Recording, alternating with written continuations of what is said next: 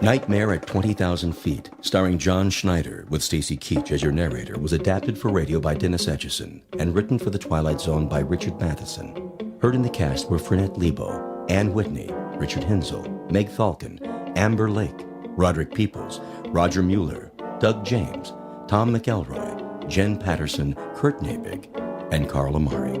To learn more about the Twilight Zone radio dramas and to obtain audio cassettes and CDs of these programs, visit our website at twilightzoneradio.com. The producers of The Twilight Zone wish to thank CBS Enterprises, Carol Serling, Dennis Etchison, Dick Brescia Associates, Claire Simon Casting, Terry Jennings, XM Satellite Radio, Sirius Satellite Radio, our sponsors, and our radio affiliates for helping make this series possible. This copyrighted radio series is produced and directed by Carl Amari for Falcon Picture Group.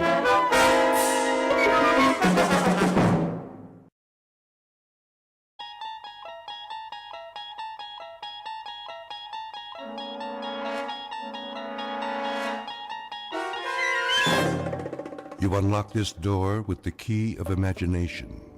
Beyond it is another dimension, a dimension of sound, a dimension of sight, a dimension of mind. You're moving into a land of both shadow and substance, of things and ideas. You've just crossed over into the Twilight Zone.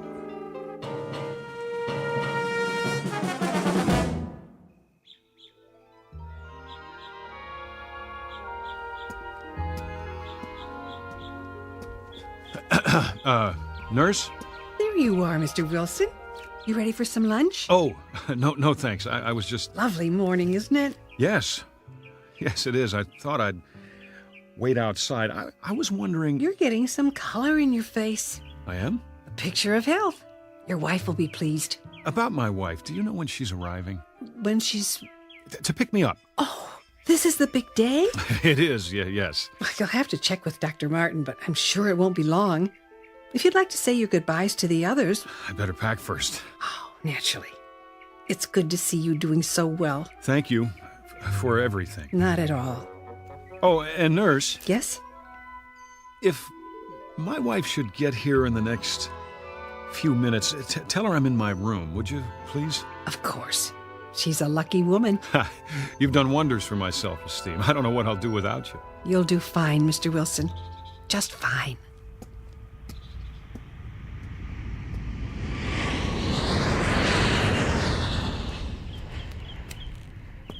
What in the... Ah, Wilson. I was looking for you. You were... Something wrong? No, doctor, it's just that plane. What about it? Does it always fly directly over the grounds? Every day, on its way to the airport. Guess I never noticed. Perhaps you chose not to, until you were ready. Then I guess I must be cured. You've come a long way, my boy, or I wouldn't have signed the release. I wanted to ask you, what time will Ruth be here? I believe she said 12:30. Isn't that right? Yes, but I thought she might have been delayed if there was a last-minute change of plans. Relax. That's probably her plane now. Do you think so? Would you mind stopping by my office before you leave? I wanted to go over a few things with the both of you. Don't worry about me, Doctor. That's all behind me. Eager to get back home, I'm sure. To your job, your life. Just remember, there's no rush. One step at a time. You know, it's strange, but I actually feel better now than before it happened. Not strange in the least. I prefer to think of it as a kind of timeout. Something most people could use. Most people don't have nervous breakdowns. Only the best people. Oh, come on, Doctor. That's very nice of you, but... I'm serious. Like a piece of fine china. The better the quality, the more likely it is to crack under stress. Oh, human beings aren't china plates, of course. Considerably more complicated. But when a bone fractures, it heals and grows back even stronger. I believe it's that way with the mind. Now that is the finest pep talk I've ever heard. I wish everyone would stop worrying about me. I never felt better in my life.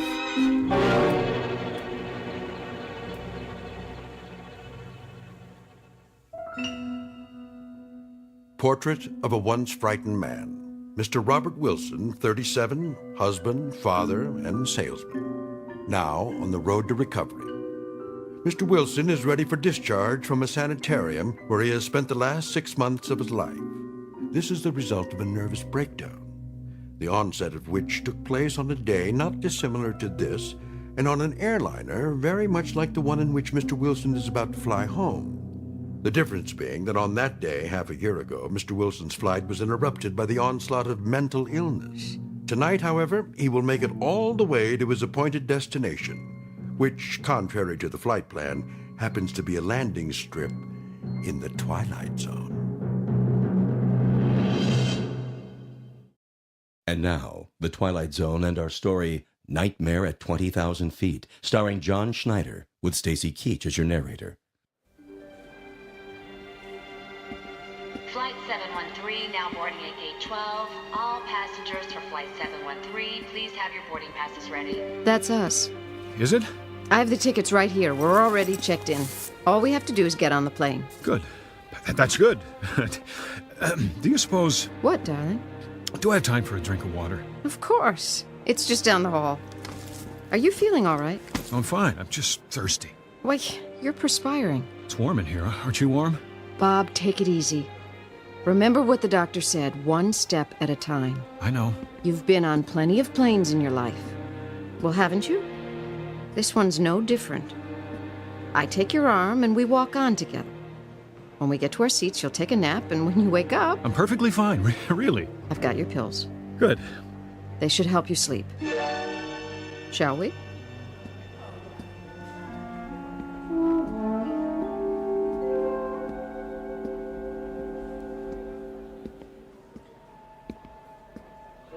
The line's getting pretty long. Honey?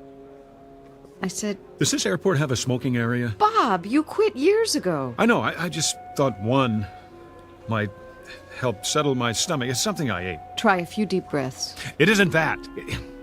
It isn't.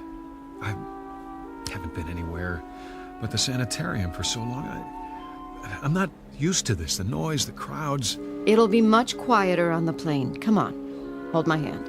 Okay. Final boarding call for Flight 713. All passengers, please proceed to gate 12.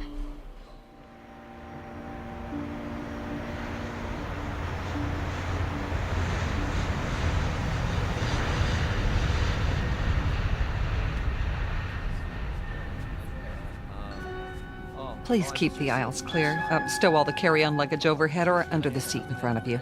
Here we are, honey. Great. Do you need any help, sir? What? If you'd like to take your coat off... I can do it myself. She's only trying to help, Bob. I thought you were warm. Right. I'll fold it and put it in the overhead for you. Ma'am? I'll keep mine for now. Do you have any pillows up there? Here you go. Thank you, stewardess. If you need anything else, you just let me know.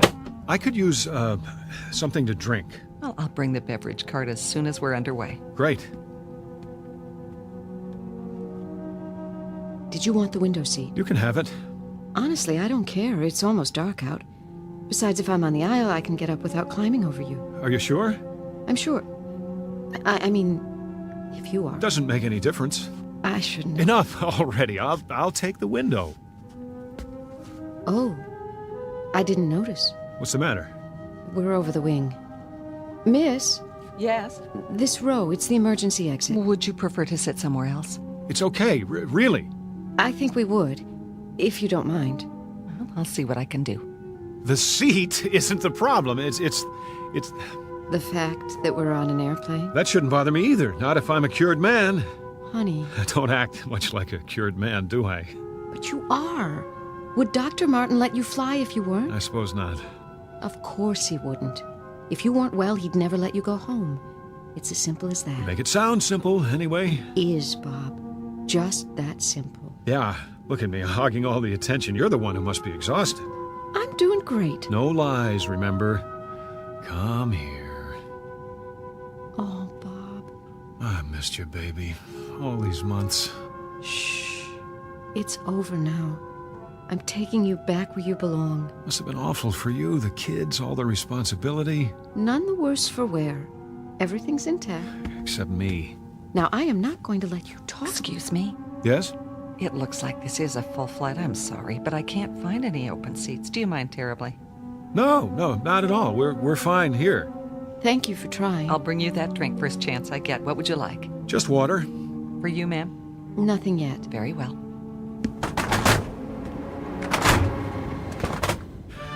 What was that? They're closing the door, that's all. Hatch, whatever they call it. Here, let's look at the in-flight magazine. Fasten your seatbelts, please. Be sure your seats are in the upright position. Bob? No smoking in the Seat aircraft. Oh, right. Seat back in front of Here, you. There is a let me car get it showing for you. your I can do it. seatbelt. Would you relax? Please note the location of the emergency exits in the center and rear of the plane. Should there be a loss of cabin pressure, oxygen mask will drop down from the overhead console. Place the mask over your nose and mouth and breathe normally. You will find a life jacket under each seat. Place your arms through the holes and adjust the straps. Then pull the cord. The jacket will inflate automatically. Procedures should follow.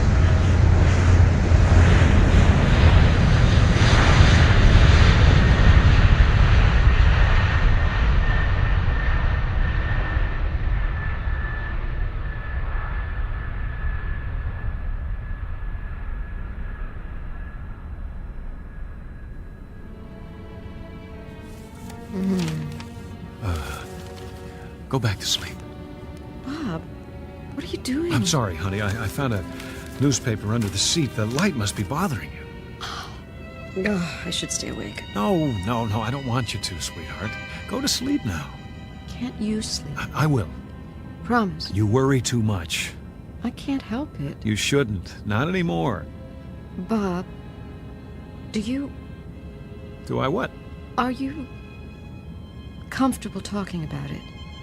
That night, I mean. What do you want to know?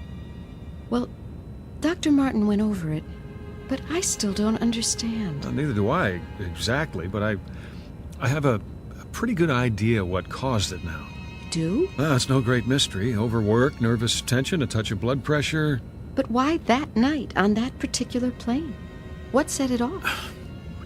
I guess it was a lot of little things come together. Lack of sleep, fast food, years of being uptight.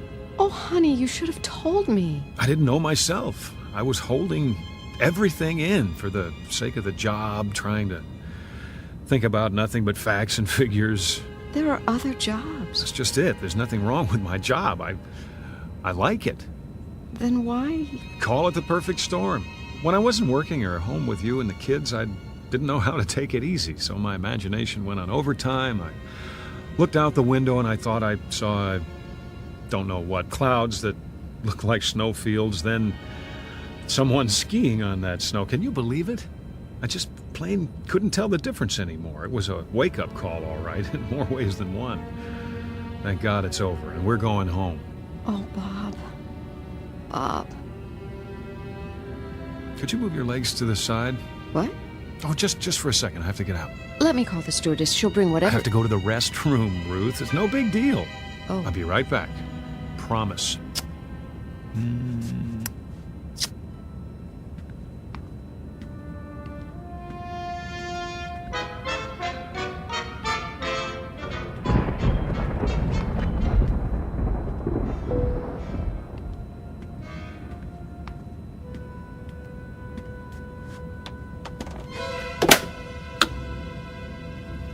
I don't believe it. That's a storm. Sir, Yes? would you return to your seat, please? We've hit some turbulence. Just a moment. Wouldn't you know it? Okay, let's see how bad it is.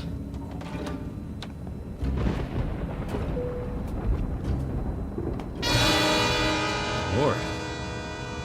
It's not possible. Sir, please. I have to ask you. Did you see that? You'll have to sit down and fasten your seatbelt. Don't alarm the others, but look outside. Return to your seat first and. Look out the window. Anyone here. Lean down and tell me what you see. That man, what's he saying? I can't hear it. He looks crazy. Too much to drink. They shouldn't serve him. If you don't sit down, I'll have to call the captain. For the love of God, woman, look! I know it's impossible, but tell me you don't see a man, no, a creature of some kind out there on the wing of the plane.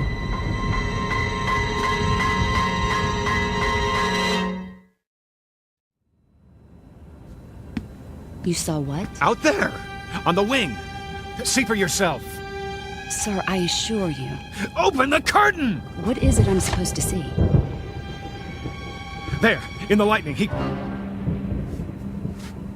Where?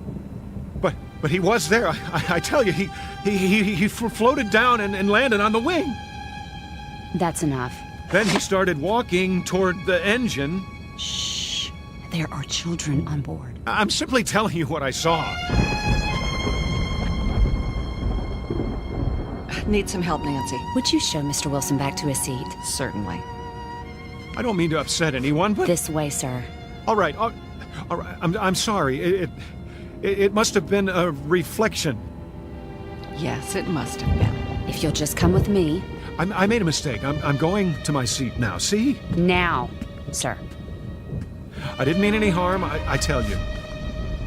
Is something wrong, stewardess? A low-pressure pocket, that's all. The plane feels like it's dropping. Nothing to worry about. We'll be through it in a minute. Don't wake my wife. You can move around the cabin again as soon as the overhead light goes off. Yes, of course. For now, I suggest you get some rest and stay in your seat. I understand.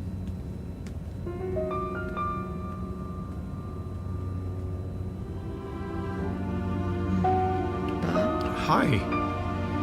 what is it? Would you like another pillow, Mrs. Wilson? No, I don't think so. A blanket? How about some of those peanuts and another glass of water? Surely, I'll be right back.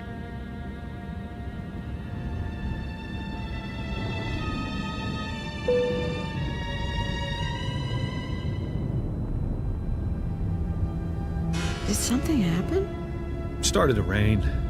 Is that what it was? I just saw something, that's all. Everybody has to stay in their seats for a while. What did you see? Nothing. You must have seen something. I happened to look outside just as the lightning flashed, and for a second I thought I saw something. Like what? Shadow. A shadow? In the shape of a man. Where? On the wing. Not a man exactly. What are you saying? A creature standing upright with long hair on its body and an animal face. Of course you know. That's all it was. A shadow. Of course. People don't walk around on the wings of airplanes. No, they don't. Not while they're moving hundreds of miles an hour. That would be impossible. Wouldn't it, Bob? It must have been a trick of the light. Like your imaginary skier. What? On the snow-capped clouds 6 months ago? The one you told me about? Yes, I suppose so. And you know that wasn't real. No, it was a hallucination of some sort. You must be more tired than you thought. But, I wasn't hallucinating just now. Then what would you call it? It was more the lines of an optical illusion, my eyes playing tricks on me. Then don't look outside. Leave the curtain closed. Believe me, I intend to. You ought to get some sleep, so you'll be rested when we land. I agree. Need another pill? Ruth, I'm all right, I tell you. Couldn't hurt. If you say so. Where's my purse? Your water and some extra peanuts. Thank you, stewardess. You're welcome. Bob, put the tray down for her. Sure. Are we moving into a storm? Not a big one. It's almost past. Oh, well, that's good. If I can get you anything else. We'll let you know. Here's your pill. Thanks. Sit. No, thank you. I'm not thirsty. I'm sorry I woke you. Don't be silly. You can go back to sleep now if you like. If you do. Give me a minute. You're not worried about anything, are you? Not in the least. Then put your seat back. In a sec. Just let me collect my thoughts. Well, don't overthink it. That never did any good. No, it didn't.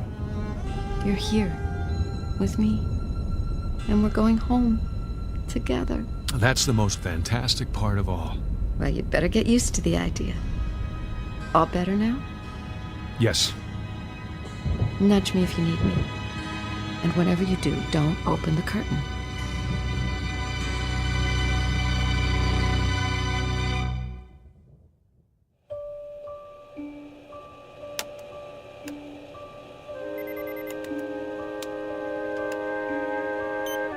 How's the wind speed? Easing off, Captain. Good. Fuel consumption right on target. Storm's moving starboard. We should miss the worst of it. Need a break? No. Yeah, but I could use some coffee. Ah, right on cue. Yes? I made some fresh coffee. You read my mind, Joni. One cream and sugar, one black. Put it next to the console, will you? Hit a little bump back there, huh? Sorry. Tried to go over it, but it should be smoother from here on. Oh, I'm not worried. We're in good hands. Everybody sleep through it? Almost everybody. One crying kid and one slightly uptight passenger. Ah, the old lady, huh? Oh, no. Mr. Wilson, 13A. What? What did he do? Didn't want to come out of the bathroom. Said he saw something. Where? Outside the plane when the lightning flashed. The old wings moving routine. Tell him it's supposed to move. If it doesn't, it'll snap off. Oh, you're going to love this. He said he saw a man on it. Don't tell me an alien, big head, round eyes, that thing. Tell him he'll take a description for the captain's log. Oh, listen, was he wearing a spacesuit? Oh, or was the clown shoes? It says he came down out of the sky and took a walk on the wing, just like that. Ah, yeah, a floater. I see him once in a while when I have too much to drink. Yeah. Or maybe a gremlin. A what? Haven't you heard of gremlins? Must be before my time. It started back in World War II. Whenever something went wrong, the mechanics would chalk it up to gremlins. Better than admitting they made a mistake. Well, Mr. Wilson's okay now, but you should have seen his eyes. He looks scared out of his mind. For a minute there, I thought we had a nutcase on our hands. Well, cut off his drinks. Well, that's just it. He hasn't had a drop. Where's in-flight security? 32B. Tell him to keep an eye open. I like to run a tight ship. Yes, sir. But I don't think it'll be necessary. The wife gave him a sleeping pill. Thank heaven for pharmaceuticals.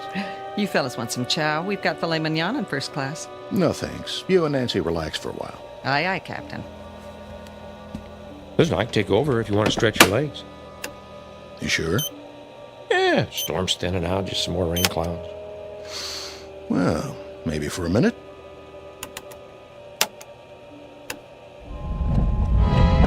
Hey, what was that? Probably our friendly neighborhood gremlin dropping in for a wing walk.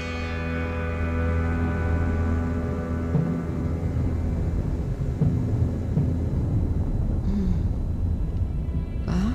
Well, there you are. Go to sleep, darling. Right. I want to sleep, but I can't. She doesn't believe me. None of them believe me. I'm not even sure I believe it myself. Why should I? It's impossible. Yet I'm not dreaming. I'm wide awake and I'm cured. The doctor said so. No more panic attacks. But I saw it, didn't I? I was out there on the wing walking toward the engine. But why? There it is now. I can hear it. What's it doing? It wants to destroy this plane, bring us all down. Because of me. Because I've seen it before. Or maybe it is all in my mind. How can I be sure? There's only one way. God, help me. I've got to look. I've got to. Time to be brave. Face it down. And if there's nothing out there, then that's that. This is the only way. Here goes.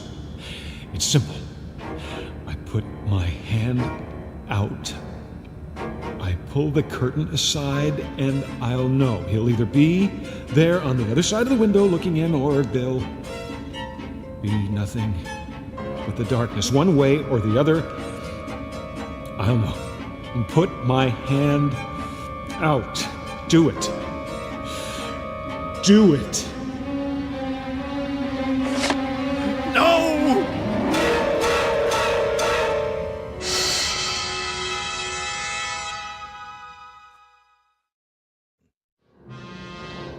It isn't there. It isn't. It can't be.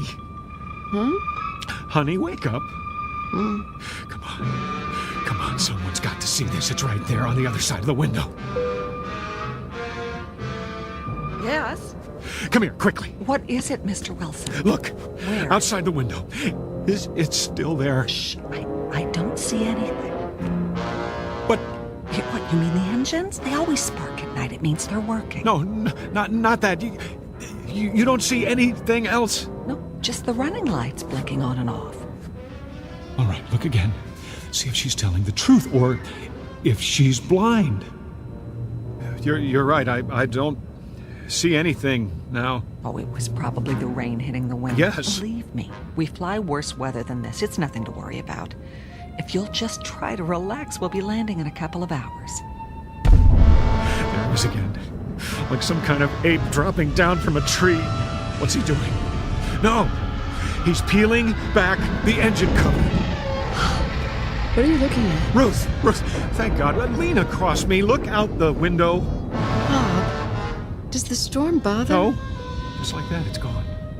For some reason, it doesn't want anyone else to see, only me. It's playing a game, taunting me, daring me to stop it. Then what? Remember what I said before about seeing something outside? I know what you're going to say, but listen to me very carefully. Honey, there's a man out there. Bob! Keep your voice down. Have you ever known me to lie to you? No. It's not a human being. It's some kind of... Bob. I'm not imagining it this time. I'm not. He's out there. Where? What? No, don't look. He isn't there now. He jumps away before anyone can see him. Except me. I don't know what to say to you. I realize what this sounds like, but give me the benefit of the doubt. Do I look insane to you? I didn't say that, but Bob... I know I had a breakdown, and I know how it looks to you now, as if the same thing's happening again, but it isn't. Bob. I didn't want to upset you. No. I want you to tell me. I didn't tell you before because I wasn't sure if it was real. Well, I'm sure now. There is a man out there, or a creature of some kind. If I describe him to you, oh, you'd really think I was gone. Honey, no. No, it's all right. It's all right, sweetie. Don't stroke my hand like a child. I know your intentions are good. I know you love me, but don't patronize me, Ruth. I'm not insane. Did I say... Does it have to be said? For the last time, that creature's out there. And the reason I'm telling you now is that he's starting to tamper with one of the engines. It's not just my life at stake. It's everyone on this plane. Shh. Think anything you want. Think that I belong in a straitjacket if it makes you feel any better. If it makes me feel better. I'm sorry. What I mean is, whatever you think about me, that I've lost my mind, all I'm asking you to do is tell someone. Talk to the pilot now. He's back there with the stewardess. Tell him to check the wing. If they don't see anything, fine. I'll commit myself. But if they do, there's still time.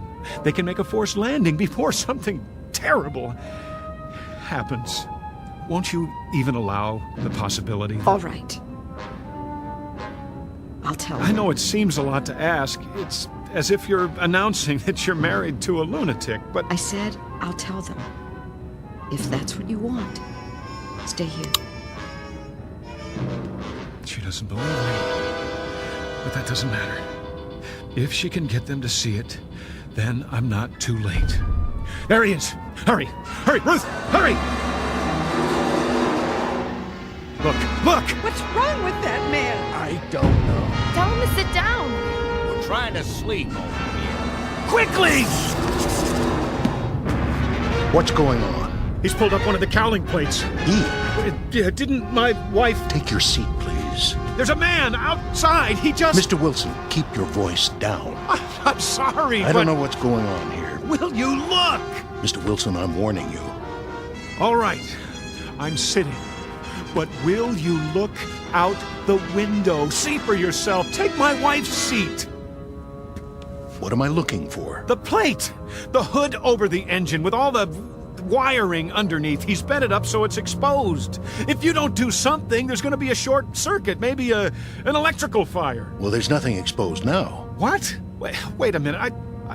I saw him pull that plate up. There were sparks and lights and... Then he must have bent it back the way it was. Listen, I saw it. I saw it! Mr. Wilson, please. I believe you. But there are other people on board, and we mustn't alarm them. You mean you've seen him? Of course we have. But we don't want to frighten the passengers. You can understand that. Naturally. I only want to... We thought we'd taken care of the problem, but if he's back, well, we'll do a thorough check as soon as we're on the ground. But if we wait that long... You see the man on the aisle? He's a special investigator from the FAA. We have one on every flight now.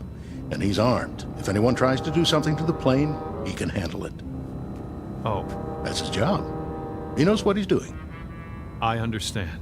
I've asked him to change seats with your wife. If you see anything else suspicious, tell him. Then, when we land... You can stop the act now. Bob, they want me to sit up there for a while. Honey. This way, Mrs. Wilson. Everything okay, Captain? Yes, fine. If you'll just stay with Mr. Wilson till we land... Got it. I don't need his help. No problem. Just, let me squeeze in here. Stop humoring me. Mr. Wilson, I assure you, it's under control. Nothing to worry about now. If that's the way you want it, I won't say another word. I'll see us crash first.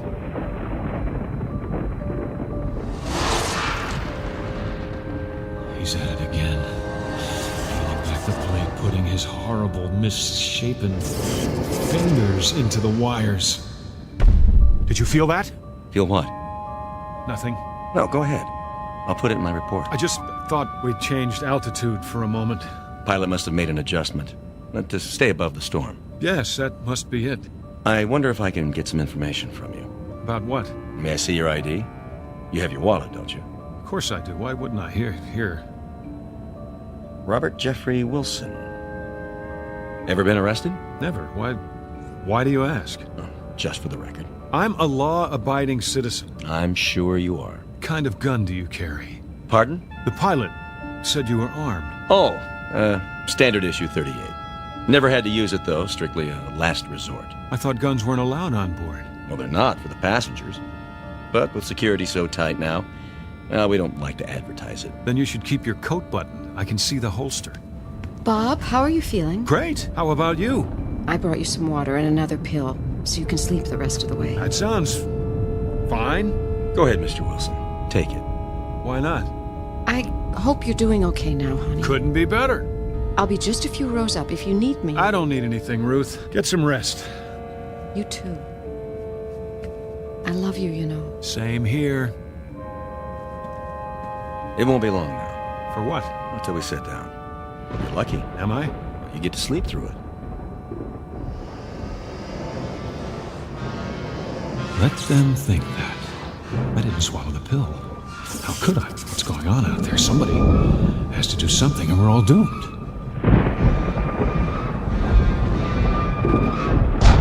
Another minute and he'll have the entire engine exposed. All I can see is the glow of the engine and that creature. I have to act now. Hey, what are you doing? Somebody's got to stop that thing. That's the emergency exit. Take your hand off. Leave me alone. You'll depressurize the whole cabin. Got to stop. Don't push the door open. Don't! I'm placing you under arrest.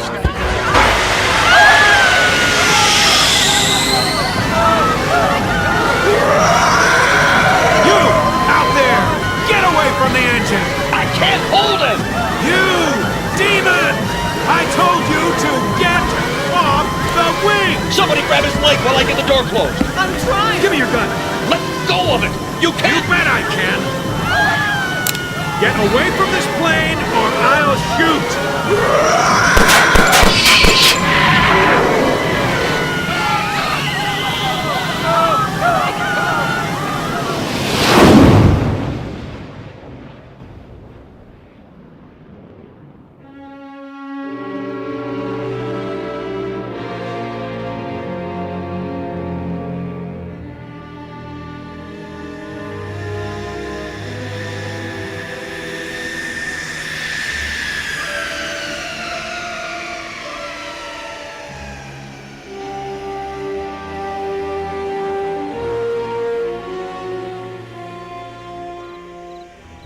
Easy. Lift the gurney down. Yeah, I got it.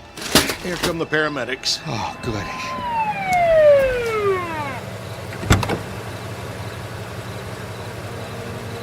What do we have here? A guy tried to open the safety hatch. Keep him strapped down. He's out of his tree. We'll take it from here. Turn him over to the feds. He's got a string of charges.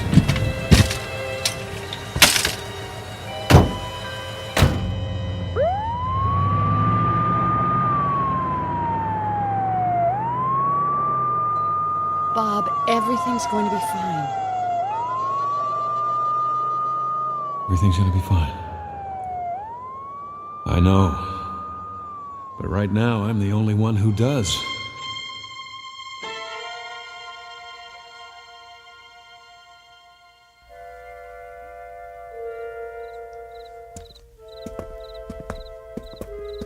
Okay, you grease monkeys, give this plane the once-over. Yes, sir. What about the emergency door? Get up on the wing and replace the seal.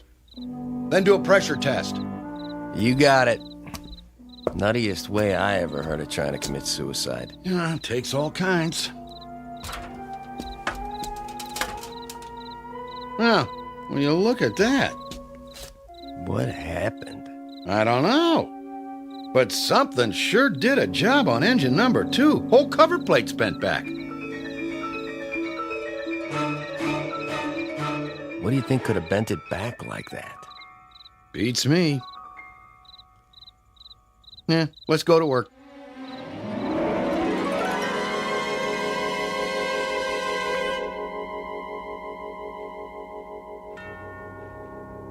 The flight of Mr. Robert Wilson is over now. A flight not only from point A to point B, but from the fear of madness to sanity. Mr. Wilson has that fear no longer, though for the moment he may be quite alone in his conviction.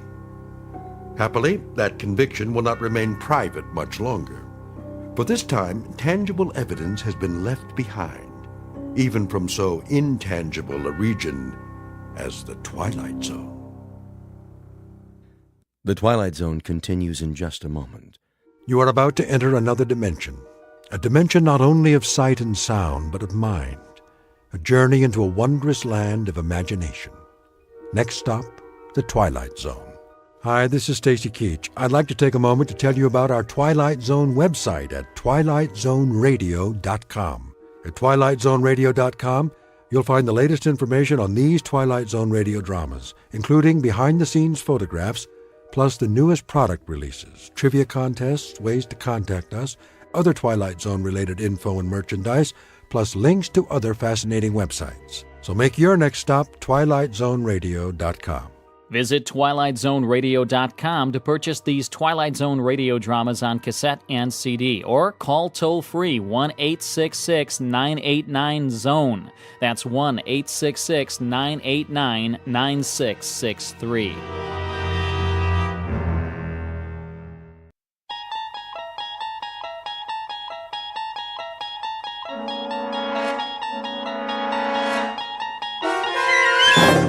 You unlock this door with the key of imagination. Beyond it is another dimension, a dimension of sound, a dimension of sight, a dimension of mind. You're moving into a land of both shadow and substance, of things and ideas. You've just crossed over into the Twilight Zone.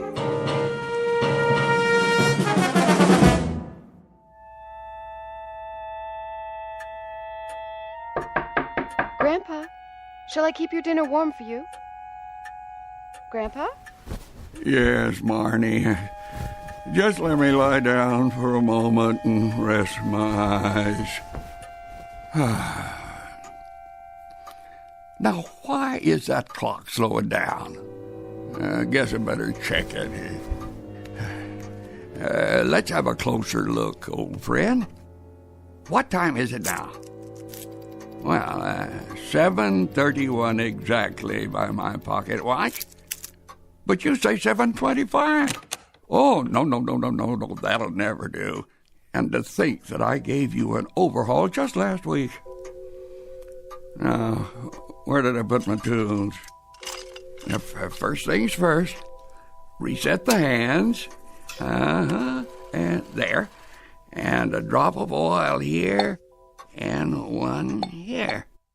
Oh, I'll have you shipshape again, you'll see. My grandfather's clock was too large for the shelf, so it stood 90 years on the floor. It was taller by half than the old man himself, though it weighed not a pennyweight more.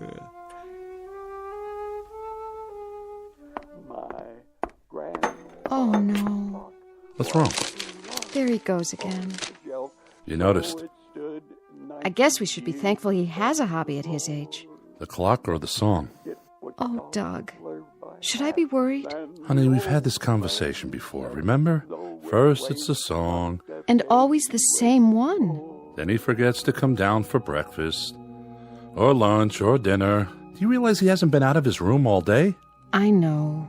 That clock is all he ever thinks about. It's more than a hobby. It's his whole life now. Sweetheart, I know how much you love him. And I love you. But maybe it's time to face facts. I kept his plate warm. I'll take it upstairs. Just give it some thought. That's all I'm saying. I will. Only I'm afraid I have no idea how to bring up the subject with him. No idea at all.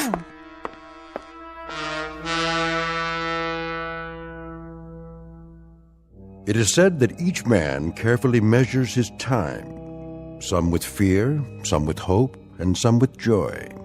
But Mr. Sam Forstman's time is measured by a grandfather's clock, and from all accounts it is unique, because this particular clock keeps a special kind of time, marked only in the Twilight Zone. Now, back to the Twilight Zone and our story, 90 Years Without Slumbering, starring Bill Irwin with Stacy Keach as your narrator. It was bought on the morn of the day that he was born, and was always his treasure and pride. But it stopped short, never to go again, when the old man died. 90 years without slumbering. Tick-tock, tick-tock, his life seconds numbering. Tick-tock, tick-tock. Grandpa? Oh, come in, Marnie. What are you doing? Oh, it's been a few minutes off lately. Quite a mystery. But don't you worry. I'll solve it. At least move the lamp, Grandpa. You're going to ruin your eyes. I can see quite well, thank you. Besides, I know practically every part by heart. But why does it matter that much to you? I wouldn't expect you to understand. What's a clockmaker? I brought you dinner. Dinner? You're awfully early tonight. Besides, I don't need room service. I would have come down. It's almost 8 o'clock. It is? Oh, what happened to the time? I'll leave your plate on the dresser. You do that. Thank you, Marnie. You're too good to me, you know that? Grandpa, are you feeling all right? Me? Never better. Why? It's just that you spend so much time up here. And for that, I apologize. It's the clock. There must be some dust in the mainspring. In fact, you haven't been out of your room since yesterday. It's my friend's fault. Your friend? Been acting up, but once I get him adjusted properly. Actually, we wanted to talk to you about that. We? Doug and I. Grandpa, we know you love the clock, but... But he's ticking along nicely now. There. Shouldn't have any trouble for a while. Of course, a clock as old as that, well, you're bound to have problems of one sort or another on occasion. Just like people, huh, Marnie? Of course, Grandpa. Why don't you get some rest? Oh, you know me, dear. Never sleep. But I might lie down for a few minutes to rest my eyes. You do that. Good night, Grandpa. Good night, sweetheart. Well? Well, what? Did you talk to him about it? I tried, but I couldn't, Doug. I just couldn't. He's such a wonderful man. I know. If only he weren't... Senile? Well, it's the truth. Somebody had to say it. Oh, Doug. What are we going to do?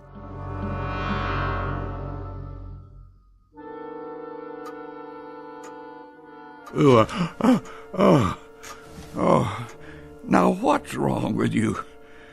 Where's my pocket watch? I gotta turn on the lamp. 9:41. And you, Grandfather Clock, what do you say? 9:35? But I just reset you. Oh, running slow again.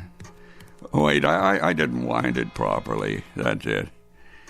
They're making me so nervous I've grown careless. I must let that happen. Here, let me give you a good winding. Oh, no, please don't stop. I'll never forget to wind you again. I promise. Oh, well, there, that's better. Remember, you and I are the only ones who know what'll happen if you run down. But we won't tell anybody, will we? Oh, no, of course we won't.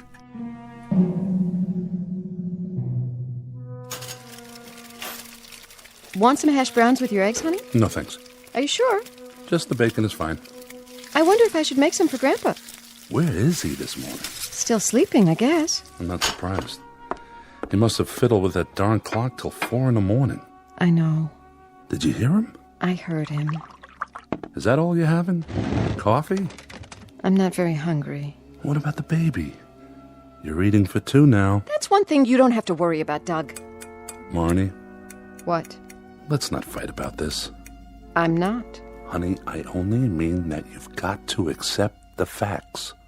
Your grandfather's not a well man. Oh, Doug. I don't know what to do. Take it easy. He's always been so alert, so easy to be with. He's the same grandfather you've always had. But everybody faces this. Your loved ones grow old, and there are decisions to be made. You try your best to do the right thing. Why don't you come right out and say it? You want to have him put away. I don't know about that, but why don't we at least let Mel look him over? Can we do that? Just to be sure. You think I'm crazy? Grandpa. Marnie, Doug. How long have you been standing there? Long enough. Look, Sam, don't take this the wrong way. Mel Avery's a psychiatrist, a head shrinker. You don't have to tell me, I know. Grandpa, listen to me. Mel's been a friend of ours for years. He and Doug went to college together. You've met him. Well, I've met a lot of people, but I don't let them tinker with my head. Sam, nobody's going to do that. All we're suggesting is that you see Mel and talk to him. It's not a big deal. Why should I see a psychiatrist? You think I need one? Well, I wouldn't put it that way. Will you please sit down? Have some breakfast with us. Here, right next to me. Well, if you're sure there's room. Coffee? No. I'm wide awake. See, I even dressed myself and managed to come downstairs without a nurse or a walker. That good enough for you? Nobody's criticizing you. It's just that things happen to people's minds, especially as we get older. You think there's something the matter with my mind? She didn't say that. Well, she might as well have. I'm talking about physical things. That's why we all have a checkup once in a while. What's wrong with me physically? I can see all right, and I move around on my own. You sure can. And I can use my hands, the same as always. I know. For example, you love to work on that clock. But you've gotten so preoccupied with it that it takes up all your time. So I'm fond of my clock, and that makes me crazy? My, what a strange world we live in. Sam, you'll have to admit you spend a great deal of time with it. Sometimes 3 or 4 hours a day. Sometimes half the night. Aha! Just because I don't sleep my life away and working on that clock relaxes me, that makes me a candidate for the loony bin? Well, for your information, I've had insomnia all my life, and so did my father. He lived until he was 90. Just like the song says, 90 years without slumbering. Oh, yes, the song. It was written before you were born, my boy. I think you're misunderstanding. Doug only has your best interests at heart. My best interests. You think I'm afraid? All right, that does it. I'll see your friend, the psychiatrist, and we'll find out just who's crazy in this household and who isn't. Go ahead, call him. How about this afternoon? Send him in. Yes, Doctor. So you're him. Mel Avery. How do you do, Mr. Forstman? Pretty well, young man, if the truth be told. Well, come in. Make yourself comfortable. If you insist. Am I supposed to lie down on the couch? Well, whatever you like. I thought we could just talk for a few minutes, get acquainted. Oh, don't worry about the bedside manner. I know what I'm here for. It's a pleasure to meet you, Mr. Forstman. Oh, Sam, please. Mr. Forstman was my father, rest his soul. Doug's told me so much about you. Oh? Such as?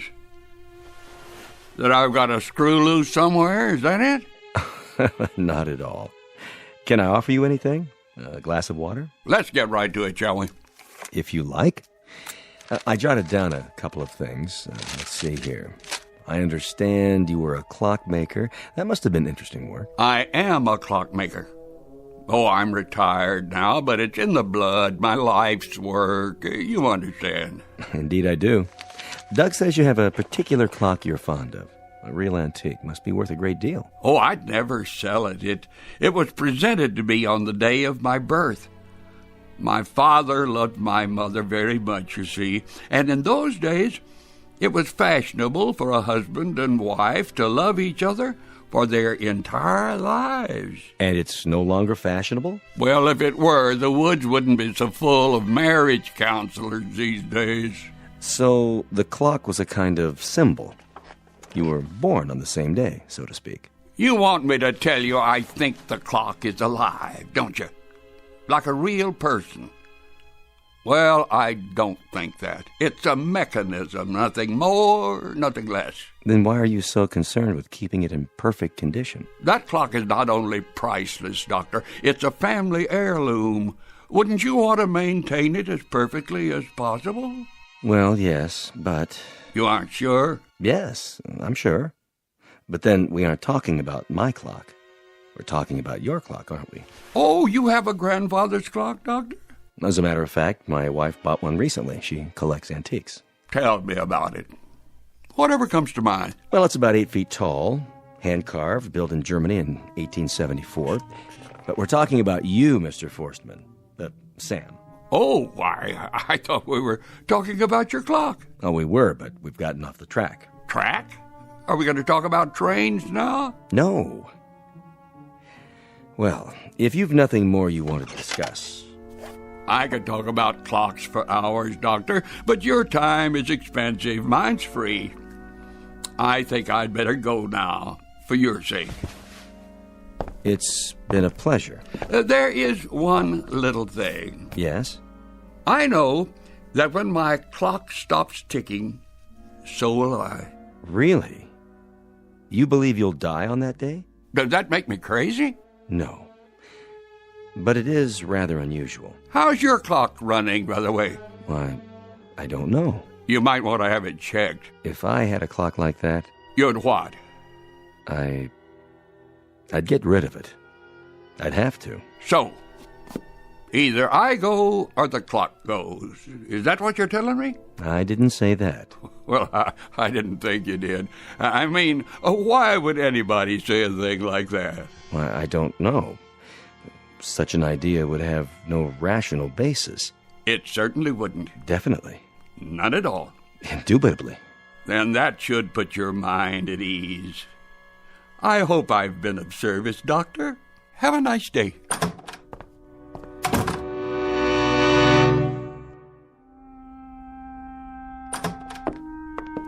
Hey, Doug. Marnie. I can't thank you enough for seeing him. Yeah, thanks, Mel. It's not a problem. I enjoyed it. He's very entertaining. Oh, he's a character, all right. So, what's the verdict? He seems to be in marvelous shape for a man his age. I'm sure of that. He just had a complete checkup. What about up here? Yes, his mind. That's what we're concerned about. Oh, he's alert. Aware. No signs of any cognitive disorder. Did he talk about the clock? He sure did. And? Oh, I wouldn't worry too much about it. At his age, a man's entitled to a few quirks. You mean he doesn't need to be put into an institution? Well, not as long as he has no debilitating physical problems. He should be able to continue living a productive life. But I do want to say something about this attachment of his. The clock business? I don't want to minimize it, but if I were you, I'd try to involve him in other things. I'm sure he has various interests. Oh, yes, he reads a lot, and he's good around other people. I can believe that. He's a great conversationalist. The problem is, so many of his friends have passed away. Does he ever go to the senior center? Anything like that? I took him by there once, but he wasn't interested. You can understand that. They're strangers to him. They have their own lives and families. You might see if there's a regular group at the library. A good way to meet people with something in common. If we can ever get him away from that darn clock. It's worth it to make the effort. There is a risk in being so deeply attached to an object. Any object. What kind of risk? The clock is becoming an obsession. He's equating it with his own lifespan. That's not good for a man Sam's age. Whatever you do, do it gracefully. Change is a big thing at this point in life. But I hope you can find something else to engage his attention. Instead of letting him focus so completely on the clock. His world is closing in. Take my advice. Do everything you can to help him expand it. And soon. Grandpa? Are you awake? Come on in. I thought you might be taking a nap. Oh, no. I was just resting my eyes. I see the clock's running perfectly again. Perfectly. Marnie, I wanted to talk to you about that. Oh, it's all right. Listen, Grandpa. Doug and I have to run into town. We were wondering, would you like to come with us? Afraid not, dear. I thought we could stop off somewhere, get some lunch. Anywhere you like. Some other time. I have too much to do. Like what? That's what I wanted to ask you. Would you mind if I move it? Move? The clock. After all, it takes up so much space here in my room. Yes, it does. So you have no objection? Just as long as you don't try to do it yourself. Oh, don't worry about that. There were those fellas who came out one time. What were their names? When you put those other things of mine into storage. I know who you mean. Something like the Starving Artists Moving Company? Wasn't that it? Exactly. No job's too weird for us. That was their motto. Well, if they don't charge too much, maybe they'd lend us a hand. I'm sure they would. Grandpa, I think that's a great idea. It's settled then. I'll arrange it. You two kids have fun.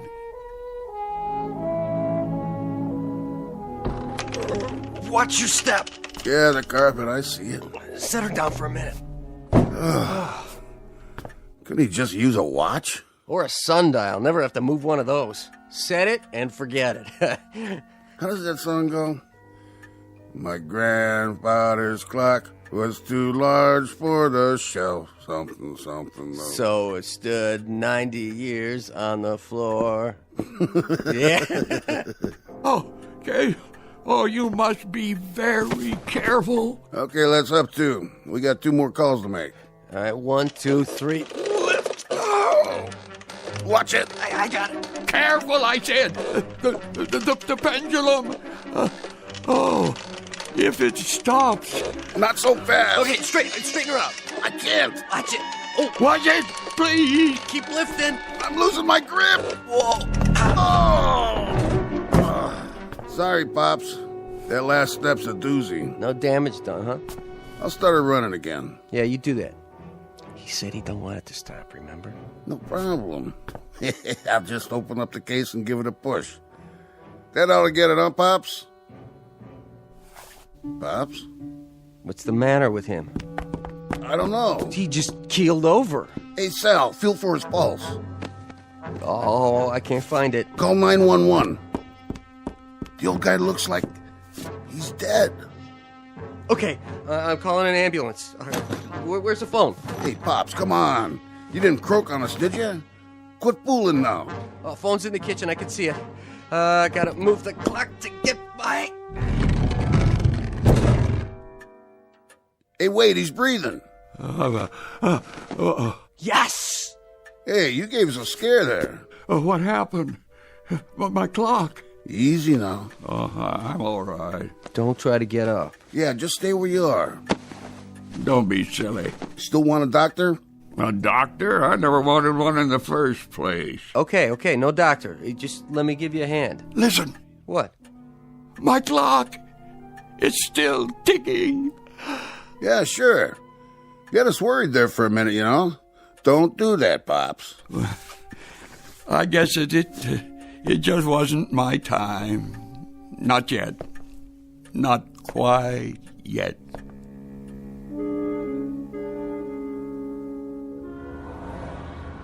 Here we are, almost home. You think he'll like it? Like what? The takeout we brought him.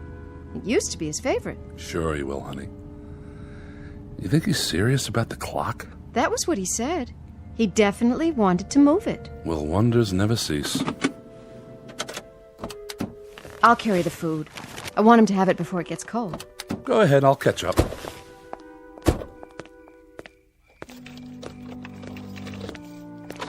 I hope you treat me this nice when I get old.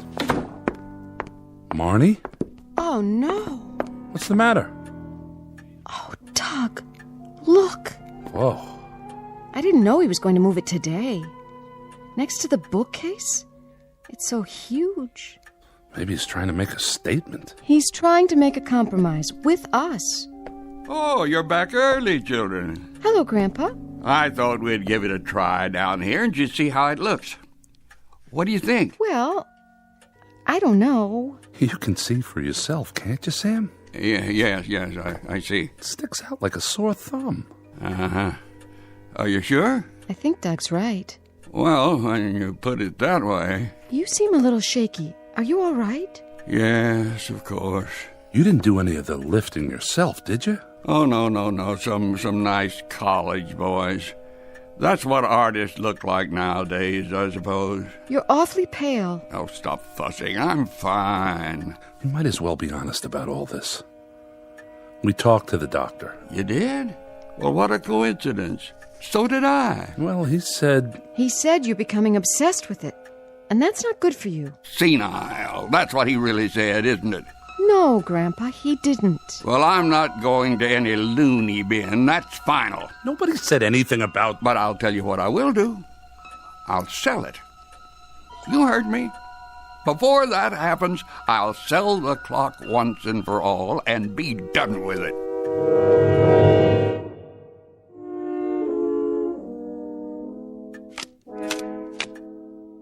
Well, let's see. A red queen on the black king. The room's going to be a beautiful nursery, Marnie. You like the fabric samples? Perfect. Now all you have to do is find the right paint, and you're set. And a black 9, red 8. Is that what you did? You won't believe this, but I actually refused to get pregnant till I had the baby's room all planned out. George said that wasn't logical. I'd have to agree with him, Carol. There's still some coffee left. Maybe just 1 cup. Sit down. And where will you be moving after the baby comes, Mr. Forstman? Oh, what did you say, young lady? My grandfather's staying right here, Carol. Oh, of course. I didn't mean... I'll need his help around the house. I wouldn't know what to do without him. I'm sure you wouldn't. Are you going to keep the clock downstairs? We haven't decided. Carol. Yes, Mr. Forstman? Carol, do you know anyone who might like to buy it? Sure. Me. Wish I could afford it. Do you mean that? Do I? You know how I feel about antiques. Something like this would make my front hall. Well, Well, I think we could work out something. You could even pay me later. It doesn't matter. Are you serious, Mr. Forstman? It would be ideal with you living next door. I could visit the clock every day. Not every day, surely. I mean, I could look after it and keep it in good condition, you know. Oh, I'd appreciate that. You see, this is a very special clock. Not one of your normal 8-day models. It has to be wound every other day. Carol wouldn't want you tinkering with it all the time. It'd just take me a few minutes 3 times a week. I wouldn't mind, Marnie. Your grandfather would take such good care of it. If you're sure. It's up to you two. Oh, I can't wait to see how it looks. And George says I don't have an eye for bargains. Wait till he hears about this.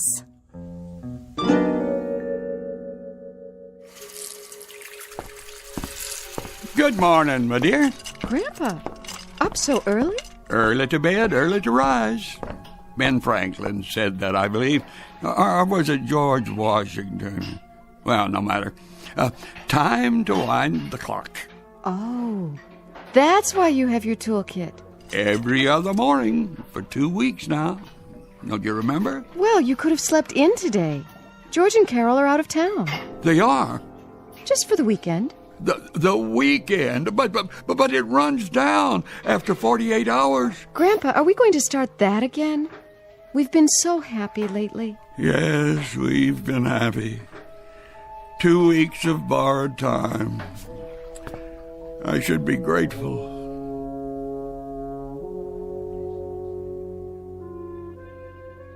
And that's the evening news. Repeating our top local story, suburban crime dropped 17% since the mayor's new Neighborhood Watch program. We'll be back. Sam, you in there? Well, where else would I be? Missed you at dinner tonight. Oh, I'm a little under the weather. I decided to save my strength. Anything I can get you? No. I'm just going to watch TV for a while. Sam, I just wanted to say that it's great to be a family again. Eating our meals together. We missed you tonight.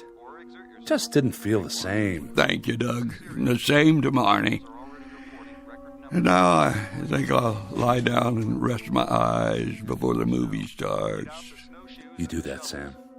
See you in the morning. And say good night to Marnie for me. Will do. Good night.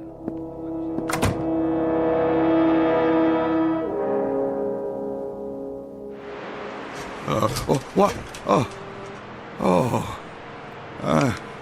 I must have dozed off. Where's my pocket watch? Why, it's nearly 2 a.m. in the morning. Oh, better be careful not to wake 'em.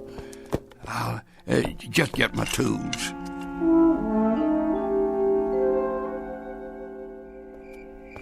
Oh, thank goodness for street lamps. Let's see now. There's Carol and George's, and the front walk, and the porch. I'll be able to see through the pane in the door, I hope. Oh, good. They left the hall light on. Yeah, there it is. How's the time? 2:31. Oh, it's lost 20 minutes already. I've got to get in. Oh, locked.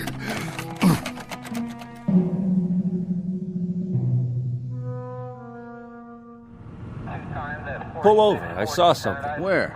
In front of that house. Shine the light on it. I don't see. Wait a minute. Hey, you! Me? Hold it right there. Don't move. You're not speaking to me, are you, officer? You live here? Well, yes. I mean, no. Well, not exactly. Let's see some ID. Certainly. Oh, I'm afraid I left my wallet at home. So this isn't your house? No, but my clock's in here. They're away for the weekend, you see, and... Oh, so you figured the place would be empty? No, I need to wind it. Where do you live, Gramps? Next door. The clock, it's running down, and Carol left without telling me, and now it must be wound. It must. Say, what's he got in the bag? Oh, looks like Lock-picking tools. Oh, they're for fixing clocks. You don't understand. It's a very important clock. Maybe we ought to take him down to the station. He's harmless. Come on, Gramps. We'll get you home. Oh, please, just let me wind it first. Quiet down. You'll wake up the whole neighborhood. But I've got to get inside. Now look, mister. This is private property. You can't go in there. Don't you see? I'm running down, too. If it stops, I'll die. I doubt that, old fella. But come along now. Please, officer.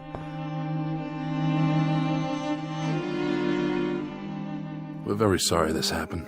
Sure, I understand. He's not usually like this, honestly. Happened to my old man. We put him in a home. He likes it there. Good night, officers.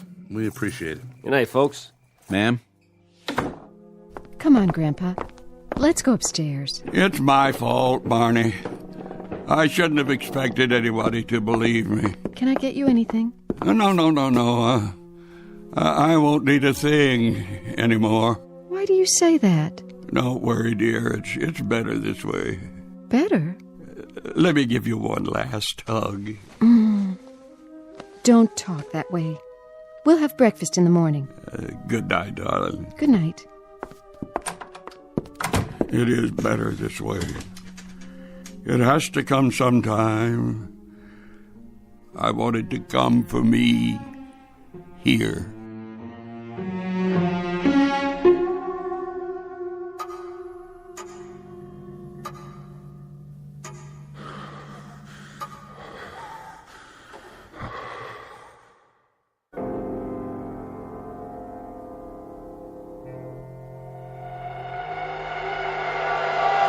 Well, Sam, old friend, it is time for us to go.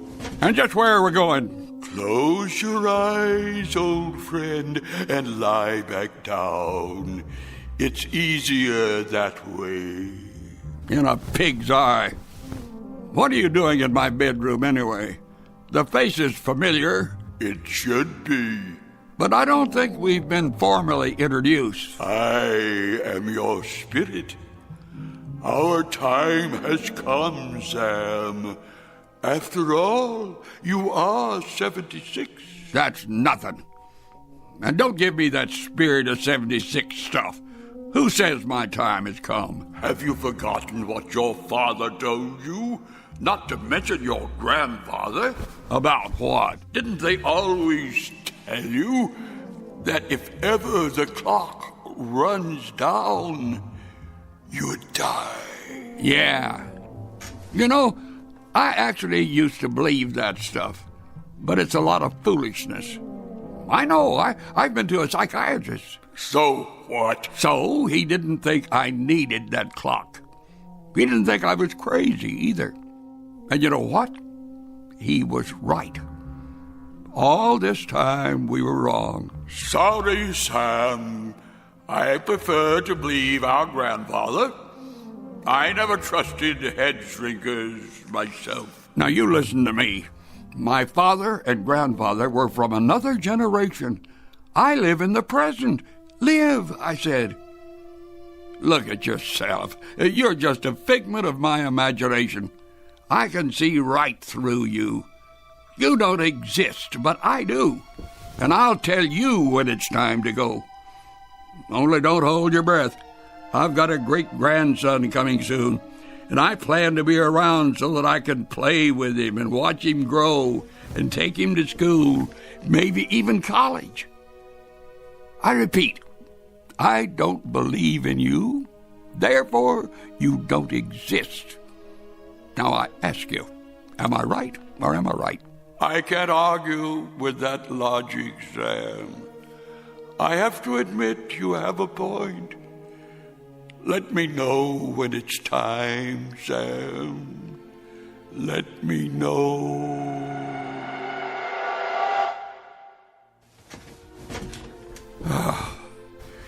There. Now maybe a fella can get a little peace around here. Grandpa. Marnie, why are you still up? I was worried about you. Well, what you should be worrying about is my great-grandchild. Now, come on. If you can't sleep, I'll make you a cup of hot chocolate. That should do the trick. Why, Grandpa, where did you get all the energy? Never you mind. Now, take my arm here. Careful now. Oh, wait a minute. What's wrong? I have a confession to make. I'm afraid I cheated your friends. Cheated? That old clock hasn't been running right for 40 years. It's taken everything I know just to keep it going. Really, Grandpa? As a matter of fact, it stopped ticking for the last time just a few minutes ago. Now, how would you know that? Don't ask me how, my dear. I guess I know my grandfather's clock by now. But you know something, Marnie? When that clock finally died tonight, it was like, well, like I was born all over again. Was it? I'm not kidding. Like a great weight was lifted off my shoulders. And now I feel like I can do just about anything. Well, for starters, we could get you into town a little bit.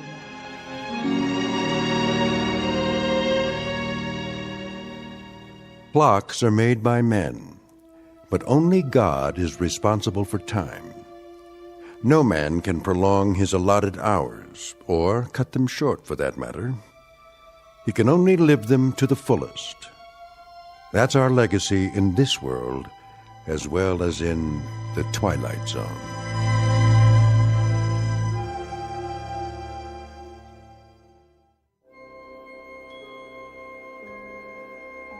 Hi, this is Carl Amari, producer of the Twilight Zone radio dramas. I'd like to take a moment to tell you about our official website at twilightzoneradio.com, where you'll get the latest news and information on these Twilight Zone radio dramas. Plus, at twilightzoneradio.com, you can digitally download 3 free episodes or any of our episodes for only $1.95 each. In this age of ever-changing technology, we've decided to make these episodes instantly available to you by making the Twilight Zone radio dramas a digital download-only series. This means that this series will no longer be offered on CD. The CD collections at our website are now being offered while supplies last at buy one, get one free. So be sure to get your favorites before they're sold out. Be sure to visit us often, and I'll see you in the zone.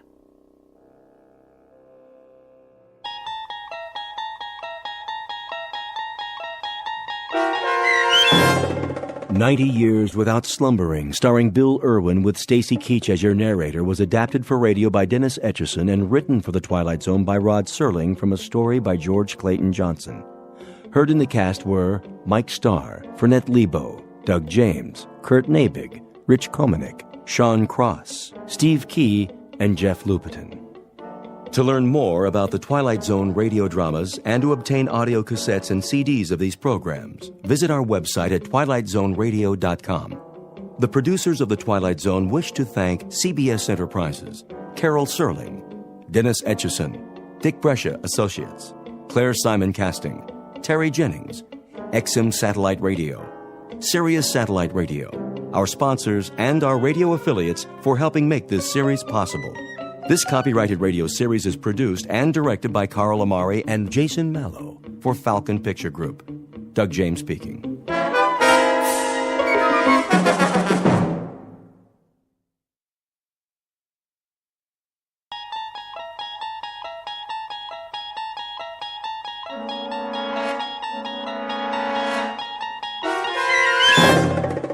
You unlock this door with the key of imagination. Beyond it is another dimension, a dimension of sound, a dimension of sight, a dimension of mind.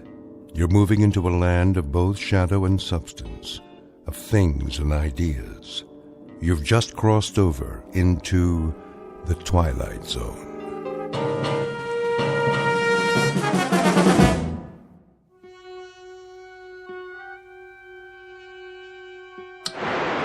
You see me, Harvey? And hear you, loud and clear. How's the monitor picture? Still distorted. We've got a few minutes left. Check your controls. Make sure the red switches are all on. Check. Now the blue ones. Check again. Any overloads? Well, your amperage is steady, voltage and input. You sure you want to go through with this? You sound positively funereal, Harvey. I sound the way I feel. I'm helping you because you asked me, Paul. I can give you my support as an engineer, but enthusiasm is something I just can't dredge up. No sense of adventure. A sense of wonder, perhaps, and a sense of concern for a friend who's placing himself in jeopardy unnecessarily. You could just as well test the process with a lab rat or a monkey, but with yourself. Why? A monkey can't take field notes. But if you're so sure it works... I know it works. The challenge now is to use it, to better the world if possible. Otherwise, it's just a machine that moves atoms from one temporal location to another. Sort of like a shuttle bus between centuries. Take it to the physics department, then. Publish your work officially. Do you know how much funding you'll have? You'll also have a Nobel Prize, if that means anything to you. It doesn't. In fact, it's what I don't want. If it's possible to change the past for the better, then it's equally possible to do the reverse. I can't take that chance. The world can't. Put this invention in the wrong hands, we're all through. If it is possible, I'll eliminate some of the suffering. If not, I'll know I tried. But, either way, I'll destroy this machine as soon as I get back. You're in focus now, Paul. Good.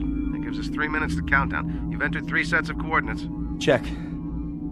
Paul. And I've got what I need. 1 tube of Dramamine, 1 Japanese pocket dictionary, 1 hunting rifle, disassembled with a telescopic sight, 1 long-range hollow point round. I'll only have the chance for a single shot. Anyway. Wait a minute. Harvey, where is it? Paul. Where's the cartridge? I have it. Well, give it to me. All right.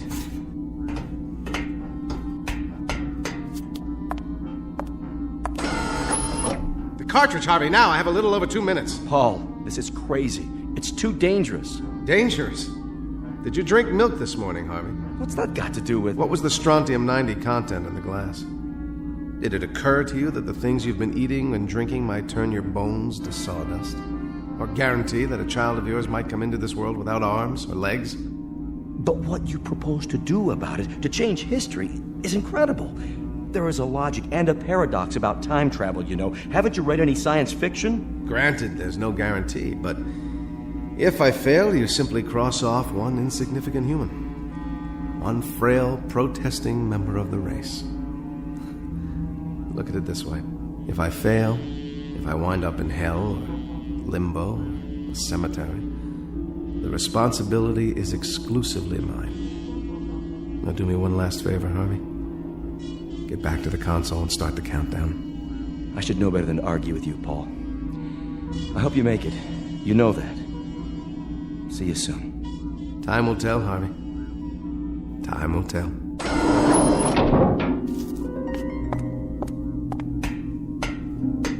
Ready? Ready. T-minus 10, 9, 8. Here we go, my friend. The great adventure begins. Your image is wavering. My God, Paul, I can see the bones through your skin. Hit the first coordinates. 2, 1, 0.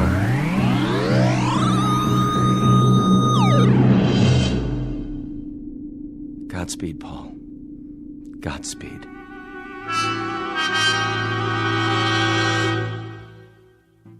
Exit one Paul Driscoll, a theoretical physicist and a creature of the 21st century. Unknown to his fellow researchers, he has worked up a complicated theorem involving the space-time continuum, built a prototype, a kind of time machine, if you will, and dared to put it to the test with himself as the subject. But he's attempting to use it for a purpose that doesn't include cheap thrills or personal gain. In a moment, he will seek out 3 history-changing events from the past in a desperate attempt to alter our less-than-perfect present. One of the oddest and most rarefied perks available to faculty members in the Twilight Zone. And now, the Twilight Zone and our story, No Time Like the Past, starring Jason Alexander with Stacy Keach as your narrator.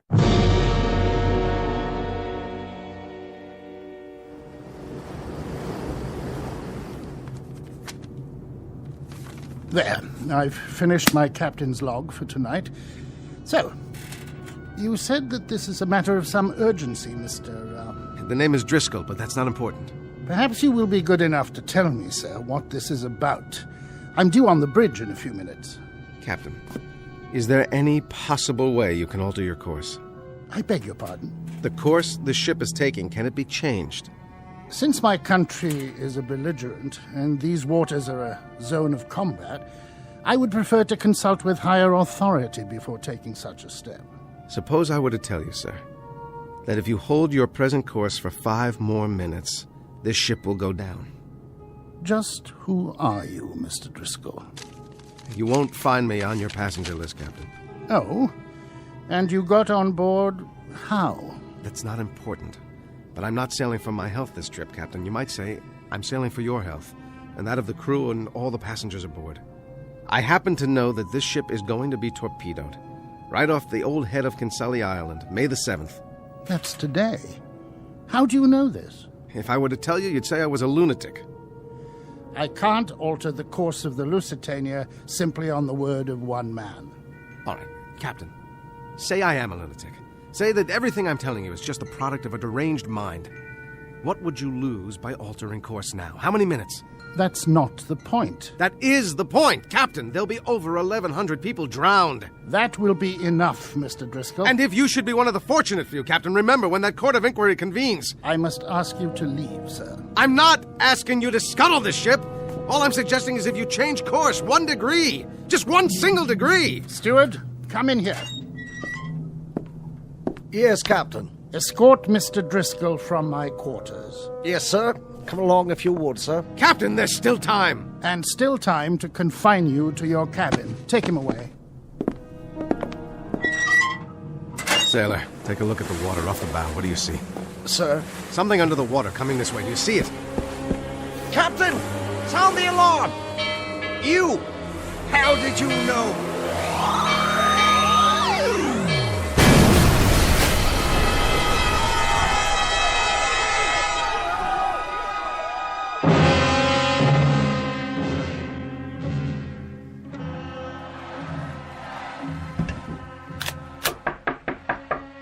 Yes?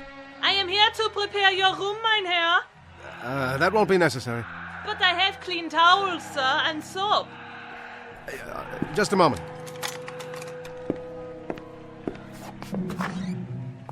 Ach, you have the loveliest room in the hotel, mein Herr. Yes. It's a lovely view. More than a view, sir. In a minute from that window, you will see history unfolding. Why do you know that this whole side of the building has been rented? Every floor.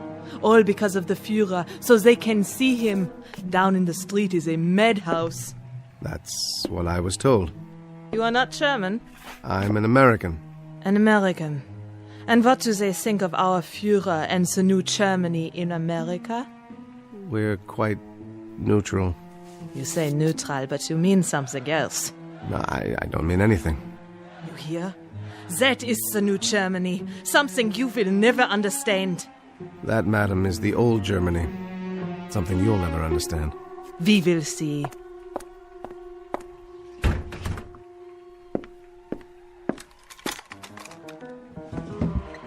All right, just one shot.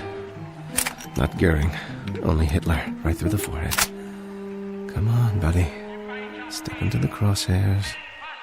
No, it's jammed. Herr Driscoll, open up, bitte. Mach schnell, Herr Driscoll. He will open up the door. But I tell you, he was in here. Maybe you were drinking schnapps. There's no way he could have gotten out, except head first through that window. Look, was ist das? A rifle.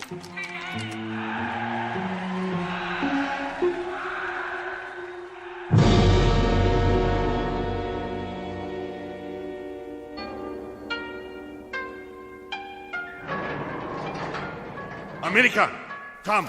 It's about time. Sit.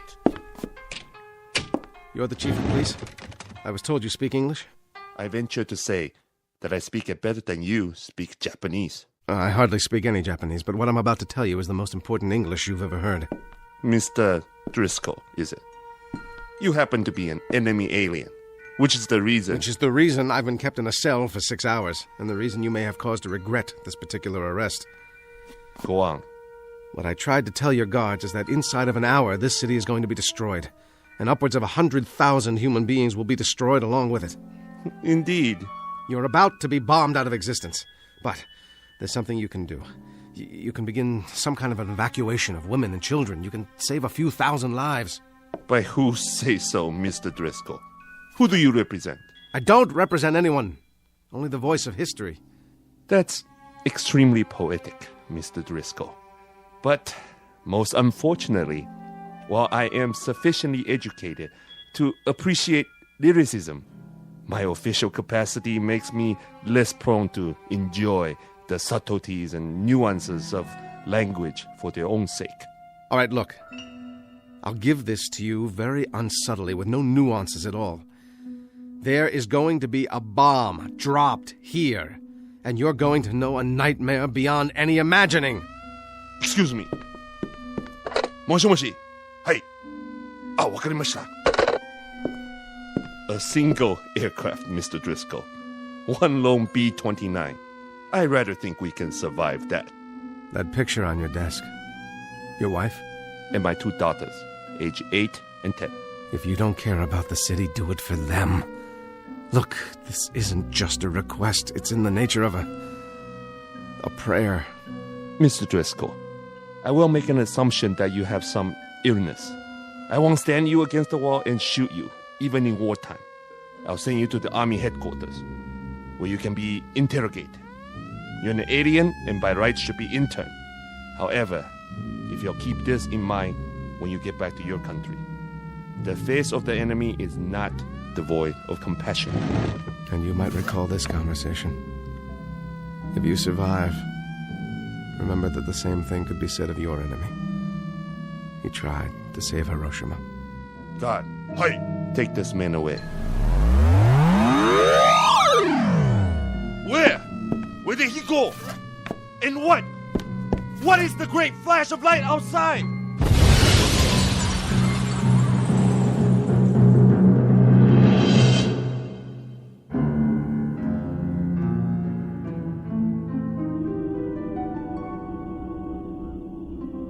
Go on, Paul. Then what?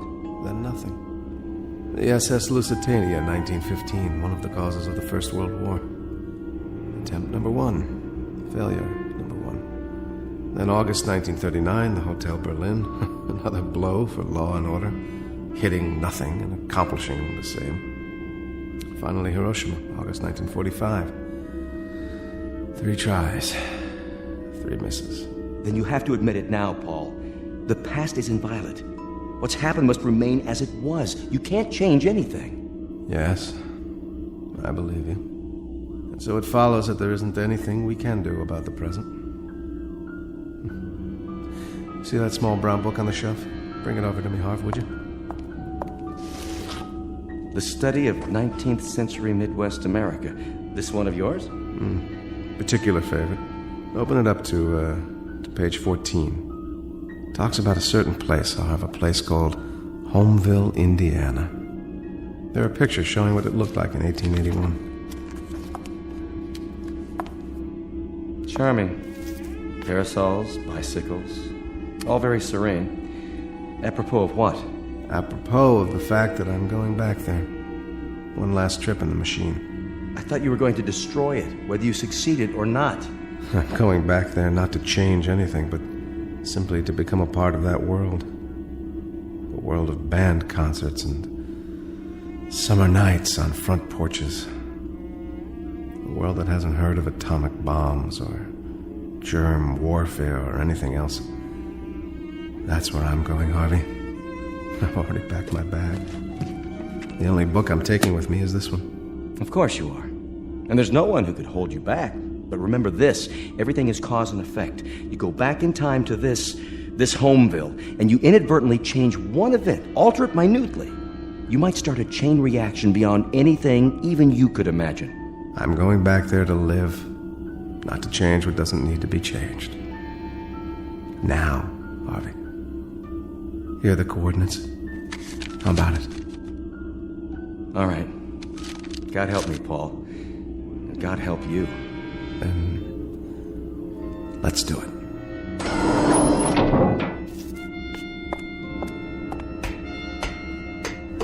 How is it with you, Harvey? All set.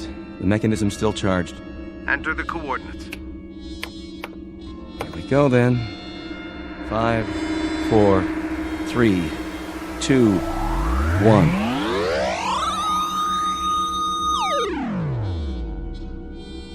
How is it with you, Paul Driscoll? Wherever you are. No television sets, no nuclear arms, but just the same. How is it with you?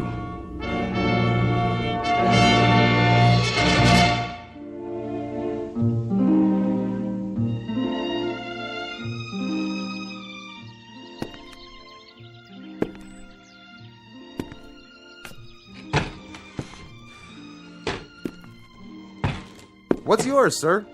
I think, a beer, please. That'll be a nickel. A nickel? That's the price tag. You got 5 cents? I think I might. That's a $5 gold piece. You from around here? No, from out of state. Just passing through? Well, as a matter of fact, I was thinking of settling down here. It's exactly as I thought it would be. Know anything about the boarding house across the square? Ma Chamberlain's. Real nice accommodations. Runs a clean place. Well, then I guess I'd better drink up and check it out.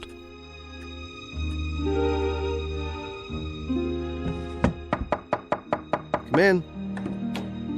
I brought you some clean linens. Room comfortable enough for you? Oh, very. Thank you. Well, I'll be going now. Got plenty to do. Will you be joining us for supper, Mr. Driscoll? I'd love to. That'll be a chance to meet the other boarders. Mr. Hoffman, Mr. Hanford, he's from the bank, and Miss Sloane. She teaches school here in town. Lovely girl. And a moral one, too. Very moral. I see. Well, you'd better. I run a decent place. Did I mention no hard liquor in the rooms? I'll remember that, Mrs. Chamberlain. See that you do. Afternoon, then. Nuclear fallout, strategic wars in the Middle East. What happened to all that? It's summer. It's the 1st of July. There's going to be an evening band concert in a couple of days with lemonade and fireworks. It's 1881 in Homeville, Indiana. And by God, I'm home.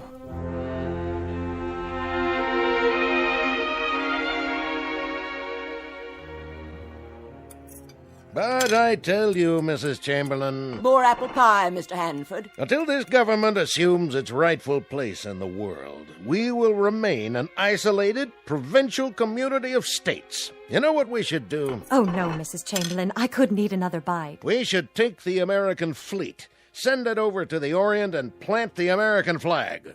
And then down to Australia and back across the Pacific to South America, planting the flag as we go, planting her deep and planting her high, flying her proud.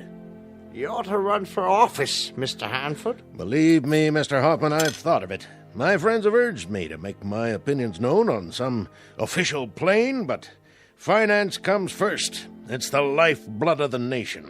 The bank needs me. You there, Mr. Driscoll, what are your views? I don't have any, Mr. Hanford. Of course you do, man. Everyone has views on the destiny of our country.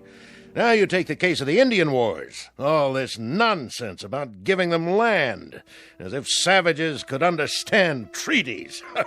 Why, we should have had 20 George Custers and 100,000 men and just swept across the plains, destroying every redskin in sight. I think the country is tired of fighting, Mr. Hanford. We were bled dry by the late war. I think anything we can accomplish by treaty, as long as it saves lives, is very much the proper course to pursue. My dear young lady, I trust that this isn't the pap you spoon-feed your students. Treaties, indeed. Peace. The virility of a nation is in direct proportion to its fighting abilities. Why, we'll live to see the day when this country fields an army of 1,000,000 men who can sweep away anything in its path. Oh, your pardon, Mrs. Chamberlain. I get carried away. Now, you're not some kind of pacifist, too, are you, Driscoll? Me? No.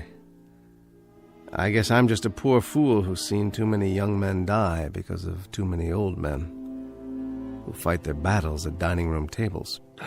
Oh, my goodness. I take offense at that remark. And I take offense at armchair warriors who don't know what a shrapnel wound feels like, or how death smells after 3 days in the sun, or the look in a man's eyes when he knows he's minus one leg and the blood is seeping out of him. You have an enthusiasm for planting the flag, Mr. Hanford, but you don't even have a nodding acquaintance with what it's like to bury men in that same soil. I'll not sit here and listen to talk like that. Of course you won't. You'll go back to your bank, and it'll be business as usual until the next dinner time when you'll give us another vacuous speech about a nation growing strong by filling up its graveyards. Well, you're in for some gratifying times, Mr. Hanford. There'll be a lot of graveyards to fill. In Cuba, then in France, then all over Europe and the Pacific. You can sit on the sidelines and wave pennants because by your definition, this country is going to get virile as the devil. From San Juan to Inchon, we'll show how red our blood is because we'll spill it. And there are two very unfortunate aspects to all this. One is that you'll never have to spill any, and the other is that you won't live long enough to know how right I am. Oh, dear, such a violent man. Excuse me, please. Mr. Driscoll. Well, have I properly endeared myself to everyone inside? I've been here almost 2 years, Mr. Driscoll. 2 years of meal times with Mrs. Chamberlain's homemade pies and Mr. Hanford's rhetoric. I lost a father and 2 brothers in the war, all 3 on a single afternoon. I was just an infant at the time, but for the 12 years my mother lived, we had a funeral every day. She never stopped mourning.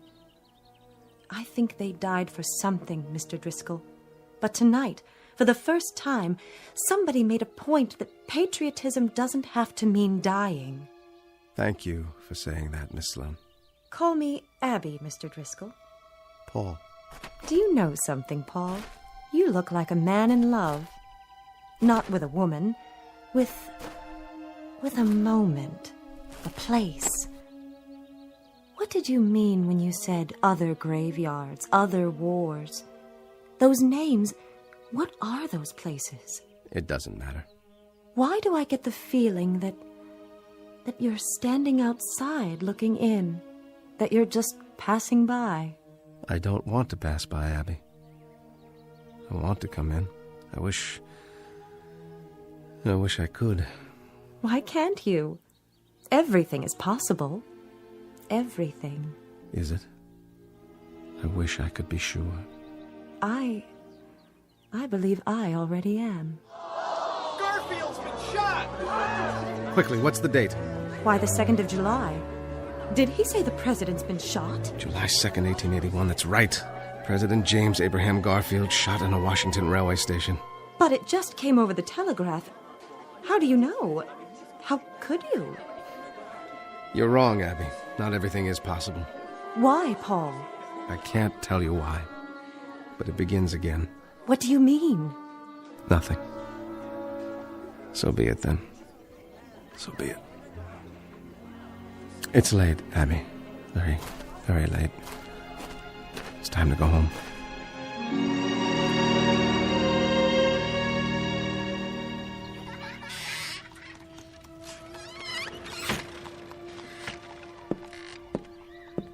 Oh.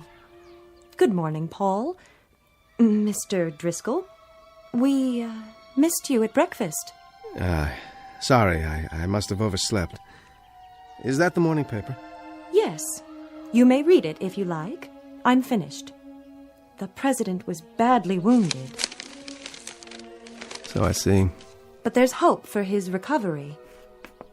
I guess sometimes that's all that's left, isn't it? Hope. I suppose so. Maybe that's wrong. Maybe we should be more realistic. If we find something that we want and need but can't have, perhaps we shouldn't give in to hope. Abby, I'm sorry. I wish I could explain it to you, but I can't. I couldn't make you understand. It's perfectly all right. Really, it is. You've got to forgive school teachers. They're inclined to read too many things into a glance, a word, a touch. Well, I've got a busy day today. So much to do preparing for tomorrow. Parade at 9, square dancing at 11, games from noon to 5, picnic supper, and then fireworks. And my children, of course. Your children? 27 flat little voices. 14 boys, 13 girls, who will entertain you with their rendition of Columbia, the Gem of the Ocean, sung in 27 different keys. I wouldn't miss it for the world. All right, then. We'll leave it at that.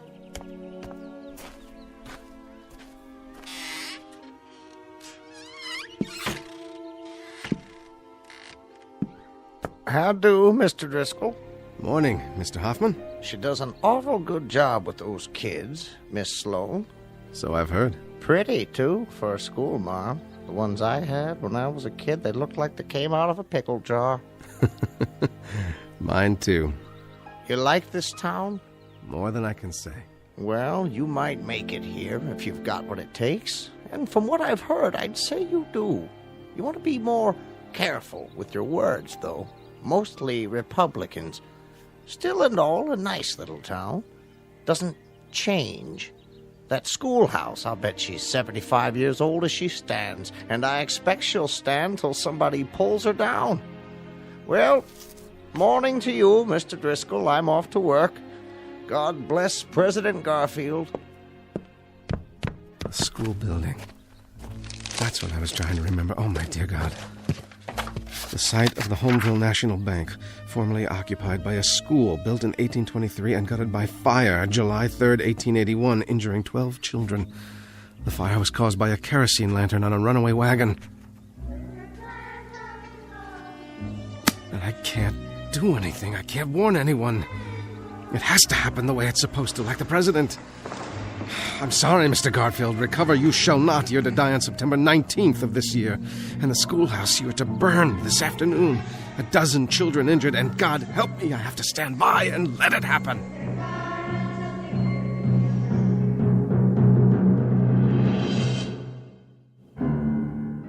The site of the Homeville National Bank, formerly occupied by a school built in 1823 and gutted by fire July 3rd, 1881, injuring 12 children. The fire was caused by a kerosene lantern on a runaway wagon. No! Everything is cause and effect. Go back in time to this Homeville. Change one event. Alter it minutely. You might start a chain reaction beyond anything even you can imagine.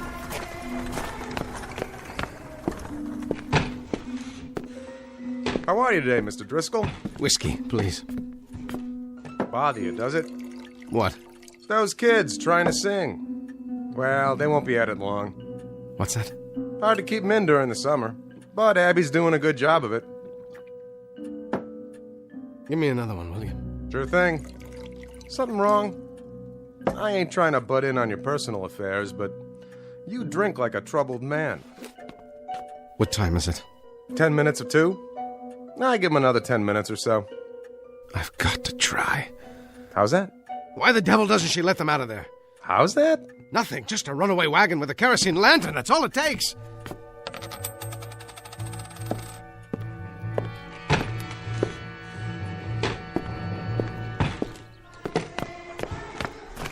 All right, neighbors, gather round and get ready for Revelation. Just close right in, next to the wagon. That's it. Know why I'm holding up this lantern?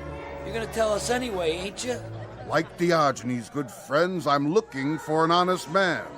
Well, you ain't gonna find one here. An honest man who'll try one sip of Dr. Malone's alternative and tell me it's not the finest medicine he's ever tasted. This little bottle right here, why, it combines all the treatments for scrofula, King's Evil, ulcers, indolent tumors, rheumatism, gout, scurvy, neuralgia, enlargement of the bones, joints, and glands, not to mention the liver and spleen, also terror, ringworm, biles, and carbuncles. And the cost, friends? A mere 25 cents the bottle. Do me a favor, will you? What's that, young man? Don't light the lantern.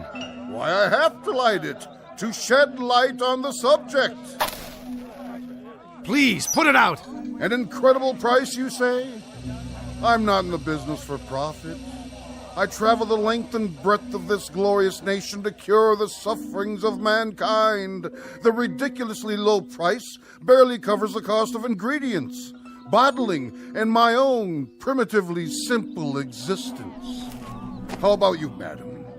Nervous disease, dropsical swellings, or constitutional disorders guaranteed to alter a depraved or impure state of the blood and other bodily fluids. Well, I suppose I'll try it. Better give me one, too. How much if I buy 2? Why not a dozen? Take them home to your family and your neighbors. 1 25-cent piece each. That's all. How about you, young fella? 1 swallow, and you'll feel more manliness coursing through your body. Unhitch the horses. What's the trouble? Dyspepsia? Liver complaint? Here's what you need. I need those horses unhitched from the other end of your wagon. Now you listen here, young man. They've stopped singing. That means they're almost finished. Look, I can't argue with you anymore. You've got to unhitch those horses. This wagon mustn't move from this spot. You get out of here now. Go on.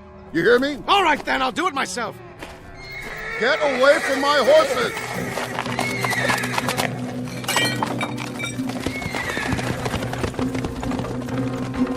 Abby! Abby, get the children out of the schoolhouse! There's going to be a fire, do you hear me? There's going to be a... Ah! Oh there! Stop!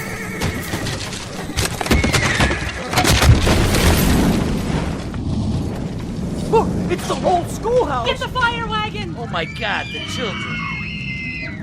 Get out, children! Run! Run!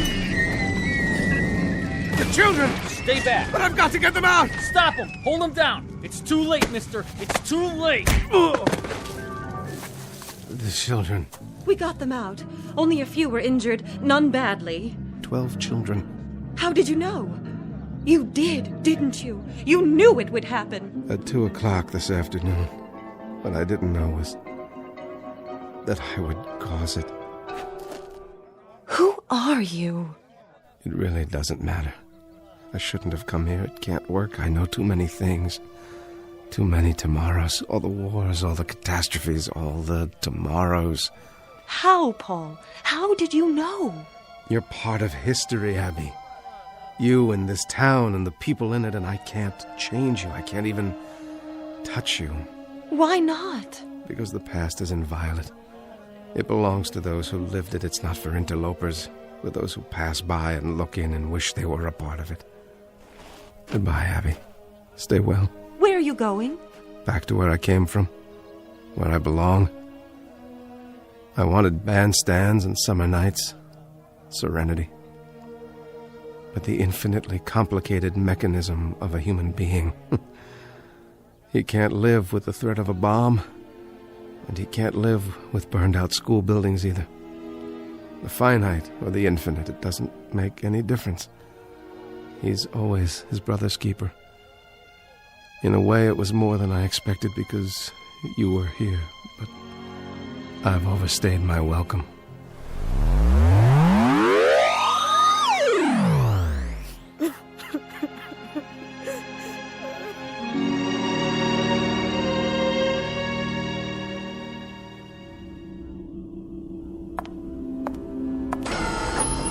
Hello, Harvey. Back so soon? As it happens, back a little late. You changed something? I tried to. And in doing that, I caused it. And now, where do you go, Paul? Here, where I belong. That's what I've learned, to leave the yesterdays alone. I'd rather do something about tomorrow. That's what counts. The tomorrows. God, let there be tomorrows.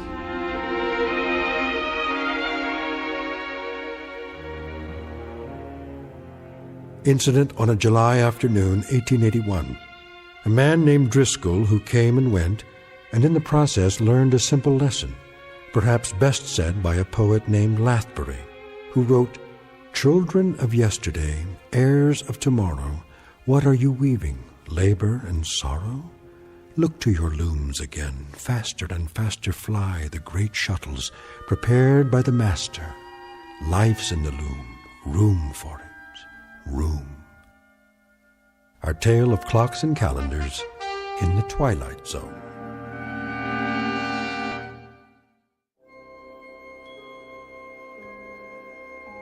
Hi, this is Carl Amari, producer of the Twilight Zone radio dramas. I'd like to take a moment to tell you about our official website at twilightzoneradio.com, where you'll get the latest news and information on these Twilight Zone radio dramas. Plus, at twilightzoneradio.com, you can digitally download 3 free episodes or any of our episodes for only $1.95 each. In this age of ever-changing technology, we've decided to make these episodes instantly available to you by making the Twilight Zone radio dramas a digital download-only series. This means that this series will no longer be offered on CD. The CD collections at our website are now being offered while supplies last at buy one, get one free. So be sure to get your favorites before they're sold out. Be sure to visit us often, and I'll see you in the zone.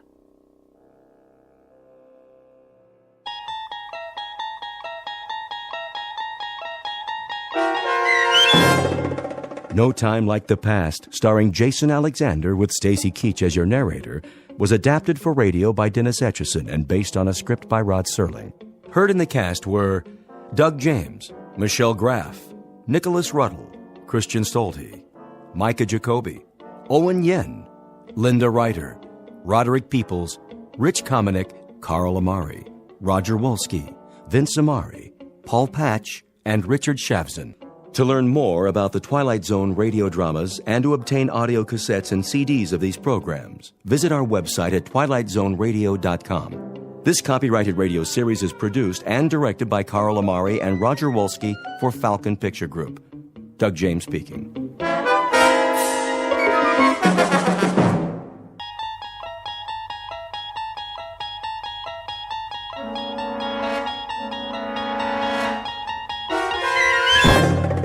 There is a fifth dimension beyond that which is known to man. It is a dimension as vast as space and as timeless as infinity. It is the middle ground between light and shadow, and it lies between the pit of man's fears and the summit of his knowledge. This is the dimension of imagination. It is an area which we call the Twilight Zone.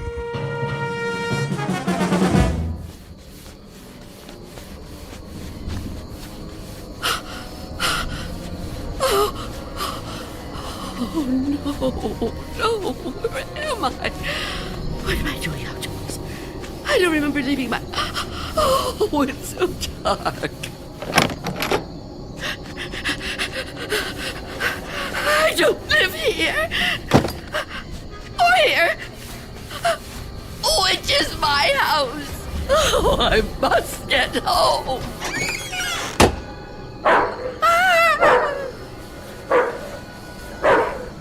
May I assist you, madam? You startled me. I've lost my way. My home is somewhere around here, I'm sure, but I don't know where. Perhaps I can help you find it. Oh, thank you. Thank you. I don't even know how I came to be out here. It's certainly not safe at this time of night. Oh, at any time. Well, surely the daytime when the streets are crowded. No, that's when it's most dangerous. For me. So you see, I never go out. Never? Never. But, dear lady, why not? I'm afraid. Afraid? Of something or someone? Someone. It's difficult to explain. Please, try me. Oh, I'm not sure you'd believe me. You'd think I'm just a senile old woman. I'd believe you, Wanda. What did you call me? Wanda. That is your name, isn't it? Yes, but I didn't tell you that. You didn't? Are you certain? Yes, I'm certain. How do you know my name? Because I've been looking for you for a long time, Wanda. Oh, no. You've kept me at bay for many years, but no longer. no. Get away from me. There's nowhere to turn, Wanda. You don't know where you are, remember? You certainly couldn't run from me, a frail old woman like you. Please. No, I won't let you. Say that again. It amuses me. You won't let me? How do you imagine you're going to stop me? You really have no choice, Wanda. There's nowhere for you to go now. Come to me, old woman. Take my hand. No. Take my hand. No.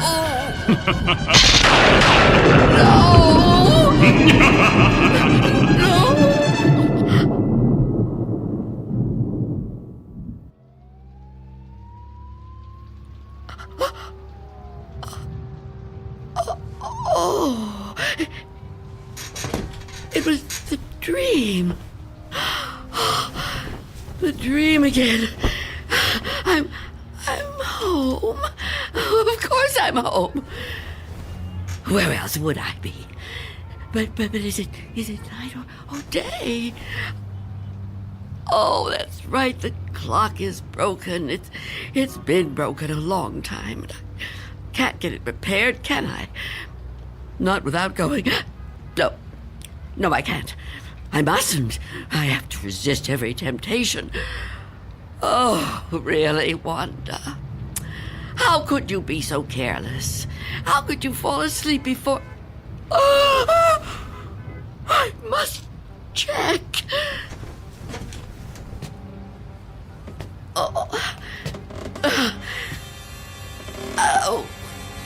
Yes. The boards and the windows are still secure. Is that... Can I feel a breeze? Is there a gap? Oh, not enough. Not enough. He still can't get in. Oh, what about the door?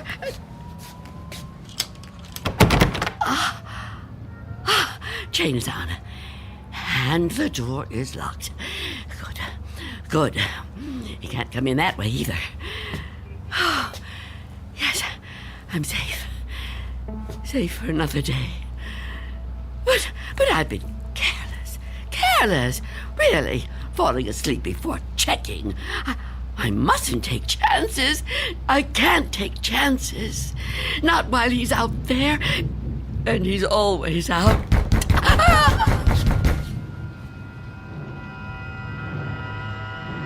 Miss Dunn? Miss Dunn, are you all right in there? Who are you? It's Barry. Mr. Fabian, from the grocery store. I know we've actually never met, but, well, we've spoken on the phone, Miss Dunn. At least we used to. Do you even have a phone anymore? Anyway, you know me, right? What do you want? I'm delivering your groceries, Miss Dunn. You remember? Charlie, the kid who works for me, was supposed to bring them, I know, but he called in sick. Yeah, kids these days, huh? No sense of responsibility. Anyway, I thought I'd better get them to you now instead of waiting till tomorrow. I figured, you'd be waiting for them. Is that all right? Put the food through the letterbox. The letterbox, right. Okay. Oh. Thank you, Mr. Fabian. Your money is coming under the door now. Under the door? Here it is. Miss Dunn, wouldn't it be easier to just... $6 and... Okay. 32 cents.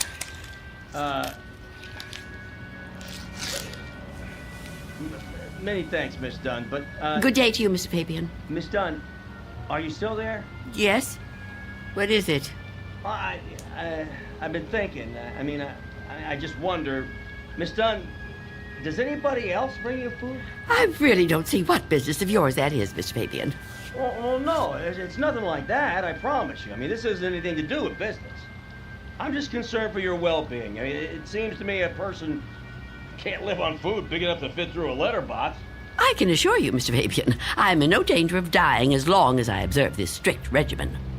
Oh, well, I'm glad to hear you talk like that, but I don't know. Maybe if I could come in for a minute. Come in? Yeah, I just want to talk, Miss Dunn.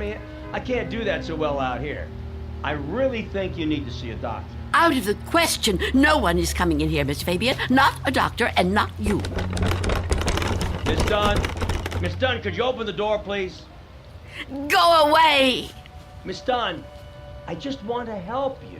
I know what you want. Leave me alone. Miss Dunn, all I know who you are.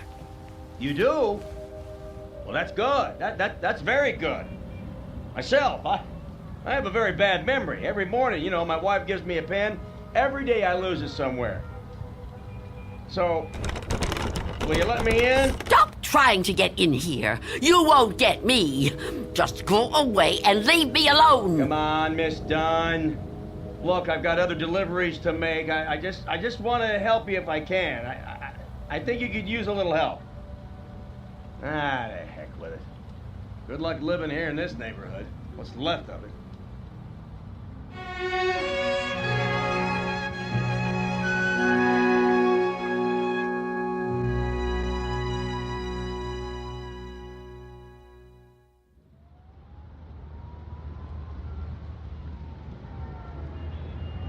Go away.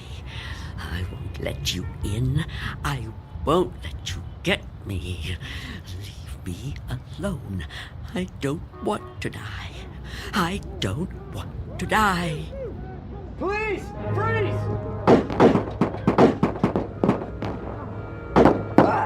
Oh.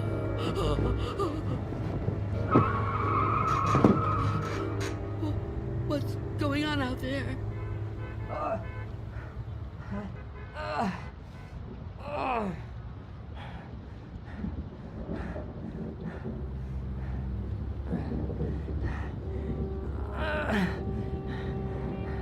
Help! Is anyone in there? You gotta help me. What is it? Go away! I've been shot. I need help. Please. Please do something to help. Who are you? Officer. I'm a police officer. Please, you have to open the door. I need help. I've been shot. You're lying to me. I know you. You can't fool me. No, I'm not trying to fool you. Please. I think I'm dying. You can't trick me so easily. You're no policeman. Why can't you just leave me alone? I know who you are. I know what you are.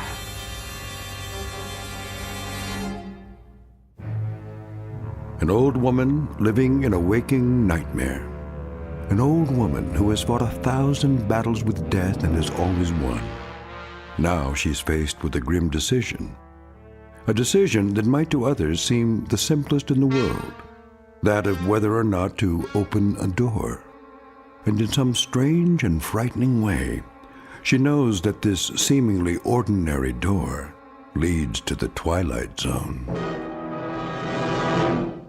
And now, The Twilight Zone and our story, Nothing in the Dark, starring Marshall Allman, with Stacy Keach as your narrator.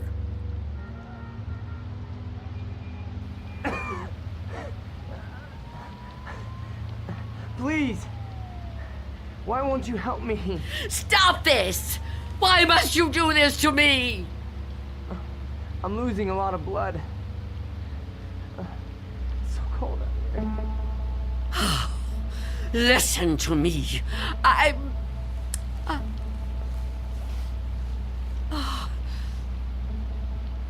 going to open the door. Oh, thank you. Thank you. But I'm leaving the chain on. Don't even try to touch me. I won't let you. Don't worry. I'm not gonna hurt you. I couldn't hurt anybody. Oh. You're so young. Almost a child. Unless you help me, I'm gonna die. I don't think I can even move very far. Oh, don't say that. Oh, it isn't fair. No, it just isn't fair. You keep trying to trick me. I don't know what you're talking about. Don't move! Don't do that again, or I'll close the door. What? Listen, lady, I've been shot. I'm bleeding to death. Do you understand? Do you understand? Please. My name is Harold Belden. I need a doctor. I need a doctor right away. Please, call the hospital. I can't get there myself. I can't call the hospital. I haven't got a telephone. Not anymore. Then let me come inside. You can't just leave me. I'm begging you, I'm freezing. I have to unlock the door. You can't ask me to do that. You can't. I don't want to die. You understand? So you're not gonna help me? You're just gonna let me die out here? I know who you are. No, I told you who I am. My name is Belden. Officer Harold Belden. That's not her name. There is no such person. Stop trying to trick me. I don't understand why you keep saying that. Look, it hurts. It hurts, okay? Please, lady, please. Stop! Stop! Oh, why are you torturing me like this? I tell you, it isn't fair. I don't want to die. Well, I don't want to die either. If I could get help for myself, I would, but I can't move. I've been shot in the side, you see? Look, look, I'm bleeding. Oh, it isn't fair. It isn't fair.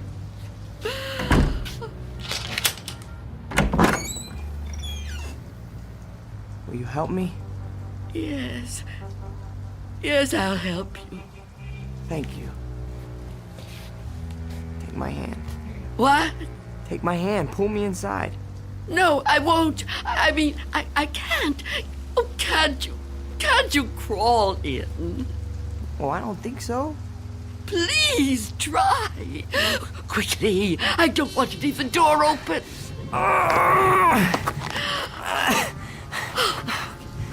That's it.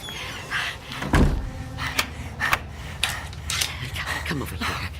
Into the bed.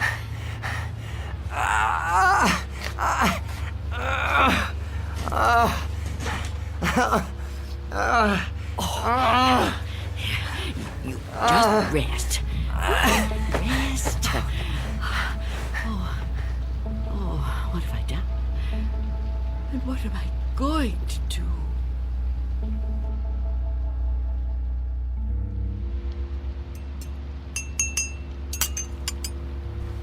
Officer? Officer? Officer? Oh, I'm so sorry. What a...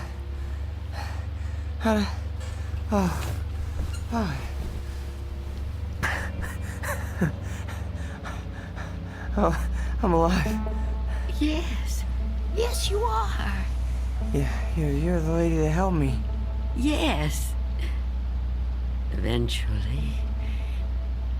Now, drink this. What is it? Tea. There's no milk, I'm afraid. No, don't get up, officer. Conserve your strength. Yeah, thank you. Thank you. Please, call me Harold. You saved my life. I owe you at least that much.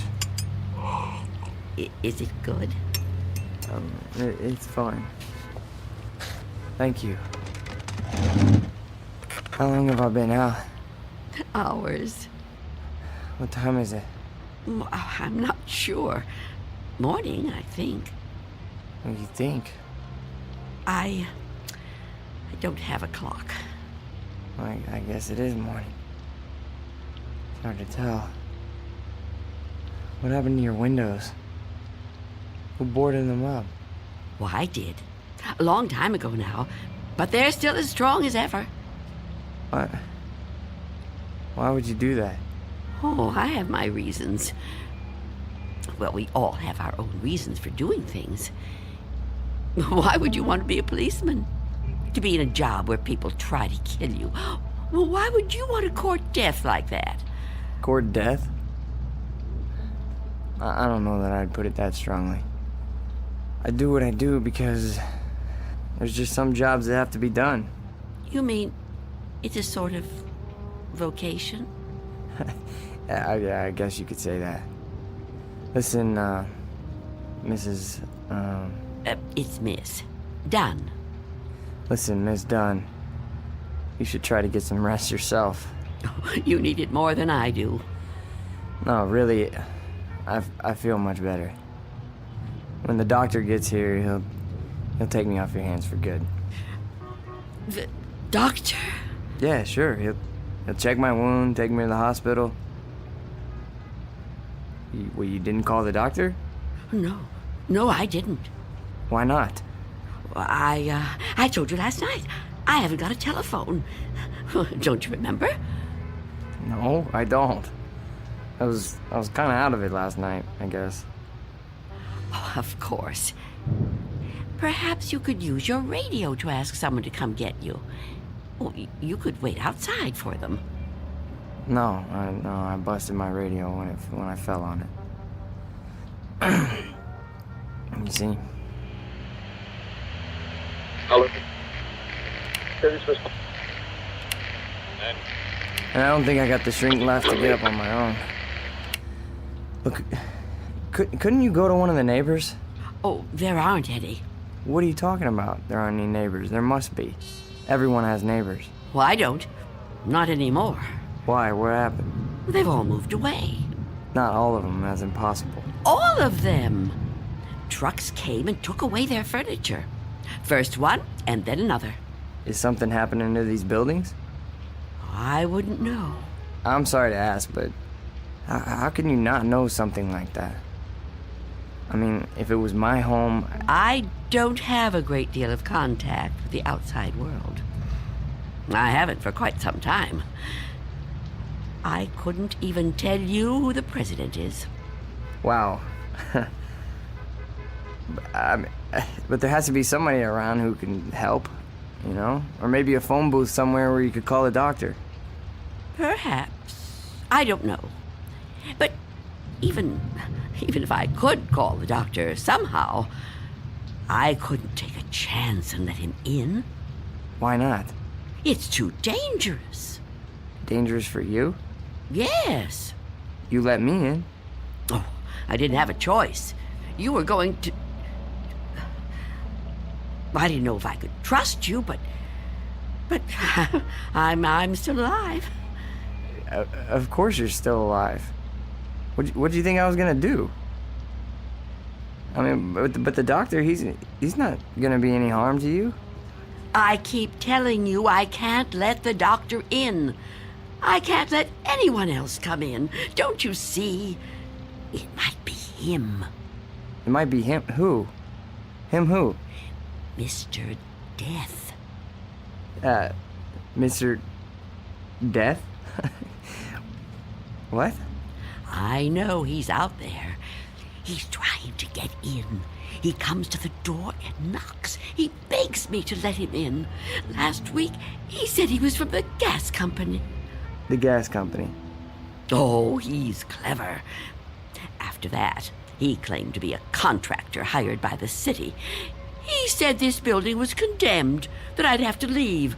But I knew who he was. I kept the door locked, refused to let him in. Eventually, he went away. Condemned, huh?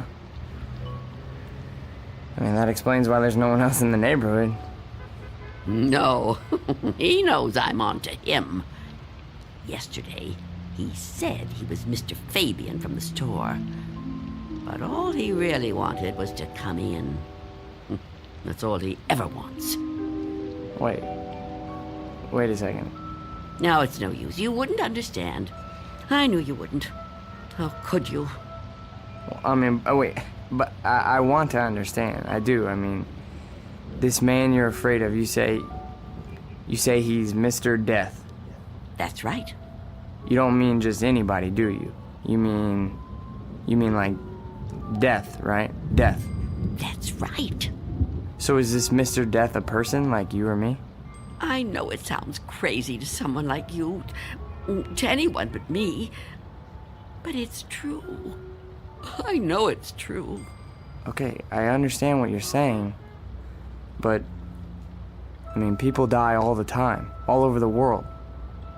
Now how could one man be in all those places at once? I don't know. Don't ask me that. Maybe there's more than one of him. Maybe. I didn't mean to upset you. Please don't cry.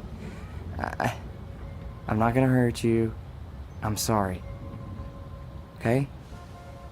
Can I have another cup of tea? Please? Of course. Tell me about Mr. Death.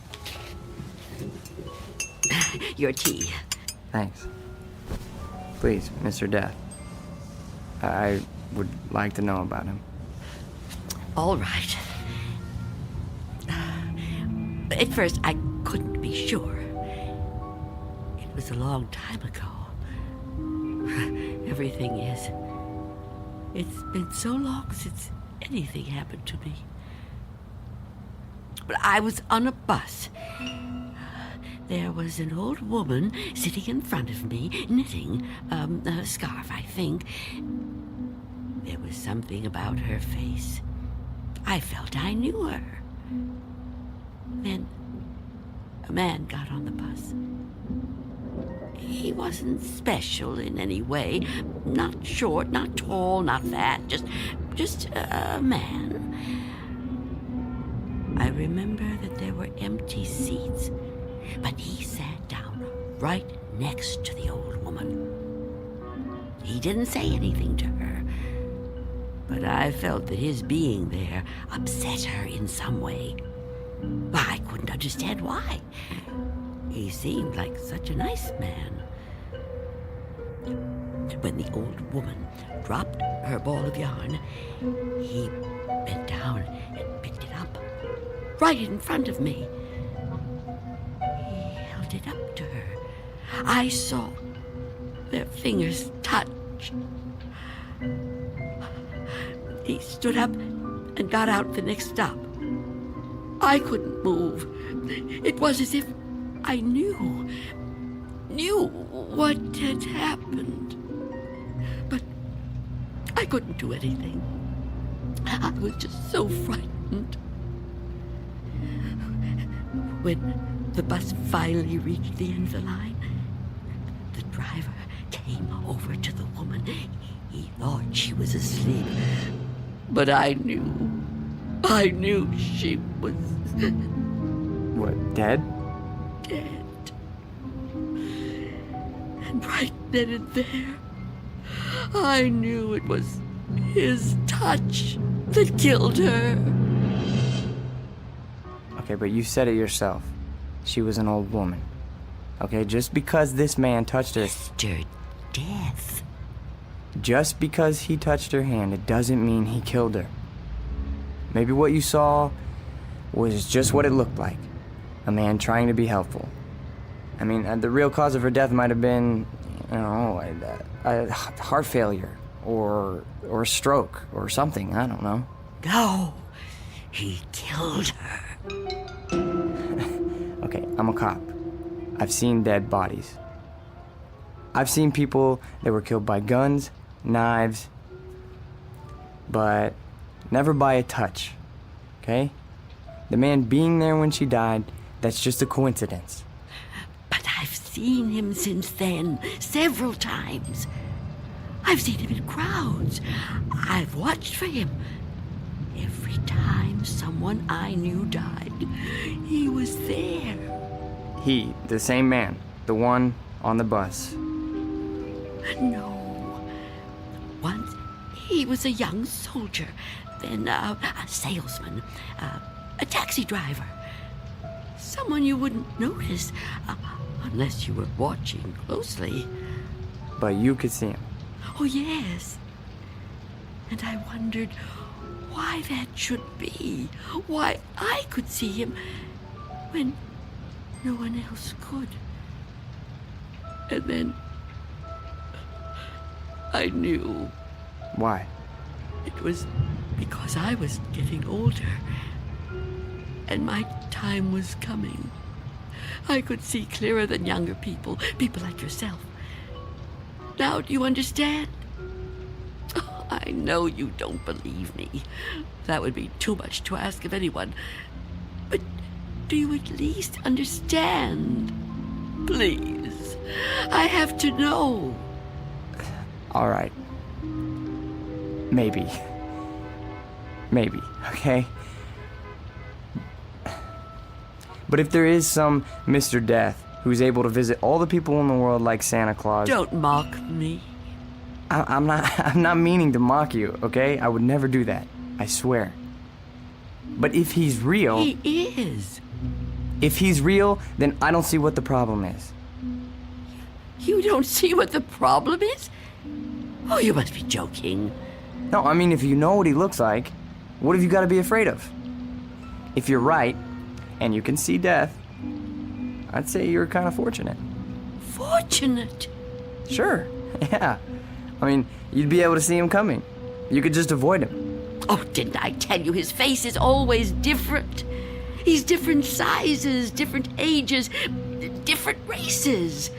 I couldn't be sure. Well, how about when you go out? Out? Sure. Well, I know you said you don't have much contact with the outside world, but you have to go out sometime. I mean, to the shops or something, you know? Now, couldn't he touch you then, if he wanted to? No. Why not? I never go out. Never. Never.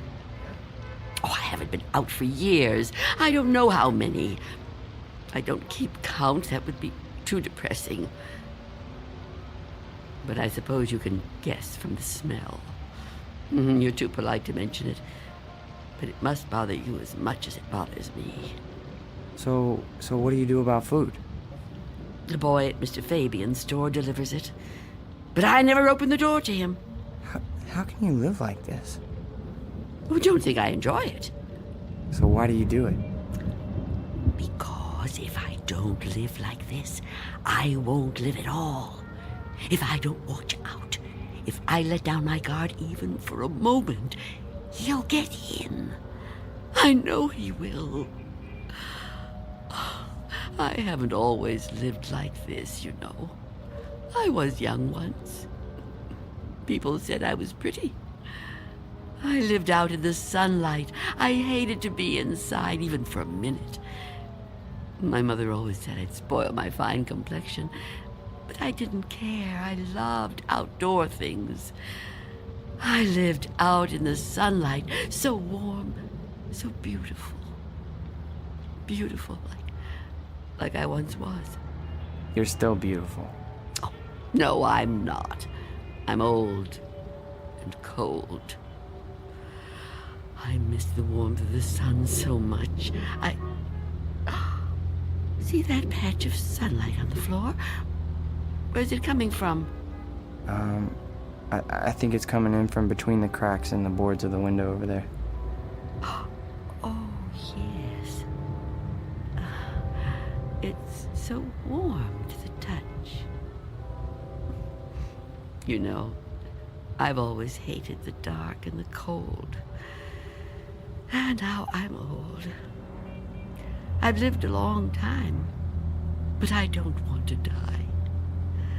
I've heard people say it was his time when an old person dies. But it's not your time if you're not ready to die. I'd rather live in the dark than not live at all. Miss Dunn, I promise you, there's nothing to be afraid of. We're all alone here. Okay? There's nobody outside the door. I know you're upset, okay? And you're clearly under a lot of pressure. But I think all you need is some rest. Oh, officer. Yeah, I need help. Oh, I don't know what to do. Just give me some medical attention. Look, I don't know how badly I've been hurt, okay? but I've lost a lot of blood. And I need help soon, or I don't know how much longer I can... I've told you I can't go out there. You can't ask me to do that. Look, this whole Mr. Death thing, I promise you, you don't have anything to worry about. Shh. Someone's coming. Well, get them to help me. No! There's nothing to be afraid of. Please, answer it. Go on. That's right. Go ahead. You're doing fine. Answer it. Go on. I'm keeping the chain on. That's fine. Do whatever you want. Just see who it is and get them to call for help. I'm sorry, lady, but I got my orders. No! Get away! Officer Belden, help me! I can't fool around any longer. Step aside, I'm coming in.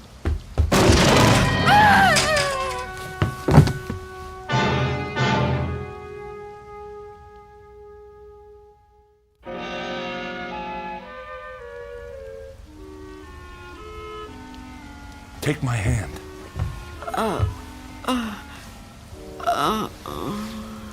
Easy, lady. Just lie quiet there till you get your strength back.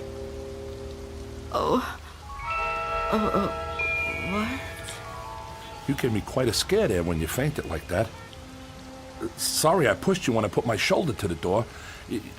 You started to faint and I offered you my hand, but you passed right out. For a second I thought that... Well, I don't even want to talk about that. But I'm glad you're okay. And still I live. Huh? I told you I didn't mean to hurt you. It was an accident. You're not gonna sue, are you? What do you want with me? Here, let me help you get up. Take my... I can get up myself. Look, you gotta understand, man. I don't get no pleasure out of busting in doors. Who would? Except maybe some thug, but I'm no thug. I'm just a guy doing a job. Your job?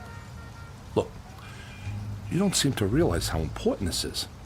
I've got a crew and equipment coming in an hour to pull this tenement down. Begging your pardon, man, but looking at this place, I say it's long overdue. Frankly, I'm kind of surprised it's still standing. And you're really not Mr. Death? Mr. Who? I don't know what you're talking about, ma'am. My name's Armstrong. Bud Armstrong. I don't know about any Mr. whatever you said. All I know is I got a contract to demolish this row of buildings. That's what I got to do. Everybody else moved out a long time ago. Until the other day, I thought this whole building was deserted. I seen them windows boarded up, and I figured you moved out when the rest of them did. Thank goodness I met that guy from the grocery store, that Mr. Fabian. Oh, Mr. Fabian. Then he was real, after all. Real? What are you talking about? I told him about my job down here, then he told me all about you, that he was worried about you. Told me he had a kid bring you your stuff. That was the first I knew about you, and it's you're darn lucky I found out. Well, you'd still be in here when the wrecking ball hits. Now, come on, we gotta get out of here. You want me to go outside? Sure. Didn't you just hear me? This place is coming down. You can't stay in here. You want me to leave here? You have to. I can't. It's Miss Dunn, right? Well, Miss Dunn, you were notified about the demolition job months ago. Look, I'm not out to bully you. I'm just trying to do my job here. These buildings were condemned by the city. Can't say I blame them. And I'm the one who's got to tear them down. Tear them down? Wow, can you? Look around you, ma'am. This building has had it. You can see that. I can see that. Anyone could see that. It's all worn out, dilapidated. All these buildings have got to come down. You seem like a nice person. A nice person shouldn't have to live in a place like this. Now let's the two of us just... Get away from me! Don't touch me! Please don't act like this. I ain't a monster, lady. I've got a heart just like anybody else, and I can see how you could get attached to a place, but, not want to see it wrecked. But when a building's this old, it's not fit to live in no more. It's dangerous. It's gotta come down to make room for a new one, a stronger one. That's life, lady. Old make room for the new, you know? No. People get the idea that I'm some kind of destroyer. They think I get kicks out of tearing stuff down.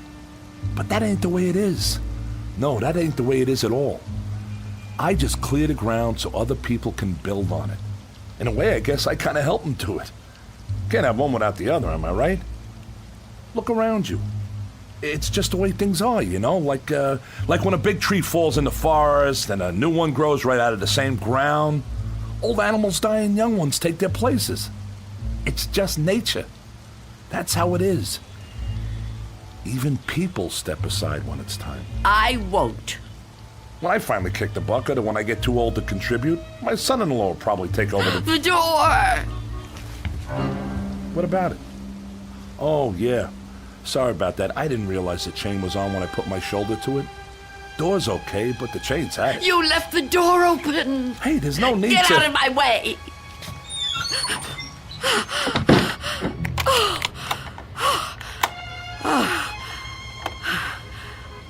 You don't have to do that. What's the sense of locking a door that won't even be here in an hour? I'm on the clock here, and we've waited long enough. If you've got any possessions you want to keep, Miss Dunn, I'd move them out while there's still time. I'll help you. You think you're helping me? I'm not going to leave here. Not with you. Not with anyone. Don't try to touch me.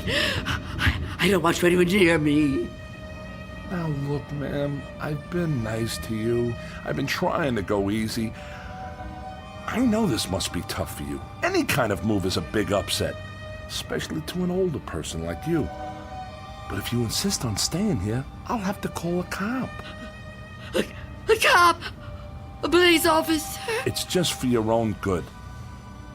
Please, cooperate, lady. Hey, where you going? Of course. Mr. Belden! Explain it to him. Tell him the reason I can't go out there. I know you understand. I've told you everything. You'll help me, won't you? You'll help me stay. Well, say something. What are you doing? Who are you talking to? Oh, Mr. Belden is a policeman. Mr. Belden? Who the heck is Mr. Belden? Is he your pet? You got a cat in here? Please tell him. Lady, I think maybe you're sick. You should come with me. I'll get you to a doctor. I don't need a doctor. Mr. Belden, won't you tell him? Okay, I get it. I see how it is. Hey, I'm sorry, but if you're still here when the crew arrives, I'll have to call a cop. I'm sorry. I wanted to make you understand, but... Okay.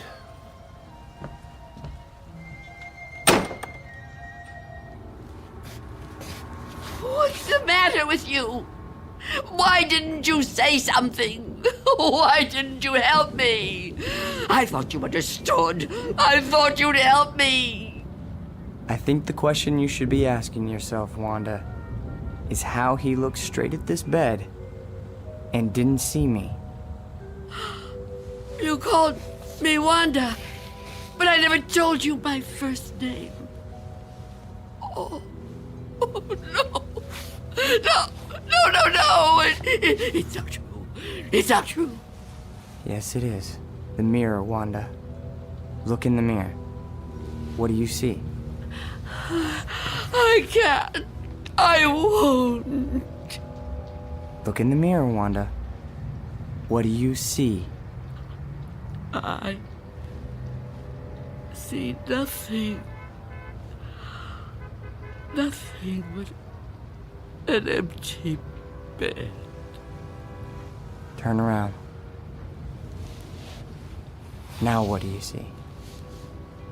I see you, Mr. Death.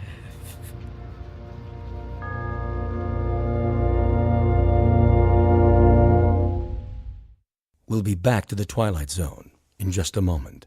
And now, Act 3 of Nothing in the Dark, starring Marshall Allman. It was you. It was you all the time. Yes. It was me. Oh, don't get up. You're still... Oh. You're not hurt. No. No, I'm not. But you were shot. Those men... Did you see me get shot? No, but you were bleeding. Do you see any bloodstains now? No. And the men? Did you see them? You were never hurt, were you? I can't be hurt. You tricked me. Yes, Wanda. I tricked you. It was all an illusion. One I created just for you. If it helps, I'm sorry. I would have preferred to avoid it if I could. But why? Why did you do it? The moment I let you inside, you could have taken me any time. Yes, I could have. But you were nice. You made me trust you. But I had to make you understand, Wanda. You see me now, and you've seen me before. Many times before. Starting with that day on the bus. Oh, I was right. It was you. The old lady's name was Iris. I knew then that you were upset. Upset? I thought it was important that you got to know me. What I said to you before, it was true. What you said? And you thought I was a policeman. You asked me why I did what I did. And you said there were some jobs that had to be done. That's right. That it was a kind of vocation. Actually, Wanda, you said that. But I suppose you're right in a way. Now ask yourself, am I really so bad? Am I really so frightening? You've talked to me. You've confided in me. Have I tried to hurt you? Well, no, but... Do you really believe I would ever hurt you? You don't look like someone who would want to hurt me. You see? It isn't me you're afraid of, is it? You know me now. You understand me. What you're afraid of, what you've really been afraid of all these years, is the unknown. That's right, isn't it? Yes. Don't be afraid. But I am afraid. You must be very tired, Wanda. I am. But the running's over now. It's time to rest. I'd like that, but... Give me your hand. I don't want to die. Trust me. No. Mother, give me your hand. I will.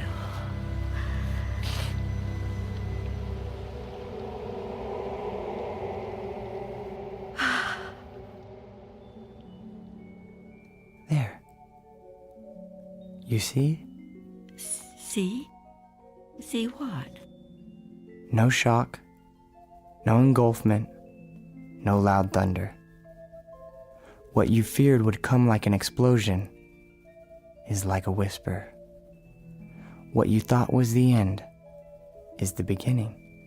When will it happen? When will we go? Go? Yes. I'm ready now. Look over there, on the floor. What is there to... Oh. Now do you understand? It's me. It's you. My body. I look so calm. You see? We have already begun. Come with me. Yes. Please.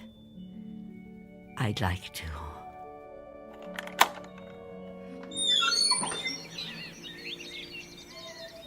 It's such a beautiful day. It is. It surely is. You know, Mr. Armstrong was right about a lot of things. What things? Well, for one, his son does take over the business when he dies. Will that be soon? Another 16 years. Oh, dear. It'll be quick. I'm glad to hear that. I'm afraid I was a little harsh on him. Now the son-in-law, he lives to be 102. 102? Oh, goodness. I know. It's remarkable, really. Of course, the oldest person I ever met was a lady in Tibet.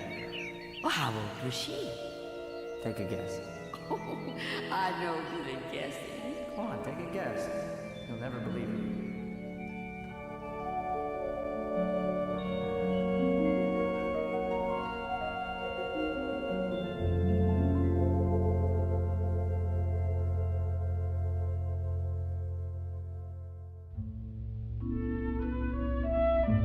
There was an old woman who lived in a room, and like all of us, was frightened of the dark, but who discovered in the minute last fragment of her life that there was nothing in the dark that wasn't there when the lights were on. Object lesson for the more frightened amongst us. In or out of the Twilight Zone.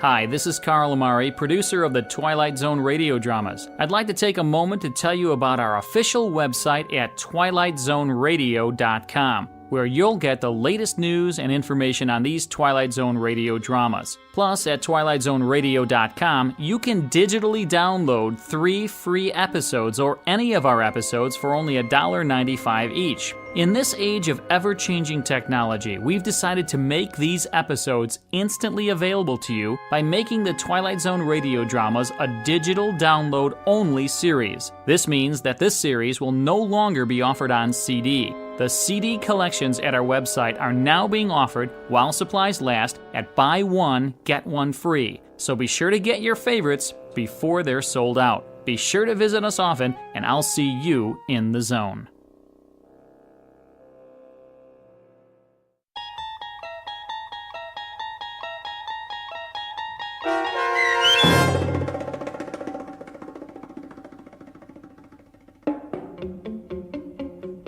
Nothing in the Dark, starring Marshall Ullman with Stacy Keach as your narrator, was adapted for radio by M.J. Elliott and written by George Clayton Johnson. Heard in the cast were Roz Alexander, Jeff Morrow, Doug James, and Mike Starr. This copyrighted radio series is produced and directed by Carl Amari for Falcon Picture Group and Westwood One. Custom Foley effects, sound design, and mixing are done in the Cerny American Sound to Picture Theater by Cerny American creatives Matt Sorrow, Bob Benson, Todd Beyer, and Tim Cerny. To learn more about the Twilight Zone radio dramas and to contact us, visit our official website at twilightzoneradio.com. Miss Dunn, it's Doug James speaking.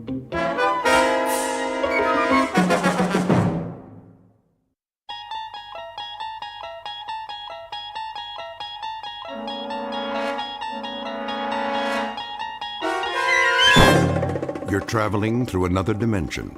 A dimension not only of sight and sound, but of mind. A journey into a wondrous land whose boundaries are those of imagination. Your next stop, the Twilight Zone.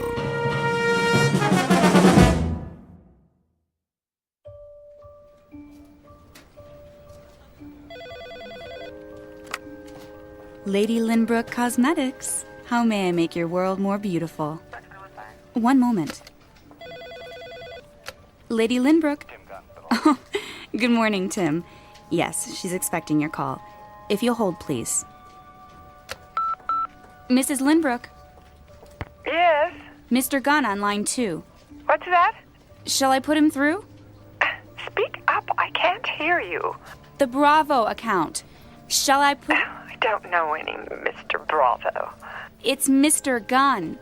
If you like, I'll... Sally, please. I'm due at the photo shoot. Mr. Munn will have to call back, if that's really his name. Gunn. What? Nothing, Mrs. Lindbrook. Stop muttering, dear. Should I tell Burton to have the car ready? And have Burton bring the car around. Yes, ma'am. He's already parked downstairs. Wayne. Good morning, Miss Richards. I mean, Mr. Benson. She's getting to you? Well, sometimes we do have a little... Failure to communicate. Tell me about it. Last week I locked myself out of the house, had to climb in the window, and she couldn't hear the doorbell. Vanity, all is vanity. Whoever said that got it right. Anyway, the limo's at the curb. Burton's waiting for her call, like a good dog. She won't use the cell phone. Oh, why not? She's convinced there's something wrong with it. Don't worry, Sally. I won't let her take the company down with her. I'll tell her you're here. Oh, that's all right. Let me surprise her.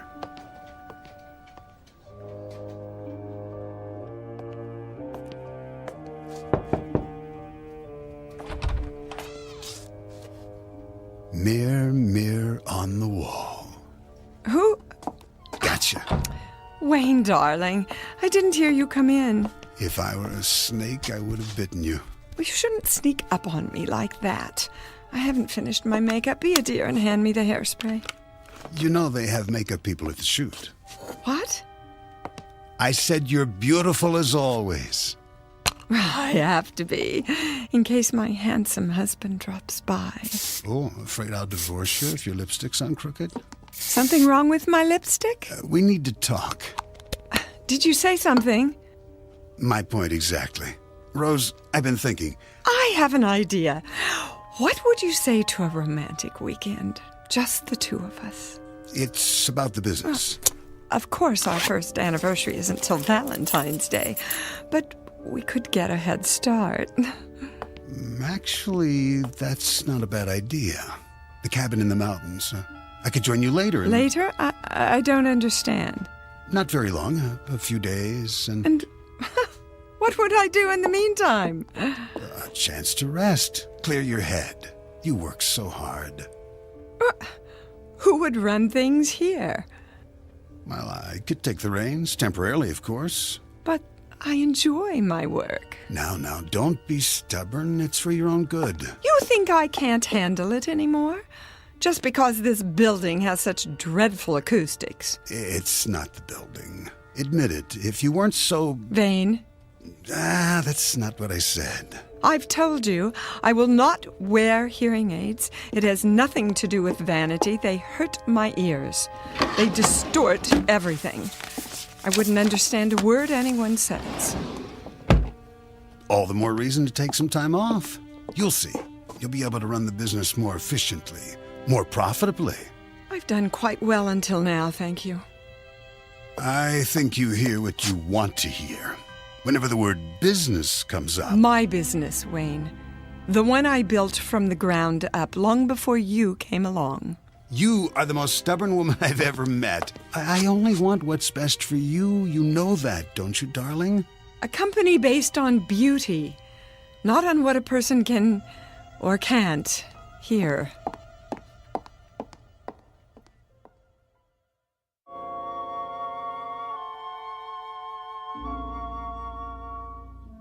Beauty is, they say, as beauty does.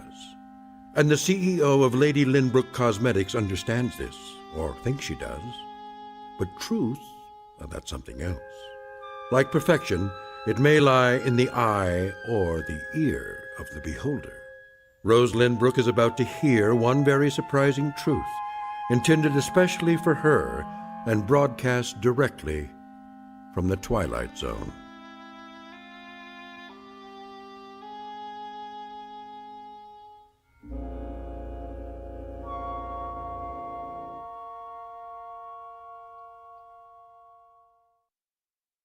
And now, The Twilight Zone and our story, Now You Hear It, Now You Don't, starring Dee Wallace with Stacy Keach as your narrator.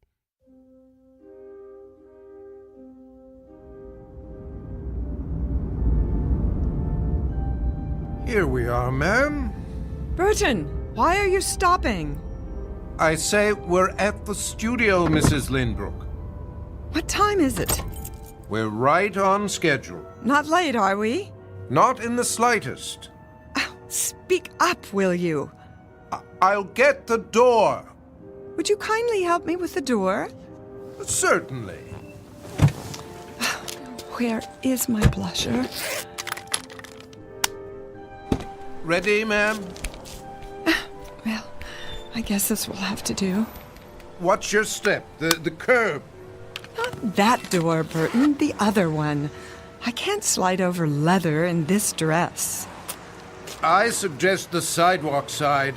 Traffic this time of day is... How's the traffic? I say it's not safe. Quickly! They're waiting.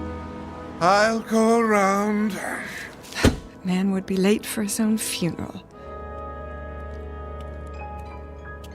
Well, don't just stand there. Give me your hand. One moment, there's a bus. Now! But, ma'am... Never mind. I don't need your help. Wait! Get behind me! Burton!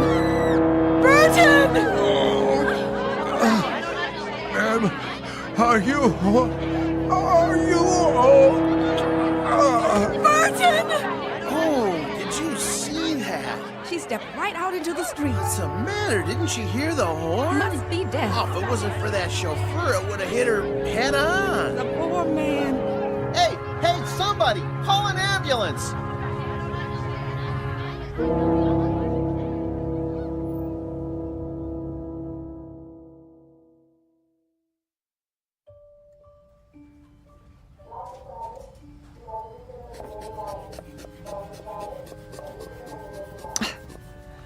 Will you stop fussing? I'm rechecking your blood pressure.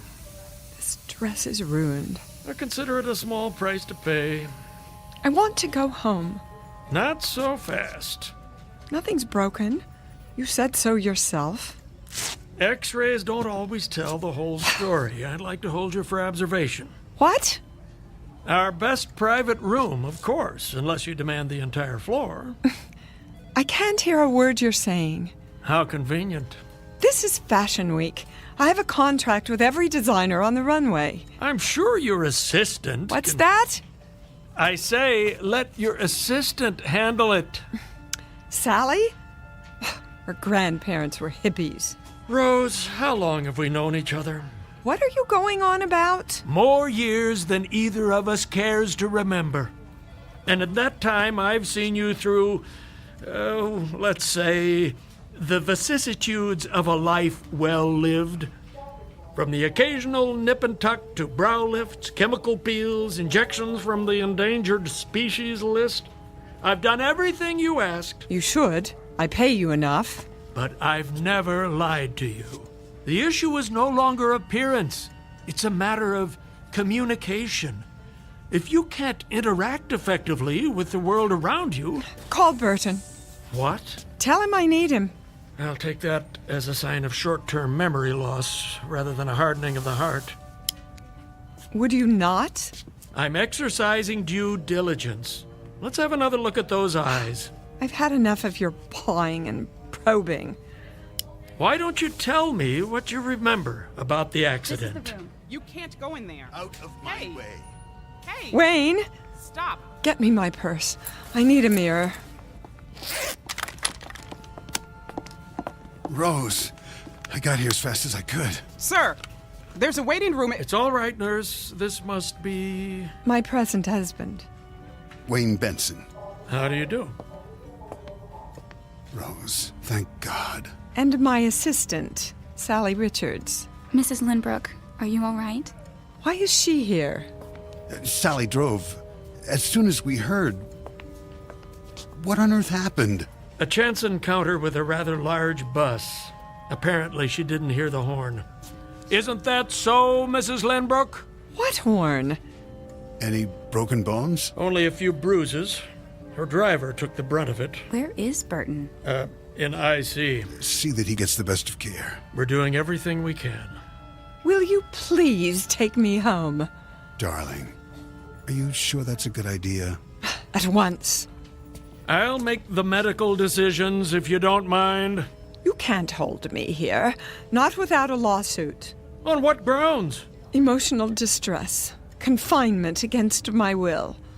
And overbilling for utterly pointless tests. You're being unreasonable, not to mention reckless. Sally, call my lawyer. Yes, Mrs. Lynbrook. Very well, if that's the way you want it. You'll have to sign a release of liability. Anything, just get me out of here. These are muscle relaxants. Take one as needed. The other pills will help you sleep. Nurse, send up a chair. Right away, doctor. Why is everyone treating me like an invalid? I can stand on my own 2 feet. Careful, darling.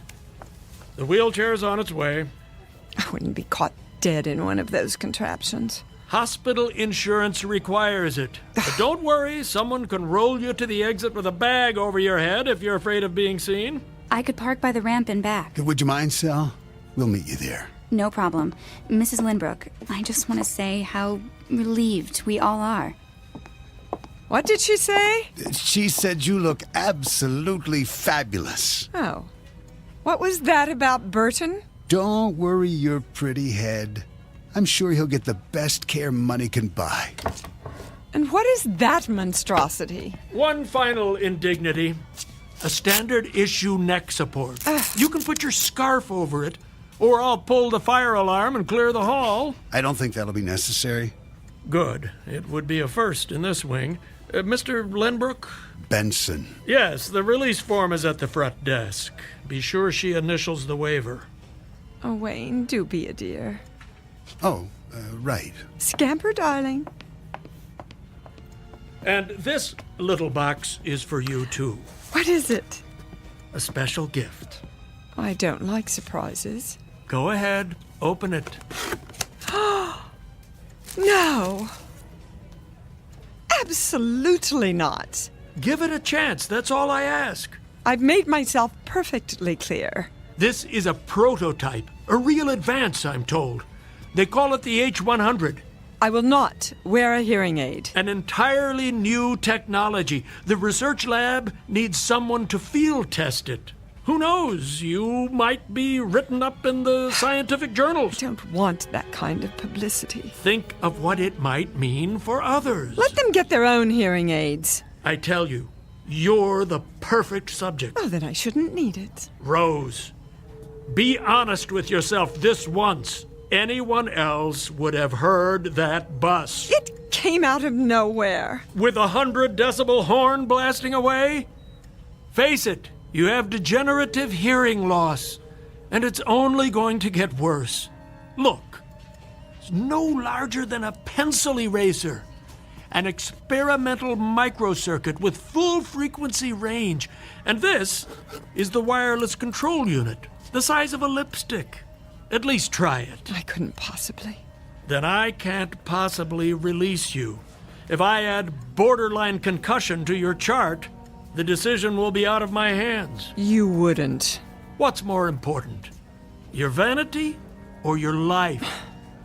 It doesn't even look real. Completely invisible once it's in place. It won't fit. Hold still while I insert it in the ear canal. There. Where's my purse? Here's a mirror. See for yourself. Even that new husband of yours won't know. From now on, you'll hear every word, every whisper. The two of you will be closer than a kiss. Is that true? Your secret. Trust me, this will make a new woman out of you. Go ahead, turn it on before he comes back. It's just this little switch here.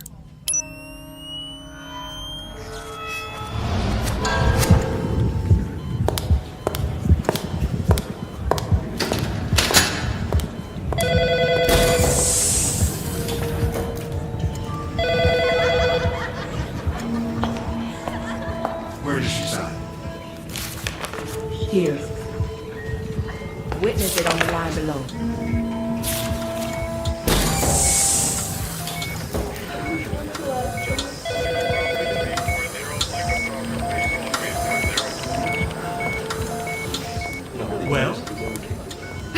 too much. All that you've been missing. Welcome back. May take some getting used to. Here's the wheelchair, Doctor. Very good. I have the papers. Use my pen. And this line for Rose. That it? Now into the chair, carefully. Hold my arm, darling. Okay, take it easy. Careful. Here we go. Thanks. I'll take it from here. That's all right. It's part of my job.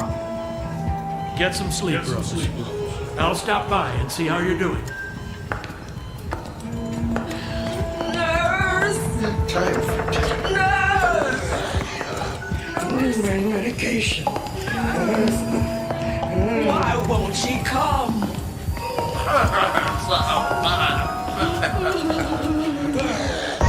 No one came to visit. Stop! It's just down the hall, Mrs. Lindbrook.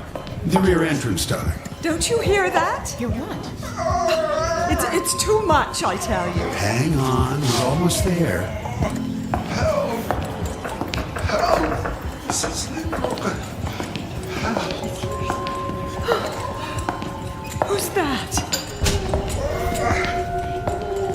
I don't hear anything. You'll be home soon, ma'am.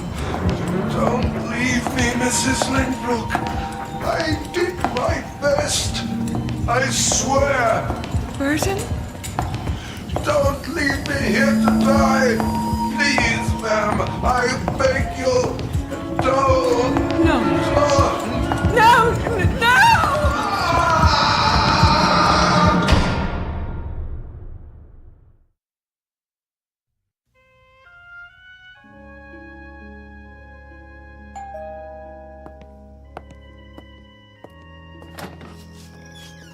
Oh, Doc. I told Rose I'd stop by.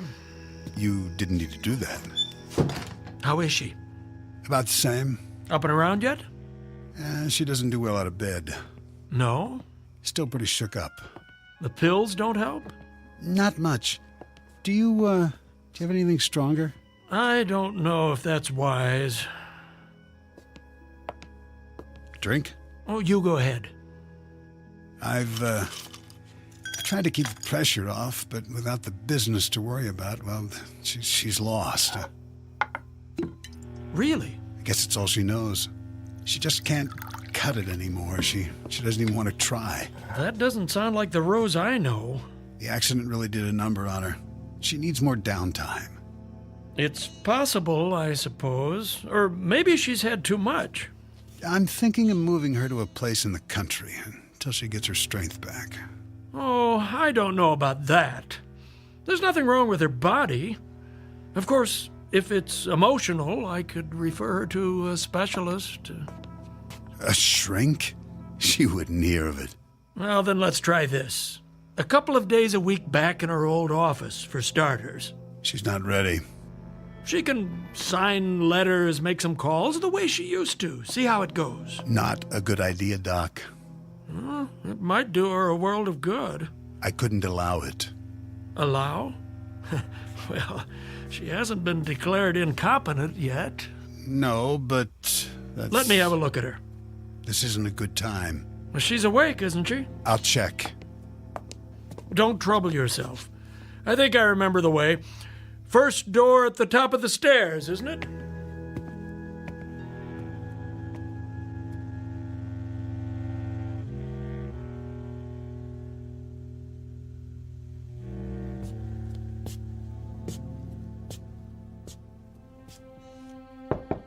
Rose?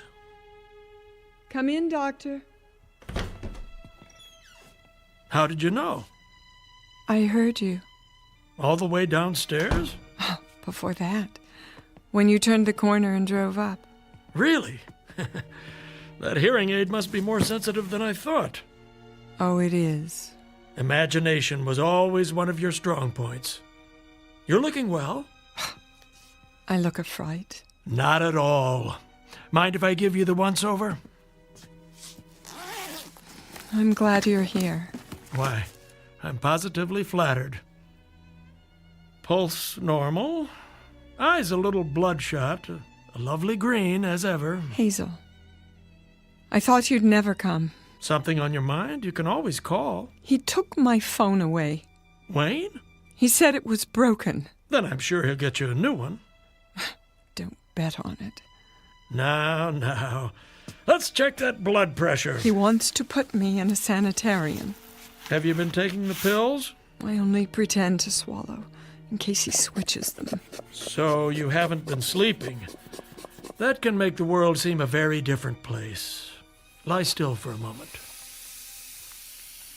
There. A little low, but close enough. I'm a prisoner in my own home. I don't see any padlocks on the doors. The longer I stay here, the weaker I get. I'm afraid to eat. He might put something in the food. Oh, come now. He was right. You all were. I wasn't competent, but isn't it ironic? Because of what happened, I received the greatest gift of all, the ability to hear the truth. Don't be dramatic. You had a problem, and I treated it. The hearing aid works well, then? Too well. I keep it turned all the way down. Otherwise, I couldn't bear it. Amazing what they can do with those little circuits. I was able to hear everything again, and more. Oh, so much more. Other people, other rooms. The gardener below, the mailman on his rounds, the birds flying overhead. Surely not. The cleaning lady downstairs, the cook in the kitchen. Wayne, when he arrives home, before he puts the key in the door, muttering to himself, talking on his phone. He doesn't know I hear, but I do. All of it. A trick of acoustics, air vents in the walls. I know my own house. All right, Rose. I'll play along. So, you think you hear voices? Let me guess. Talking about you, are they? I am not paranoid. An overworked imagination is more like it. That and too much time on your hands. Lying here with nothing to do, your mind heating up like a compost heap. Get out. Ah, I've offended you. Do as I say. There's the Rose I know, the one who suffers no opposition, who stands up for herself at the drop of I'll prove it to you. Go into the hall. Now. That's the spirit. Close the door and begin speaking. What would you like me to say? Anything. Whisper it as softly as you can. Very well. Now, where's the control?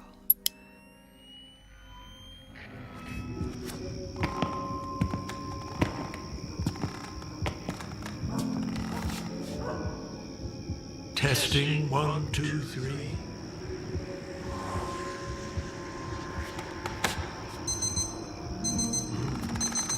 That late already?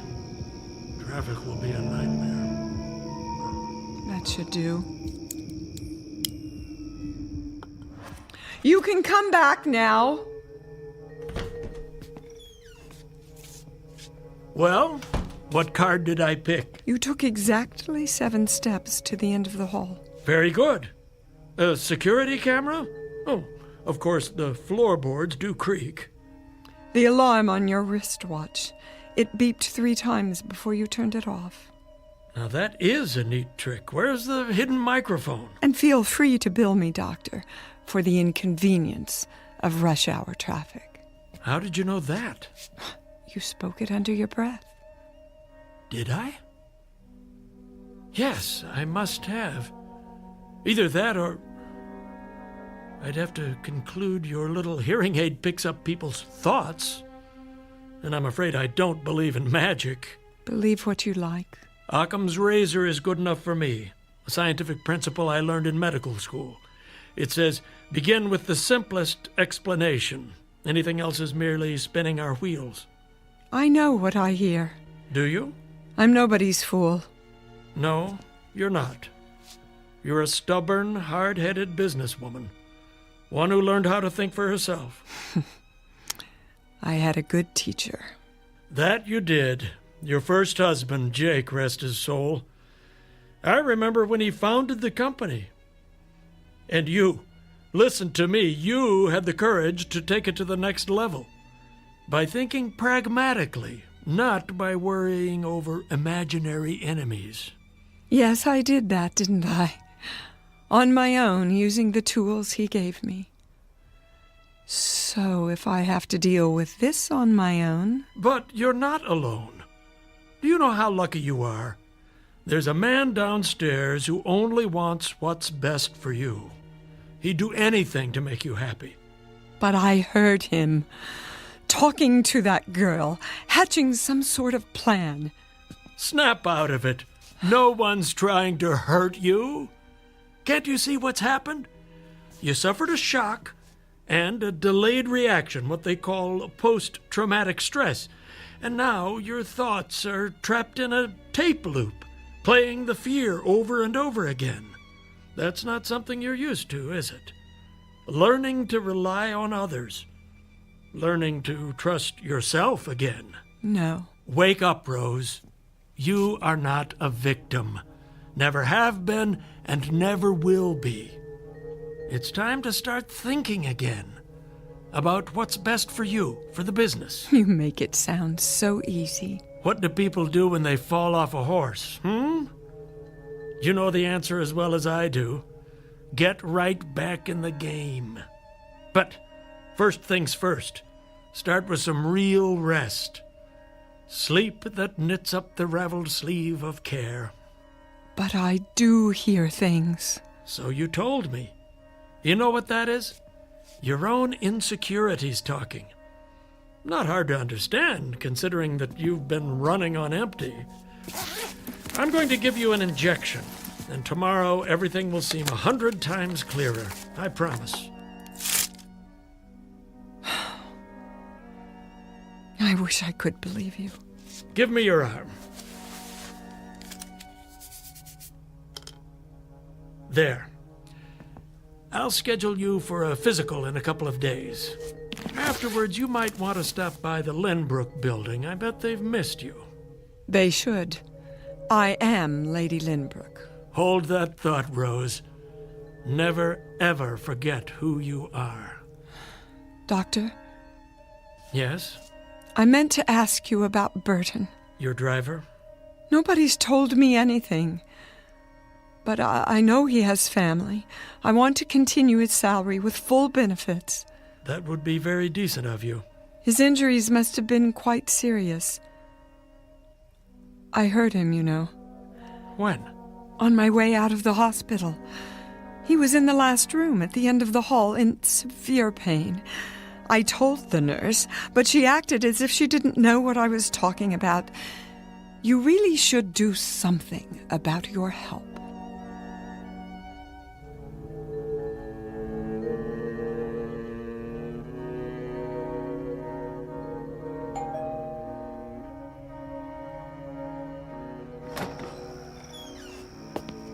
Why didn't you call me? That old duck came nosing around.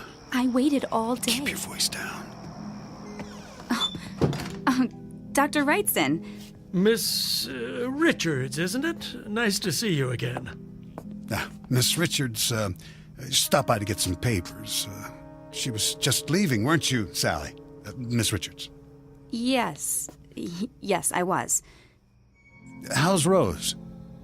Much better. Is she? Don't bother with the pills tonight. I administered a sedative. With any luck, she'll sleep through till morning. Bring her by in a day or two, and I'll give her the all clear. Isn't that rushing it a bit? Don't worry. She's a lot tougher than you think. I hope you're right. See you soon, then. If she's up to it. Something tells me she will be. Bye now. Bye. Bye.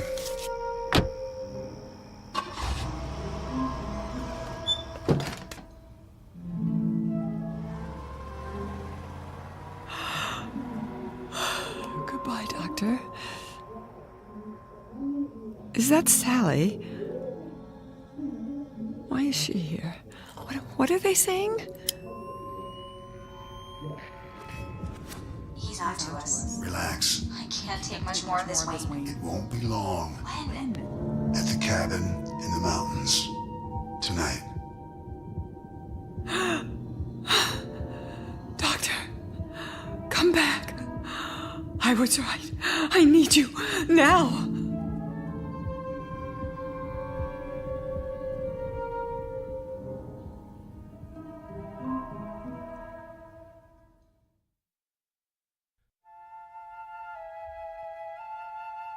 So this is how it ends. I seem to remember being carried from the house. It was still daylight, but the night was coming. I need you, Sally. Lift your feet. I'm trying to. Yeah, help me get her to the stairs. Well, what? She's coming too. No, she's not. I'll drive her. Meet me at the cabin in your car. No one will know you were there. Okay. It could have been a dream. For a time I thought it was. I couldn't wake up. There was too much medication in my body from the injection.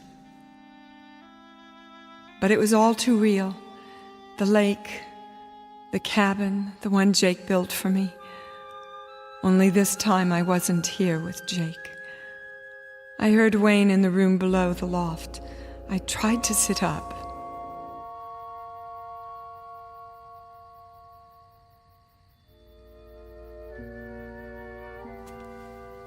Easy, Mrs. Lindbrook. Sally? Go back to sleep. Where am I? In bed. Where else? What? I said, go back to sleep. Now. I found some firewood. She keeps drifting in and out. Wayne, I want to go home. Sure, my love. As soon as you get your rest. It doesn't matter what we say. She can't hear. Can she? Not a word. Why are you doing this? I don't understand. No. Don't worry, you will. How long is this going to take? I have to make it look right. She was feeling better. She wanted to go to the mountains. Why not? Then at some point the excitement got to her and she stopped breathing. How are you going to accomplish that? A simple pillow over the face. No marks. And the only drug in her system will be what the doctor gave her. Who knows? Maybe it was too much for someone her age. And we're so far out in the country. It'll take the ambulance forever to get here. What a shame. No. Isn't that so, darling? I don't want to see this. You won't. It'll happen in the middle of the night. By then you'll be back at your apartment in the city. Why don't I just leave now? And miss the festivities? I brought champagne to toast your new job. I'm going to start a fire. It's freezing in here. Wayne? Shh, shh, shh, shh. Now, Rosie, you need your strength if you want to make it through the night. Please. Save your breath. Save your breath. That's right. Close your mouth, or I'll do it for you. Eventually, the medication started to wear off. I heard them downstairs by the fire. They thought I was still asleep. I could barely walk. My legs were too weak. Even if I could, there was no place to go. The lake on one side, the mountains on the other. I didn't need to turn on the hearing aid. I knew what they were doing. They were celebrating. When I was a little girl, I used to play hide and seek. We covered our eyes and put our fingers in our ears while one of us hid in a secret place. I was very, very good at that. No one ever found me. So tonight I would have to be it again. Except that this time there was no place to hide. Even climbing out of bed took all the strength I had. There was no way out, only the window, and it was too high for me to jump. But I knew the cabin well. I had designed it myself with Jake. A rustic dresser, a cedar chest, a small closet with a concealed wall safe.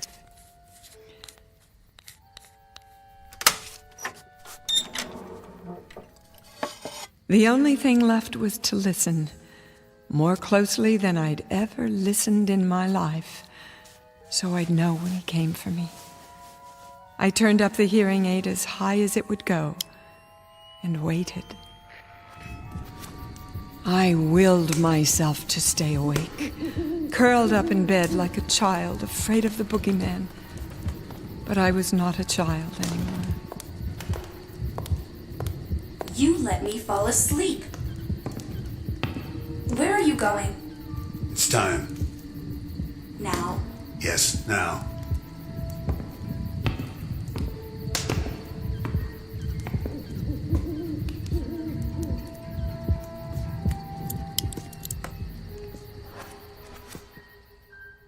I'm coming to get you, Rosie. Where are you? Gotcha. Stop right there. You're supposed to be asleep. I said, don't come any closer. I only came to kiss you goodnight. Not another step.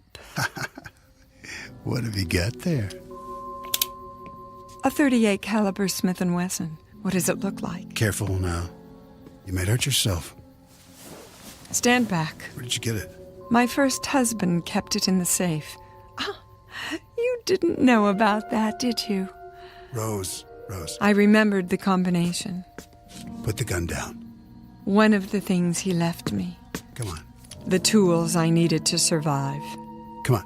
Give it to me. I'm warning you! What did you do that for? Stay down! You don't get it. Don't make me shoot again. It was nothing personal. Just business. Business? You pathetic man. I am the business. My name is Rose Lynbrook.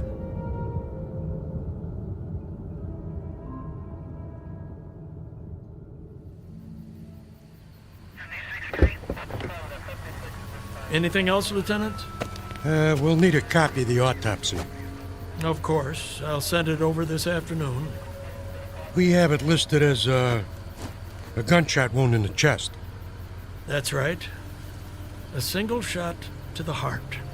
Well, I guess that's enough for now. What about the assistant? The Richards girl? Kidnapping, conspiracy to commit murder. She confessed everything. The deceased Wayne Benson says he was going to take over the business. He promised to make her the new Lady Lynbrook. Fools. There's only one of those. Here's my card. Call me when Mrs. L can make a full statement. It shouldn't be long, a day or two. She's a remarkable lady. Thanks, Doc. Not at all.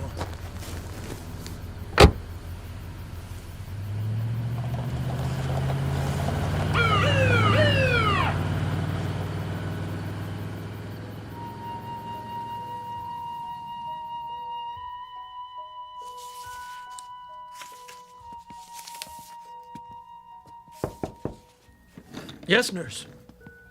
Will you need me for anything else this morning? I guess not.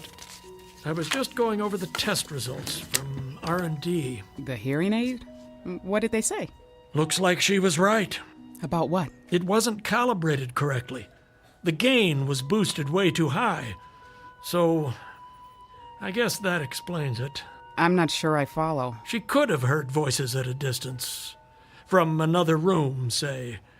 If they didn't burst her eardrums first. No damage done, fortunately. The H-100 might actually have saved her life. Did she ever... Oh, it's none of my business. Go ahead, Janet. Well, I was just wondering, did she say anything to you? Didn't she suspect what her husband was up to? Yeah, patients say a lot of things to their doctors. Some real, some imaginary. The trick is to know the difference. This time, I should have listened more closely. She must have been terrified. She's lucky she didn't lose her mind. Want to hear something really peculiar? The frequency response. They used a new type of limiter circuit. Only it didn't work. So the high end was off the scale. So that's what she was complaining about. Not only the decibel level, but the extended upper frequencies. I don't see how anybody could bear it. except for a dog. Above the normal range? Way above. Beyond any instrument we've got. If there are sound waves that high, no one's ever measured them. I'm surprised it didn't drive her insane. But sounds like that, where would they come from? Don't ask me. Some other place. One we don't know anything about. I'm just spinning my wheels. It is strange, though. Yes, it is. Because she swears she heard some very odd things. She believes she had a conversation with her husband, Wayne, for example, after she shot him. Of course, that's impossible. He died instantly. One shot, straight through the heart. And after the bus accident. Hmm? Well, when I wheeled her out of the hospital, she said she heard patients at the end of the hall crying out in pain, including her chauffeur. I know. But she couldn't have. The limo driver died in ICU while she was here. And the room at the end of the hall? Well, you know what that is. Yes. The morgue.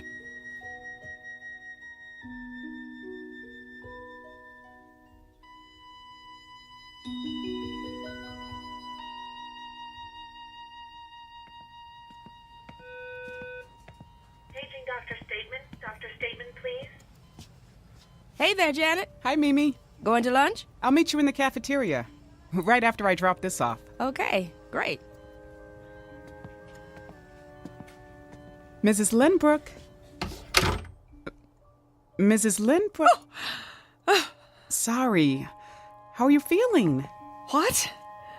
I brought your hearing aid back, just as you asked. It should work perfectly now. They've recalibrated it. Here, let me fit it in your ear. I can do it myself. If you like. Ready for some lunch? Did you hear me? I said, are you ready for some lunch? Oh, stop fussing. I have what I need now. Well, if you need anything else, just buzz the nurse's station. Doctor will be by in a while. Till then, I'll leave you alone so you can rest.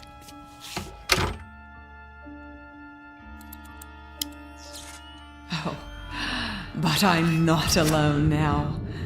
They are with me, the voices of the dead. So many new ones, coming and going in this place. I have to listen very, very closely. And one day, perhaps, just perhaps, I'll hear all of their secrets, all the things they have to share with me. Jake, are you here? Speak to me, my love. If you're with me, speak now. I'll be able to hear. Where are you? Jake? Jake!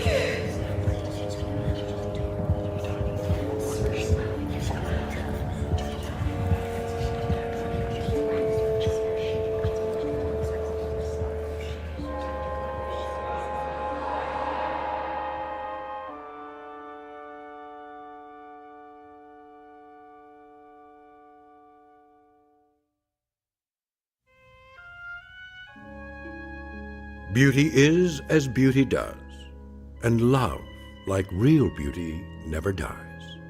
Here or in the Twilight Zone.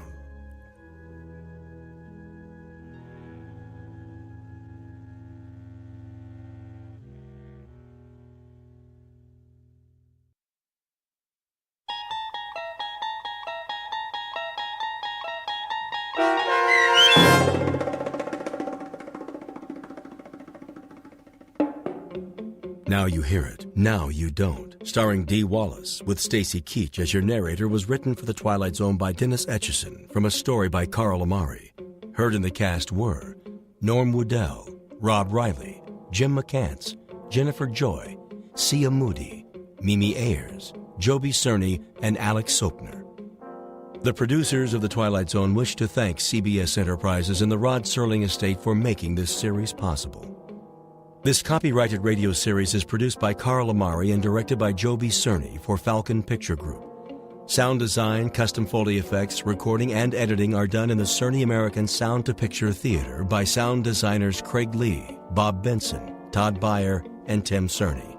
To learn more about the Twilight Zone radio dramas and to download episodes, including 3 free episodes on our homepage, visit our official website at twilightzoneradio.com. Doug James speaking.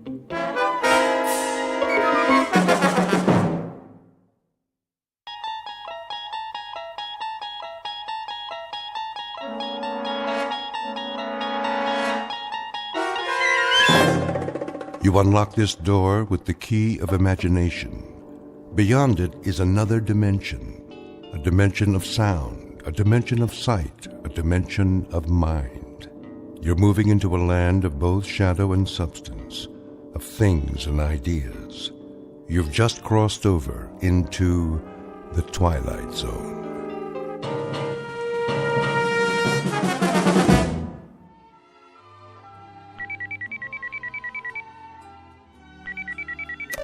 Yes? Hi, Marilyn. Oh, hi, Val. Guess what? What? I got a catalog this morning. That's nice. I'll hold it up so you can see.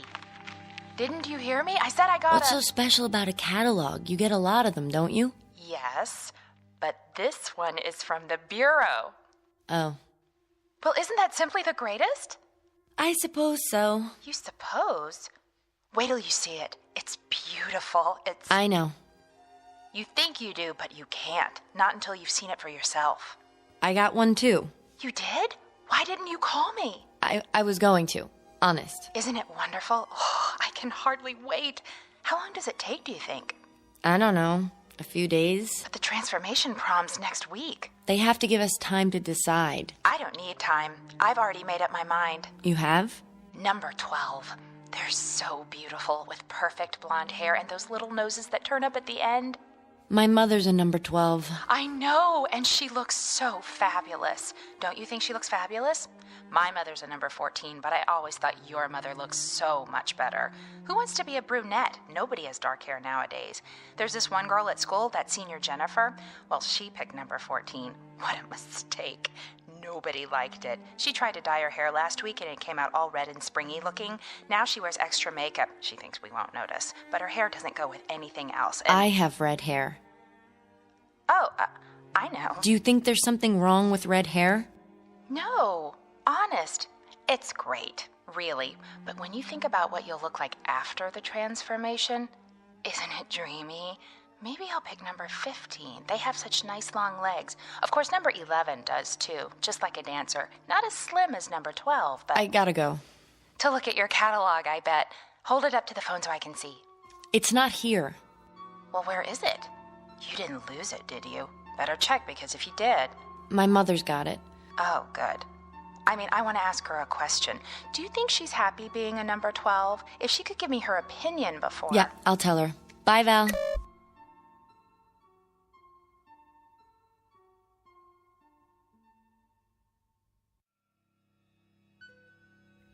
Portrait of an American girl caught in that transition known as the terrible teens. The place? A world very much like our own, with all the modern conveniences that make life healthy, happy, and safe. The time? Only a few years from now, when the passage into adulthood has been rendered as pleasant and painless as possible.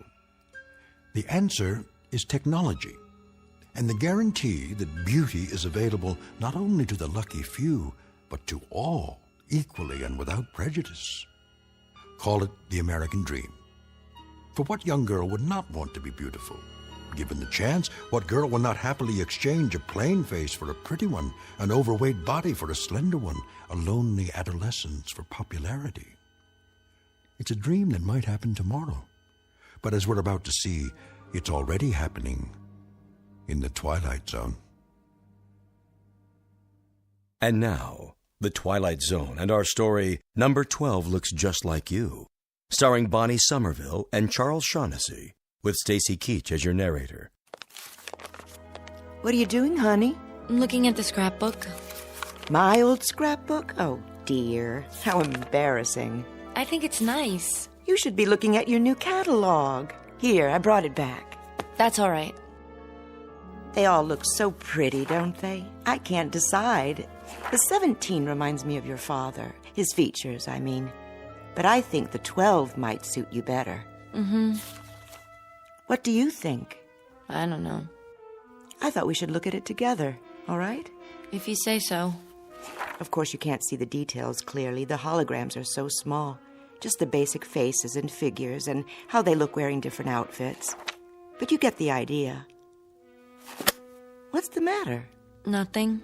Are you listening to me? I'm sorry, Mothers. Some of the pictures in this old album... Sometimes I don't understand you, darling. What do you mean? Most girls your age are thrilled to death when it's time to choose a pattern. Have you even looked at the catalog? Yes. I remember how excited I was before I made my choice. I couldn't sleep for 3 nights. The patterns were all so lovely. I couldn't make up my mind. My mother had to help me decide. I finally chose number 12. I guess that's everyone's favorite. Is it? Aren't you excited? Mm-hmm. What is it in that old album that's so fascinating? The way you were. Before. Oh, you can't be serious. This page, for instance. Not that one. It is you, isn't it? See? It says Lana Donnelly. Oh, I can't believe how plain I was. No wonder I didn't have any friends as a child. The sandy hair, all those freckles. Like mine? Well, that's what you inherited. But when I see that thick waist in the picture, those ugly, shapeless legs, I absolutely want to cringe. I wish your father hadn't given you this book. Hard to believe, I know, but I'm afraid the awful truth is it's me, before my transformation. I knew it. I was such a sight. I wouldn't say that. I think you were beautiful. I really do. Well, I certainly don't. I was unbearably homely. It was always hard on me at school until, well, thank goodness for the transformation. It's the most marvelous thing that could happen to a person, and it didn't come a moment too soon. Am I very homely now? Of course you aren't. Not to me. But afterwards, oh, think of it. You'll be beautiful. Mother. Yes, dear. May I ask you a question? Anything at all. Suppose I didn't want it. What? I wouldn't have to, would I? Darling, what are you talking about? At least I could wait a little while, couldn't I? Would that be all right? Oh, I don't think so. It has to be done at just the right time, a certain stage in your growth. Later, it's much harder. That's why the Bureau notified you. The time is now. But what if I'm not ready? You're just nervous, darling. There's nothing to worry about. Nothing at all. Say, I know what you need. You do? A glass of instant smile. I'll ring for Grace. I don't need anything. I think you do, if you could see yourself. But all of that will change. Just think. Turn it over in your mind and savor it. Very soon now, very, very soon, you can look like this. Or this. Who's that one? She's exactly your age. Isn't she beautiful? Her name is, let me see, Melanie Moore. There's no reason why this couldn't be you. Wouldn't that be wonderful? You rang, Mrs. Q-Barrel? Lana. Pardon me, Lana. A cup of instant smile for my daughter, Grace. Yes, ma'am. On second thought, make it 2. I could use a little pick-me-up myself. Right away. Teaching the help to use first names can be a problem these days. But we're all equal, aren't we? Yes, Mother. Remember that. After all, Grace is a number 12, too. Even if she is our maid. Oh, Mother. Why so glum, darling? I'm tired. I think I'll go to my room and lie down. That's a good idea. You're not yourself today. Oh? Who am I? You act as though there's something wrong with the transformation. I don't understand what possible objection anyone could have to being beautiful. After all, isn't everybody?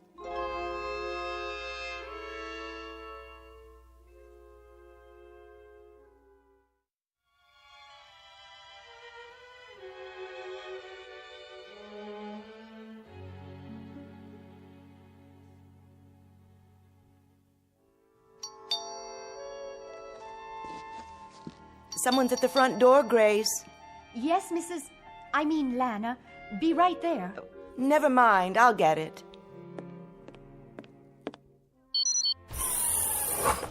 Hello, Lana. Oh, Rick. Thanks for coming by. How's Marilyn? The same. I almost couldn't believe what you said on the vidphone. I couldn't believe it myself. But it's true. She doesn't want the transformation. Can you imagine? Let me talk to her. I wish you would. Where is she now? In her room. I'll let her know you're here. Yes. Marilyn, are you awake? Why? Uncle Rick is here. He is? Be right there. That girl. You were her father's brother, Rick. What did he tell her? How do you mean? What could he possibly have said to give her these crazy ideas? It's an interesting question. Don't jump to conclusions. He was a good man. I know that. A little strange, perhaps, but a good man. I'll have a word with her. Might not have been his fault, you know. Then whose? Hard to say. They pick up so many peculiar notions from the Trivid and at school. Oh, here she is now. Don't let on that I called you. I won't. Honey, look who stopped by to see you. Hi, sweetheart. Uncle Rick! Oh, forget that uncle stuff, will you? You want me to start feeling old? Oh, you're not old. Can you stay? For a few minutes, I guess. I was just passing by and I... You two will excuse me. What's the matter, Mom? Nothing. I'm late for my culture class. Still taking that night course, huh? Well, I can't miss a chance to improve myself, can I? Make yourself comfortable, Rick. If you need anything, Grace is in the other room. Sure. Nice to see you, Lana. Nice to see you. Come back soon, will you? We'll all have dinner together. Sounds great. Bye now.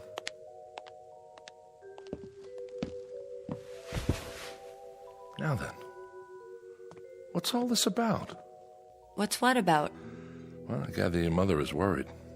Oh. Don't say it like that. She cares very much about you. Because I don't want to be transformed? Something like that. Because I want to stay ugly. Stop it. You're many things, honey. Most of them delightful, but you're definitely not ugly. You're just... Just what? Not beautiful?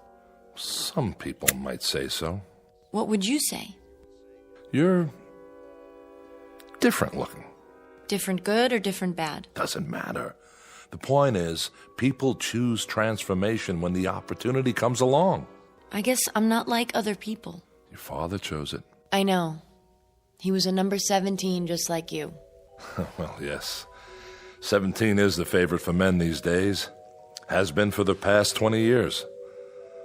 My brother was a perfectionist. Wouldn't settle for anything less. Uncle Rick. Yes? Haven't you ever wanted to look like you? I do look like me. But you also look like a lot of other people. And all considered rather handsome, or so I'm told. Is that bad? Is it good to be like everybody? Isn't that the same as being nobody? I think it's time you tell me. Tell you what? Where you've been getting these radical ideas. My father used to say... Your father was a handsome man, wasn't he? Yes, but he read books. He thought about things. Sometimes we talk, just the two of us.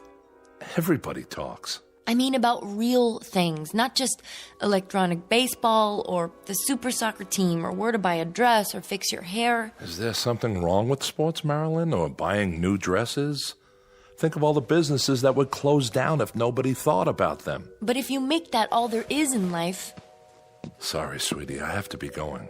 For now, I'd say you're out of sorts. It's not unusual at your age. You better have a glass of instant smile.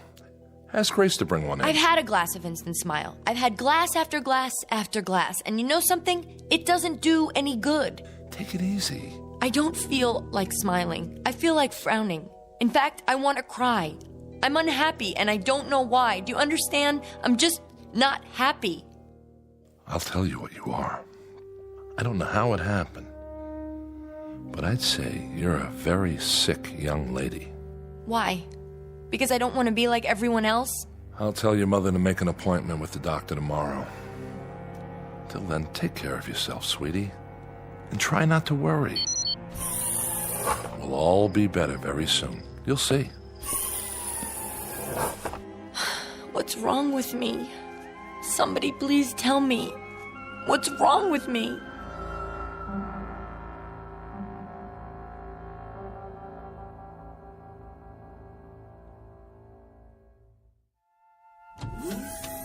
So glad you could come. Thanks, Mrs. Q-Barrel. Lana, please. Oh, sure. Lana.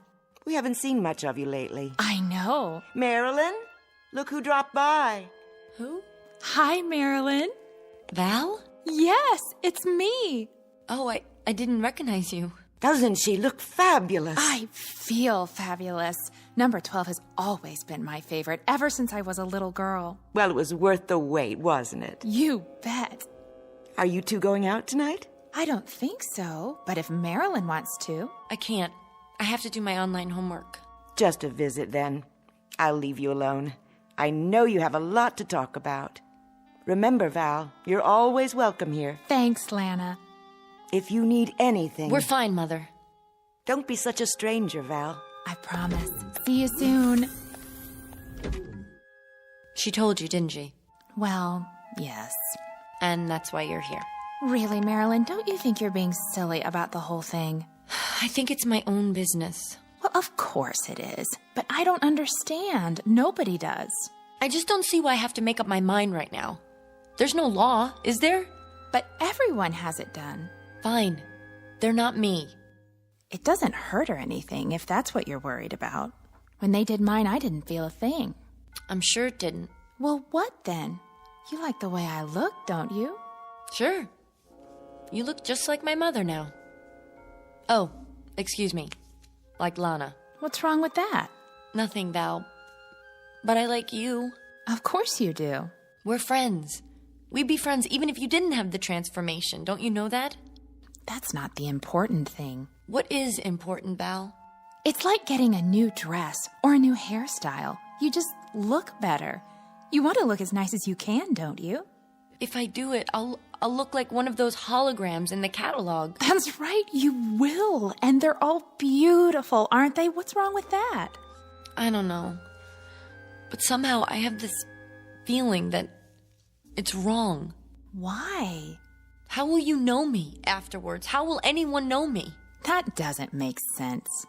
You know what I think, Marilyn? I think you're just plain weird. If everybody says it's all right, if the whole world thinks it is, then how can you say something different? I don't get it. You're the one who doesn't get it. I don't want to look like someone else. Val, I want to look like me.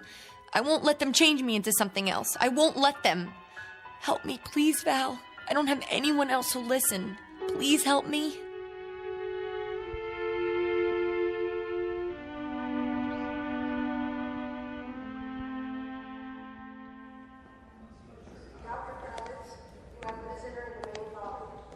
Marilyn? Mother? No, I'm Miss Simmons. Oh, you must be a number 12, too. Why, thank you, dear. As a matter of fact, I am. Doctor will see you now. Where's my mother? She's already in the office. Would you like to come with me? All right.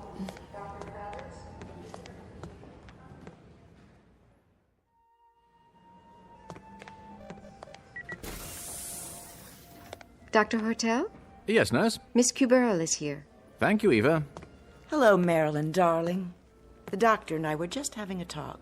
Please, call me Rex. All right, Rex. Would you care for a beverage, Marilyn? No, thank you. That'll be all for now. Very well. Call me if you need anything. Yes, I will. Have a seat by me. The couch is very comfortable. What's this for? Oh, just a simple interview. Your mother, Lana, wanted us to get acquainted. Why? Rex will answer any questions you have. I'll do my level best. And I appreciate it. We both do. I'm sorry to have bothered you. It's such a small thing, really. No, not at all. That's my job. Marilyn, please, sit. Now then, you're 18? Yes. Well, it must be about time to... Ah, yes, I see that you've already received your notice. Went out last week. That's why we're here. No, you mustn't worry. I try not to. Marilyn's like so many young people nowadays. She is? Mm-hmm. And it's our fault. How so? Well, because we haven't made things clear to her. It's a matter of communication. But when you deal with a bureaucracy, well, there's bound to be an information lag. I read everything from the Bureau. But it didn't give you any definite explanation of why you've had to wait this long. I'm sure it's been difficult. Marilyn looks at you, Lana, at the women all around her in pictures on the Trivid, and then she looks into a mirror. It has a negative effect on her self-image, not to mention her spirit. There's nothing wrong with my spirit. Marilyn, please. Well, from pure perfection of body, face, limbs, pigmentation, carriage, stance, she sees herself and is horrified. Isn't that so? Well, Well, of course it is. The child asks herself, why must I be so hideous, off balance, oversized, awkward, when everyone around me is so perfect? In short, she's tired of being a monster. She's come close to giving up. Dr. Rex, that's all well and good, but you don't understand. He doesn't. I beg your pardon? She isn't just depressed or anxious, she's... Well, go on, say it. You're my patient now. Everything is in strictest confidence. Well, she's... I don't know quite how to put this. I made up my mind. You have? I don't want to have the transformation. You what? I don't understand it either. She never said anything before, and now, suddenly... Is this true? Yes. Oh, perhaps you'd like to talk about it. Not particularly. She won't give any reasons. She just... Suppose you tell me, Marilyn. In your own words. There's nothing to tell. I just don't want to change. You do understand that transformation is a normal part of growing up. It has been for years now. In a way, it's a milestone. A sign of maturity. It means you're ready to take your place in the adult world. How? By being like everybody else? Well, I wouldn't say that. No, there are a great many styles in the catalogue. You're absolutely free to choose any one you like. There's no pressure on you at all. No coercion. Isn't there? No, that would be against regulations. But I have to choose one, even if I don't want to. That's the way it's set up. If I don't, well, I don't even know what would happen to me. You make it sound like you're being forced.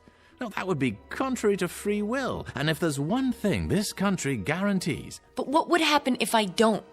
If I stay the way I want to be? Why do people care so much? I thought this was supposed to be a democracy where we respect everybody. Marilyn. Even if they want to be different. Even if they want to live their lives the way You they... mustn't talk like that. Why not?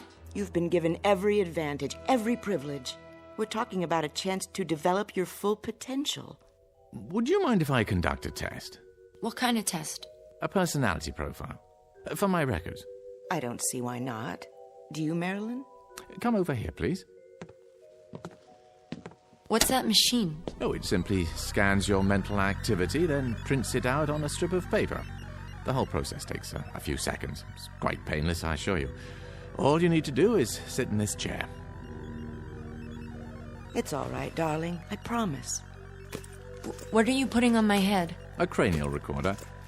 I'm sure you've had this done before. You did. When you first started school, remember? All right, close your eyes, please, and sit quietly.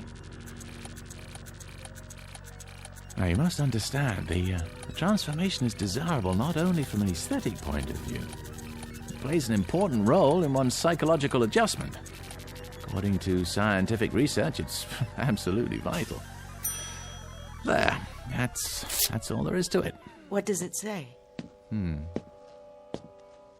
Lana, was there anything specific that triggered your daughter's feelings? An emotional incident of some sort? Nothing that I'm aware of. She's never shown much interest in her appearance, but I honestly can't imagine anything that Your husband died in the Ganymede incident, I see. 5 years ago. Did you ever discuss this matter with him? Yes. I recall that he had some misgivings at first, but he finally chose number 17. Your number. Huh, I see. You remind me so much of him. Your eyes and the way you walk. Well, that's hardly surprising. It's an outstanding design. He's not Daddy, Mother, or Uncle Rick. Now, you can go back to the couch now, Marilyn. We're all finished. Just lift the helmet off. You were very fond of your father, I take it. Yes. And you respected his opinions, didn't you? He was very, very intelligent. Oh, I'm sure he was. Did he ever tell you that the transformation was bad? Not exactly. I'm sure he didn't. What did he tell you? He said he thought it was tragic. Jack had some ideas that were rather nonconformist, Doctor. But it was just talk. He had the highest physical and psychological rating with the rocket service. Well, this is a very unusual case. I'll require some additional time to look into the matter. Suppose I get in touch with you, say, in a few days. That will be fine. I appreciate your seeing us. Did you find out? What's that? The machine. Did you find out what's inside my head? Oh, your general intelligence rating is quite high. Social adaptation, good. Powers of reasoning appear normal. Oh, above normal, in fact. Then why won't you let me make up my own mind? Honey, please. Why can't I? Why should I be forced to do something I don't want to do? You can't make me, can you? Oh, no one has ever been forced to take the transformation. Now, the problem is to discover why you don't want it. Then, once we understand that, well, we'll make whatever corrections are necessary. You're something of a challenge, young lady. Don't you worry. I'm sure we'll be able to handle it. Whatever it takes.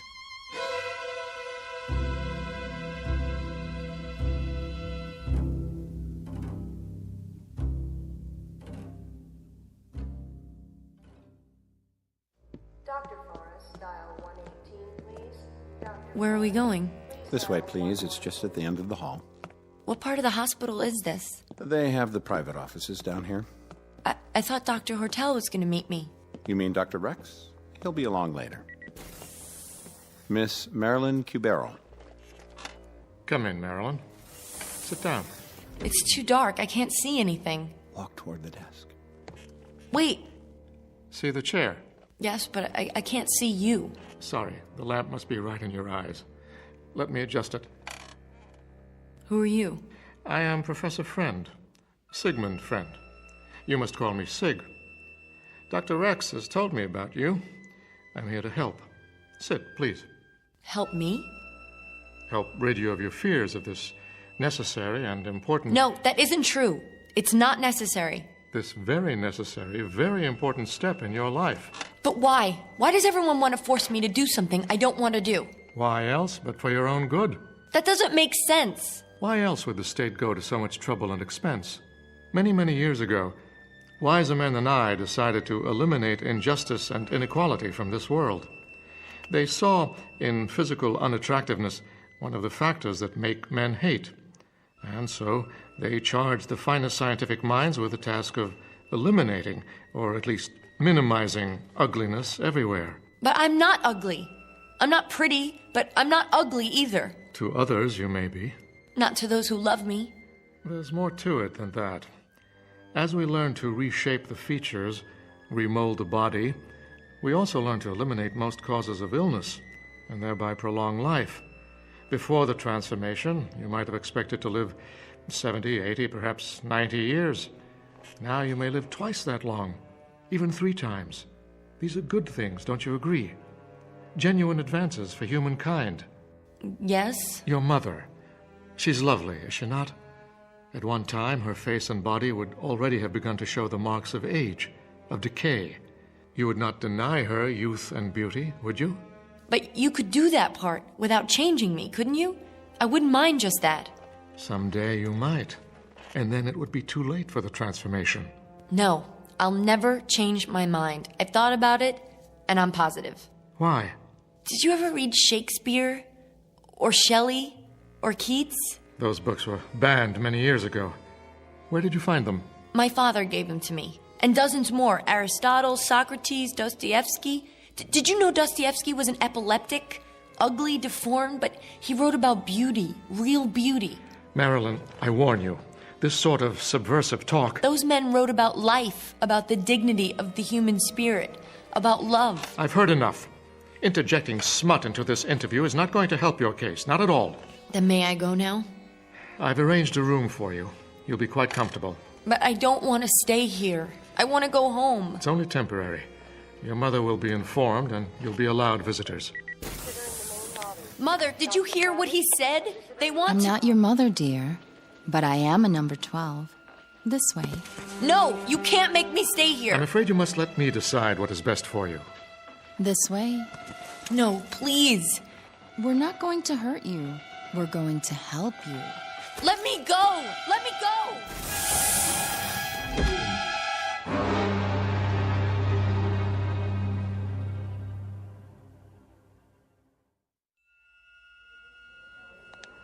We're almost there. Just ahead. Third room on the left.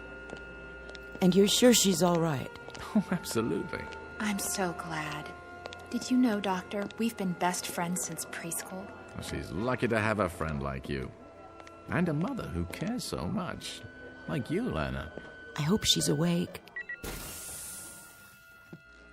Marilyn, Dr. Rex? you have company. Oh, Mother. She was quite upset last night. I gave her something to help her sleep. Hello, darling. You haven't done anything to her yet. Oh, a mild sedative, nothing more. If you'll excuse me, I have to look in on another patient. Of course, Doctor. Thank you. Hi, Marilyn. Hello, Val. Are you okay? I think so. We'd have been here sooner, only the doctor said you were sleeping. How do you feel? I don't know. What happened? Nothing. They just wouldn't let me go. Oh, Mother, they're gonna do it anyway. They're gonna make me do it. That's not true, Marilyn. Dr. Rex promised, remember? He was lying. Lying? Why should he? I don't know, but I know he has to say that to keep people from finding out. Finding out what? That they do the transformation whether you want it or not. Don't try to sit up. Didn't you hear what I said? I can't see why you're so unhappy, when all they want to do is make you pretty. But they don't. What? Last night before I went to sleep, I remembered something. I remembered what Father told me. He said, when everyone is beautiful, then no one will be. Because without ugliness, there is no beauty. Oh, Mother, don't you see? They don't care whether you're beautiful. They want everyone to be the same. That's all. They? Who are you talking about? I'm afraid it's time to go now. Already? If it's all right, I'd like to stay and talk to Marilyn some more. Well, just for a few minutes. Don't worry, dear. Everything's going to be fine. You'll see. What do you want to talk about? Well, I was thinking about what you said, what your father said. I don't see why he's so important to you. Val! I mean, he's dead, isn't he? Besides, you must have had other fathers. My mother's been married 11 times. Personally, I always like the stepfathers better anyway. Please, Val. You've had 9 fathers since the first one. Well, haven't you? Everybody marries everybody these days. Val, stop. After all, how can anybody live with the same husband for 100 years? Besides, from what I hear, your first father wasn't much fun. Stop talking about my father. You didn't know him. I loved him. He was good, kind, and he cared about me. Not the way I looked, but what I thought, what I felt. And he cared about himself, his dignity as a human being. My father wasn't killed in the Ganymede incident, Val. He killed himself. Why? Because when they took away his identity, who he was, there was no reason left to live. I don't understand. And I don't understand you, Val. Look at me. Do you ever feel anything? Sure. I feel good. I always feel good. Like that poem we learned in school. Life is pretty, life is fun. I am all and all is one. You don't get it. Get what? What are you talking about? You really don't. You can't. You can't understand anything. I gotta go, Marilyn. Goodbye.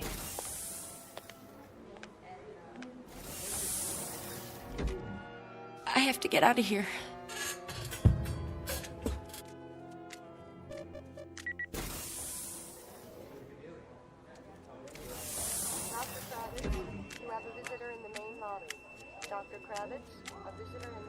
You're number 14, aren't you? Yes. Do you like 14s? I do now. Have you had lunch yet? I was just on my way to the 22nd floor? That's amazing. So was I. Working a long shift today? Till 7. Then I'm free. That's great. Say, have you seen the Holo Lounge yet? If you like, I was thinking we could... Which is the way out? I can't remember. Must be those 2 doors at the end.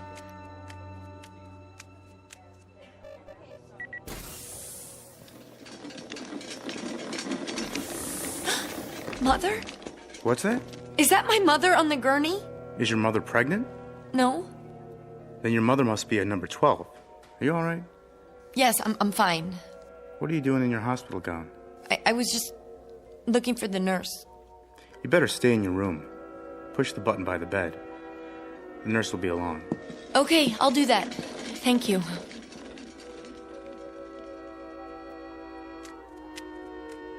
The double doors. This has to be the way.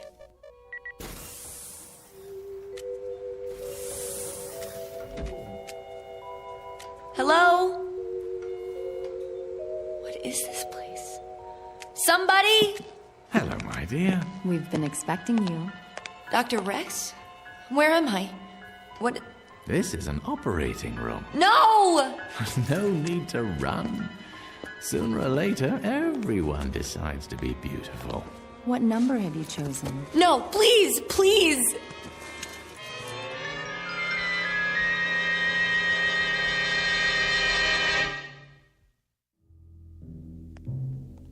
Ah, Mrs. Cubero. Val, just in time.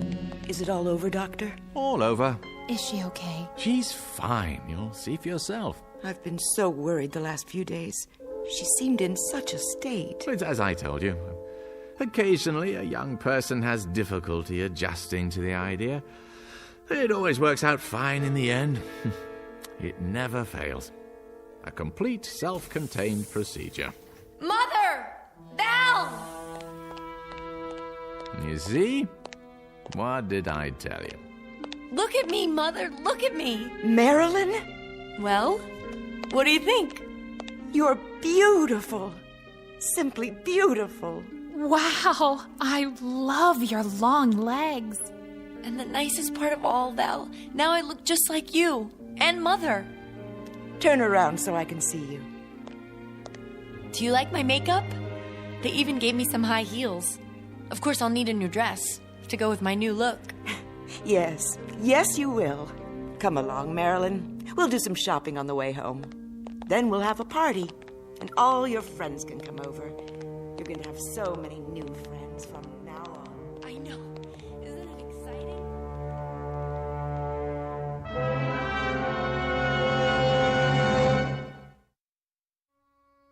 Portrait of a young lady in love for the first time with herself. Improbable? Perhaps. But in an age of plastic surgery, bodybuilding, an infinity of cosmetics, and an obsession with appearance, let us hesitate to say impossible. These and other blessings, some of them decidedly mixed, may await us in the not-too-distant future, or at least a future to be found in the Twilight Zone.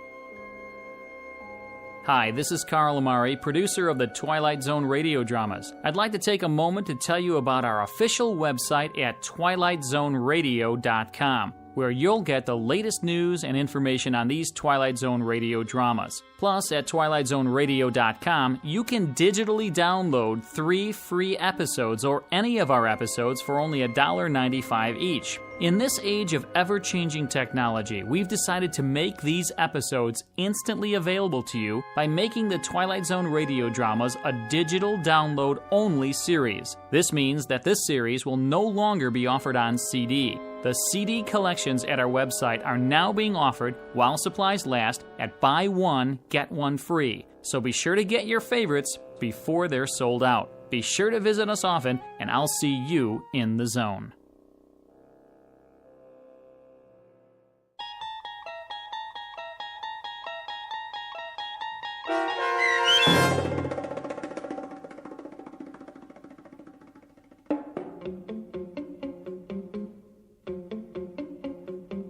Number 12 Looks Just Like You, starring Bonnie Somerville and Charles Shaughnessy, with Stacy Keach as your narrator, was adapted for radio by Dennis Etchison and written for The Twilight Zone by John Tomerlin from a story by Charles Beaumont. Heard in the cast were Mike Starr, Linda Reiter, Rebecca Spence, David Darlow, Nick Sandys, Nina Lascelles, Tom McElroy, Rick Arthur, Chobi Cerny, Fernette Lebo, and Terry Lopez. This copyrighted radio series is produced and directed by Carl Amari for Falcon Picture Group. Sound design and custom Foley effects for The Twilight Zone by Cerny American creatives Bob Benson, Craig Lee, Michael Slaybach, and Matt Sorrow. To learn more about the Twilight Zone radio dramas and to contact us, visit our official website at twilightzoneradio.com. Doug James speaking.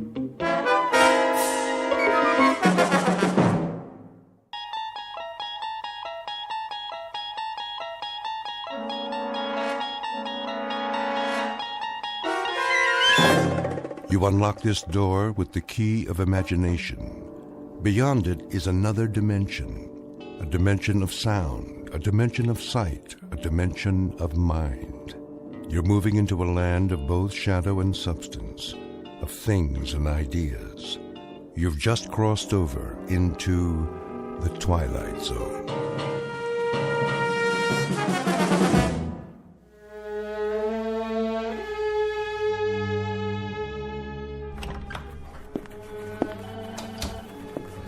Mr. Sperry, Director of Development.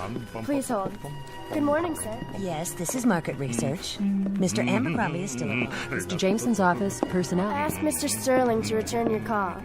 Oh, hello, sir. Legal department. I'll connect you with Mr. Farwell. No, he hasn't. Not yet. May I take your number? Miss Pepper. Mr. Feathersmith, how are you this morning? Miss Pepper, when the old gentleman arrives, will you show him in? Of course, sir. Is there anything I can get you? The mail's on your desk. I have a list of your appointments. The old gentleman, that would be... Mr. Dietrich? Then it's Der Tag. What's that? The day. Today? Isn't that right, Helen? Well, he has an appointment. He's going to get it. Mr. Feathersmith will have him drawn and quartered and served up in the executive dining room with an apple in his mouth. Shh, there's Mr. Dietrich. Excuse me. I have an appointment to see Mr. Feathersmith. Oh, yes, Mr. Dietrich. If you'd let him know that I'm here. He's expecting you, sir. Go right in. Thank you very kindly. Yes. Mr. Dietrich, sir? Come in. I can just see him now, that big happy grin before he draws blood. Have a cigar, Mr. Dietrich, before I rip you to pieces.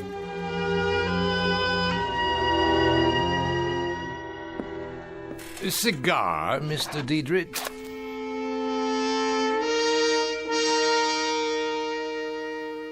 You're about to witness a murder, a willful, predatory case of homicide. The victim is a Mr. Sebastian Dietrich, age 77. The killer is a Mr. William Feathersmith, a robber baron whose body composition consists of refrigeration coils covered by thick skin. In a moment, Mr. Feathersmith will proceed on his daily course of conquest and calumny with yet another business deal. But today's deal will be one of those bizarre transactions that take place only in an odd, out-of-the-way marketplace known as the Twilight Zone. And now, back to the Twilight Zone with Of Late I Think of Cliffordville, starring H.M. Wynant, with Stacy Keach as your narrator. I said, would you like a cigar? No, thank you, Mr. Feathersmith. You asked me to come here at 2, and it is now 2. What did you have on your mind?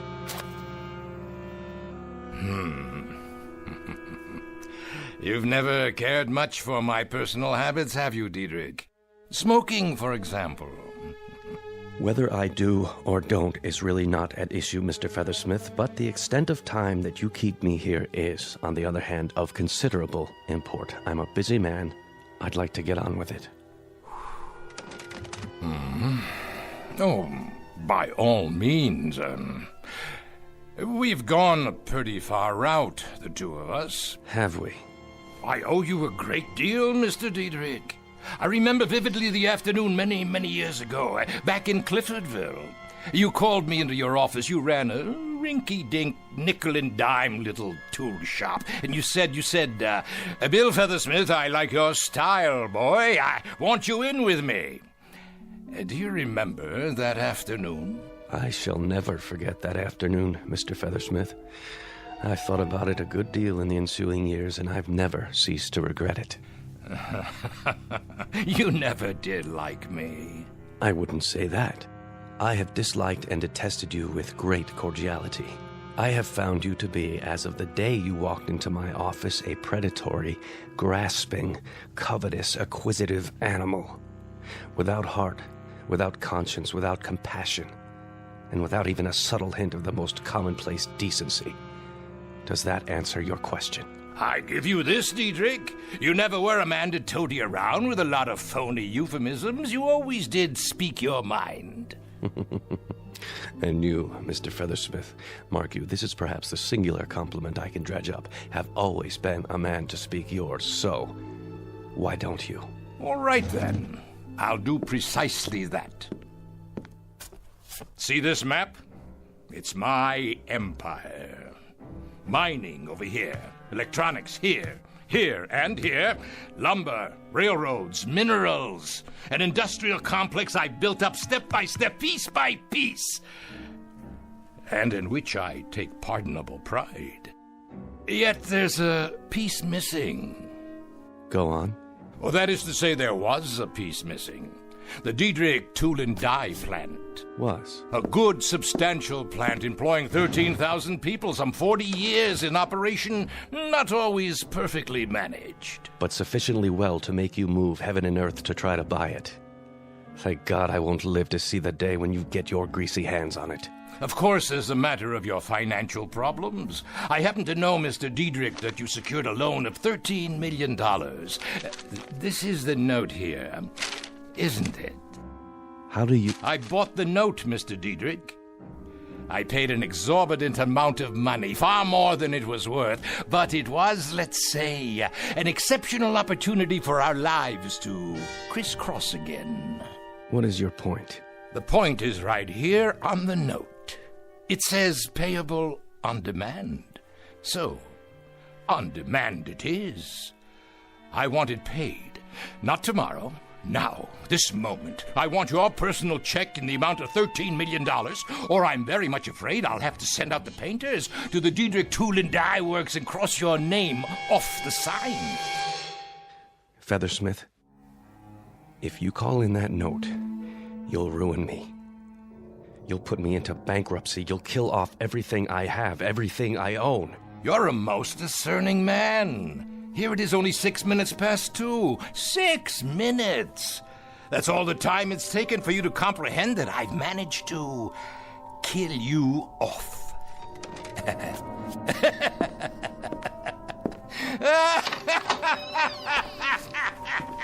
Mr. Diedrich, are you all right? Sir, is everything... Would you like to sit down? You look so pale.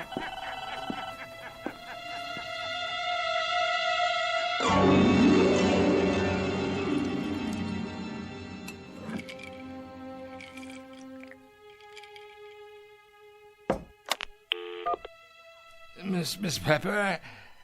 Miss Pepper? Where is she? What time is it?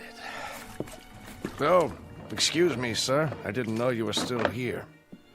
I'm here, my good man. I'm assuredly here. And here is the mountaintop. The high rung on the ladder. I'll finish cleaning later. No. You may join me on the mountaintop. Here I am, way up on the mountain, like who was it? Genghis Khan or Julius Caesar? Julius Feathersmith.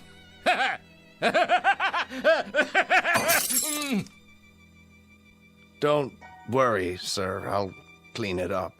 Who are you, anyway? I'm Hackett, sir. The custodian, top 3 floors. Well, How would you like a drink, Mr. Custodian of the top 3 floors? Yes, I have another bottle somewhere. Thank you, no, but I appreciate it. How long have you been performing this illustrious task? 34 years, sir. I've been 34 years in the building. I got a gold watch last year. A gold watch? Ho! After 34 years. That's practically as long as I've been in the building. But I didn't start here. No. No, indeed. I started in a little town called Cliffordville. Ever hear of Cliffordville, Mr. Hackett? That's a coincidence, Mr. Feathersmith. I was born in Cliffordville. Grew up there. Well, then we have something in common. We're both from Cliffordville, and we both put on our pants, one leg at a time. But there, the similarity ends. Come here, I want to show you something. Yes, sir? See this picture on the wall? Know who it is? Why, I'm not sure. That's William Feathersmith. Me. Taken in front of our old home in Cliffordville. Now that was a town, wasn't it?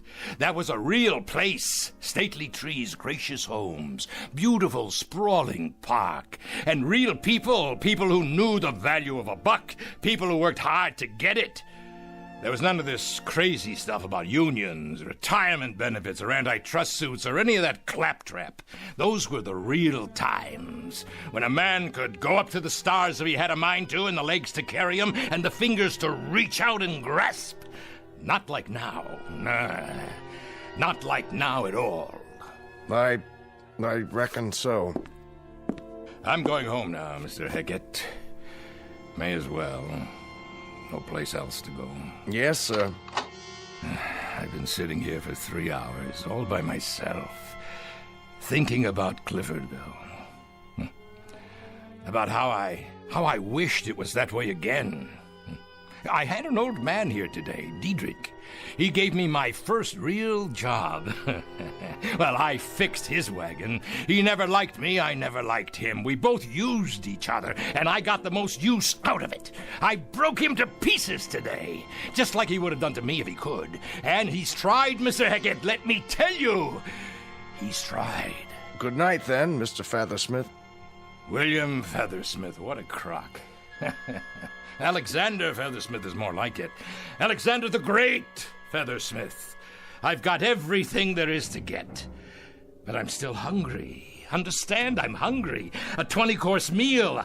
I've got a tapeworm inside me that's taken every bit of it. He cried. What? What did you say? Alexander the Great. He cried because he had no more worlds to conquer.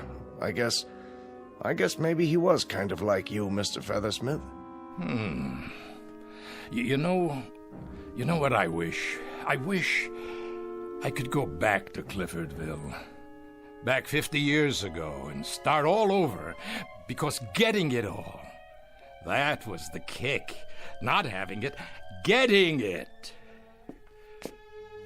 Good night, Mr. Hackett, custodian of the top 3 floors. Don't forget to wind your gold watch.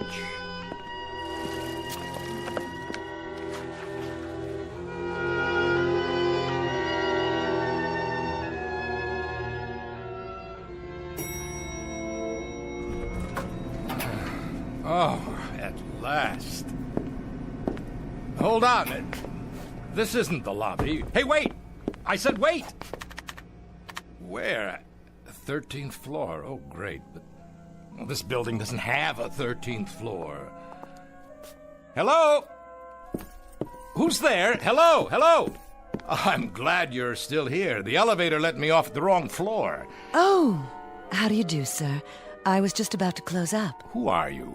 Devlin. Just Devlin? The first name's not important. No.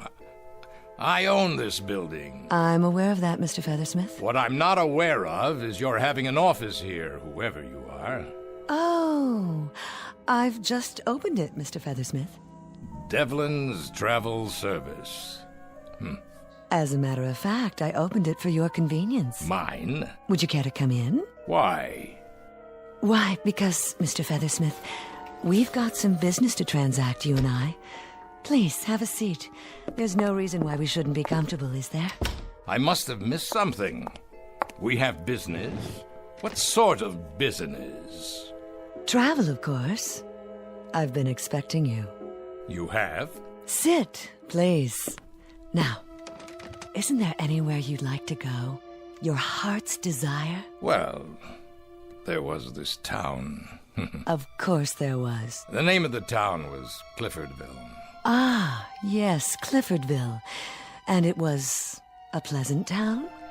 It was better than pleasant. And there were the local girls. Oh, beautiful, just beautiful. They always are. Go on. You were saying? I remember old Doc Wagner, too. Treated me when I broke my arm. That's another thing. There was none of this blood pressure, basal metabolism, cholesterol nonsense. Old Doc Wagner looked at your tongue and wrote out a prescription, and that was it. And the food, simple, fair, healthy, and delicious. That was the way life was then. Simple. And you enjoyed that, didn't you? What? No, I didn't have time to enjoy anything. But I did what I wanted to do. I worked, I scrambled, I dug, I scratched, I pushed, drove, and I went up. Understand? I went up. And now you're all the way up. But you're simply bored. That's what it is, isn't it, Mr. Feathersmith? I'm worse than bored. I don't have any purpose now. No plans. No drive because there's no place left to go. Are you sure? The sign on your door, what does it mean exactly? A succinct suggestion of the kind of service I offer, Mr. Feathersmith. And that is? Just as it says. Travel. Or, more to the point, if you don't mind the rather melodramatic terminology, one might call it time travel. Miss Devlin, I think we may have something to talk about after all. Indeed, Mr. Feathersmith. You've got everything you want. And the pleasure is not in the acquisition. It's in the struggle to acquire. Isn't that the sense of it? Go ahead.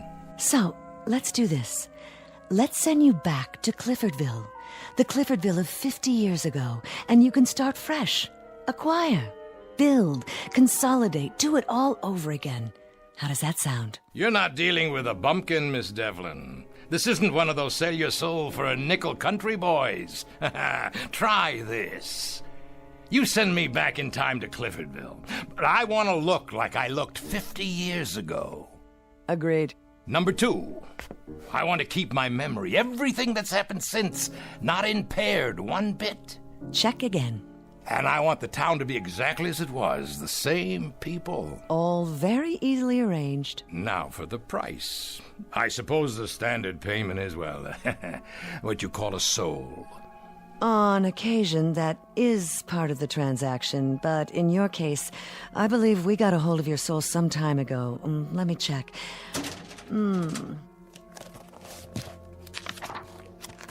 Oh, yes, here it is. There was the crash of the Trans-Mississippi debentures, the company you bought and manipulated. You ruined several hundred people with that bit of chicanery. The bulk of your soul went over to us shortly thereafter, and there are several other items here. Private life, subconscious thoughts and dreams, indirect murders, people you drove to ruin, hopelessness and suicide. No, I'm afraid your soul is not yours to negotiate. Then what do you charge? Cash, Mr. Feathersmith. The old Missoula. I have your current assets tabulated here. Were you to liquidate as of this moment, you'd be worth precisely $136,891,412.14. You're very thorough. We have to be. Now, the cost for what you ask is nominal. The entire bill, and this covers transportation, clothing, the retaining of your memory, the maintenance of the town in its historically accurate form, including its citizenry, is $136,888,006, leaving you a balance of $2,812.14. Highway robbery! Quite a little nest egg, considering. Considering? that I know where the oil is, just outside of town. 1,400 acres not discovered until they brought in the first well. And of course I know the stock market in advance and every important invention over the years. Before it happens, I can get in on the ground floor. The absolute basement. All things considered, Mr. Feathersmith, it's a fortune. You just send me back there with my bankroll and watch my smoke. How soon can I go? I'll handle the liquidation for you. Just sign this power of attorney, and there's no reason why you can't leave, say, tomorrow morning. Done. Exemplary, Mr. Feathersmith. You're one of the few remaining rugged individualists. A pleasure doing business with you. Now, Union Airways, 8 a.m., followed by a rail connection the rest of the way. I'm afraid there was no airport near Cliffordville back then. You'll arrive at noon. Exactly 50 years ago. And needless to say, I wish you everything that you deserve. Little lady, you don't have to wish me anything. I'll get everything I go after. Everything. You know, Mr. Feathersmith, I believe you. In fact, I have no doubt whatsoever. Care for a cigar?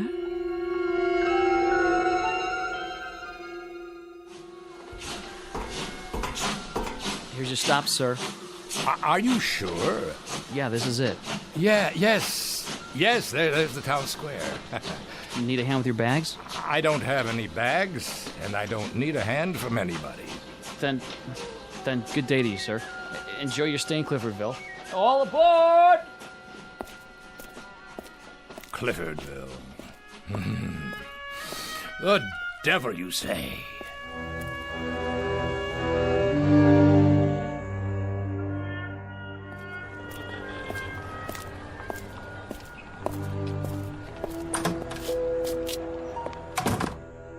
Yes, sir. May I help you? I'd like to see the president of the bank. That would be Mr. Gibbons. Do you have an appointment? No, but he'll see me. He's having his lunch right now. Tell him Mr. Feathersmith is here to talk about investments. Some very important investments. All right, sir. I'll tell him. Take your time, sweetie. By the time the bank closes, I'll have this dumpy little milk stop tied up with a ribbon around it, deliverable to me.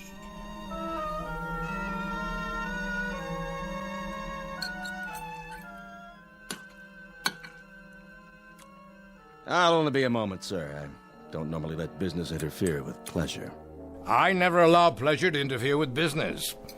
The name is Feathersmith. I'm not a peddler, a drummer, or door-to-door salesman. I'm here to make myself rich, and in the process, you'll pick up a few crumbs of your own. I beg your pardon? The Widow Turner's land. The south end of town. Is it available? The Widow Turner's land. There were 1,400 acres. Mr. Gibbons, is there an echo in here? No, indeed. It's just that... Well, sir, you're talking about a valuable piece of property. A beautiful spot.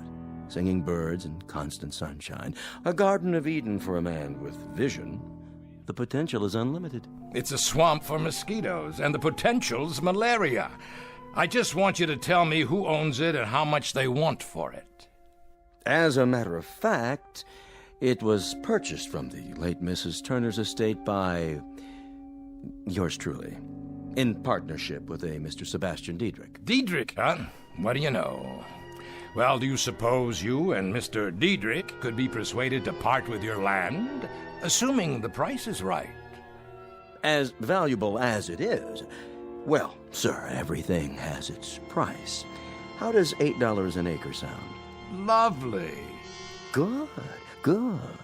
If I were an idiot. But I'm not an idiot, Mr. Gibbons. I'll give you $1 an acre. Well, why don't we strike a compromise and say $6? Let's say $1.50. You drive a hard bargain. Mr. Diedrich and I might hold still for $4 an acre. Mr. Gibbons, you wouldn't hold still for a back rub if it couldn't be converted into currency. $2 an acre, and that's it. 2, you say? 2, I said. And 10 minutes from now, it'll go down to $1.60. Going. Gone, Mr. Feathersmith. I presume this will be a cash transaction. You bring the deed over to my hotel tonight. Properly signed and notarized, and you'll have your money. Well, now, sir, this is the way I like to do business. No fiddling around, just two staunch men of goodwill who know what they want.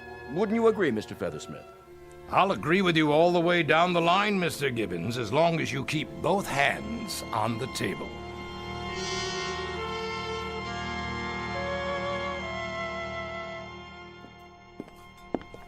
Ah, Mr. Feathersmith. Right on time. I don't believe you two gentlemen have met. This is my associate, Mr. Dietrich. How do you do? Yes, I recognize you, Mr. Dietrich. So very, very much younger, though. You have me at a disadvantage, sir. Never mind. Sit down. Please. I presume you have the cash? 1,403 acres, $2,806. You like to put all your eggs in one basket, don't you, Mr. Feathersmith? Don't concern yourself, Mr. Dietrich. I happen to have an exclusive contract with the hen. Waiter, beer's all around. Right away, sir. All right, gentlemen, let's get down to cases, shall we? When it comes to a fast shuffle, I don't mind telling you I'm a very knowledgeable dealer. Comment, Mr. Dietrich? You have the floor, Mr. Feathersmith. You seem rather anxious to have it. Just a human frailty to gloat a bit when one has just skinned a couple of professional skinners. I suppose you're thinking that when this pigeon flew into town, you plucked him bald. Well, I sent a telegram to a geologist this morning. He came in on the 1 o'clock train, spent the afternoon out at the Widow Turner's land, made some preliminary soil tests. Care to hear the results? Feel free, sir. Then I'll oblige.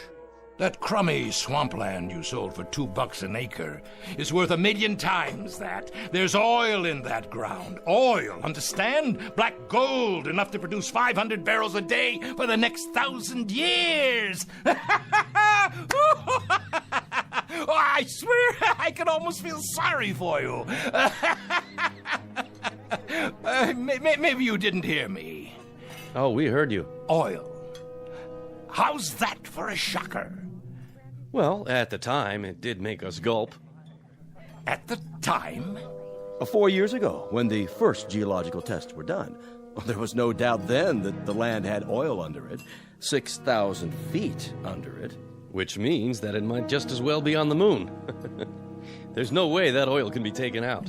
What do you mean, no way? I could drill down 1 mile, 2 miles if need be. You could, perhaps, Mr. Feathersmith, but nobody else on Earth could, unless you've already invented such a drill. Of course, I forgot. It wasn't until several years later that they came up with a drill bit strong enough to... Something wrong, Mr. Feathersmith? Not feeling too well? Something I ate. Oh, something you ate, no doubt. Something like crow, sir? Excuse me.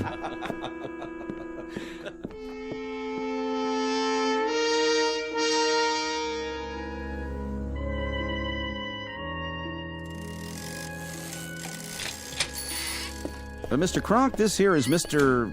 Feathersmith. Yeah, he says he wants to talk to us about inventions. What kind of inventions? Something that'll turn this 2-bit bicycle shop into a factory. Such as? Well, for starters, how about a motor-driven scooter for kids?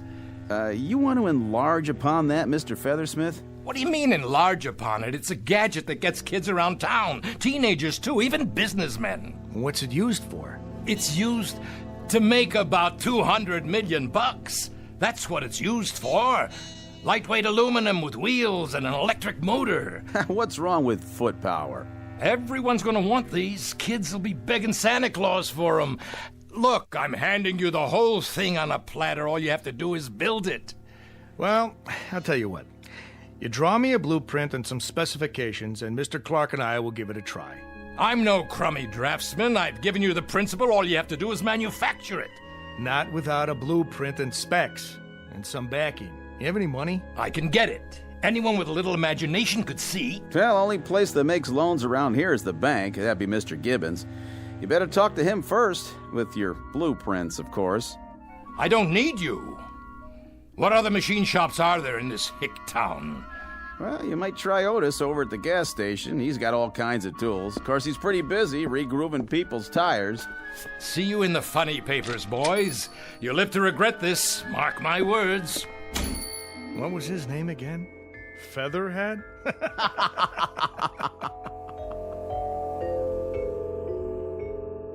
Modems. You connect your home computer to the telephone line. Your home what? Cable television. You pick up the signal from a satellite. What's a satellite? Listen, you download it over a dish network. Dishes? But nobody watches TV in the kitchen. Pantyhose. I say take off your garter belt now and throw it out. Now. And I say get out of my store. All the way out. You have a filthy mouth, sir.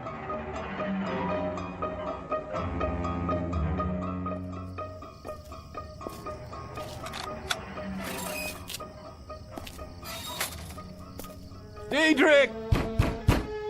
I know this is your house. Come out here. Who's out there? It's me, Feathersmith. Do you know what time it is? It's 50 years too early. That's what time it is. Listen, I played it all wrong.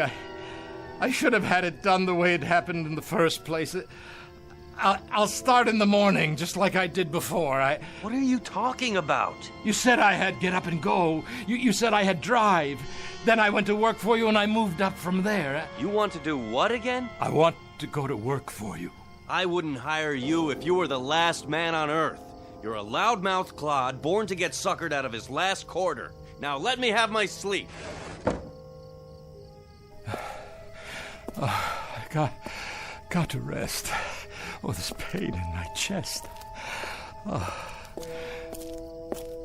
Are you all right, sir? You look pale. Why don't you sit down on this bench?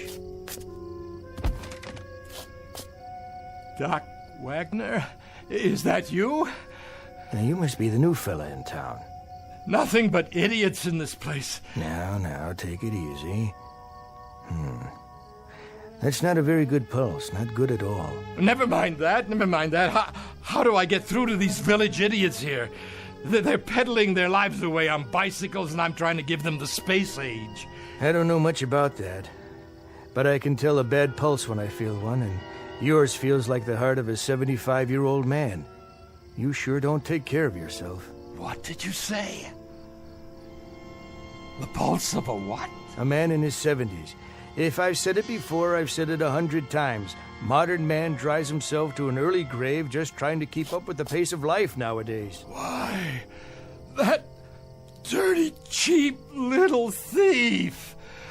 She didn't change me inside. That's why I'm so tired. That's why I can't make it here, because inside I'm old, the way I was. Swallow 2 of these pills. You horse doctor. I remember when you were diagnosing acute appendicitis as cramp colic. Go on, get out of here. You couldn't diagnose anything. Well, I can diagnose insanity when I see it. And that's what my diagnosis is in your case. Insanity. Plain and simple. I don't need you. I don't need this jerkwater town.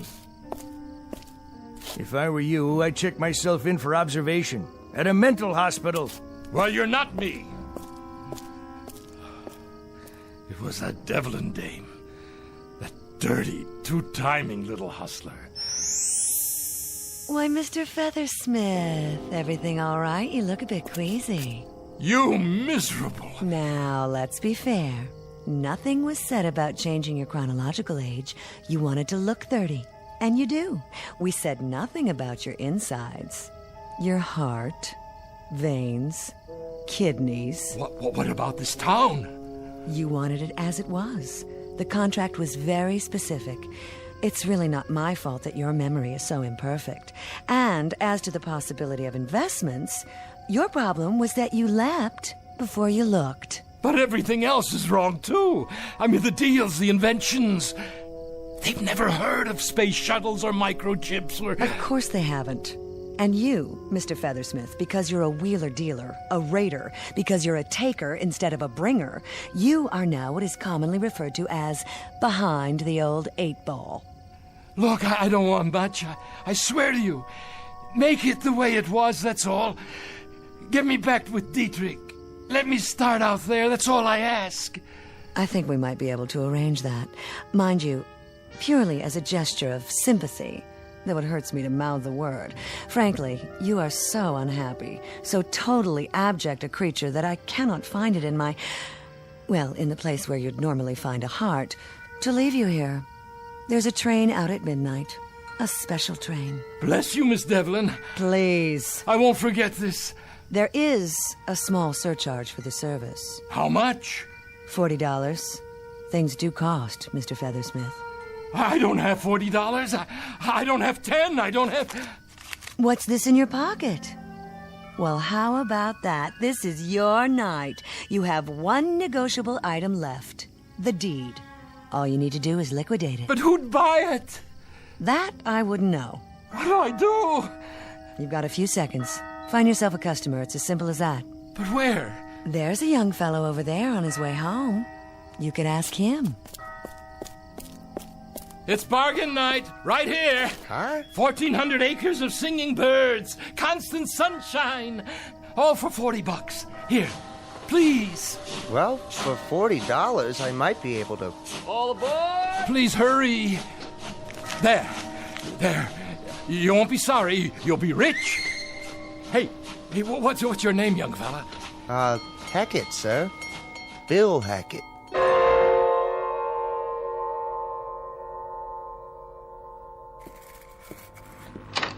Yes, want something? I was going to clean up, sir. So clean up. Who are you? Feathersmith, sir. Great old town. What is, sir? I was just thinking about Cliffordville. That's where I grew up, got my start. That's a coincidence. I grew up in Cliffordville, too. Well, now, how similar we are, Mr. Feathersmith. We both came from Cliffordville, and we both put our pants on one leg at a time. And here we both wind up in the same building, each with his own particular function, eh?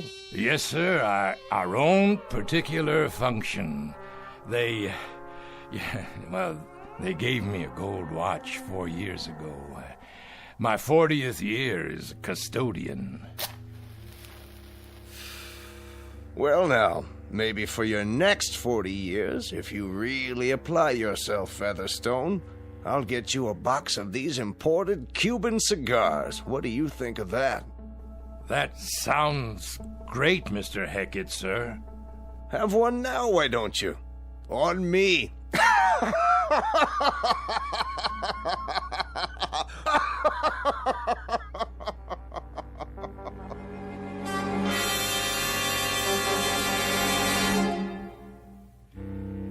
Mr. William J. Feathersmith, tycoon, who tried the track one more time and found it muddier than he remembered it, proving with at least some degree of conclusiveness that nice guys don't always finish last, and some people should quit when they're ahead. Our tale of Iron Men and Irony, delivered FOB from the Twilight Zone.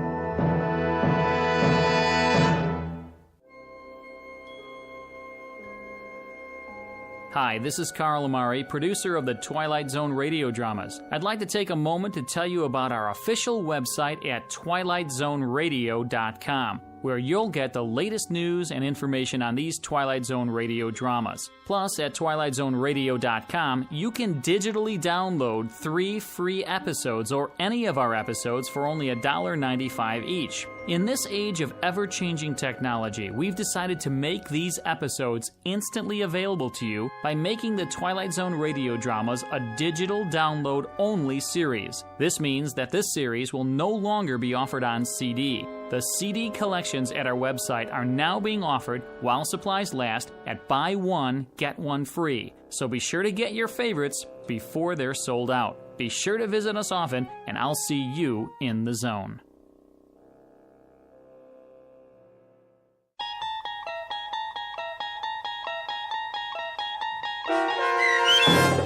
Of late, I Think of Cliffordville, starring H.M. Wynant, with Stacy Keach as your narrator, was adapted for radio by Dennis Etchison and based on a script by Rod Serling from a story by Malcolm Jameson.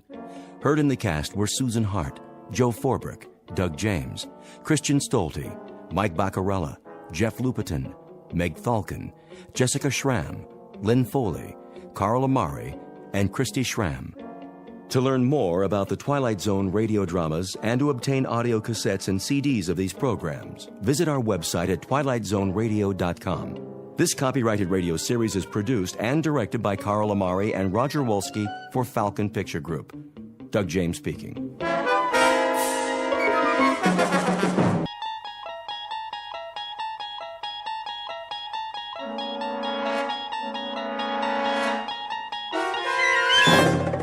You unlock this door with the key of imagination. Beyond it is another dimension, a dimension of sound, a dimension of sight, a dimension of mind. You're moving into a land of both shadow and substance, of things and ideas. You've just crossed over into the Twilight Zone.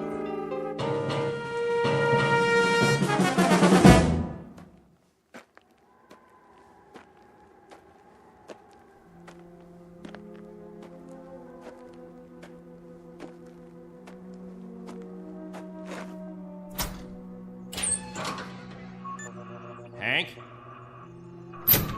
Hank! Oh, morning, Captain. Anything on the radar? Not yet. No signal at all. Try 4.0, true. It'll probably come from that direction. I had her on that all morning, sir. Still nothing. You're past your time, aren't you? Who's your relief? Al Baines, Captain. Baines? I'll see what happened to him. Yes, sir.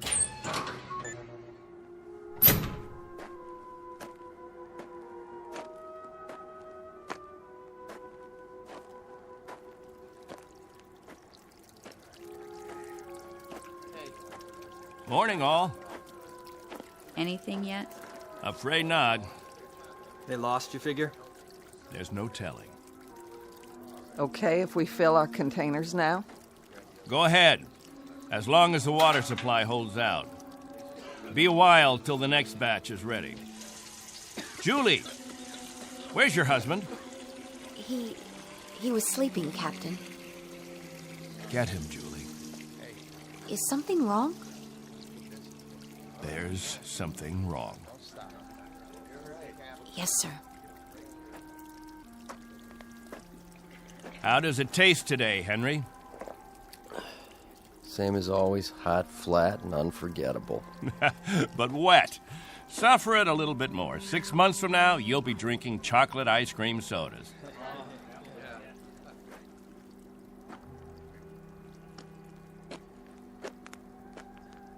You want to see me, Captain? There's a man in the radar tower who'd like to see you, Al. He would have liked to see you 2 hours ago when you were supposed to relieve him. I overslept. Tell that to Hank Parker up there in the tower. Tell him you overslept, and then be good enough to tell him, Al, that you'll stand his watch all day tomorrow. That's not fair, Captain. It doesn't happen often. Once is too often, Al. More than once is intolerable. And many more than once is a case history of Albert Baines who likes his sleep. I prefer it to a stupid game in the hot sun, both of them. A game, Al? What are we listening for? 30 years of 2 shifts a day. What have we ever heard? Wind noise. And what have we ever picked up on the radar screen? Dust particles? But anything to make you happy, Captain. You listen to me. There's a ship on its way, and when it reaches this atmosphere, it may want to be vectored in. They may want landing instructions, wind direction, ground temperature. And if Al Baines is in the sack, we may spend the rest of our lives here. Is that what makes you happy, Al? How do we know there's a ship out there, Captain? A lot of garbled static 2 months ago that you told us was a message, and then nothing. 2 whole months, and you decide there's a ship coming here to take us back. You make the rules and set the watches and plan the days, and now you tell us the Messiah is coming. And you tell us to pray? The difference between you and me, Captain Benteen, is that I do my dreaming when I'm asleep. You do yours on your feet. There's a ship coming, Al. All of us believe it. Because he tells you to. And we believe him. Whatever Captain Benteen says, that's what will happen. Sure you believe him. He tells you this is the best of all possible worlds, and by God, you break into song. You're sweating your lives away on this rock, but the captain says it's paradise, and we have to clap our hands. Rule by hypnosis. Al, there's a ship coming. This happens to be a fact. There's a ship coming. Believe it. I tell you, it'll happen. And you know it's real, just as you know this is real. You haven't forgotten our ship, have you? The Pilgrim One? The first spaceship sent up to colonize the outer regions? And this plaque, placed here by the 130 men, women, and children who established the first off-Earth colony. We owe them our belief, because they had faith. Don't ever forget that. Now, if you'll excuse me, I better go check on the generator.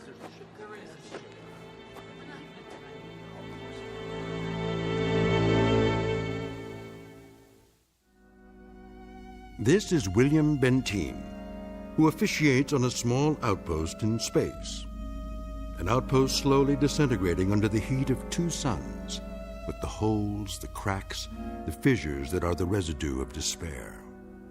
He tries to fill them with faith and to retain a faith of his own. This is a remnant society, a handful of people who left the earth looking for a millennium, a place without war, without jeopardy, without fear. What they found was a lonely, barren place whose only industry was survival. And this is what they have done for decades, survive. Until the memory of the earth, they came from what has become an indistinct and shadowed recollection of another time and another place. 2 months ago, a signal from Earth announced that a ship would be coming to pick them up and take them home. In just a moment, we'll hear more of that ship, more of that home, and what it takes out of mind and body to reach it. Because this outpost is located in the far reaches of the Twilight Zone.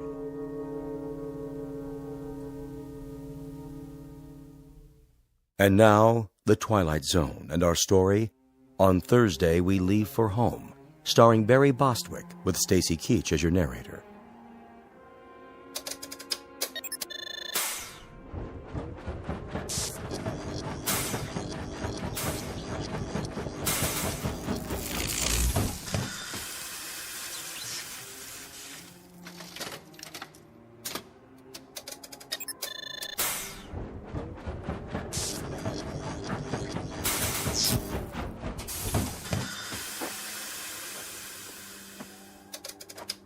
Can't keep the generator running, sir. No wonder. Look at these wires. They're rotten. That's all we got, Captain. No backup? This is it. Any insulation? That's all gone, too. We used it on the converter belts. Well, we have to get the current running somehow. If that refrigeration unit stays off, the temperature in the underground rooms will go up 50 degrees. Well, we could stop the saltwater converter for a day or so, switch the parts. Then we'll have to do that. Tell the people to fill up all the jugs they have. We'll be shutting off the water in 6 hours. Yes, sir. Captain, what about the ship? It's on the way. We know that much. Then everything will be different. When we get back, the things that are old and worn out, we'll throw them away. Just throw them away. Captain Benteen. What? The main square. Come quick.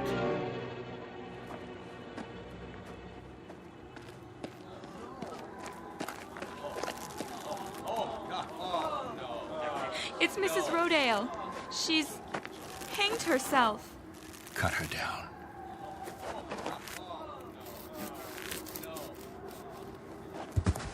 Oh! Mommy, what happened?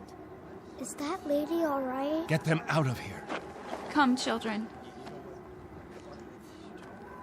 God have mercy on her. You men there prepare her. We'll bury her in an hour. Yes, sir.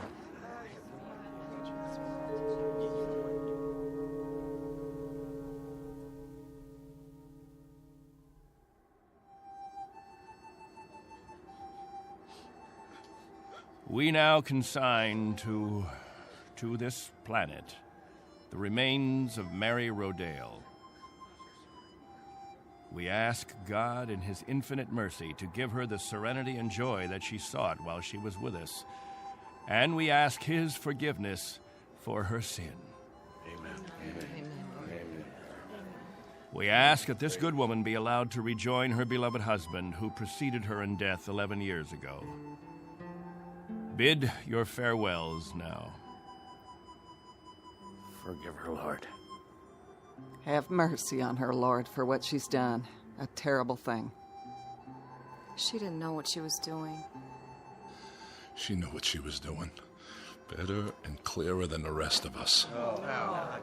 This is a funeral, Al. The 9th funeral in the last 6 months. Nobody talks about it. We just let it go by. But there have been 9 people who thought that maybe heaven is a place where they can get a drink of water without salt in it, where they'll be able to breathe air without choking on the heat of it. If you want to talk blasphemy, Al, take it away from here. I'm talking truth, Captain Benteen. I'm saying that this woman and the others, they took their own lives because living became intolerable. And I say that dying was their right. Anything else? Just this question. I put it to everyone here. Al, please. No! Isn't living tough enough that we don't have to do it by the book? Isn't it hot and blinding and miserable enough that there shouldn't have to be rules? So that we shouldn't have to suffer by the numbers? Will anyone make the simple observation that there's far more happiness going into that hole than what's left above ground? There's more peace of mind in that dead body than in all you mourners put together. All we've got here is anguish. Captain Benteen, let us live with it or die from it in our own way. Young Mr. Baines here wants us to lie down in the sun. Young Mr. Baines would have us given to death when there is still life. He would end all the rules. He'd throw away the regulations. There'd be no standing in line for water. Let the strong take it away from the weak. No rationing of food. Let the young steal it from the old. And when that ship comes down to take us back to Earth, it won't find a society. It will find only a pack. There'll be no human beings left. Only animals. There's a ship coming. It's winging its way in now. It's on its way. Say it. Say it out loud. Let me hear you say it. There's a ship coming. There's a ship coming. There's a ship coming. There's a ship coming. There's a ship coming. There's a ship coming. There's a ship coming. That's right. There's a ship. A ship. Yes. A ship that's coming to take us. Hear that? Can you hear that, everyone? Do you hear? It's the... Meteor storm! It's a meteor storm! Find shelter. Get inside. Up to the cave. Get up to the cave.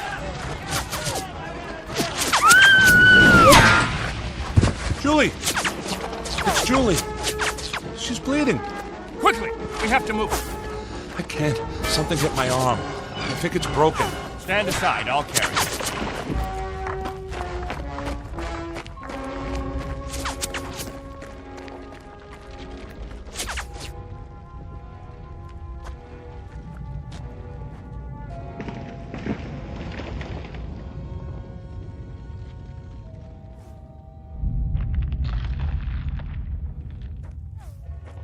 How is she?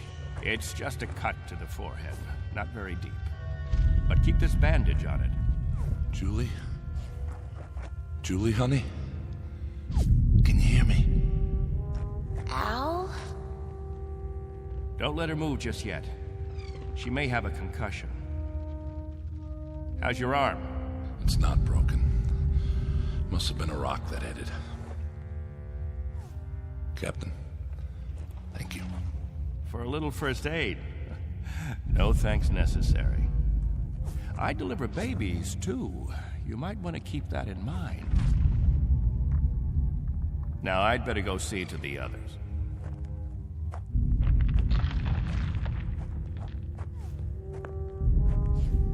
Will it go on much longer, Captain? I wish I knew. It sounds like it's spending itself. I've seen meteor storms before, Captain, but nothing this size. What about the damage, Henry? 2 underground cells destroyed. At least, that's what it looked like from out front. Everybody accounted for? I think we're all here, Captain. I've checked. Nobody's missing. Thank God. Everyone try to stay calm. The worst of it is over.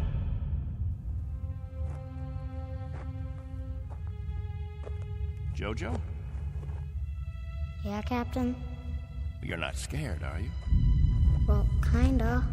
Now, we can't have that. Mind if I sit for a minute? We'll talk, you and me. Captain, tell me about the Earth. Would you, Captain? Tell us what you remember. Yes, do. Well, all right, I guess I can do that. We'd like to hear. You, over there, is that you, Fran? Yes, Captain. And you, Buck. Yes, sir. You fill in the holes if I leave out anything. Straighten me out if I'm wrong about any of my recollections. Jojo, I was a boy of 15 when we arrived here. But I remember Earth. I remember it as a place of color. I remember that in the autumn, the leaves changed. They turned different colors, red, gold, orange. And I remember streams of water that flowed down hillsides, and the water was sparkling and clear. And I remember clouds in the sky, white, billowy things that floated like great, majestic ships. They looked like sails. What are sails? Don't you know what sails were? In ancient times, that's how ships moved across the water. There was so much water. The men unfurled large sheets of canvas against the wind, and it was the wind that moved them. And I can remember night skies. Night. Endless black velvet with stars.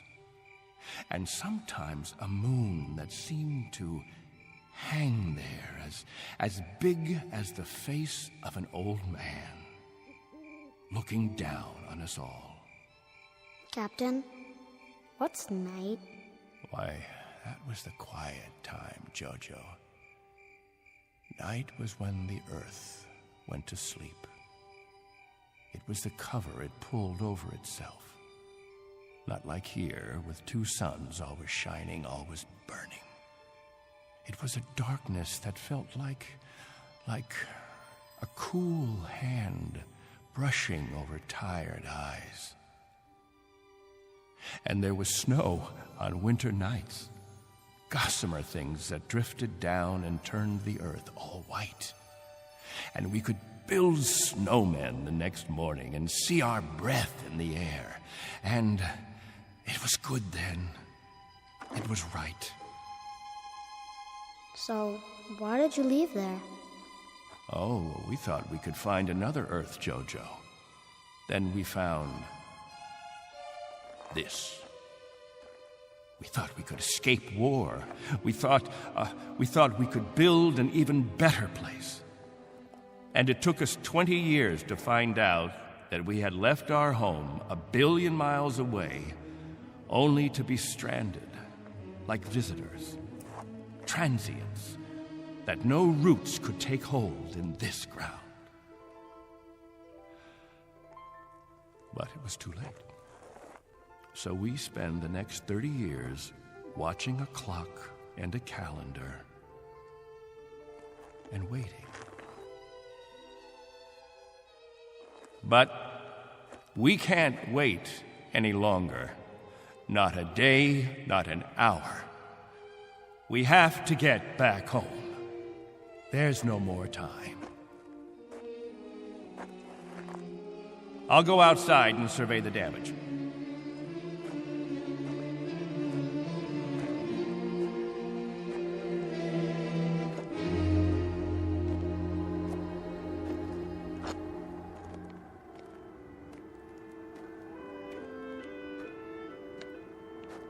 Not much harm. Radar tower is still standing.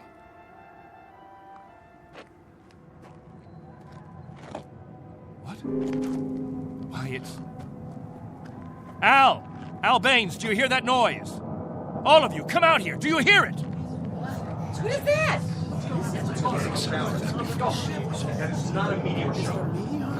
That's not a meteor, and it's not wishful thinking. Not this time. Those are rocket engines. Look, I remember the sound of it. That's the ship! The ship has come at last!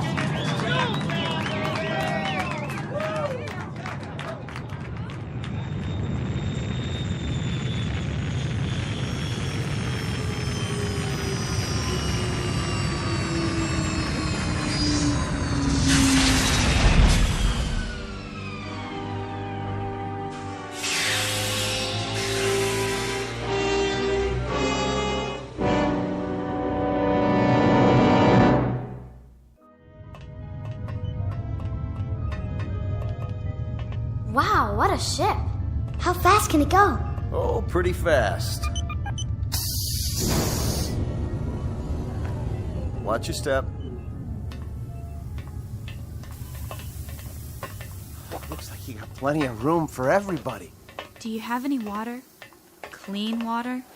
We have enough. Oh, doesn't that sound wonderful? Delicious. Careful. I better talk to your leader. You have one, don't you? Sure do. Captain Benteen. I don't see... He's standing over there. Hey, Captain, come see the ship. Mr. Benteen? I'm Benteen. Colonel Sloan. I command the Galaxy 6. Our orders are to transport you all back to Earth. Colonel, what took you so long? 6.5 months, Mr. Benteen. 100 times that. We've been waiting for 30 years. Does it all look like this?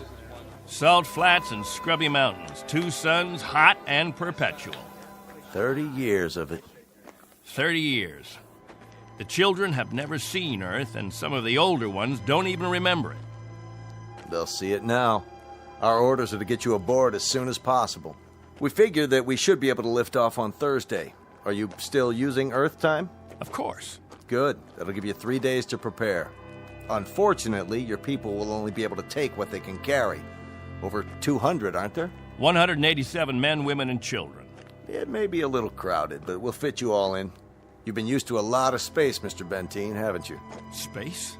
Room to move around. That's all there is here. That and the heat. I can feel it. They'll make the trip standing on their heads if necessary. I'm sure they will, but I don't think that'll be necessary. Do you know, can you understand, what a godsend this is for all of us? It's hard to imagine. I can only say your country's very, very proud of you. What of the Earth? Has it changed? Not too much. Still green? Still green. And the cities? The cities still stand. And war? As always, I'm afraid. One dies down, another one springs up. But through some miracle and the grace of God, we never had the big one. Now, Mr. Benteen, all things considered, I think you'll find it very much as you left it. Captain Benteen. Captain? That's what the people call me. This place, their very lives, it's all been my responsibility. You've done quite a job, Captain Benteen. But you can rest easy. I'll take over the responsibilities now. No need. I'm used to the job, Colonel. The living quarters, they're underground? I was saying, Colonel, I'm used to the responsibility. I wouldn't quite know how to function without it. Is it cooler there, Mr. Benteen? I'm sorry, I didn't... Your underground rooms, are they much cooler? Yes, they're refrigerated. It's... Captain. Morning, Captain. George. The best morning ever.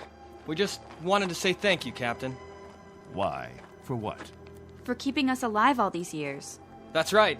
Without the captain, none of us would be here. That's not necessary. You better believe it, Colonel. I do. I do believe it. Captain Benteen. Go ahead, Colonel Sloan. That's all right. I'll see to the others.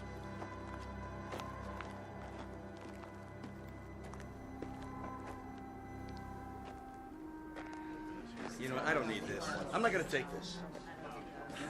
Hi, Captain. Julie, where's your bandage? Oh, I don't need it anymore. But we put one around your head so the cut would heal. What's this? Isn't it incredible? It's called a medicinal patch. You wear it for 24 hours. It accelerates the growth of new skin. Look at her forehead, Captain. You can hardly see the scratch. Better put the sling back on your arm, Al. I don't need a sling. Just this metal band. It's magnesium. Colonel Sloan said my arm would be perfect by the end of the week. Well, I seem to have had my practice taken away from me. But while we're here, I'd use that sling. I'll bet I've fixed about 500 broken wings in my time, and the only way to be sure it heals properly is to keep the limb immobile. Where's Colonel Sloan? I want to ask him what to pack.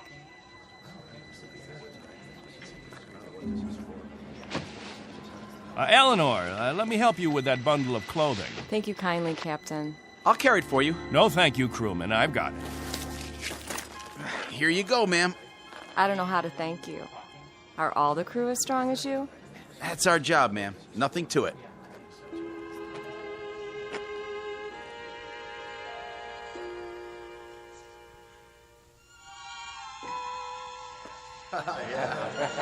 Hello there, Captain. Will. I'm so excited. How much longer? Not long. Be patient. May I have your attention, everyone? Good question. Quiet, please. What is it, Captain? As all of you know, we have less than 36 hours before we depart. And as I told you earlier, there is a maximum allowance of 14 pounds per person. Soon we'll begin weighing your belongings, and if we're over the limit, I'll make up a list of necessary items. I hope I'm not intruding, Captain. I was just telling them about the weight requirements. We'll handle all that tomorrow. I heard you'd called a meeting here in the cave, so I brought Lieutenants Engel and Rafferty with me. Everyone has so many questions about Earth, I thought perhaps this would be a good time. Actually, Colonel, the purpose of this meeting is simply to make some last-minute arrangements. Colonel, I used to live in San Diego. Is California still the same? Sunny and warm most of the time, but not this warm. Los Angeles has become the biggest city in the world. These kinds of questions, we could just as well handle them when... Colonel Sloan? Are there still major leagues? My dad used to tell me about baseball and the World Series. The leagues are just as before, American and national. What about the Dodgers? They came in 10th last season. I'm told they need pitchers pretty desperately. I'll tell you what, when we're finished here, we'll improvise a ball and bat and have ourselves a game. How does that sound? Yeah, that'd be great. Let's do it. I think it's a little hot for that kind of activity. What we could do is have some group singing. We haven't done that for a while. I got an old sack. That'll be the ball. Who's got a stick? What are we waiting for? Let's go. Yeah. Please, wait. We haven't finished yet.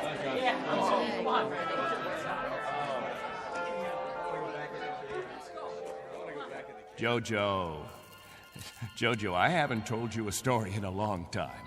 How would you like to hear a story about... What have you got there? This is what they call candy. One of the spacemen gave it to me. It tastes... Sweet, Jojo. It tastes sweet. Yeah, sweet, Captain. Want a bite? Oh, thank you, Jojo. Back on Earth, we can get all we want.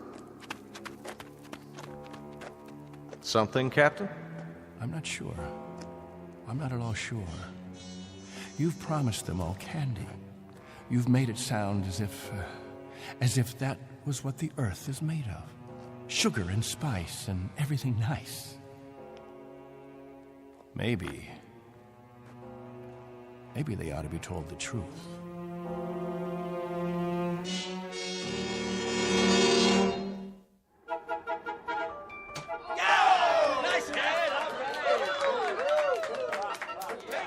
The universal language. Baseball. You have a limited vocabulary, Colonel. Do you have any idea what the temperature is? At this hour, it's about 110. I don't know whether your crew can take it, but I know my people. They're going to pay for this little athletic event. Some of the older ones, it might even be serious for them. It's just a game, Benteen. My guess is that it's worth it. Now, I'd better get back to the ship. Colonel Sloan. Something else, Mr. Benteen? Colonel, when we get on the ship, you can tell us what to do and we'll all fall into line. But here, in this place, I'm in command. I'm not trying to usurp authority, Mr. Benteen, but I really don't see what harm a little game... It's still Captain Benteen. For now. Galaxy crewmen, back to the ship. That's an order. It's time for rest now. All of you go back to your homes. I'll announce when the new day will start. I don't know. I guess it's suddenly illegal to have fun. You happy now, Captain? I was never unhappy, Colonel. I just happen to know what's right and what's wrong. I ask you to keep your crew in the ship during the rest time. I don't want my people distracted. You rule with a heavy fist. If it were 1 ounce lighter, no one would have survived. I've held these people together by will. They'd have died, Colonel, without someone they could hold on to. They'd have withered away. Not anymore, Captain. Relax. That's a luxury I've never been able to afford, Colonel. I've never been able to marry, to think only of myself, because of them. I've been a father figure, a governor, a confessor. I've been all those things. And if I hadn't been, there'd be no life here. These are my people. Understand? My people.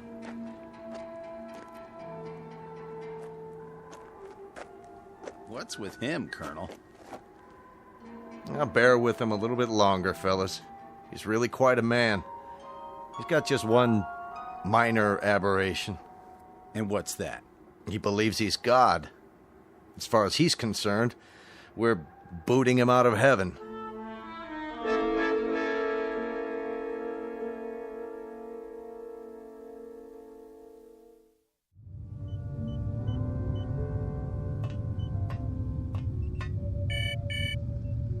Yes? Mr. Captain Benteen is here, sir. Show him in. Very well, sir. Come in, Captain. Sorry my quarters are a bit cramped. Please, sit down. Colonel Sloan, this is a list of all passengers with their approximate weight and the weight of their belongings after each name. The scale we have is pretty beat up. My guess is that it underweighs by about 4 or 5 pounds. Fine. All I wanted was an approximation. We'll weigh them in on our own equipment before blast off. This is Wednesday, 12 midnight? I keep getting confused with the constant light. When do the people get up? About 2 Earth time. The hours from 7 until 1:45 are the hottest. That's when we try to stay indoors. Then we have our meetings at the cave about 2 hours afterwards. We've had to improvise our own schedule. You've improvised very well, Captain. I looked at the saltwater converter, your electro plant, the sun shields you put up over the crops. Very inventive. Necessity hasn't been the mother of invention here. It's been the father and the whole family. Well, you'll be able to give way to progress now. Though I wonder if all of it'll be to your liking. The way you'll be lionized when you get back to Earth. You're referred to in the press as the Lost Pioneers. They're gonna make quite a thing of you when we land. Oh? Wherever any of your people settle, there'll be keys to the cities, brass bands. I expect they'll scatter all over the U.S. The government's had inquiries by, well, it must be thousands of relatives. My guess is that they'll just about have time to look into a television camera and then get whisked off. Well, they won't be scattered, Colonel. They'll go as a group. We'll find a place where we can settle, and that's where we'll stay. I'm talking about when we get back to Earth, Captain. That's what I'm talking about. They won't be splitting up. Not my people. Captain, as a point of interest, did you ever ask them? Ask them what?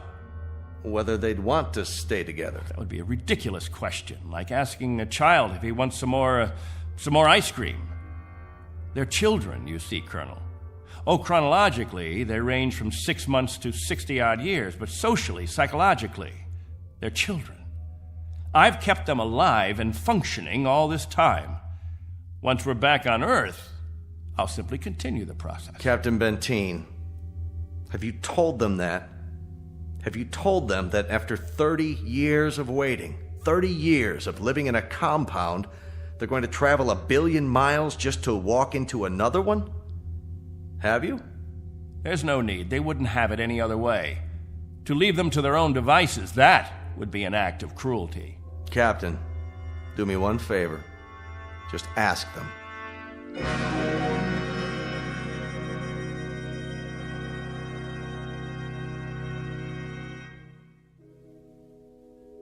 Naturally, we won't have to concern ourselves with the colder climates. The northeastern states, the upper regions of the Great Plains. We'll find an area much farther to the south, perhaps Florida or Texas. Southern California has a temperate climate. Captain, you better tell us about frostbite treatment, because I'm moving to Wisconsin. That's where my family settled originally. What about Oregon, Captain? That's where Joan and I plan to settle. I've heard about the forest there. New York. Please, wait a minute. You don't understand. Let me make this clear. All of you will have a chance to meet your relatives. I see no reason why visits can't be arranged, perhaps even for a week or more. But naturally, we'll remain together as a community in whatever land grant we obtain from the government, or whatever given area we can arrange. I can assure you of one thing, and I hope put all your fears to rest. I'll remain as your guide, your consultant.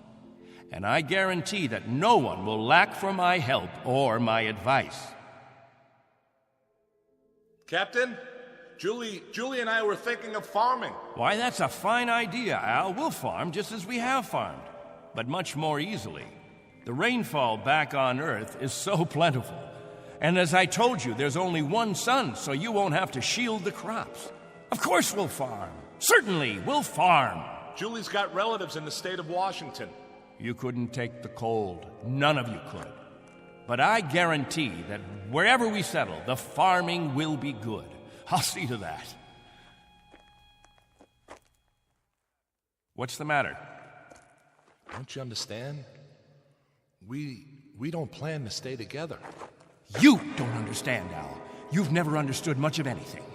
If we split up, I seriously doubt that we'd survive. Al, explain it to him. Go on. We'll survive, Captain. If anyone wants to stay together, that'll be their right.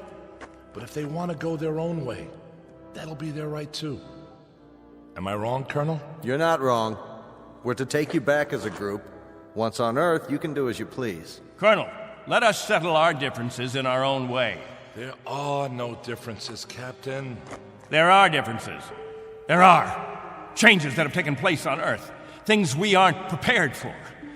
Oh, the Colonel has made it sound like a big holiday. The good life just plucked off a tree. Well, friends, I don't want any of you disillusioned. Wherever men live, they grub, they scrabble.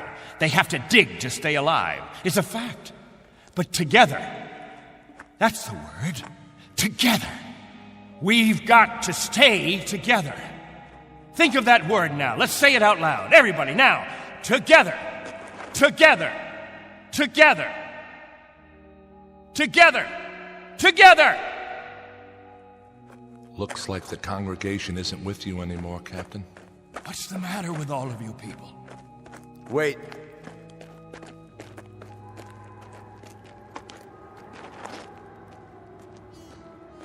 I've made the compartment assignments. I'd like to go over them with you. Assignments? There's not much time, and there's some things we have to check off.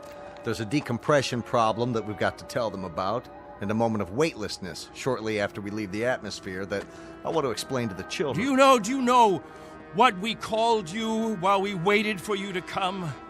We called you the Messiah. Did you? You were supposed to bring freedom, but that's not what you brought. You brought selfishness, dissatisfaction, divisiveness. With all the misery we've had here, those germs never infected us. I brought nothing but a ship and a crew and a means of escape. You've had no diseases, no viruses. Did it ever occur to you why? You've lived in a test tube, Captain. Antiseptic and germ-free and sterile. Sure, you're a group, a cell, but that's all over with. Now it's time for you to be what God meant you to be, individuals. Time to break the test tube. Time to rejoin the human race. What I'd like to know is why in the name of God you're so reluctant about it. Because I remember the human race. This is incredible. Oh, it's really incredible. I was wrong, Colonel. I've been telling them about an Earth that doesn't exist. An imaginary garden. No, we can't go back. It's too late. Captain, really?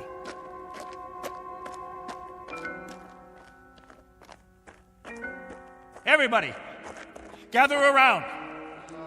I've got something to tell you. Listen to me, all of you.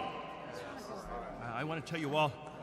Listen to me, all of you. I want to tell you about the real Earth. Captain, are you all right? Let's talk about the diseases. What? The viruses, the cancers, the floods and the freezing, the wetness and the cold.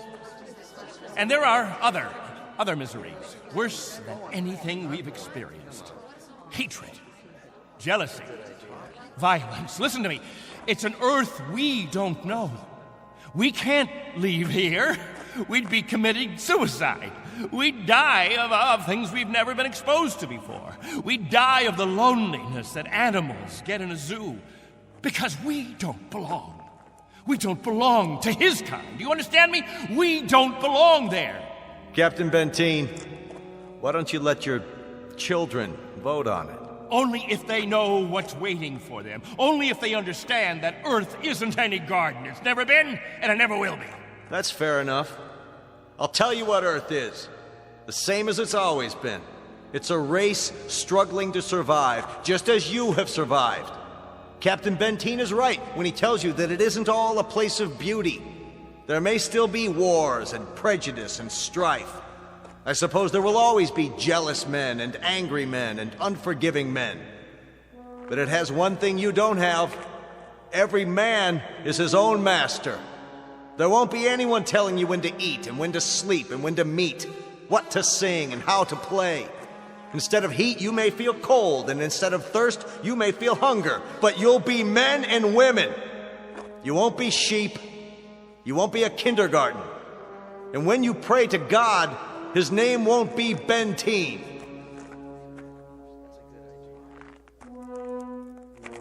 A vote now, Captain, and the majority wins. Those of you who want to be on the ship 10 hours from now, heading back to Earth, step forward. All right, I'm going. Let's go. Let's go. Go. That's it. I suppose that makes it unanimous, Benteen. Even you, Jojo?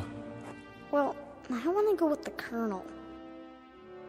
Give me something, anything. Give that sledgehammer. Here! No, let it go. Angle! Rafferty! There, sir. Stop him! He's running from the ship! No. Captain, no, please.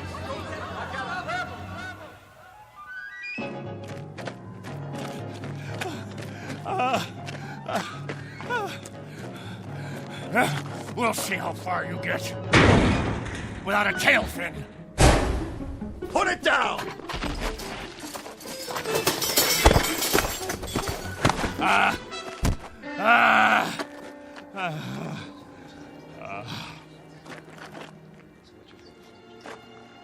You all right, Colonel? I'm fine. What about the ship? Just a couple of dents, nothing serious. Lucky you stopped them when you did. Captain Benteen, let go. For everyone's sake, loosen your grip and let go. God help you. God help you all. Tomorrow you think you're getting on a ship headed for paradise. What you don't realize is you're heading for hell. What about you? I'll stay here. That's right. This is my home. This is where I belong. This is where you belong. You just don't have the brains or the guts or the sense to know it. This ship leaves at 0800 tomorrow. If you're not on board... I want no special privileges, Colonel Slow. No special treatment. If you're to blast off at 8, you blast off at 8. As for the rest of you, you can go on the ship or you can remain here with me. I'll be at the cave. Any who want to remain can meet me there.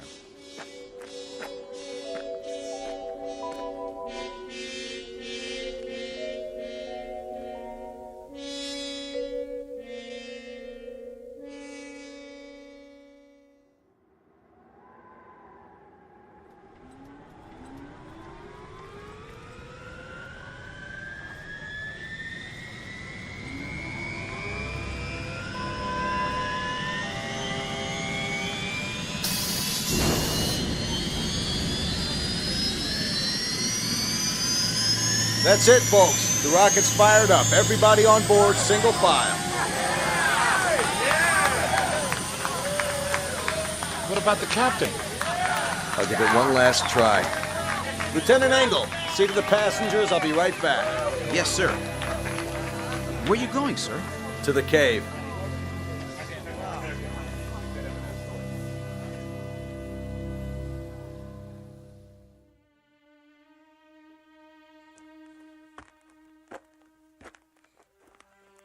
Captain? Benteen? Benteen, we know you're in here. Please, let us talk to you. He's not going to show himself, Colonel. We're leaving now. We have to blast off in 5 minutes. If we don't, we'll have lost our orbital position. Benteen, it has to be now. Captain, please, come out. Remember this. If we leave without you, there'll be no other ships. This is where you'll live the rest of your life. And this is where you'll die. All right, Benteen. As you prefer. Let's go, Baines. Goodbye, Captain.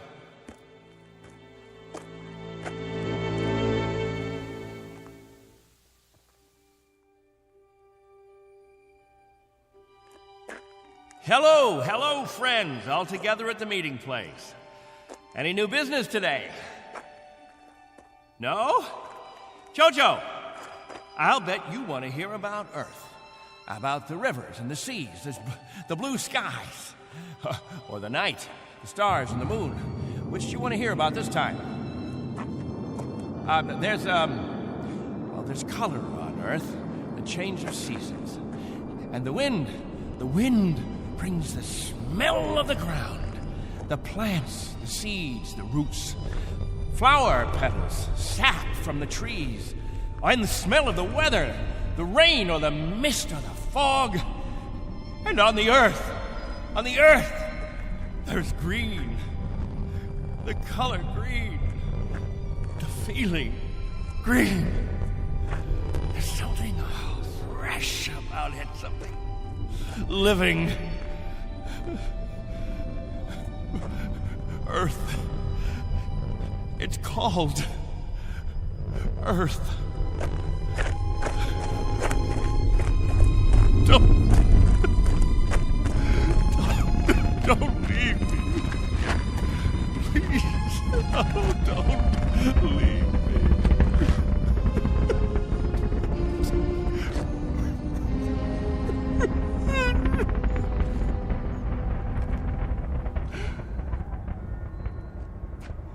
No!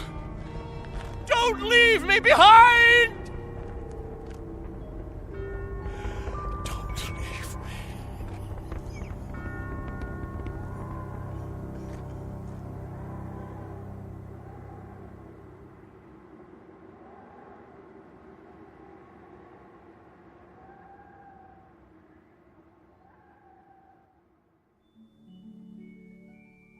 A man named Benteen, sometimes known as Captain, who had certain prerogatives. He could lead, judge, legislate, even dictate. It became a habit, and finally, a necessity. William Benteen, once a god, now a population of one, on a distant outpost in the Twilight Zone.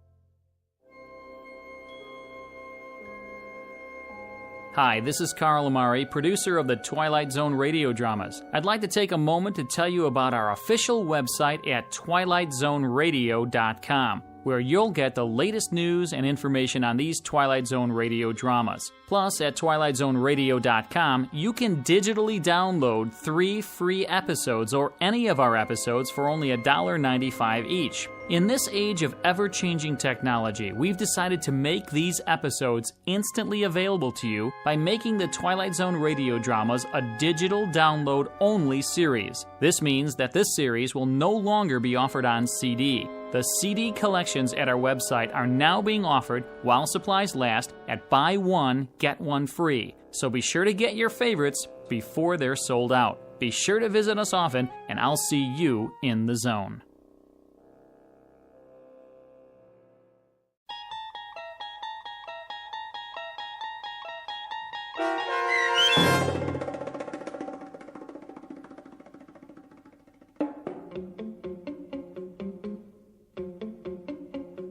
On Thursday, We Leave for Home, starring Barry Bostwick with Stacy Keach as your narrator, was adapted for radio by Dennis Etchison and written for The Twilight Zone by Rod Serling.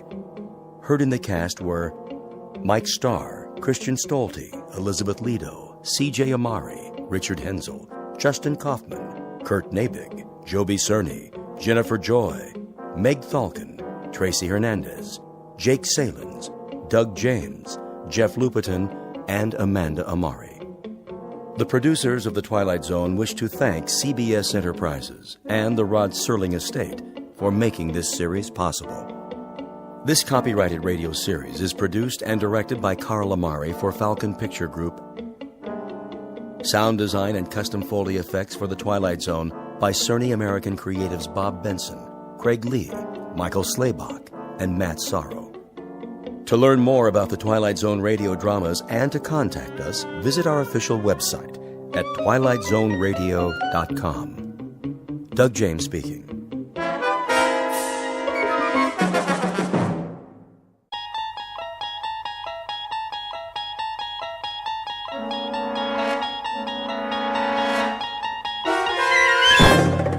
There is a fifth dimension beyond that which is known to man. It is a dimension as vast as space and as timeless as infinity. It is the middle ground between light and shadow, and it lies between the pit of man's fears and the summit of his knowledge. This is the dimension of imagination. It is an area which we call the Twilight Zone.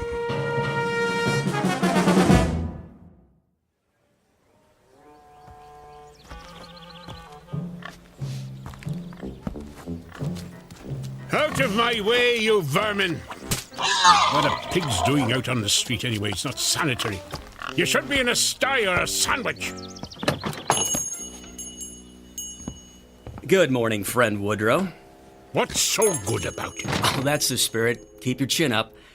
What'll it be this morning? Daily Courier. Daily Courier. That'll be 2 cents, Mr. Mulligan? 2 cents? 2 cents. Same as always. Seems more expensive. Thank you very much, sir. Now, let's take a look. Government surplus. Can you believe it? Believe what, Mr. Mulligan? Government only earns $1.5 million more than it spends. First thing you know, they'll owe money. Then everything will collapse. Inventory predicts every 100th man will own a horseless carriage someday. Oh, that's all we need. I already know what the newspaper says, Mr. Mulligan. You don't have to read it back to me. You read it? Of course. My copy? Not your copy, Mr. Mulligan. My copy. I wouldn't dream of tampering with your Daily Courier. I can assure you no human hands have touched that newspaper. Well, except for the printers, of course. I should think not. At least some people still have standards. Not like Mr. Beaumont, the butcher. You know how much he's charging for steak? Well, why don't you tell me, like you do every morning round about this time? 17 cents a pound! What do they think we are? Millionaires? I don't know. 17 cents seems a fair price to me. I really don't know what you have to complain about, Mr. Mulligan. Things aren't so bad. Hello? You were saying? The only customers you've had in your store this morning are me and this here pig. Thank you for the overpriced newspaper, Mr. Swanson. Always a pleasure, Mr. Mulligan. Get out of my way! Out of my way!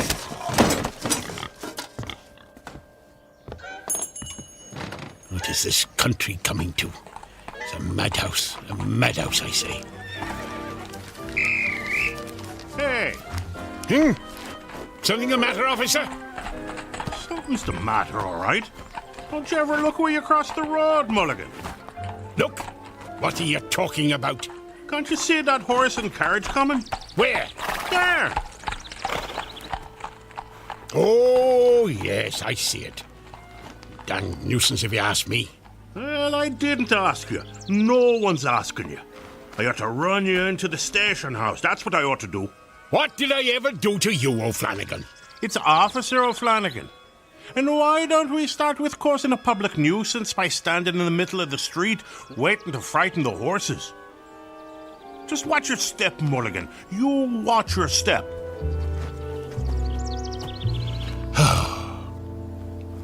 Just watch your step, Mulligan. Some time to live in, this is. Steak at 17 cents a pound. Hats, $1.95. And that lady in the advertisement for Nelson's buggy whips. Shameful.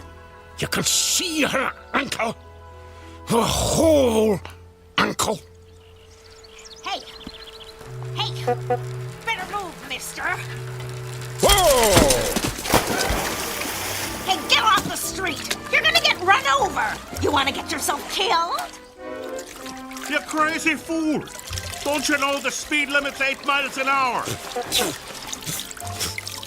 Remember what I said about watching your step, Mulligan? Or you just might fall in a horse trough.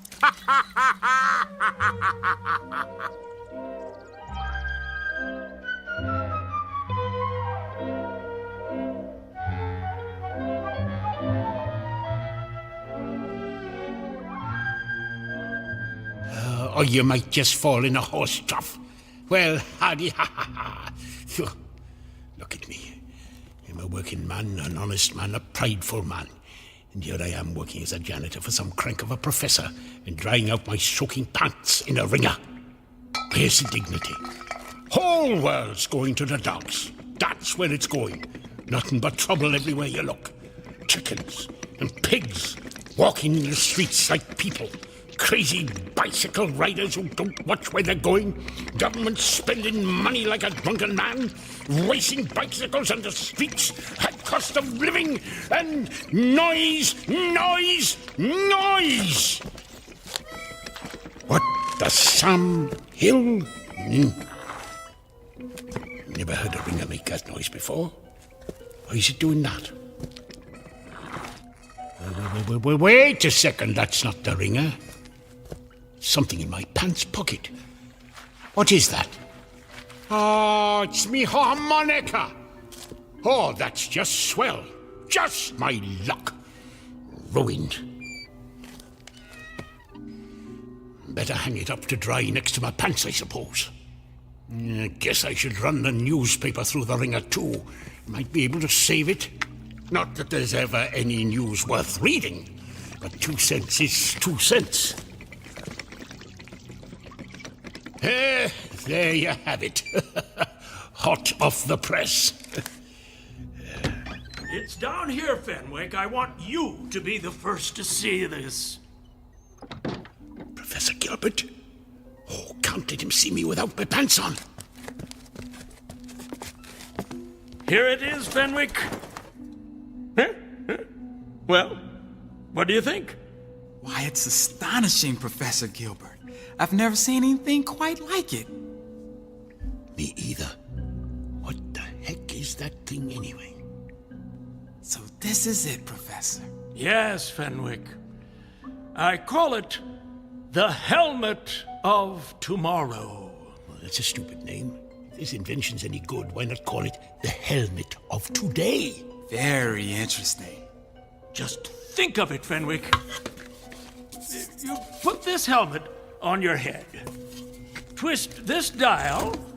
Press here to activate. Here? Oh, not now. And you can visit any year you choose. Any year? You could even travel into the far future. Future. How about 1891? No, farther than that. 92? No. Think far into the future. How about 1970? Now you're thinking. Incredible. But there is a time limit on its operation. There is, Professor? There is. Purely a precautionary measure. No man should be allowed to interfere with the course of history. Well, how long a period would it function, Professor? 30 minutes only. 30 minutes? That's almost half an hour. Yes, it is. 30 full minutes in which to study the events of whatever future date we care to witness. Professor, you're wonderful. Eh? I said it's wonderful. Indeed it is, Fenwick, indeed it is. Are you ready to test it? In good time, all in good time. When I'm ready, I shall take my first journey into the future. To the year... 1962? Oh, who knows what wonders mankind may have achieved by then. Very likely I'll find the world deserted and everyone living on the moon. Or perhaps we'll have a woman president. Well, I hope civilization will progress, Fenwick, not descend into madness. But now, before I embark upon my test journey, we must toast this moment with champagne! Champagne! Champagne! Come, Fenwick! Come!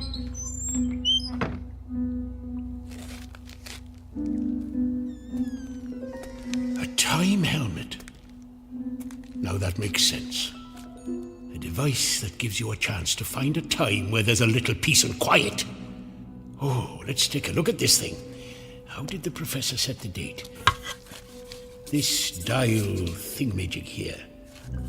What year did he say he wanted to visit 1962? No, that's still too close, only 72 years off. And a man might live 72 years if he doesn't get hit by a bicycle. Now, me, I want to go beyond a man's lifetime. How about 2000? No, a little further. 2015. No, not that far. Maybe a few years earlier. Now, it's called the helmet of tomorrow, so I suppose I wear it on my head like this. What's that? What did I do? Hey!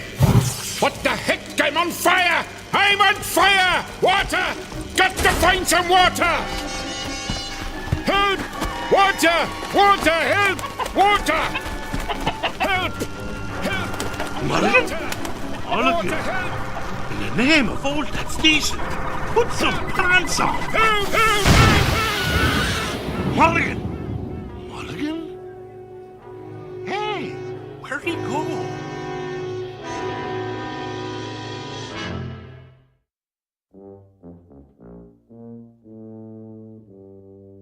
This is our hero, Mr. Woodrow Mulligan, a disgruntled citizen of a small town called Harmony, New York, circa 1890.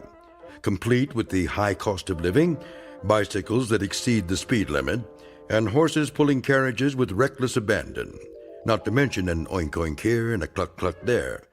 Mr. Mulligan, a rather dour critic of his times, is shortly to discover the import of the old phrase, out of the frying pan and into the fire. Said fire burning brightly in the Twilight Zone.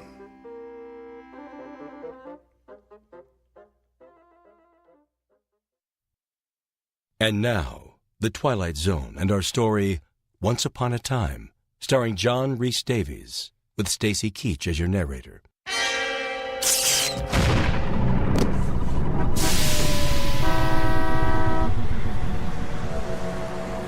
Hey! Where am I? This doesn't look anything like Harmony.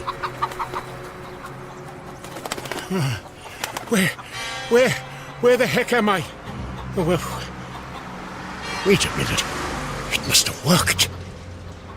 I'm in the future. Shoo, you dumb bird! Now, what time is it? It's 10 o'clock. 10 o'clock. I've got half an hour to take a look around. Oh, what's he doing? to get yourself killed? Oh, missed my turn. I better make a hand signal. Watch out! Hey! The time helmet! Let go of that! That's mine! Hey, give it back! You've got it hooked on your arm! Oh, I was trying to turn right. Oh, can't get this thing off my hand. Oh, there, got it. There it goes. Oh, it's rolling down the street right in front of that kid. Awesome! A new helmet. You there, boy! That's mine. Give that to me. Finders keepers. It's mine now. Come back! No way, you freak! This is crazy. How are you supposed to catch the little brats if you put them on a board with wheels on the bottom? I've got to catch him. Hey, kid! Come back! Flanagan to headquarters. Hey, Clancy, the emergency at the drugstore was a false alarm. There's not a thing going on here. It's as quiet as a... Hey, hold on there! Pull you back, Clancy. I got some lunatic in his underwear chasing after a kid on a skateboard. I'm in pursuit. Stop! Police! For God's sake, put some pants on! Flanagan? Oh, no, no good. The boy's getting away. There's no way I can... Ah! A bicycle! Now we're talking. Hey, that's my bike. Sorry, lady, I just need to borrow it. Thanks. Somebody stop that jerk! He stole my bike. Wish everyone was living on the moon. Streets are more crowded than ever, and he's still too far ahead. I'll take a shortcut through this thing. What is a car wash, anyway? Hey, I get getting all wet. What the blazes is this thing I'm in?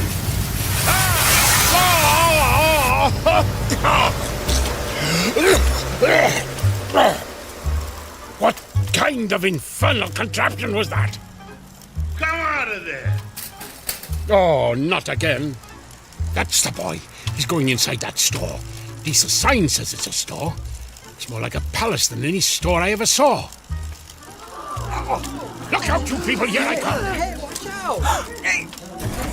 Hey! Who closed the doors?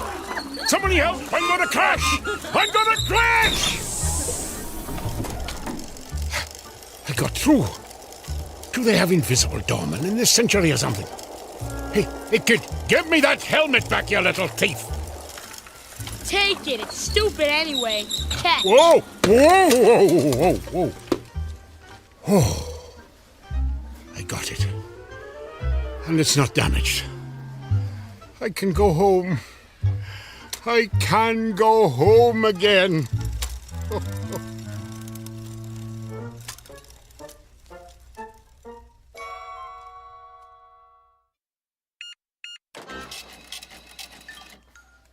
$6 for a pound of steak?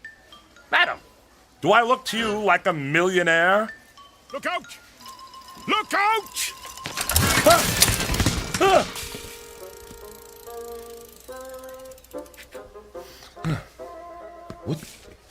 What just happened? The helmet! Oh no, it's broken. And it's 9:45. I've only got 15 minutes left. How am I going to get back now? Get back, sir? What do you mean? What do you mean? What do I mean? Did they change the language in the last 120 years? I said I need to get back, and I do. But get back to where? Let me understand this, sir. You have this funny-looking hat in your hands, no pants, and you say you've got to get back somewhere within 15 minutes. Is that right? Right. And this hat-like device, what precisely is this thing? This is a time helmet, mister. Time helmet? That's what brought me here. You see, I'm from 1890, and that's where I got to get back to. What? You say you're from 1890? What proof have you of this, sir? Proof? Yes, proof. Well, I didn't think I'd need any. Aha! That watch, your shirt and tie, your shoes. Where did you get them? They're mine. Where are your trousers? Hanging up to dry in 1890. Is it possible? Quickly, who is the president? What? The president! You mean Benjamin Harrison? Look, mister, I haven't got time. Benjamin Harrison? And before him. Grover Cleveland, of course, but what's that got to do with... I believe you. By George, I believe you. You are from 1890. That is no news to me, mister. Tell me how to get back to 1890. That'll be news. And this is the device, huh? How does it work? Well, you have to... Look. I don't know how it works. I'm only the janitor. Janitor, eh? Then how does it happen that you came to be in possession of this technological wonder? Why do you talk like that? Never mind. Now, permit me to examine your time helmet. Yes. Yes. Primitive but functional, yes. Fascinating. Remarkable for its time, really. Or for any time. Ooh, that's curious. What's curious? These look a little like the components you'd find in a digital television. I don't know what that means, mister, but if you think you can fix it, you better hurry. Time limit on it, huh? 30 minutes. And there's only 14 of them left. I wasted 15 of them chasing a boy who took my helmet. And the 16th? Talking to you. Let me see now. What's going on here? What's the meaning of this? This doesn't look good. Which of you crashed a bike in my store?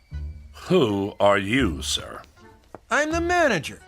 Would one of you like to explain what's going on here before I call security? An accident, sir. Accident? Merely a minor incident, no harm done. Apart from bicycle tracks on this expensive piece of steak. But none of that matters now. We are confronted with matters of far greater importance. Why are you talking like that? That's what I said. Look at this place. This is a shambles. And who's this man in his... Well, he hasn't got any... I took them off after I fell in a horse trough. A what? It's, slang for, oh, never mind. Come along, sir. Mulligan. Woodrow Mulligan. Where do you think you're going? Out of my way. Oh, no, you don't. Miss Blodgett, call security. I said get out of our way. No. Come on, Mr. Mulligan. We're getting out of here. Hey, where you going? Excuse me, miss. But have you seen a man dressed like something out of a silent movie, only without any pants? Oh, that policeman, he's after me. Why? Some kind of generational grudge. Don't ask me. Get behind me. What? I said, stand behind me. Excuse me, sir. Have you seen... I haven't seen anyone, officer. I didn't say anything yet. I haven't seen anyone because, I'm blind. Oh, I'm sorry. My mistake. Hey, if you're blind, where's your dog? No dogs allowed in the store. Uh-huh. Well, just watch it, that's all. Are you blind? Oh, not me, that guy. There they are! Where? The one you want is standing behind that fat man. Run!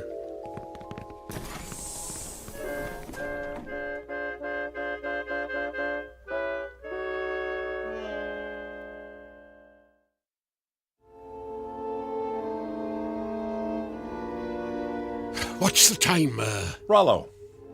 My name is Rollo, and the time is, almost 9:50. Sorry, madam. I guess you still need pants in the 21st century, huh? Not in Europe, I believe, but in this country it's still considered polite. Lend me a coat, will you, Rollo? Oh, of course, here. Excellent! The home entertainment department. We should find the replacement parts we need here. Keep watch, this'll only take a moment. It'll have to. Keep a lookout. I want to address the typical American worker. Howdy. Now, you listen to me. I'm listening. I'm going to ask you something. Yes? Do you think it's right that your hard-earned money winds up in the pockets of those people who are quite capable of working but prefer to be a drain on our society? Heck no. But those dummies in Washington say it should. I say say, wise up. Hold on a second. Hey, Rolo. This fella says I should wise up. That's probably good advice. Who said that? This fella here in the window. That's TV. Who's TV? TV? Television? Oh, you wouldn't believe me if I told you. Trust me, you're not missing anything. Can you fix it? The television? The time helmet! I'm certainly going to try, sir. Try? Oh, this is useless. Give me the helmet. No, wait! Where are you going? I don't have a lot of time to take in the sights, but I'm pretty sure I saw a repair shop around here. Over there.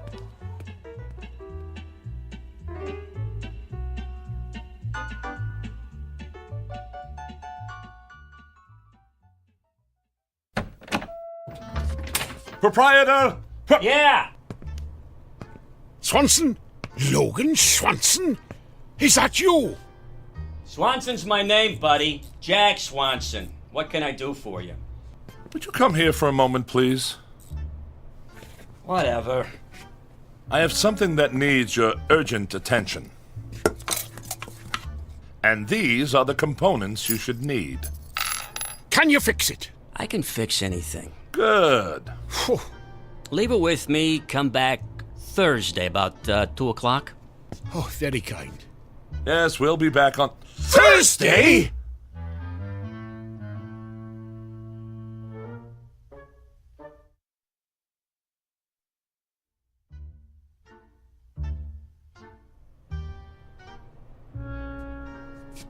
You don't understand. This man must get back to 1890. 1890? That's right. You're in the wrong block, pal. This is only 1600. No. You don't understand. You see, this device here is a time helmet. And this man here, Mr. Woodrow, is from the year 1890. What are you, some kind of nut? Look, I'm a scientist, young man. Young man? I'm 38. If you'll just lend me those tools, I'll... Hey, don't touch the tools. But this is... Don't touch. Do not touch the tools. I can't stress that enough. I'd let you sleep with my wife if I had one before I let you touch my tools. Mr. Swanson, do you mind if I read your newspaper? Knock yourself out, pal. Does that mean yes? Yeah, that means yes. We barely have 10 minutes to get this man back to his, time continuum. Now, if you'll let me demonstrate, it's a straightforward but delicate operation. All we want is this soldered to that... Don't touch! Do not touch the tools, will you? Can you see that sign? I can see it, yes.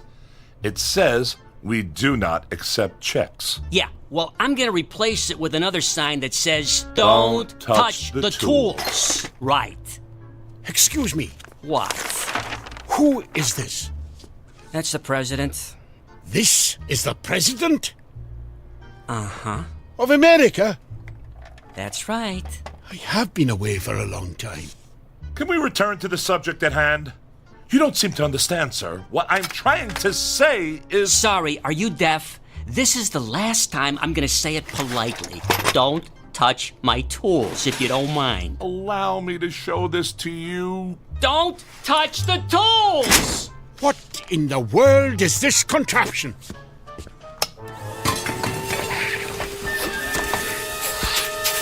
What did you say? I'm trying to explain to you that the front... Don't yell at me! I don't like to be yelled at, okay? Get it off me! Get it off me! What are you doing with that, Mulligan? It's trying to eat me! It's not trying to eat you, it's... Wait a moment! Oh, Rolo, what is this monster? It's not a monster. It's a vacuum cleaner. Everybody has one. Everybody has one of these? Yes. Vacuum cleaners are used for simple... Cleaning their vacuums. Yes, I get it. You people are strange, allowing something like this indoors. What if it gets loose and attacks a child? Now look, Mr. Mulligan. If you want to get this helmet fixed in time, just sit down quietly, please. Now, how are we getting along, Mr. Swanson, was it?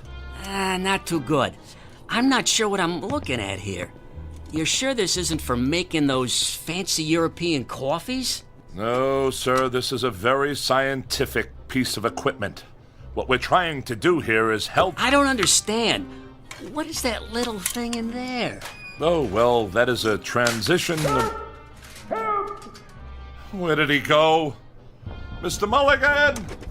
Where are you? I think he just walked into that upright freezer. Hey, ask him if the light goes off.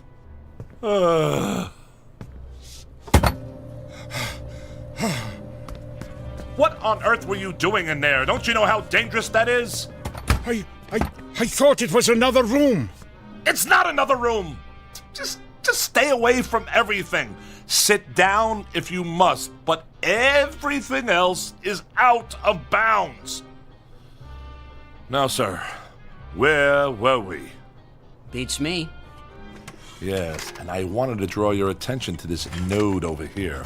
Don't touch my tools if you don't mind. You see, I'm merely trying to point out to you that in order to facilitate... Don't point with my tools, please! Would you allow me to please make this clear to you? All we have is... Don't you understand? I assure you I do understand. This happens to be mine. Oh, just a moment. What now? Now, where's he going? Stay here. Stay here? I work here. Why would I be anywhere else? Just keep working. The clock's ticking. Yeah, it's ticking, because I fixed it.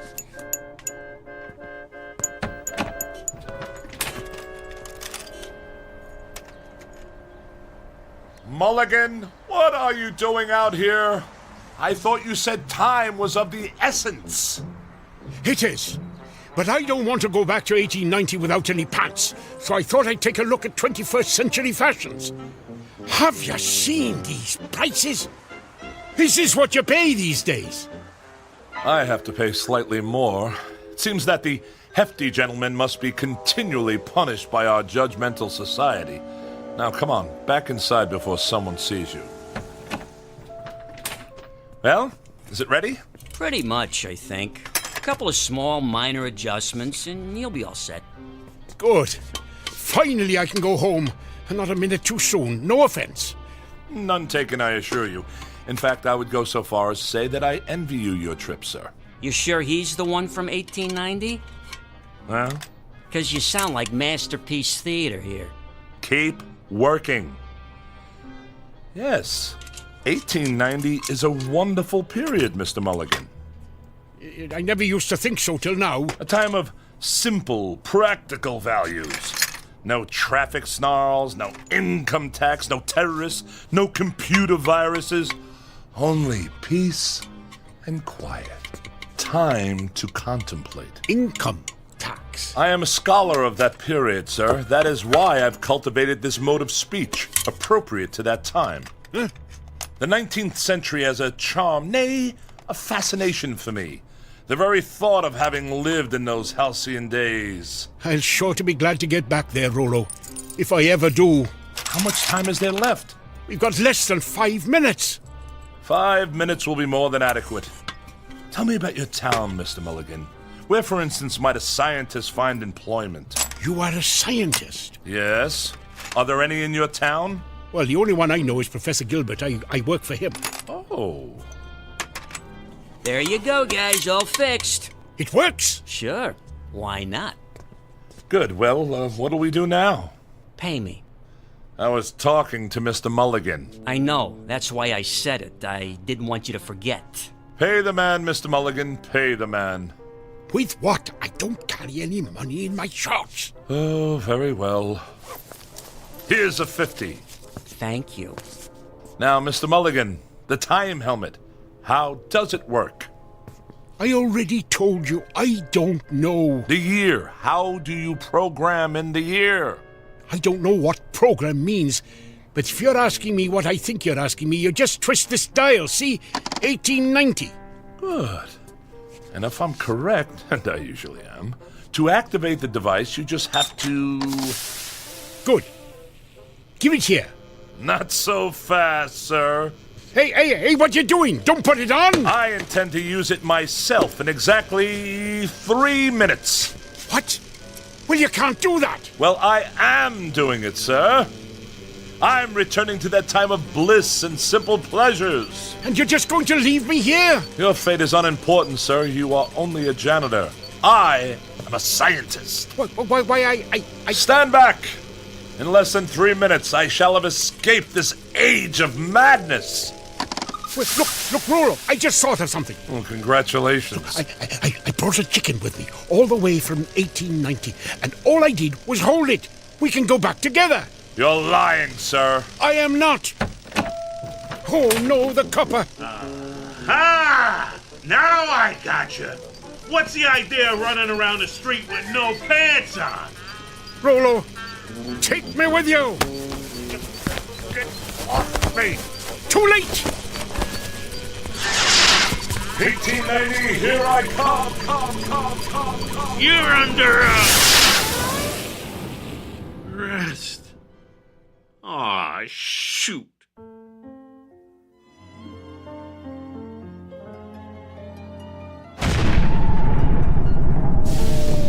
Mulligan? Where in the name of St. Pat did you spring from? I'm back. I'm back! For pity's sake, man. You're still not wearing any pants. Officer O'Flanagan, you are a sight for sore eyes. Ho, ho! Ho, ho! 1890. Charming. Charming.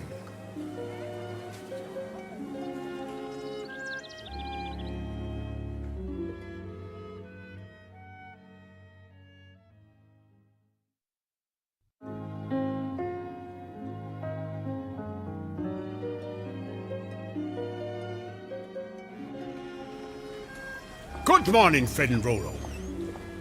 Huh? I said good morning. What's good about it? Got up the wrong side of the bed this morning, eh? Every side is the wrong side. I didn't sleep a wink last night. No? No, my mattress feels as if it's stuffed with rocks. And I've had indigestion ever since I've arrived here. This food is terrible. Well, not today, it's not. Today I got us some steak for dinner. 17 cents a pound, can you believe it? How can they sell it so cheap? I don't know and I don't care. Well, suit yourself. But I like 1890. It suits me. Look at this laboratory. It's ancient. It hasn't any equipment at all. Listen, I can even get a tune out of my harmonica now. Stop that! Darn noise. I don't know why I ever came to work here. I don't know why I ever wanted to live here, this barbaric, primitive wilderness. What an utter fool I was to think I'd be happy living in 1890. Of all the dull, miserable, impossible periods of time, this one takes the prize. No sanitation, no facilities, no spring mattresses, air foam pillows, or electric blankets. Oh, sheesh. This guy is worse than my mother-in-law. No comforts, no frozen canapes, no microwave meals, no swimsuit edition of Sports Illustrated. You know what, Rollo? I think you'd be happier some other place. Or maybe some other time. What are you blabbering about? 2000, 2001, 2002, 2003. There you go. Now, here, try this on for size. Ow! There you go. A perfect fit. Oh, no. You can't send me back. You don't belong here, Rollo. Any more than I belonged in your time. I'll just press here to switch the helmet on. Get this blasted thing off my head! Goodbye, Rollo. I hope you'll find the peace and quiet you're looking for. I know I will. Now...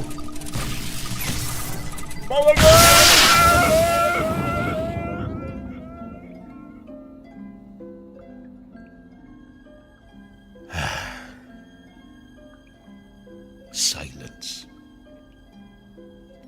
Just what I was looking for.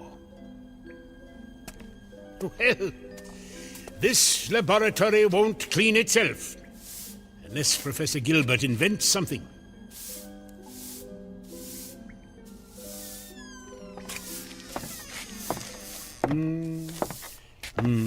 Where's Where's Rollo? Oh, Rollo? Oh, he just left, Professor. Left? In a big hurry. Late for an appointment? Early. Strange chap. Complains a lot. Hadn't noticed.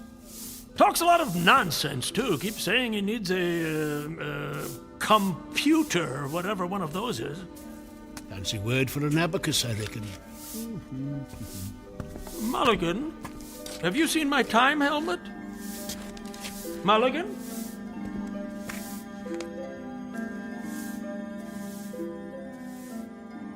To each his own. So goes another old phrase to which Mr. Woodrow Mulligan would heartily subscribe. For he has learned, definitely the hard way, that there is much wisdom in a third old phrase which goes as follows: stay in your own backyard. To which it might be added, and if possible, assist others to stay in theirs. Via, of course, the Twilight Zone.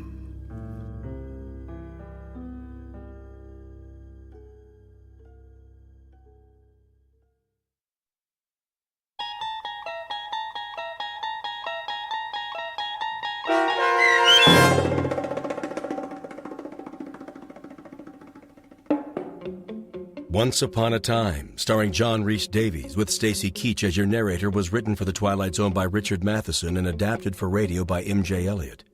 Heard in the cast were Mike Starr, Rob Riley, Michael Teshua, Malcolm Rothman, George Adams, Jim McCants, Beth Jacoby Deach, Randall Steinmeier, and C.J. Amari.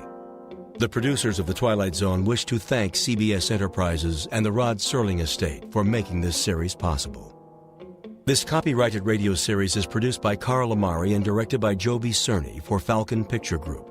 Sound design, custom Foley effects, recording, and editing are done in the Cerny American Sound to Picture Theater by sound designers Craig Lee, Bob Benson, Todd Beyer, and Tim Cerny. To learn more about the Twilight Zone radio dramas and to download episodes, including 3 free episodes on our homepage, visit our official website at twilightzoneradio.com. Doug James speaking.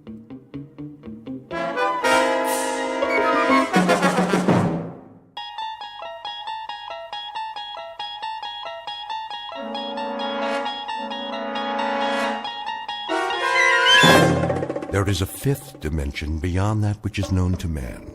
It is a dimension as vast as space and as timeless as infinity.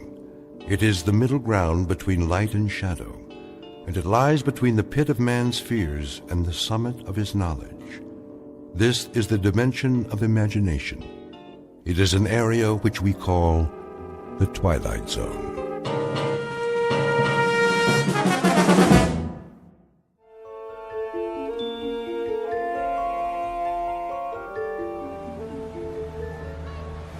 You're gonna do good today, Lou. I can tell. Yeah? How can you tell, Tommy? 'Cause you're the best salesman there is. Well, maybe I used to be. You are, Lou. You always have such neat stuff. Oh, yeah, I got everything. A little bit of this, a little bit of that. Something for everybody. Help me set up the table, will you, Tommy? Sure. There we go. We'll be ready to start in a minute. What's in the bag today, Lou? Take a look. See anything you like? Lots of toys. Always. Which one's your favorite? Let's see. The little wind-up dogs. They're so cute. And the monkeys. And the zap gun. It's cool. Pow, pow, pow. I thought I gave you one to test for me. You did, but, well, it kind of broke. Don't worry about it. I'll give you another one later. How you doing today, Bookman? Oh, just fine, officer. Another day, another dollar. You know how it is. Gonna sit up right here in the corner? I thought I might, yes, if that's all right with you. Well, just don't block the sidewalk. People coming and going. I wouldn't think of it, officer. Or you'll have to move. You don't want a citation, do you? Oh, absolutely not. All these busy people can't hold up commerce. You know, Bookman, maybe you should find yourself another line of work. Streets are so busy these days. There ain't much room for a pitchman anymore. Isn't that the truth? You got a permit, don't you? Why, I'm sure I do. Now, where did I put it? Oh, yes, it's in my other jacket. Would you like me to go get it for you, officer? Just be sure you bring it next time. I will. I will. Thank you, officer. Good day to you. Hey, honey, look at these cute stuffed animals. They are, aren't they? Absolutely adorable. Here, let me wind up one for you. How much? Only $7.98 in your choice of colors. Do you have any little ones at home, sir? Nope, no kids. Well, a niece or nephew, then. These make great birthday presents, stocking stuffers, a big hit at parties. Have you ever seen anything so delightful? Look at the way they move. It is cute, don't you think, Walter? Yeah, but they got them over at the Pick and Save for $3. Oh. Now, these aren't your ordinary toy animals. No, ma'am. They walk and talk and bark and jump a full 360 degrees in the air. Plus, you never have to feed them or take them to the vet. I call them the ideal pet. Go ahead, pick it up. Feel that fur, so soft and lifelike. Thank you anyway. They're on sale. Special July clearance. Everything's half off today. Gift items for the men, perfume for the ladies. How about a wristwatch? Did you see these genuine gold necklaces?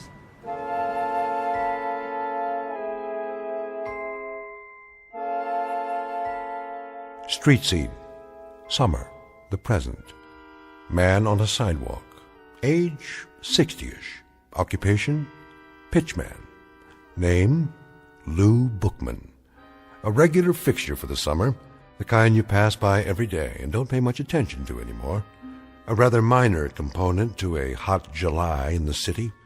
A nondescript, commonplace little man with a wrinkled suit, a pork pie hat, and a loud necktie that always seems to be coming loose at the collar. A man whose life is a treadmill built out of sidewalks and street corners everywhere. Lou Bookman, a walking rebuttal to the American dream, which states that success can be carved, gouged, or grubbed out of the landscape no matter where you are, whether it be log cabins or tenement buildings.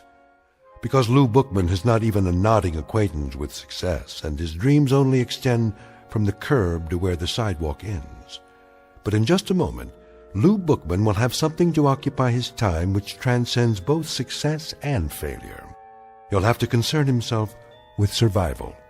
As of 3 o'clock this hot afternoon, Mr. Bookman will be stalked by his toughest customer to date, a man in a black suit who's out to close a deal of his own and who won't take no for an answer. In the Twilight Zone.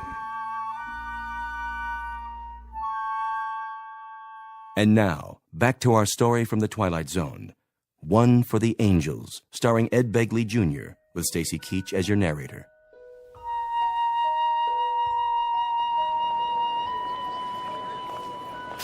Sir, how about a nice new pen?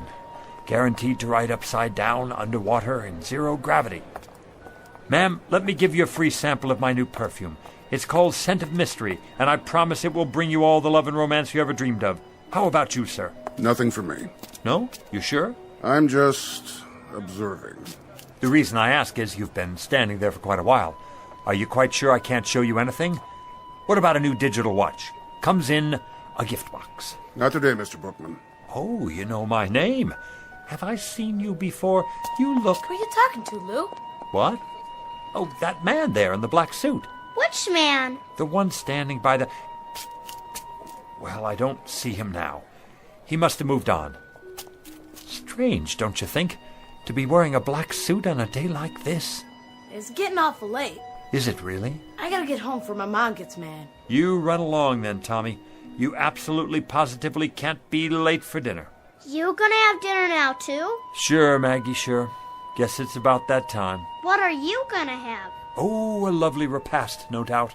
The chef's special. We're having spaghetti and meatballs. My favorite. Sounds positively scrumptious. I think I have a can left myself. I'll help you put your stuff away. Oh, don't worry. I can do it. Hey, Lou, can I walk with you? That would be my pleasure, Maggie, to be in the company of such a pretty girl like yourself.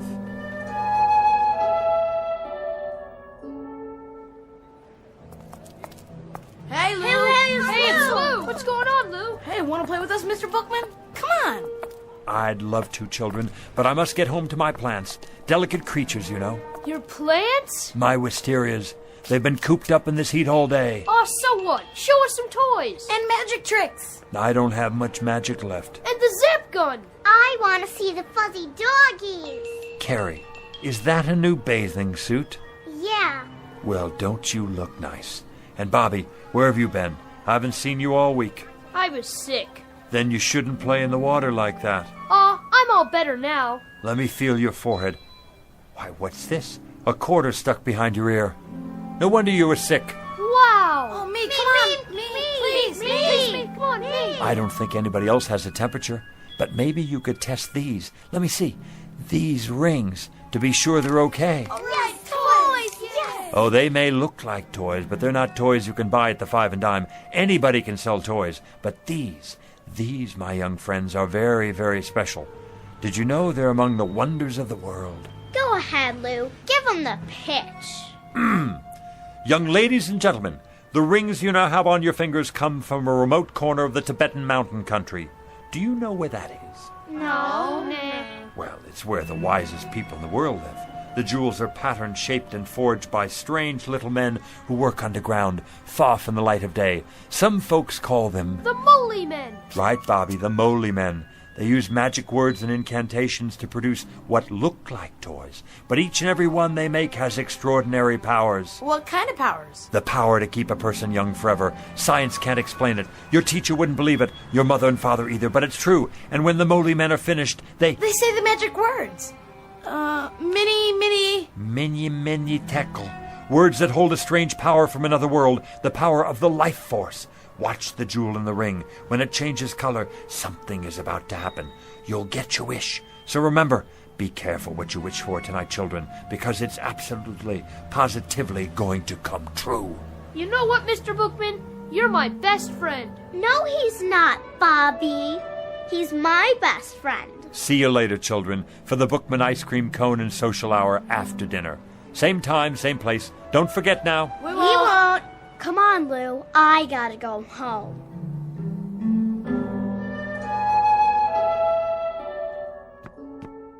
That you, Mr. Bookman? Good evening, Mrs. Magnuson. Hiya, Lou. Need a hand? That's all right, Mr. Stolberg. I got it. You make out okay today? Oh, yes, as always. Sold out half my merchandise. Yeah. Looks like you got a whole lot left. Want to come over for a cold one? That's kind of you, but I'm on the wagon these days. Well, I'll keep one on ice for you anyway.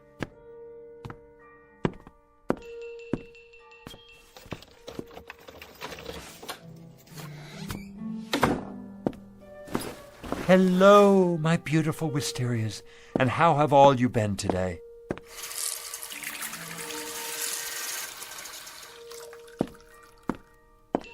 Did you say you're thirsty? I'll bet you are. Here, have a drink of water on me. Not too much now. Mr. Bookman? Oh, you could give a man a heart attack sitting there like that. I didn't mean to startle you. Say, how did you get in my apartment? I let myself in. But you couldn't. I keep it locked. You are Louis J. Bookman, aren't you? That's right. Something I can show you? I don't think so. Something in, let me see, collar stays maybe, or neckties. You look like a man who needs a new tie, something brighter than the one you're wearing. Mr. Bookman, I'm not here to buy anything. Then what in the world do you want? Let's get down to business, shall we? Yes, here it is. Louis J. Bookman, age 69, right? 70 in September. Well, I must say you don't look it. Nice of you to say so, young man. I try to keep busy. Occupation pitchman, correct? Are you a census taker? If you are, let me sit down. I hope this doesn't take too long. Not exactly. Born in New York City? That's right. Father Jacob Bookman, Mother Flora. Father's place of birth, Detroit, Michigan. Mother's place of birth, Syracuse, New York. My, you have it all down in that book of yours, don't you? We have to keep these things efficient. Now, today is the 19th of July, and your departure is at midnight tonight. My departure? Excuse me. Go right ahead.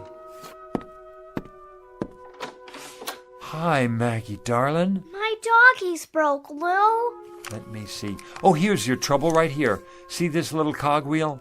You pushed down on the key when you were winding it. Can you fix it? I can try. Yeah!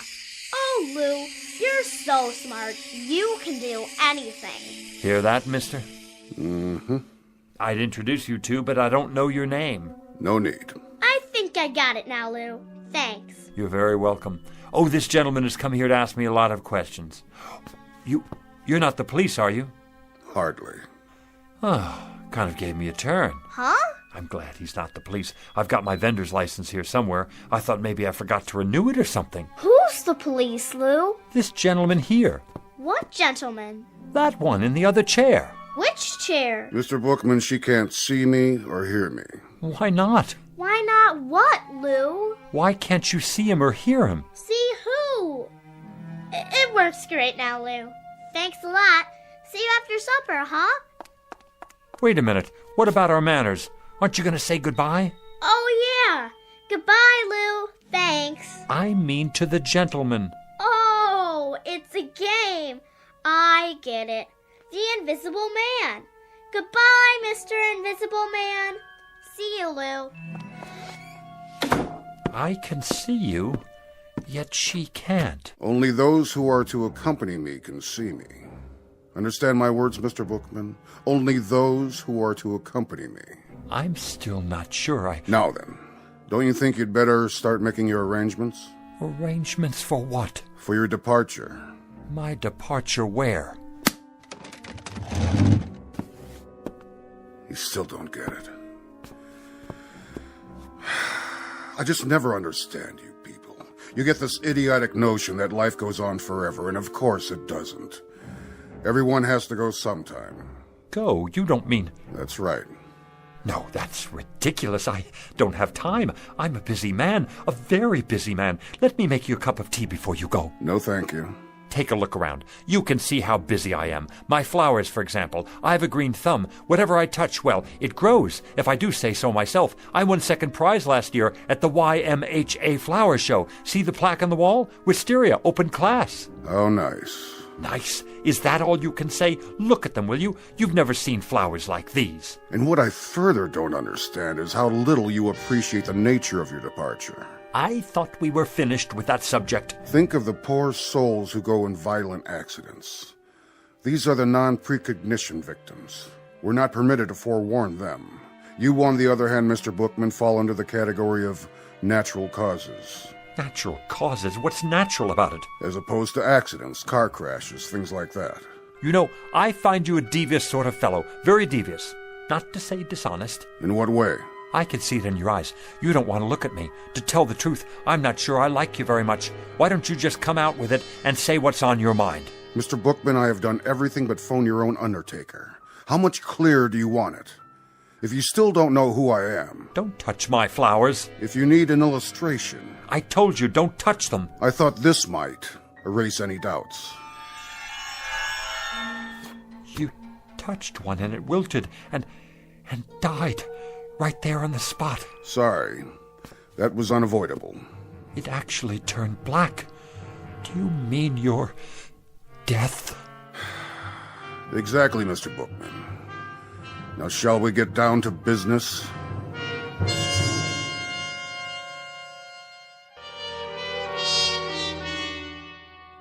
Time of departure is midnight tonight. I trust that will suit you. Did you say tonight? The preordination is for death during a nap. I presume this, too, will meet with your approval. What if it doesn't? You'll find this a relatively simple and painless and barely noticeable... Please, I don't want to go. They never do.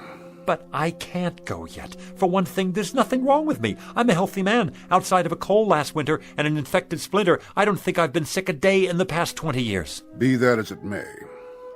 The departure time is set for midnight, and at precisely midnight it will be. Don't I have anything to say about that? Not as such. We are, however, required to consider appeals. What kind of appeals? There are 3 categories. So I need to fill out a form, right?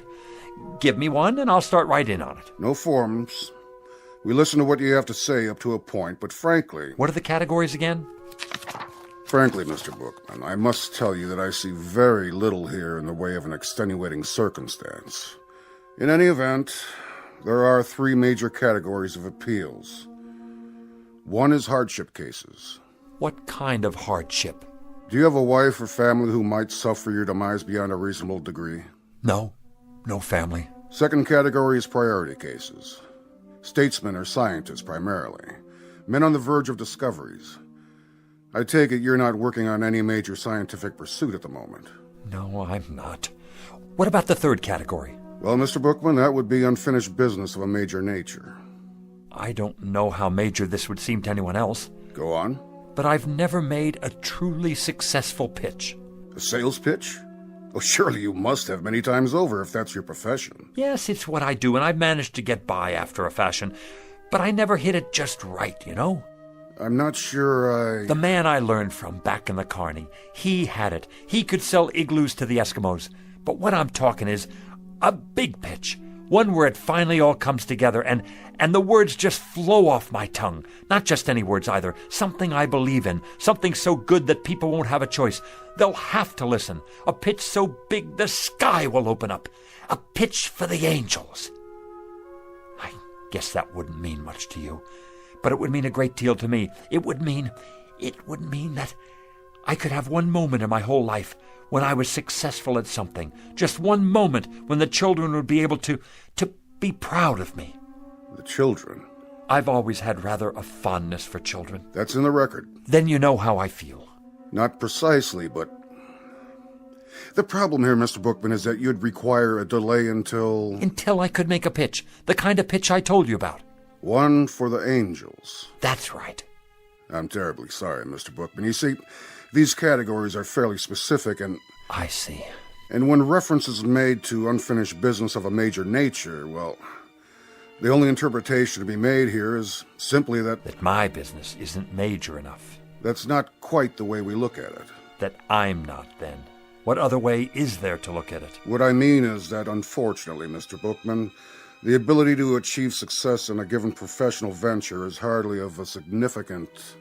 I get it. You don't have to spell it out. I'm small potatoes. And who cares what happens to a potato? They're nothing special. We try to approach each case on an individual basis. Only some are more individual than others. Oh, don't worry about it. I've heard the same thing all my life. We go out the way we came in. Since I never had that much to start with, that's how I'm supposed to leave. It's not your fault. You're just doing your job. Means a great deal to you, does it? You could say that. Uh-huh. It would be highly irregular. So's this whole thing, if you ask me. But under the circumstances, I believe we might... Yes? We might be able to grant you a one-time delay, Mr. Bookman. A conditional one, you understand. Until? What do you mean, until? Until you've made this pitch you're talking about. I can stay alive until then? That's the arrangement. I'll have to think of some way to write it up. You do that. As for me, I think it's a fine bargain. More than generous, frankly. It's been awfully nice talking to you, mister. I didn't get your name. About this pitch, Mr. Bookman. Yeah? When might we expect it? When? Soon. What does soon mean to you? That's hard to say. Gets into definitions, doesn't it? You have a dictionary with you? No, I didn't think so. But it's a pretty simple word when you get right down to it. Soon means in the near future, the very near future. Not right away, though. And after a while, it's all relative, isn't it? Soon compared to what? A week? A month? A whole life? Mr. Bookman. That's open to interpretation, you see. So my answer to you is maybe not this year, maybe not next year either, but soon. Mr. Bookman, I have a very odd feeling that you're taking advantage of us. Do you? Do you really? That's a pity. Because I am. Mr. Bookman. I just won't make any pitches at all. Didn't think of that, did you? As long as it's up to me, I won't even hardly open my mouth. I don't have to if I don't want to. That's the term, so you run along now. Think you'll get me, huh? Well, I have no intention of... Really, Mr. Bookman? How did you get back in here? I locked you out. This is much more serious than you imagine. I have to go now. I promised to meet the children. We have a kind of social club, you know. Ice cream and stories. Lots of stories. Right down there on the stoop. It's much more complex than you realize what you've just done. What you think you've done. See you sometime. I'll let you know when. Here we've gone out of our way to help you, and this is the way you repay us. Bye now. Mr. Bookman, it won't just end here, you understand. There'll be consequences. You'll see. FYI, that means for your information. You have made your bed, and you shall now sleep in it. You say I won't go until I make the pitch? Well, all right. You'll have to wait till I make the pitch. And young man, and this I can say to you without fear of contradiction, you have got a long wait. That may well be, Mr. Bookman. But since you won't come with me, we've been forced to select an alternative arrangement.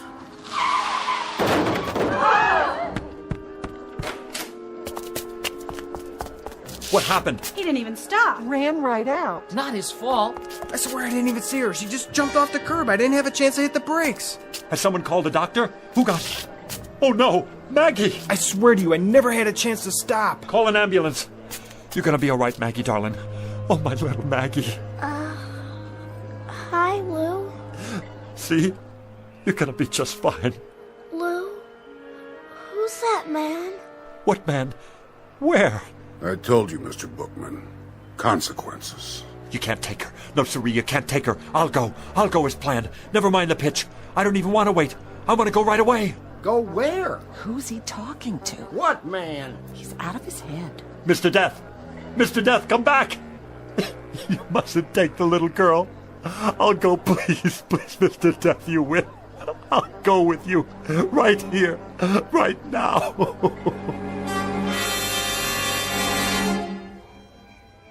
I wonder how she is. A little girl? Yeah, how is she? Poor Mrs. Polanski. Look, here comes the doctor. How is she, Doc? I don't know. What do you mean you don't know? She's a mighty sick little girl. Brave, too. Shouldn't she be in a hospital? That's just it. There's no particular trauma. In fact, there's hardly a mark on her, except where she fell and scraped her knee.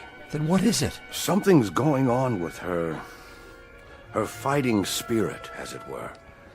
That's not a medical term, of course. But I think we'll know in a few more hours. If she hasn't hit a crisis by then, I'll move her to a hospital bed. A few more hours? Around 12 o'clock. 12 midnight, you mean? I think by then we'll know. He won't get in. Who, Mr. Bookman? I'm gonna wait right here, so he can't get in.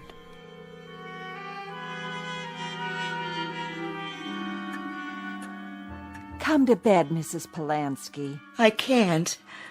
I have to take care of my baby. There's nothing you can do. That's what the doctor said. She just needs rest. I can't sleep.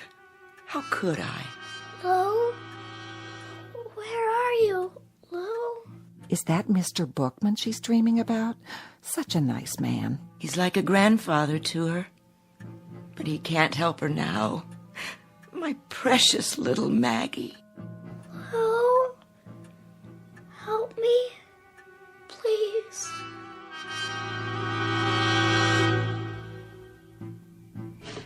Come on in, Lou. It's late. I'm waiting for someone. No, you're not. You're worried about the kid. And I don't blame you. She's a swell little girl. But there's nothing to do now but wait. What time you have? 11:40. Everybody's gone to bed now. You better do the same. Not yet. Take my advice. Give it a rest. 11:40, huh? Better get set up.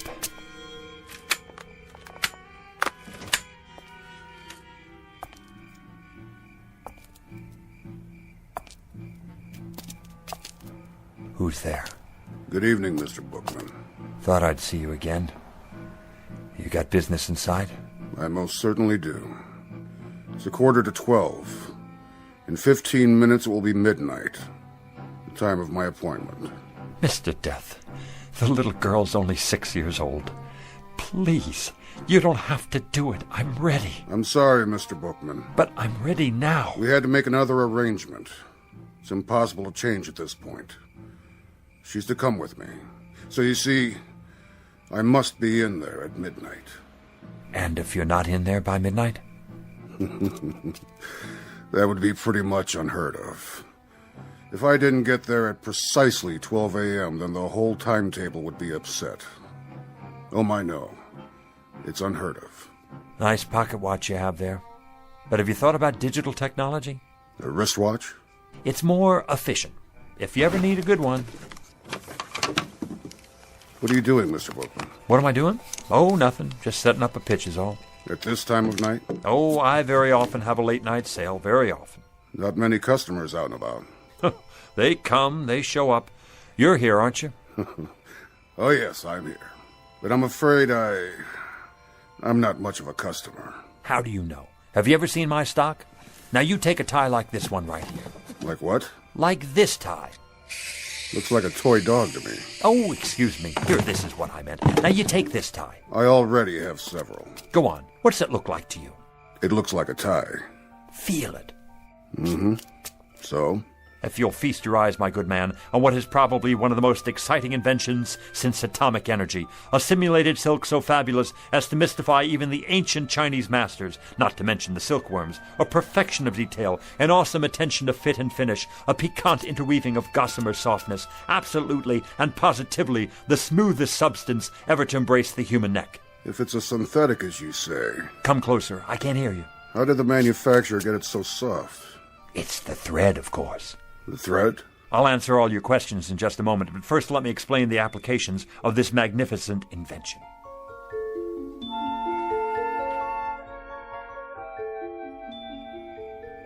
Now witness a unique demonstration of tensile strength. Feel this, sir. Go ahead, take it between your fingers, like touching the thinnest spiderweb. Is it not? Like holding the air you breathe in the palm of your hand. Now give it a yank.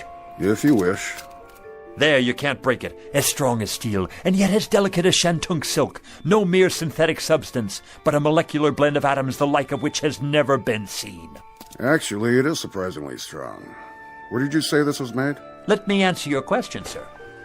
Hey, Lou, what you doing down there? Come on, you gotta see this. Yeah, no kidding. It's really something. Do you have a scarf made out of this stuff? Scarves, blouses, I've got them all on order. You can't hurry the process. Picture, if you will, 300 years of backbreaking research and development to produce the ultimate thread. The which, than which there is no witcher. And what will you pay for this fabulous, I say fabulous, incredible and amazing achievement of the tailor's art? Softer than the feathers of an angel's wings. Expensive, no doubt.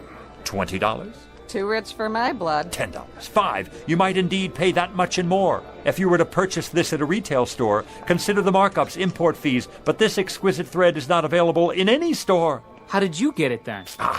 I have connections in the government, you see. It's smuggled in from behind the bamboo curtain by Oriental birds specially trained for ocean travel. Each one carries a minute quantity in a small capsule underneath their ruby throats. It takes 832 separate crossings to supply enough thread to go around one single spool. But tonight, as a special get-acquainted offer, and to help advertise the product, I'm giving away a very limited number, not at $20, not at $10 or even $5, but at the ridiculously low price of $1 a spool. If you promise to take it home, test it out, and tell your friends. I'll take all you have. No, you don't. What about me? I gotta have some of that for my wife. Wait, that's not all. Everyone who purchases a spool of this thread gets a free bonus pack of imported sewing needles and a gold anodized thimble. One size fits all. Gather in close now. You got change, Lou? Sure I do. You, ma'am. Sir.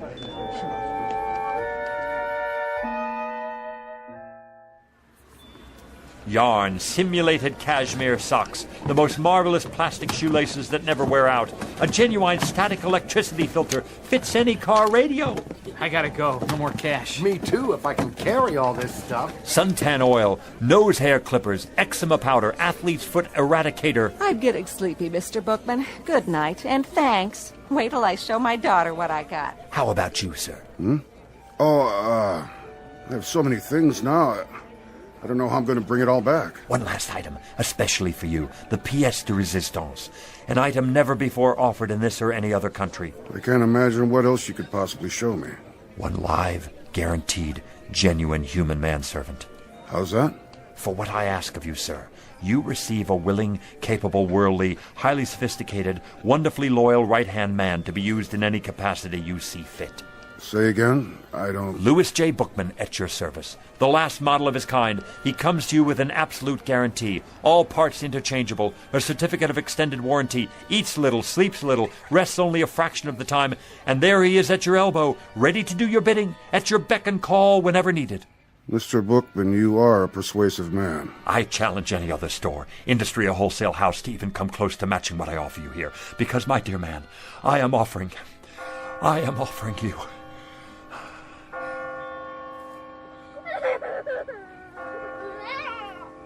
Midnight. It's midnight, and I've missed my appointment. Oh, thank you, Doctor.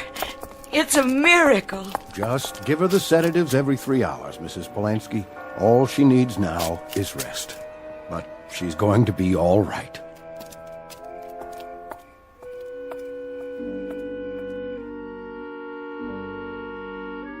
"1 minute past 12, Mr. Bookman, and you made me miss my appointment." Thank God.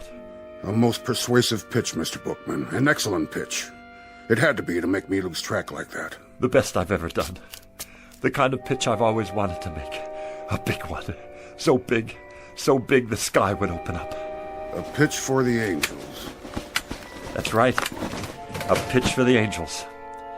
I guess it's my time now. As per our original arrangement.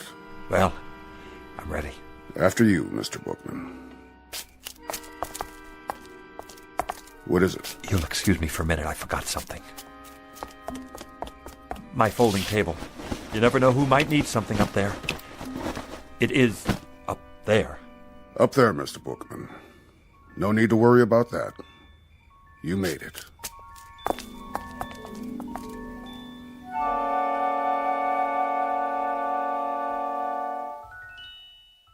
Louis J. Bookman, age 60-ish, formerly a fixture of the summer, a rather minor component to a hot July. But throughout his life, a man much loved by the children, and therefore a most important man. Couldn't happen, you say? Probably not in most places, but it did happen in the Twilight Zone.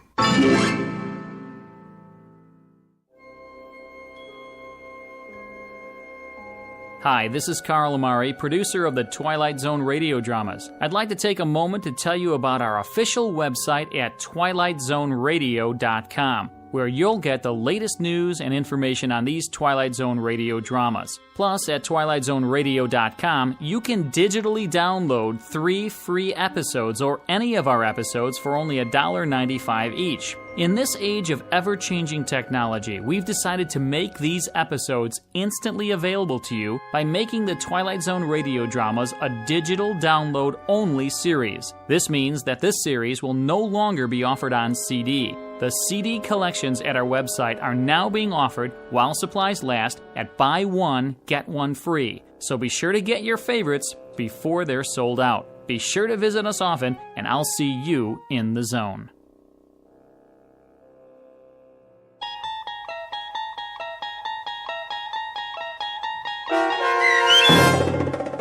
One for the Angels, starring Ed Begley Jr., with Stacy Keach as your narrator, was adapted for radio by Dennis Etchison and based on a script by Rod Serling.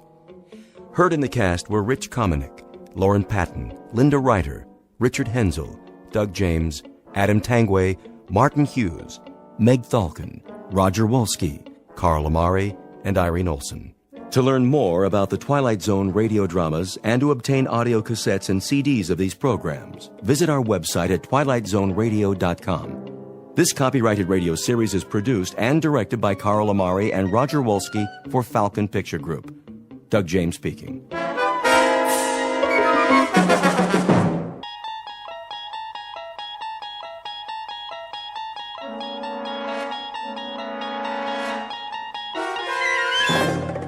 You're traveling through another dimension. A dimension not only of sight and sound, but of mind. A journey into a wondrous land whose boundaries are those of imagination.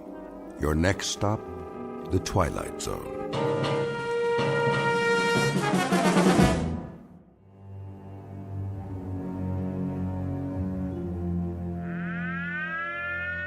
This is the Emergency Broadcast Network. The Office of Civil Defense has just announced a red alert. Enemy missiles are approaching the United States. Repeat, this is a red alert. Enemy missiles are approaching the United States at a high rate of speed. Arrival time is estimated at only a few minutes from now. All citizens are advised to get off the streets immediately and take cover. This is not a test. Repeat, this is not a test. The first missiles have just hit. Are we still on the air? How long do we have? Good Lord! It's actually happening! This is real, folks! This is not a test! This is real! How's that, Mr. Raiden? It should do nicely. The volume could be a bit higher, though. Higher? You gotta be careful not to break those speakers. I thought you installed subwoofers, state-of-the-art, as I requested. Oh, we did. For later. Wait till you hear them. When the explosion hits here, you'll really feel it. Good. Good. I don't know where you got your sound effects, but you'd swear a bomb was going off outside. I mean a big bomb. That's precisely what I want. I got the other TV hooked up, sir, at the end of the hall, like you said. Let me see. Here's the remote control. You got your on, and then you got your off and your volume. Did you load the videotape? Sure did. As soon as the monitors go on, it starts rolling. Why don't you show me? All right, Mr. Raiden. Let's give it a test run. Look at that, would you? There's the street outside. Only now it looks like the beginning of World War III. Yes. Yes. This calls for something of a celebration. If you don't mind me asking, where'd you get the footage? Some special effects guys out in Hollywood? Oh, you might say I have my contacts. Given adequate funding, anything is possible. Yeah, some setup you got here. All part of the show, huh? This is not a show. It may be, let us say, an illusion. But this room is not an illusion. It happens to be the best designed bomb shelter on the face of the earth. But tonight it's for gags, right? Something of the sort. A practical joke, and I trust a most effective one. You could say that again, Mr. Raiden. When those sound effects start and that stuff goes on the TV, you'd swear the whole world was getting blasted. That's the general idea. I've got 3 guests coming this evening, rather special guests, and I wouldn't want them to be disappointed. Well, it fooled me, and I put most of the wiring in. A drink before you go, gentlemen? To a job well done? No thanks. It's getting pretty late. Are these friends of yours? How's that? You're doing all this to fool 3 of your friends. They must be, they must be real, like, special friends. Oh, they are. They are indeed very special friends. This, in a sense, is the moment a man lives his entire life for. Yeah, I bet. That about it, Mr. Raiden? Yes, I'd say that just about does it. Well, we gotta go. So long, Mr. Raiden. Good luck on your party. Party? Yes, you might call it the best party ever. Bye, Mr. Raiden.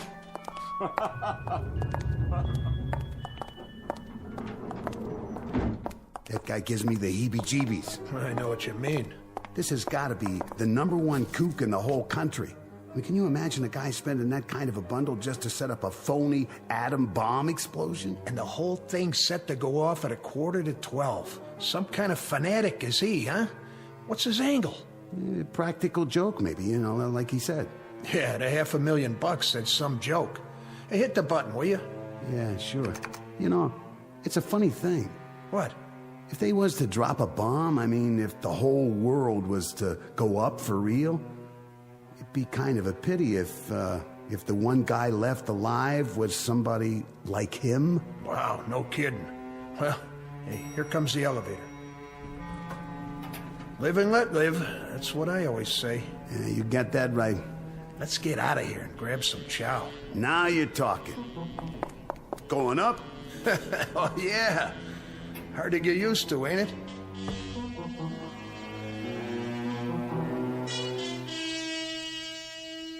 This is the basement of a fashionable midtown skyscraper and office building. It's owned and occupied by one Paul Raiden, whom you've just met. Mr. Raiden is rich, eccentric, and single-minded. How rich, we can already surmise. How eccentric and single-minded, we shall see in a moment. Because you have just been invited to a very special party, catered and conducted exclusively for residents of the Twilight Zone. And now, The Twilight Zone and our story, One More Pallbearer, starring Chelsea Ross, with Stacy Keach as your narrator.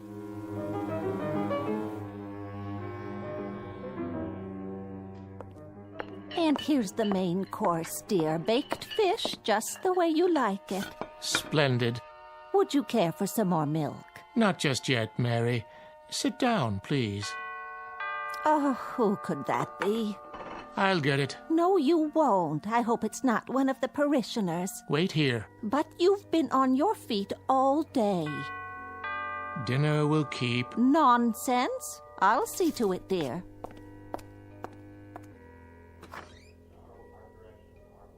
Oh, yes, I'll tell him at once. Who is it? The most peculiar man. What did he want? I'm not sure, but there's a limousine waiting at the curb. He said something about a matter of life and death.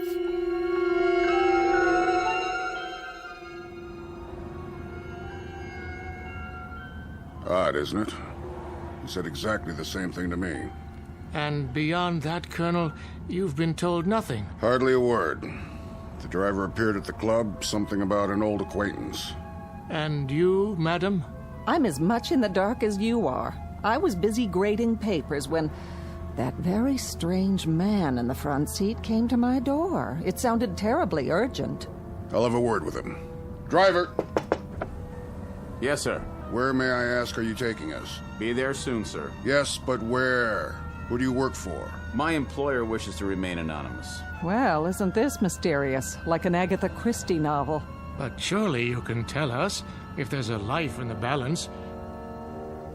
Here we are. Where the devil? A very nice part of town by the looks of it. Please exit from the right of the vehicle. See here, if this is some sort of joke. I assure you, sir, it's no joke. Yet you can't even tell me who gave you your orders. It is an impressive building. You may use the private elevator. I know this building. That fountain. Elevator? To what floor? This one has only one button, and it says down. I'll enter the code for you. Well, if it doesn't go up, then it must go the other way, of course. This is outrageous. I demand that you return me to the officers' club at once. Driver? Driver! It appears that we've been left to our own devices. It was ever thus.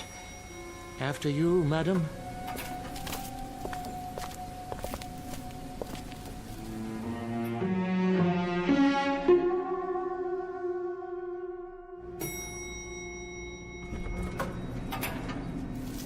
What in the... Good evening, friends. That voice. If you'd be so kind, just follow the hall to the security door at the end of the hall. There's something vaguely familiar about the tone, but I can't quite... Enough. It's time to find out what this is all about.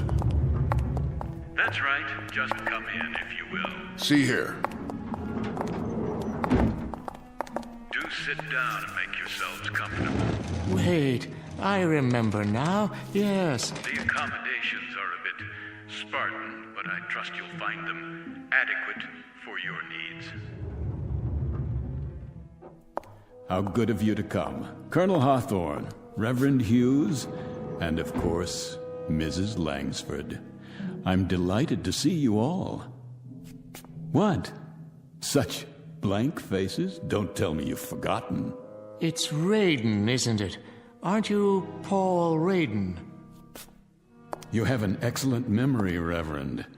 And how about you, Colonel? Do you recognize me? Yes, I believe I do. You served with me once, didn't you? I did indeed. A second lieutenant. Yes. In an infantry regiment under your command. I recall it vaguely, and I seem to recall something else, too. It's not surprising that it doesn't come flooding back. After all, you had a few thousand men under you, a few thousand cogs in the great military machine. I was only one of those cogs. But then again, you didn't court-martial all of them, did you? That distinction you reserved for me alone. Oh, yes, I do recall now. You refused to lead an assault on a hill. Did I? Refused in the face of a direct order. The delay cost us a company of men. That was your contention at the court-martial board. It's what sealed my fate. I was dishonorably discharged, Colonel, stripped of rank and booted out. Oh, fortunate for you. Fortunate, you say? Were I permitted to dictate the sentence, I would have had you shot. Of this I have no doubt. No doubt at all. But what kind of host am I? Oh, for pity's sake, Paul. I must apologize. There's a lady present. Please forgive me for not addressing you first, Mrs. Langsford. Do you recall who I am? Of course I do. I taught you in high school. Well done. I don't forget my students. Oh, now and then I find that they get jumbled together. Of course. But if I prod my memory a bit, I'm able to connect names with faces. And in your case, with character. I made an impression on you, did I? That's understandable. Because you flunked me, Mrs. Langsford. I certainly did. You dressed me down in front of an entire class, called me names, humiliated me. And quite deservedly so. Ah, but that's neither here nor there. I invited you here this evening for another purpose than to dredge up old animosities. Invited? I can't speak for my companions, Raiden, but the request I received was more in the form of an ultimatum. Your chauffeur said it was a matter of utmost urgency. Why, yes. Yes, indeed. That's the way it was broached to me, too. A matter of life and death. I was eating dinner, and my wife Mary got up to answer the door. And when she came back, she had such an odd expression on her face. Ah, Reverend Hughes. Still a bit on the wordy side, aren't you? It never ceases to amaze me, really, how changeless we remain over the years. But I suppose the habits of a lifetime are not that easily set aside now, are they? Perhaps you'll be good enough, Paul, to get to the point and tell us why we're here. I'd be delighted to. But first, can I get you something? A highball, perhaps, or a cup of coffee for the Reverend. How do you take it, black or white? Nothing, thank you. Paul, you're trying my patience. Habits, Mrs. Langsford. The incredible persistence of habits. You call me Paul, as if I were still sitting in your classroom. What about you, a nice cup of tea? Nothing for me. And you, Colonel, a tot of rum, perhaps? I would be deeply appreciative, Mr. Raiden, if you made your point and then let us leave. You've obviously called us here for something, and I, for one, would welcome hearing whatever it is without further delay. How staunch, how commanding you sound, Colonel. The military mind never changes either. See here. Always pressing forward. Drive, drive, drive against the objective and wipe it out. Colored flags stuck in a map and troops stuck out in the hot sun. An officer must have nerves made of steel and a head full of cement. As you were, Raiden. Oh, no, Colonel. Not as I was, as I am. Which rather upsets the chain of command, don't you think? Because I'm in command now, and what I command at this moment is your attention. You see, I've called the three of you here for a very specific purpose. I think I'm beginning to understand. Of course you are. Always so intelligent, so insightful. Let's do it in proper chronology. My dear old schoolmarm shall begin. That staunch and intrepid educator who would look so incongruously out of place without those severe spectacles covering those severe eyes looking out of an equally severe face, who possesses such vast prerogatives from the local school board and the vast courage that comes from pitting all her wits and training and knowledge against poor captive children. Are you quite finished, Paul? My dear lady, I haven't even begun. May I make an observation, then? You have permission to speak. Would you like to address the class? Oh, just a comment, Paul, on how incredible this whole thing is. That a man like yourself, a millionaire many times over, a big, important man who walks with kings and heads of state and industrial tycoons... You followed my career. How gratifying. How incredibly tiny a mind this kind of man must have to dwell on an incident in a high school classroom of some 20-odd years ago, and to let it fester inside of him, as it's done with you. I've never liked humiliation, Mrs. Langsford. whether it occurred 20 years ago or in the past 10 minutes. Humiliation? All right, Paul, let's talk of humiliation. Let's talk of your humiliation. Mr. Raiden was caught cheating during an examination, caught red-handed. Oh, not a federal crime, of course, but perhaps just a bit commentative on the nature of the person. And when accused of the act, he tried to plant his crib sheet on an innocent student. How right you are, Mr. Raiden, that I stood you up on your feet and in front of the entire class I told you what you were. But no room then, was there, Mrs. Langsford, for just a moment of compassion? An iota of sympathy for a frightened and desperate boy? Oh, Mr. Raiden, I've dealt with frightened and desperate children all my life. And it might surprise you to know that I've given them more sympathy and compassion than learning. But neither sympathy nor compassion can be handed out wholesale like cheap bubblegum. The recipient must be worthy of them, and you never were. You were a devious, dishonest troublemaker. And for all your millions, my guess is that you are still devious, you are still dishonest, and I have no doubt that even now you're a troublemaker. You haven't changed either, Mrs. Langsford. Mr. Raiden, after so many years, what can be gained by... A great deal can be gained, Reverend. A great deal. But surely... You can go to the devil, Reverend. Raiden! You too, Colonel. And that's not a figure of speech. Tonight, my friends, just a few short minutes from now, you all most assuredly can and will go to the devil.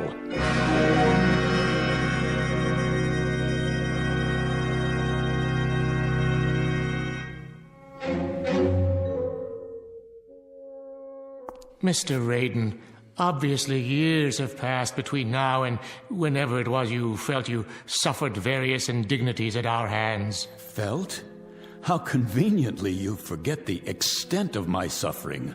You, for example, accused me of lack of character, and worse, you put a scandal over my head and all but destroyed my reputation.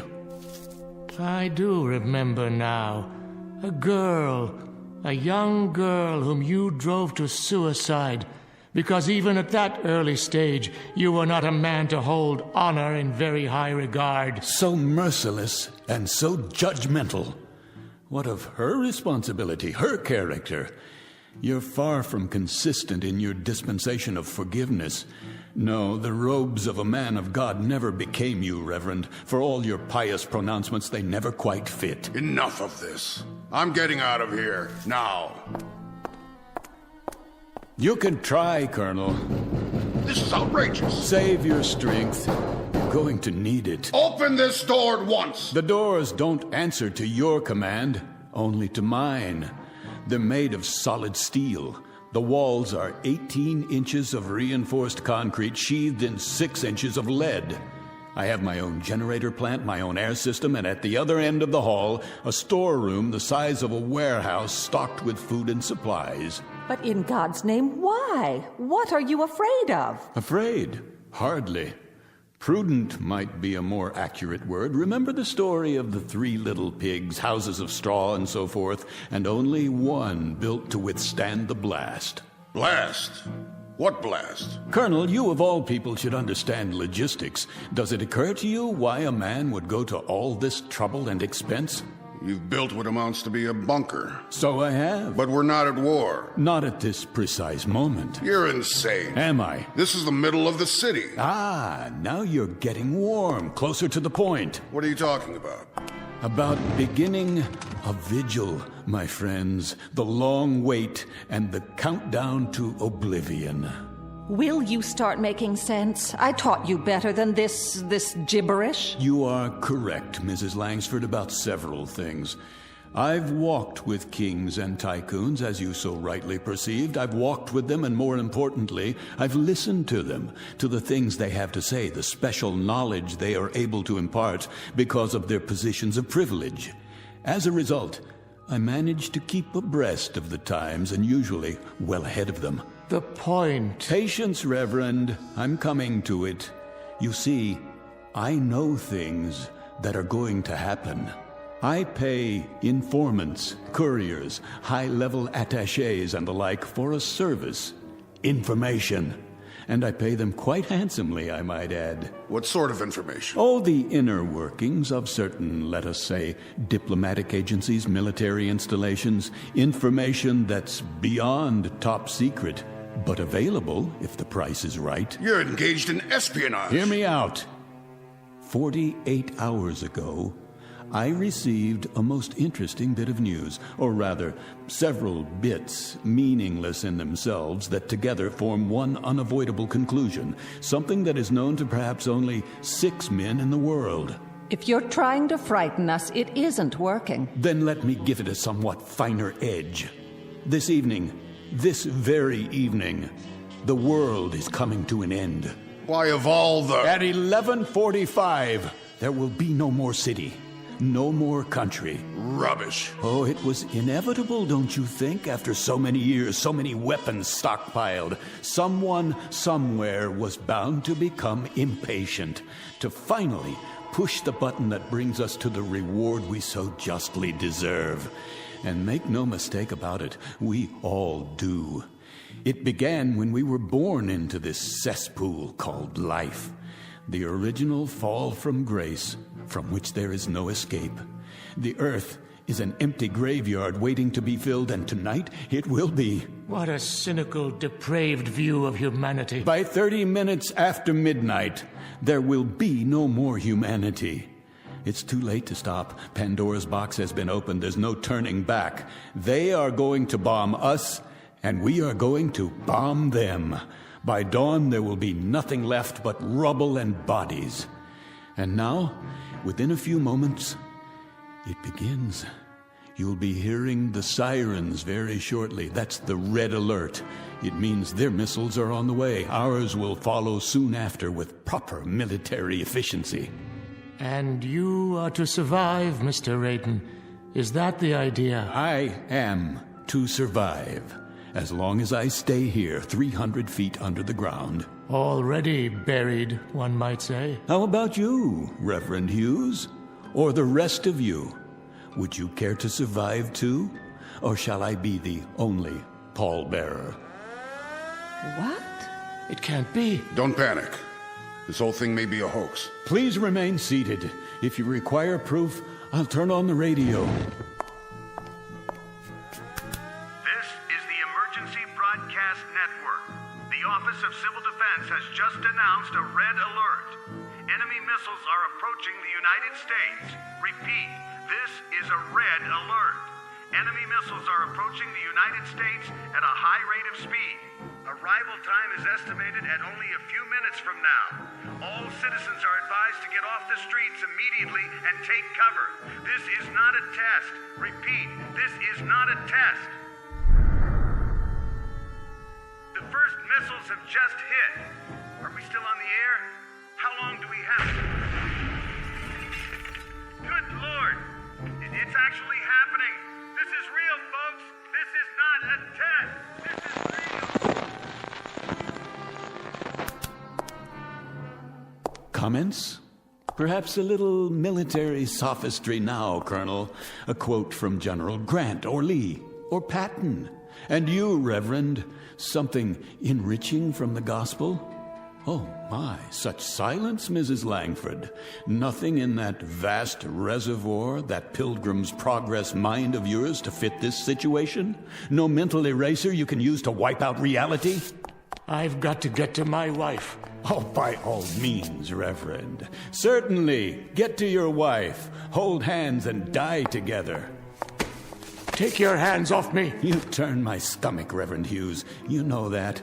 Find your wife. I intend to. That's not what's on your mind. What's on your mind is what's on the Colonel's mind and the school marms over there. Your precious hide, your sanctified flesh. That's what preoccupies you at this moment. Let go of me, Mr. Raiden. If I'm to die tonight, I want to be with someone I love. Very theatrical, Reverend Hughes, but far more burlesque, I'm afraid, than legitimate theater. Kindly have the decency. Why don't you have the decency, Reverend, to depart this earth with just a fragment of the truth in your mouth? What truth? Tell me to my face that you are so scared, so miserably frightened, that you'd sell your wife by the pound if it meant your survival. Admit it. If those were the last words I ever spoke, Mr. Raiden, they would also stand as the worst falsehood I ever uttered while living. Why am I not convinced? Will you open the door, Mr. Raiden? Will you let me leave now? Take a look at the monitor first. You might want to consider what awaits you outside before you open that door. How did you know, Raiden? How could you possibly have known exactly when? What difference does it make? If we leave now, we might make it back to our homes. Highly unlikely at this point, but I suppose hope springs eternal. Oh, of course, Mrs. Langsford, back home to your aging sister, no doubt. And you, Colonel, back to the club so you could die with your cronies amid all your medals and memorabilia. Whatever we do, it's none of your concern. My dear friends, shall we drop the pretense now, this instant? Shall we all of us now dare to speak the truth? I told you how this room was constructed, steel, concrete, and lead. It is the only place where you can survive. Now, what is all this nonsense about going back to your homes? You mean to say you'd walk out of here to certain death, when by simply staying where you are, you're assured that you'll live? Are we to understand, Mr. Raiden, that you will permit us this luxury? That you will allow us to stay in your fortress? Oh, indeed. Indeed, Colonel. As a matter of fact, it's precisely why I asked you all to come. Each of you, in your own way, tried to destroy me. But I will not repay the compliment in like kind. That is to say, I won't require an eye for an eye. Nothing quite as basic, as naked as that. Then I'd be interested, Mr. Raiden. What is your price? The Colonel would be interested. I should think so. And I presume the schoolmarm and the Reverend, too, would be interested. I submit, dear friends, that you're not just interested. It's the only single thing on God's earth that has any meaning left. How much will Raiden charge so you can stay here in safety? All right, my friends, here's the all-important price tag. The fiddler has played, and here comes the bill for the music. But be sure to listen carefully, because time is very rapidly running out.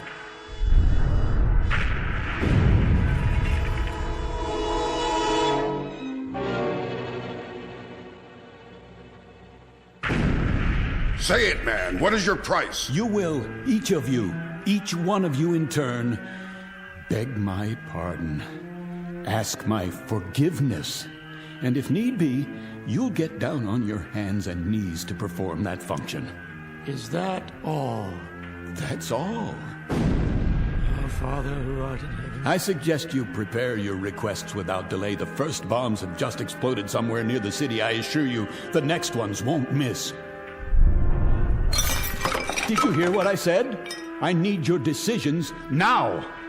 Say pretty please. I beg your pardon? Pretty please with sugar on it. How's that, teacher? Speak up! Pretty please with sugar on it, Mr. Raiden. It's what children say to exact a favor. Children, Mr. Raiden, but they say it by rote. It comes out pure. There's no meanness to it, no cruelty. That's something that comes much later in life. The capacity to damage other human beings. That's enough. Not quite. You let me out of here, Mr. Raiden. If I'm to spend my last quarter hour on Earth, I'd rather it be with a stray cat, or alone in Central Park, or with a city full of strangers whose names I'll never know. Have you lost your mind? The door, Mr. Raiden. Will you open the door now? You heard them. Heard what? Stubbornness for its own sake? Sheer contrariness? Absolute irrationality in the face of that? Open up, Raiden. Yes, open it. You're too blind, or you're too stupid. That must be it, because none of you understand how simple it is. All you have to do, literally all you have to do, is to say a sentence. Just a string of silly, mindless words, like a command, Colonel, like a prayer, Reverend, like a lesson. Nothing more than that. All you have to say is that you're sorry. I have nothing to be sorry for. You deserve that, court-martial, and more. I'll hardly withdraw my complaint now. And I, Mr. Raiden, pity you that you still can't see the error of your ways. May God have mercy on your soul. All right. You want to go out there and die? Go! But you'll all be back inside of 5 minutes. There's the elevator. Go ahead, use it. Carry the farce to its conclusion. Stand aside. Where are you going? Up there? To what? As far away from here as I can get. Do you hear that? Are you deaf? You still want to go up on the street? Why? To get a good look at the frenzy and the panic and the horror before you come back down here to your only salvation? Move away from the elevator. But you don't need to see it firsthand. Watch it from here on the monitor. You can see it happen, the whole thing. Watch as your world is shoveled into a grave and covered over. Move, or I shall be forced to move you. You fool. After you, ma'am. Last chance. I mean it. It's your last chance. What about it, Hughes? Is life so stinking cheap you can throw it down a drain? No, it's not true. This is no fantasy. You'll be back. You'll see. You'll be back.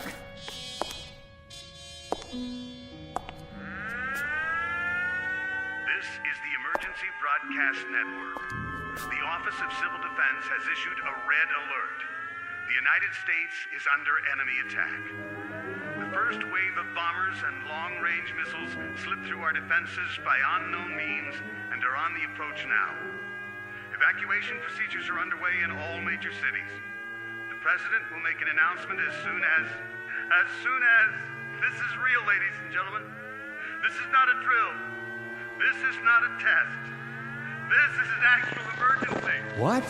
That's not what he's supposed to say. We interrupt our regularly scheduled programming to bring you this live coverage. Just before midnight this evening, several of the country's major population centers suffered missile attacks, resulting in severe casualties. Siege mentality.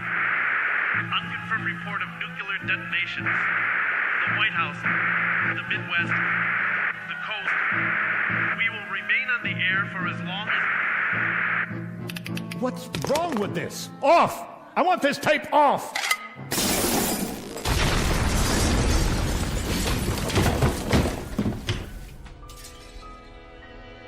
That's enough. That is quite enough.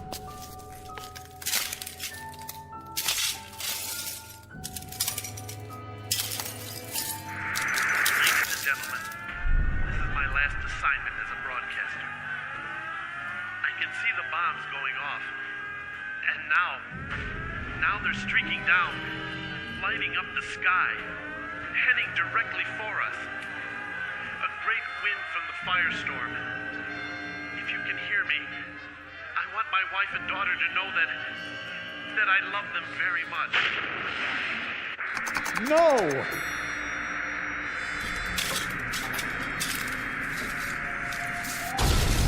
No! No!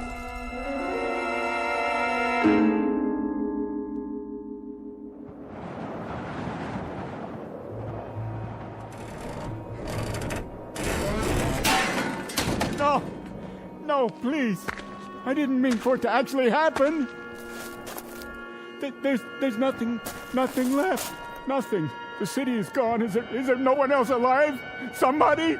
Anybody?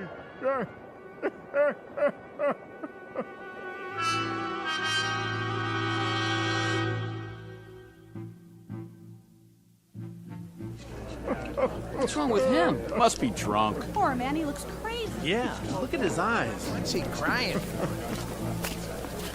All right, Mac, get up. Hey, Mac, what's the matter with you? Got a little too much to drink, huh? On a beautiful night like this. Well, now, let me take you home. Where do you live?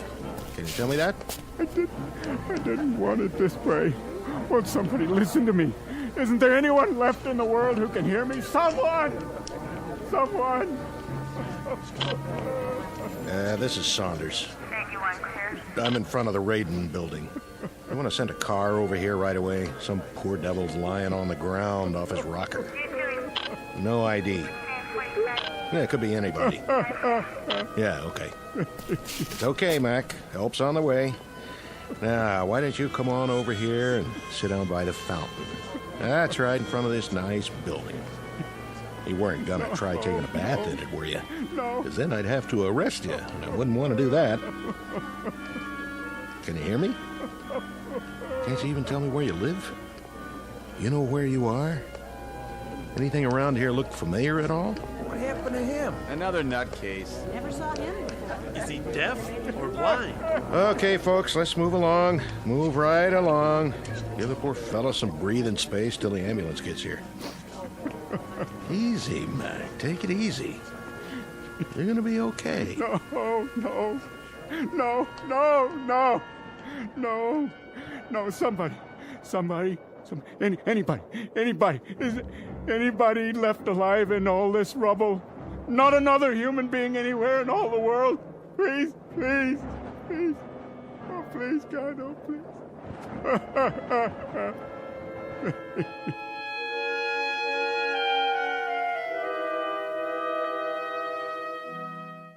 Mr. Paul Raiden, a dealer in fantasy and human misery, especially his own.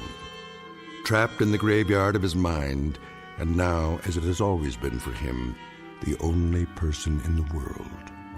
The sole pallbearer at a funeral he alone manufactured, in a bleak and empty landscape called the Twilight Zone.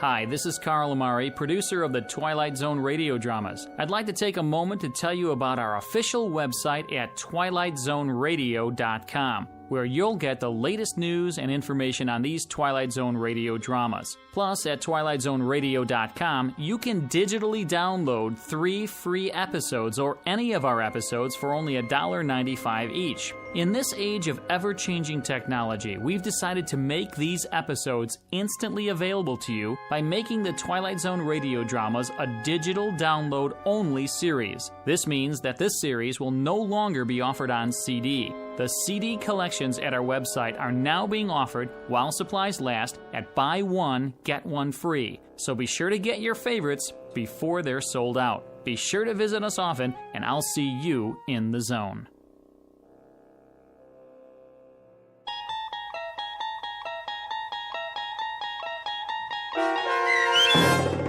One More Pallbearer, starring Chelsea Ross, with Stacy Keach as your narrator, was adapted for radio by Dennis Etchison and based on a script by Rod Serling.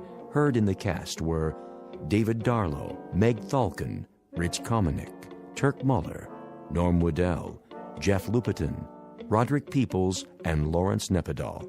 To learn more about the Twilight Zone radio dramas and to obtain audio cassettes and CDs of these programs, visit our website at twilightzoneradio.com. This copyrighted radio series is produced and directed by Carl Amari and Roger Wolski for Falcon Picture Group. Doug James speaking.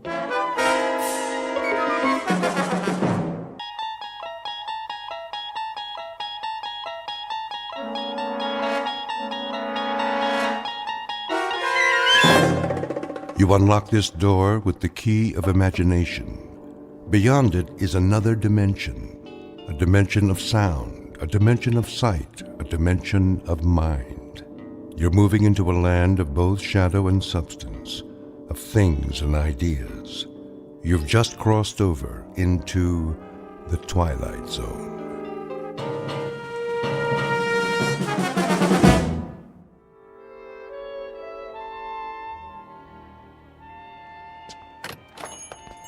Yes, and will that be all then? No. What time is it? I thought you made an appointment. I did.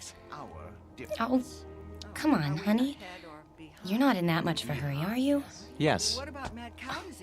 Well, clear the room then. Tell them they're keeping the head of McClellan Enterprises waiting. Tell them that we... All right. You want to forget the whole thing? No, I don't want to forget the whole thing. I just want to get this nonsense over with. Oh, that would be wonderful. Bon voyage. Ta-ta. Yes, ta-ta. Come on. Hello. May I help you? Mr. Spirito? I am he. We're the Ransoms. My wife called for an appointment. Oh, yes. Please be seated. Now, where exactly do we intend to go? We intend to go to London. Splendid. Of course, you've been. Oh, no. Charming place. You have picked a rather bad time of year, though, but... Excuse me, we're kind of rushed today. I wondered if you'd... Certainly. Now, have we decided on an airline? No. Well, then, if I may suggest... We're not going by plane. I beg your pardon? I said, we're not going by plane?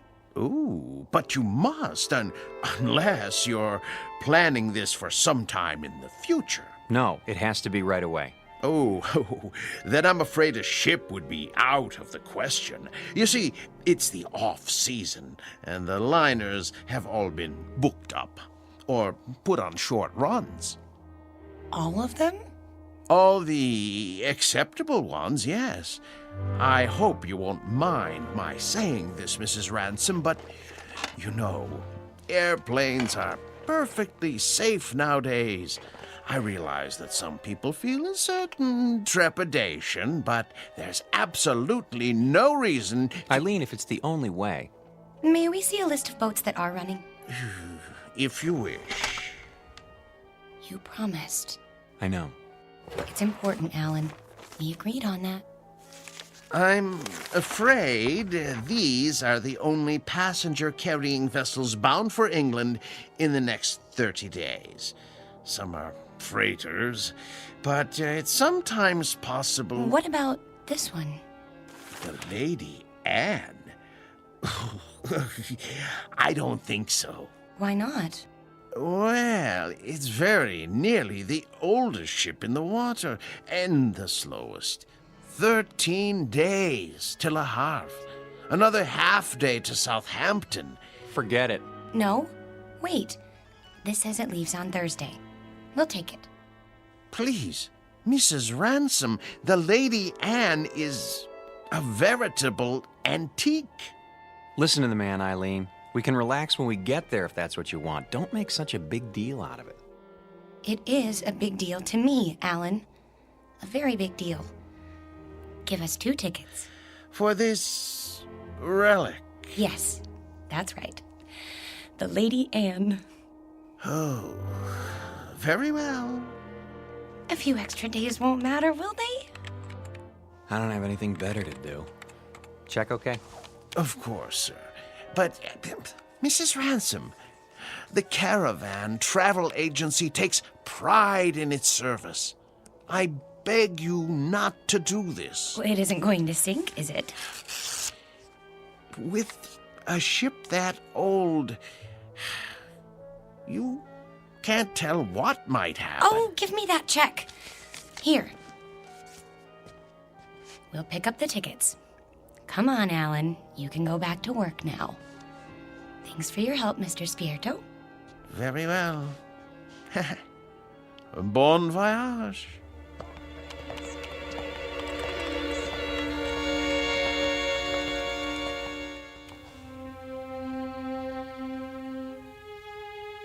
Portrait of a honeymoon couple about to embark on a journey. Like most newlyweds, they've never traveled a great distance together, nor have they become truly acquainted. But there is a difference. These newlyweds have been married for 6 years, and they're taking this honeymoon not to start their life together, but to save it. Or so Mrs. Ransom believes. She's not sure why she insisted on an ocean liner, except that it will give them some much-needed time together, even if it is the Lady Anne. The tickets read New York to Southampton, but this old ship is bound for a very different port. Its final destination? The Twilight Zone.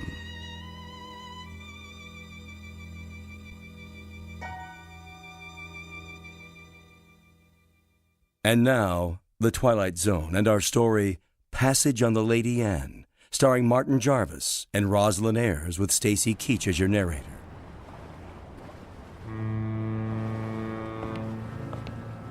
Perfect. A foggy night. Can't even see the ship. Where is everybody? Already on board. We're a few minutes late. I was ready. If you hadn't taken so long packing... There it is! Oh, Alan, isn't it beautiful?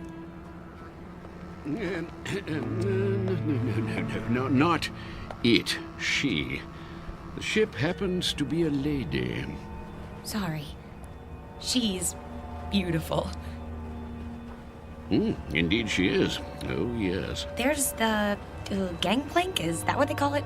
Come on, Alan. I can hardly wait. You know, from the descriptions, we were expecting a cross between a kayak and the Flying Dutchman. You're seeing someone off?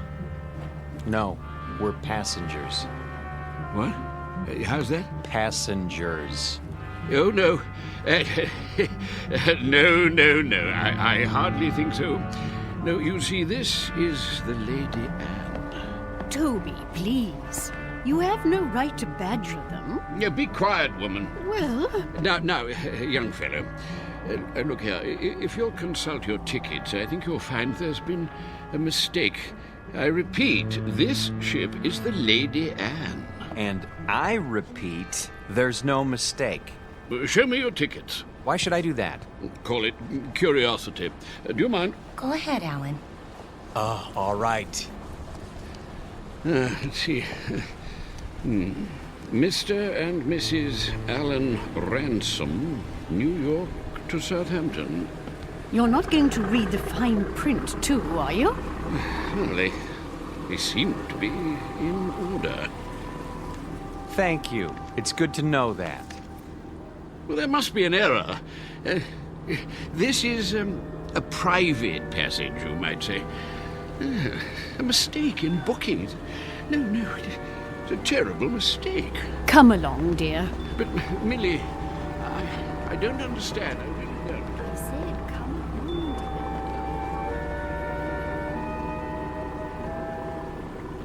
dear. Well, I guess that's how the British say welcome aboard. Oh, don't get your back up. You'll be twice as cranky when you're his age. Bet we can beat him up the ramp. Not too late to turn back, you know? I mean, think of being cooped up with me for 14 days. I made a promise and I'm going to keep it. Isn't that good enough? Sure. Not very steady. Really gives you confidence, doesn't it? At least try to enjoy this. One moment, please. Your names? Ransom? Yes, I see it on the list. Do you want to see our tickets, too? Everything seems to be in order, sir. Stateroom 24, down that flight of stairs. Thank you.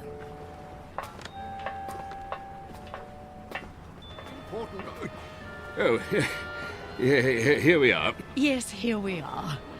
Good evening. I say, you're not going to let them do this, are you? I'm afraid it's out of my hands. Out of your hands? Well, we'll see about that.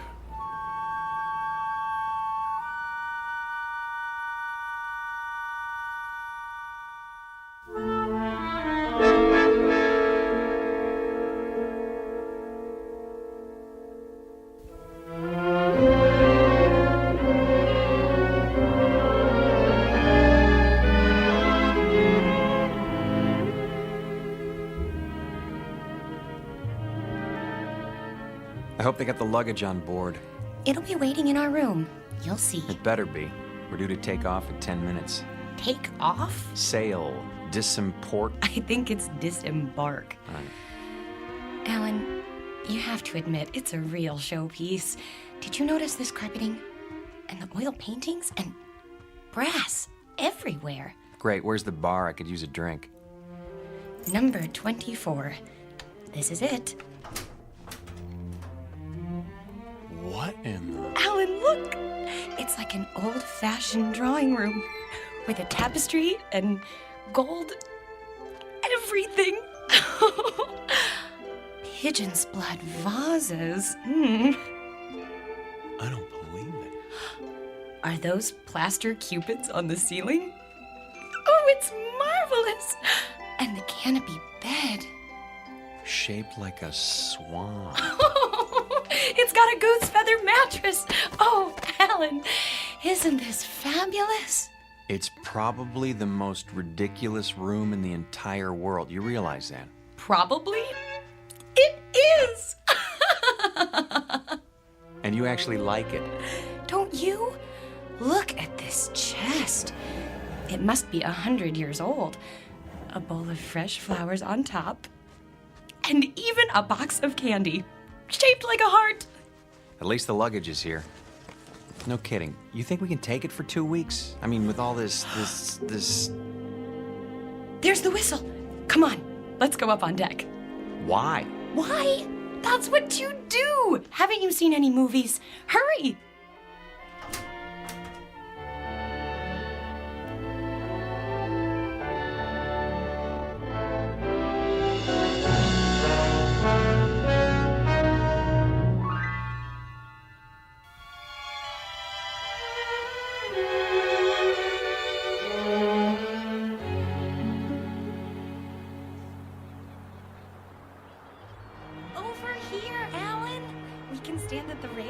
Those are the ones I mean, Burgess.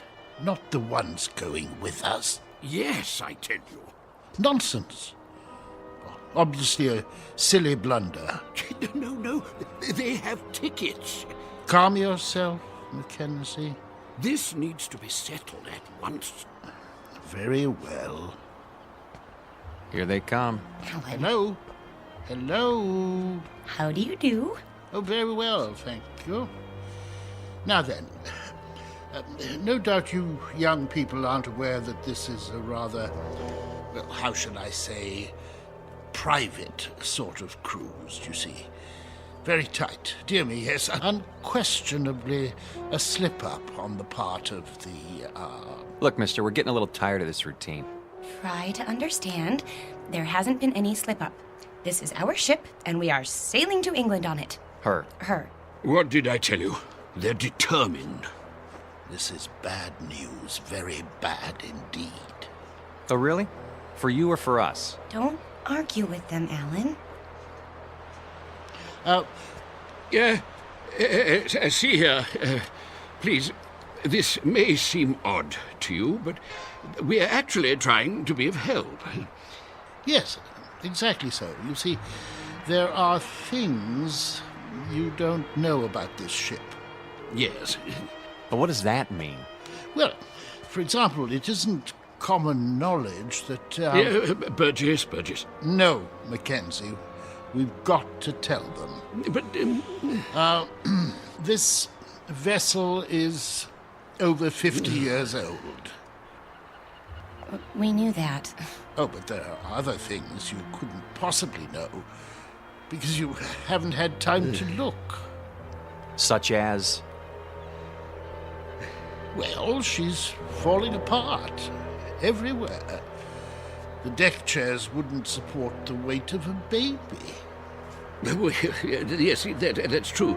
And the staircase is about to collapse at any moment. And the food, dreadful. It's positively poisonous.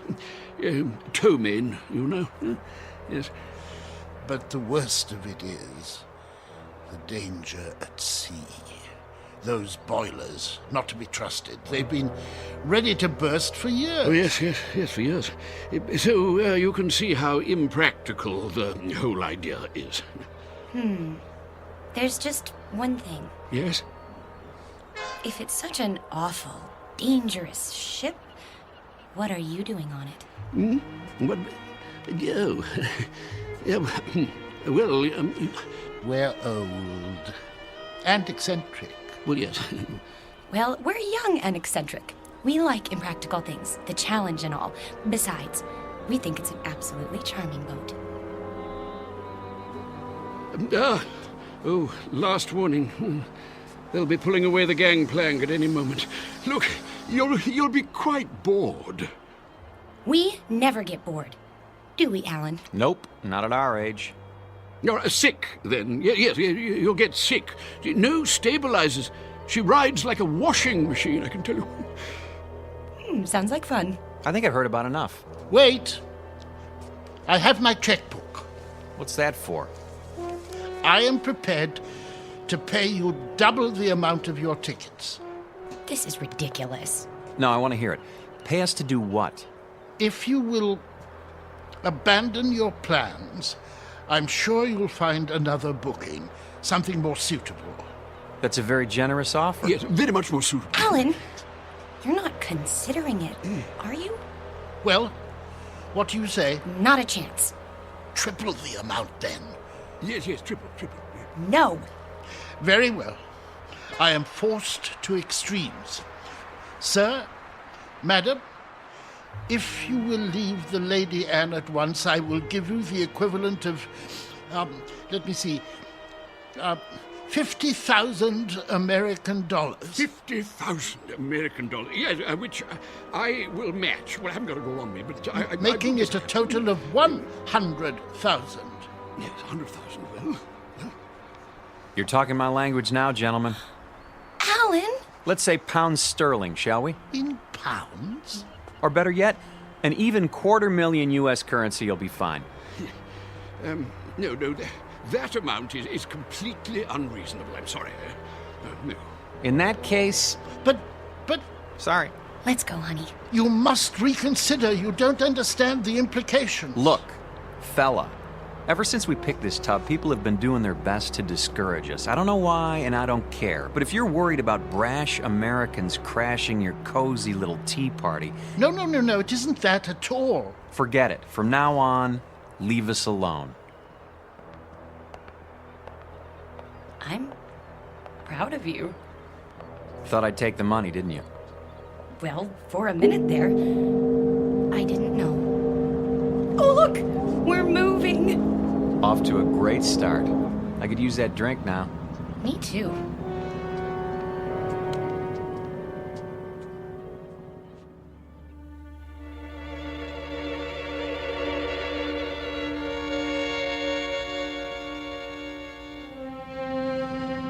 Too late. We did our best. We should have tried harder. But the funds he was demanding... highway robbery. Nevertheless, it was our duty. The duty of everyone on board. Who knows what the consequences will be? I fear we should have done whatever was necessary to keep them off this ship.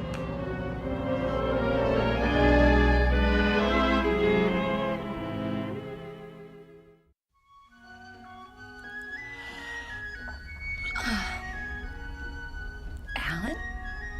Yes? You're already dressed. Why are you up so early? It's almost 11.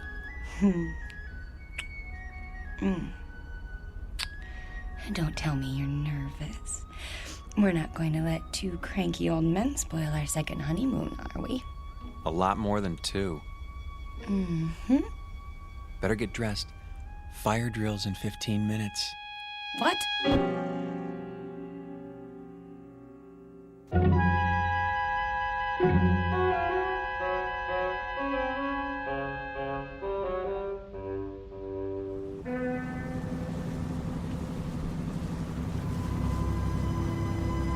Honestly, you could at least tell me what this is all about.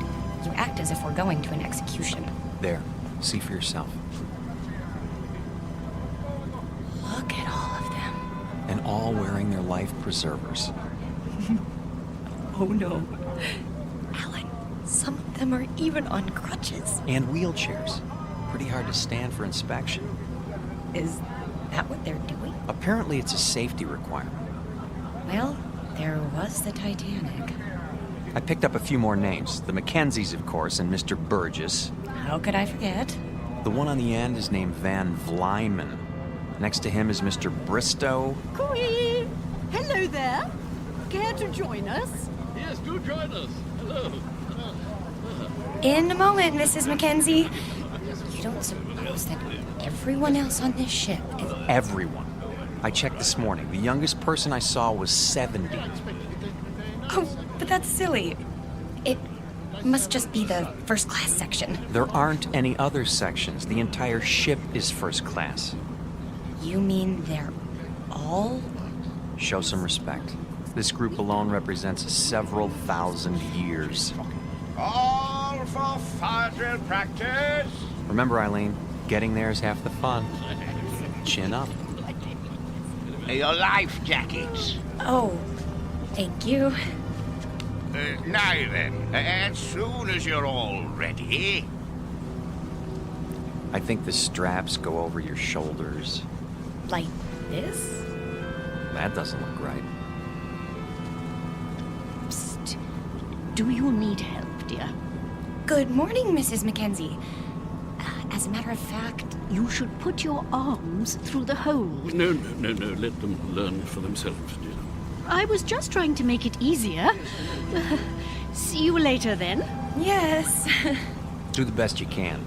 We look like a couple of clowns at a funeral. Now then, in the event the balloon should go up, the alarm will sound. Proceed to the Imperial deck in a calm, orderly fashion and await further instructions. The groups will be divided in the following manner. Group A, Mr. and Mrs. Huntley Small, Mr. and Mrs. Mackenzie, and Mrs. Scott Aylesbury.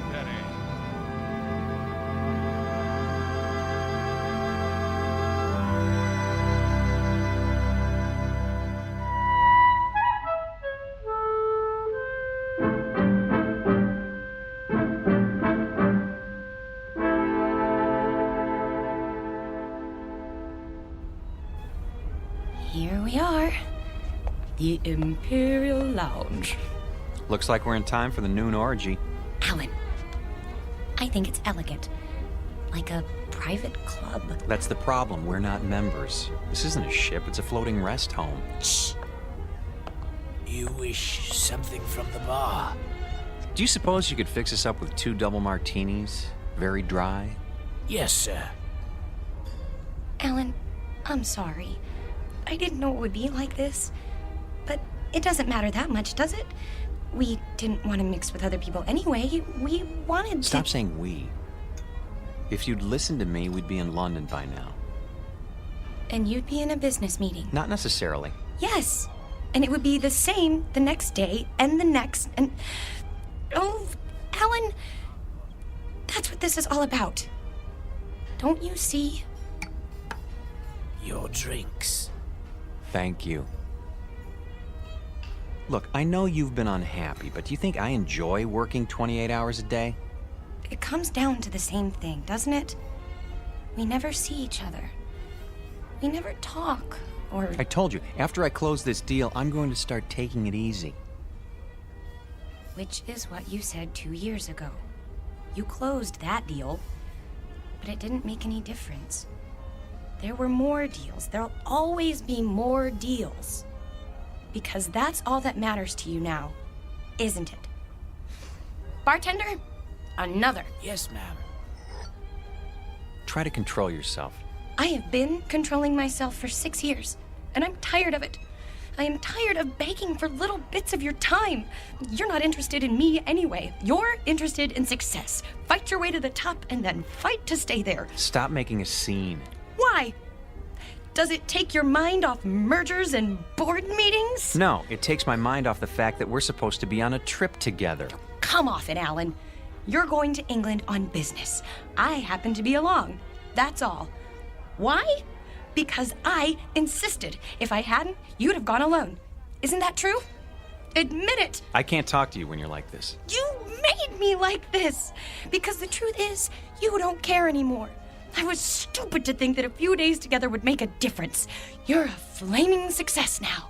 Alan Ransom, the financier. And I'm the nagging wife who doesn't understand. Eileen, please. What's the matter? Are you afraid they'll catch on? Don't worry. They think we're a happy couple, made for each other. Shut up. Yes, sir. Well, when this tub finally gets there, you can relax. Because I'll be leaving. That might be a good idea. Oh, it is. you'll have all those nice deals to keep you warm with no silly woman around.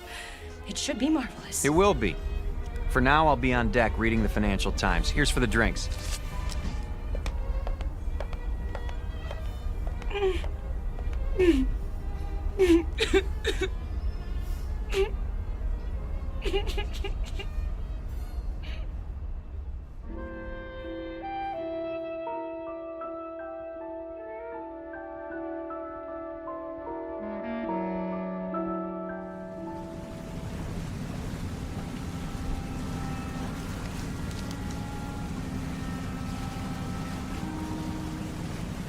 I say, you two, excuse us.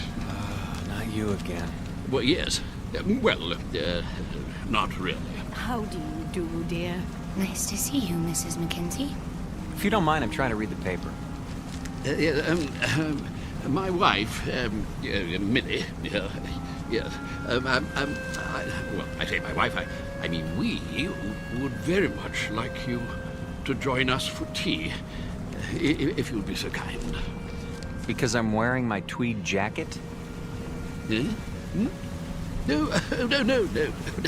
Tweed jacket, I think that's I think we're very British. No, we simply want to chat. Is it a date, then? We'd be delighted. In about an hour? Yes, in the Imperial Lounge. We'll see you there.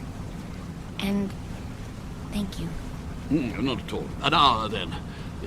Jolly good. Looking forward. Why did you do that? Because you and I don't have anything more to say to each other. You know it's true. We're finished. But you said it yourself, we're stuck here. So we might as well call a truce for now and make the best of it.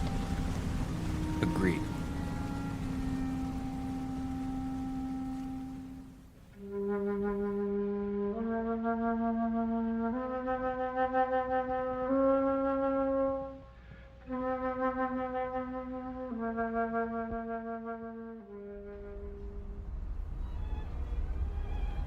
Hello. Over here. Hello again.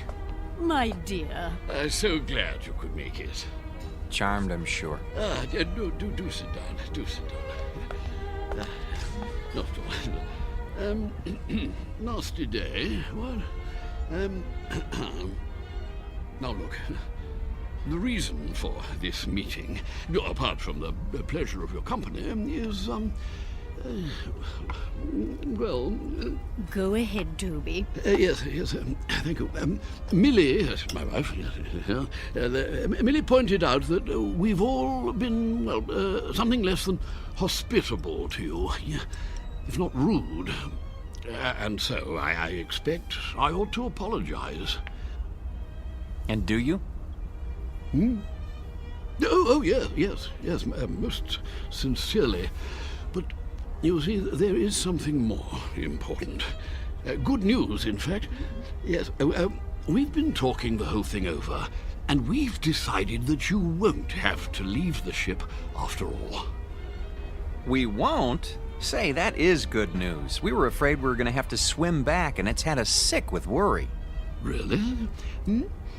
No. I see. I see. Very good.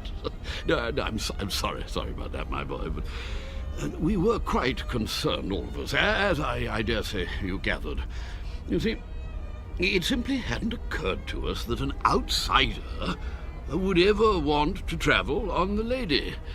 The last time she took on a new passenger was, well, according to Captain Prothero, was some 16 years ago. So you can understand. Yeah, but never mind that. It's all settled now.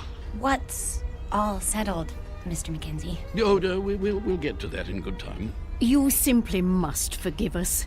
We can't have been very good company so far. Well, frankly. The point is, we spent a good many fine hours Millie and I, my wife Millie, on this old scow. And when we heard they were going to retire her, well, it seemed right somehow that we should join her on her last return voyage. Yeah, absolutely. And the same is true of the others. Yeah, well, the other people.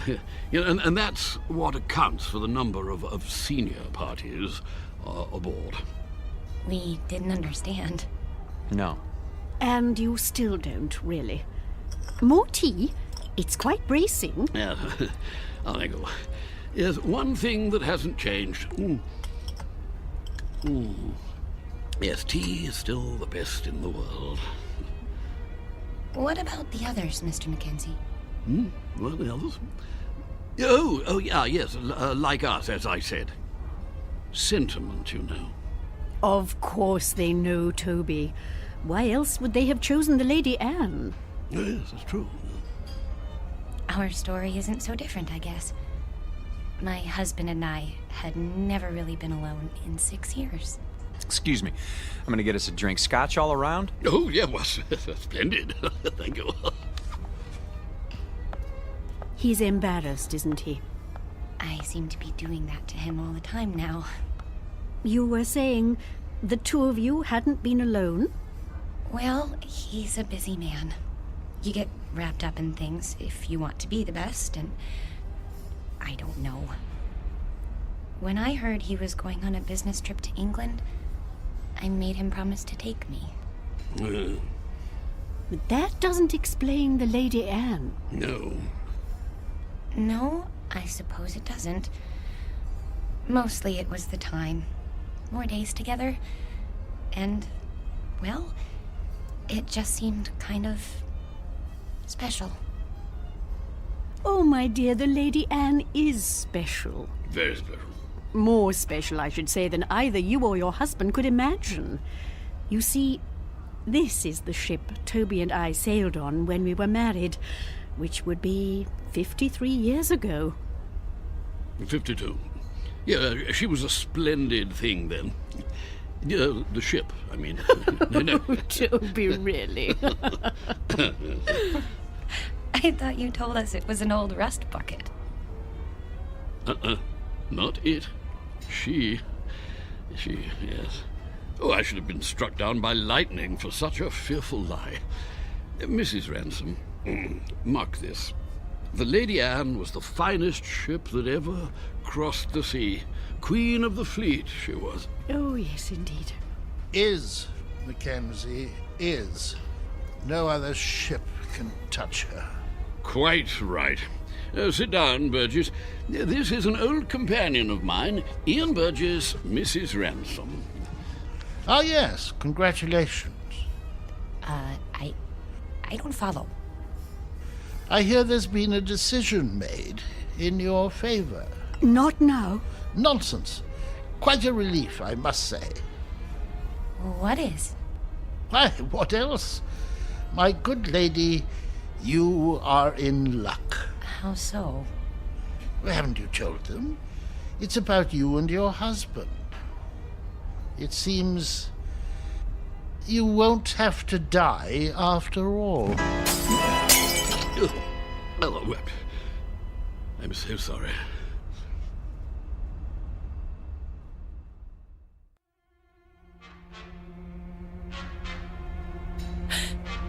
What did you say? He said you won't have to die after all. Of boredom, he means. Well, don't stand there like a ninny, Ian, tea all over you. Yeah, but sit down, sit down. Yes, to be sure. Sorry, I seem to have spilled my tea. Yeah, but, well, you see, Mrs. R., she was the only one of her kind, specialized in honeymooners. That was her freight then, yes. Oh, yes. Young people in love. Ah, marvelous. The drinks. Ah, yes. You see, that's what makes your presence so... Sweet? No. Well, it was that. It certainly was that. Young married couples, you see, that's all you'd ever see. full of juice and the moon in their eyes. All those children trying to act grown-up and worldly and used to it. And everyone as nervous as a mouse. Yes. But that sort of thing, it lasted for only a few days. The Lady Anne gave them time to know each other. Oh, she was a wise ship. Cheers. Cheers. Cheers. Everything was arranged for young people. Love has its own point of view, you know. It sees things larger than life. Nothing is too ornate or too fancy or too dramatic. If it is a good love, it demands the theatrical and then transfigures it. Turns the grotesque into the lovely, as a child does. With it, we can see what we wish to see in people. Without it, we cannot see at all. We can search forever. How a shipping line ever found that vision, I cannot imagine. But they made the Lady Anne into an enchanted gondola and took that moment of happiness and pure sweet pain all lovers have and made the moment live for 2 unspeakably pleasant weeks. Well, they get the drift, my dear. There's no need to go gooey. But I feel gooey. The same is true for all of us, actually. Bolshia Jones and his wife over there, the bald chap. Engineer in his day, and a good one. The Whiteways. Next to them, Lord Bristow, with his cigar. Nice enough, but he's getting on. And there's old Champion. Innes Champion, the writer, adventure stories, that sort of thing. Quite a droll fellow, though you wouldn't guess it now. Widower, you know. Aye, and his wife. There was a wild thing. She passed on in... Oh, can't be sure of the date. What about you, Mr. Burgess? The same. We'd planned this trip together, but... Have you a picture? In my breast pocket, over my heart. She's very beautiful. Ah. Oh, my dear, please. This is purely temporary. I shall be with her soon. I'm so sorry. Oh, there, dear. It's all right. None of it really matters if you're in love. You are in love, aren't you, Mr. Ransom? Yes, of course. Well, that's the only thing that counts, you know. Everything else perishes. Now you've made her cry. Oh, perfectly all right. I cry all the time, don't I, Toby? All the time. Well, I don't. Why don't you two go out and get some fresh air? Do you good. Fog or no fog. That might be a good idea. Yes. We'll see you later. Of course you will.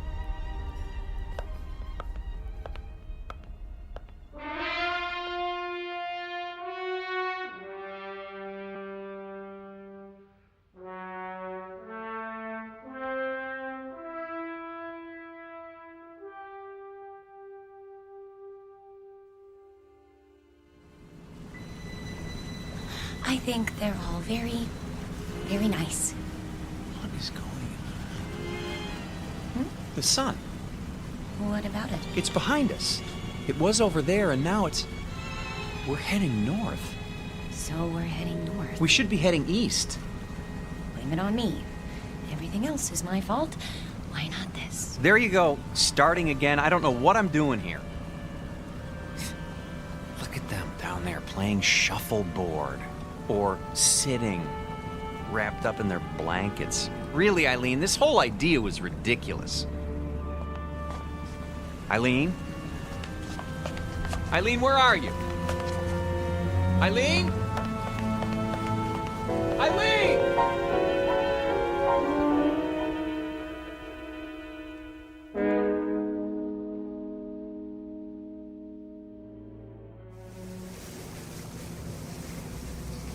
I thought you did get rather gooey there, my dear, but you know, I rather liked it. Gooey. No! Oh, Mr. Ransom. I say, is something the matter? I can't find my wife. We were standing over there at the rail. She was right behind me. You don't think anything could have happened to her, do you? Oh, I doubt that. It's rather difficult to fall overboard. Oh, yes, yes. Eileen! Eileen! Eileen! Eileen! Eileen? Stuart, have you seen my wife? No, sir, but I wouldn't worry. I want this ship searched.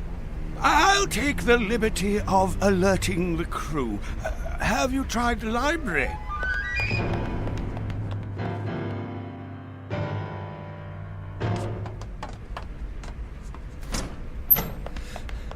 Eileen? Not here, sir. She's got to be somewhere. Still looking, sir. Haven't you found her yet? Easy, sir. We'll let you know. Eileen? Eileen, where are you?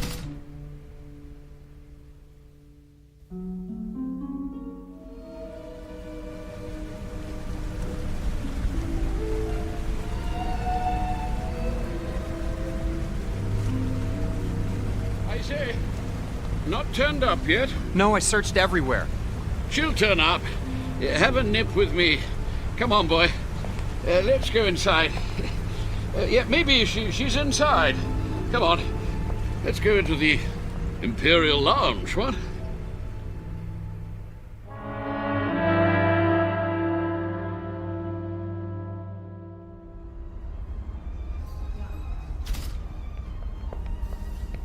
Two whiskeys. Make 'em strong. I can't believe it. She's gone. It does seem that way. But of course it isn't so. You've just missed her. You don't know how much. A toast to the Lady Anne. Here, here. Oh, yes. Here, Yeah. here. Lady Anne. Yes. It's a pity. What's going to happen? A crime. An evil, black-hearted crime. Easy, Burgess, easy. Easy? Gad, they want to scrap the lady. Outlived her usefulness. Nonsense. A little slow, perhaps. Speed. That's all that counts now. Why? What's the rush, eh, Ransom? I see your point. Freddie, another gin. That's the state of the world today. It's a plot, doubtless of communist origin. Who wound him up? Burgess, do sit down. Haven't you eyes, man? The Lady Anne was condemned because she represents a better way of life. She's grace and manners and tradition. She's the empire. I say, somebody turn him off. Silence, Adicott. The beasts are at the gate, and we stand about like statues, with our medals gone to rust and our swords broken. Soon they'll reach up their hairy hands and pull the queen down from her throne. Scrap the lady? They'll scrap the world. Poor chap. He'll feel better later at the party. Another drink, Mr. Ransom. Mr. Ransom?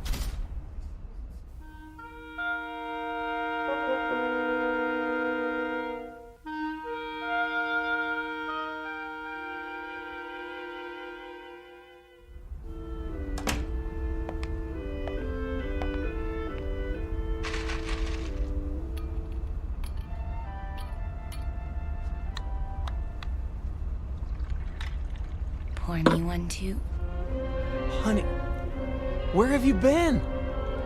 I decided to take an nap on our swan bed. You mean you were here all the time? But I've been searching for you. I'm here. I've always been here. Oh, Eileen. Are you drunk? Maybe so, or maybe this is the first time in 6 years that I've been sober. What's that you're wearing? The nightgown? Oh, Mrs. Mackenzie gave it to me. She wore it on her honeymoon. It's beautiful. You're beautiful. This whole stupid world is beautiful. What happened to you? I don't know, but I'm going to try not to forget. I'm going to try very hard. Oh, Alan?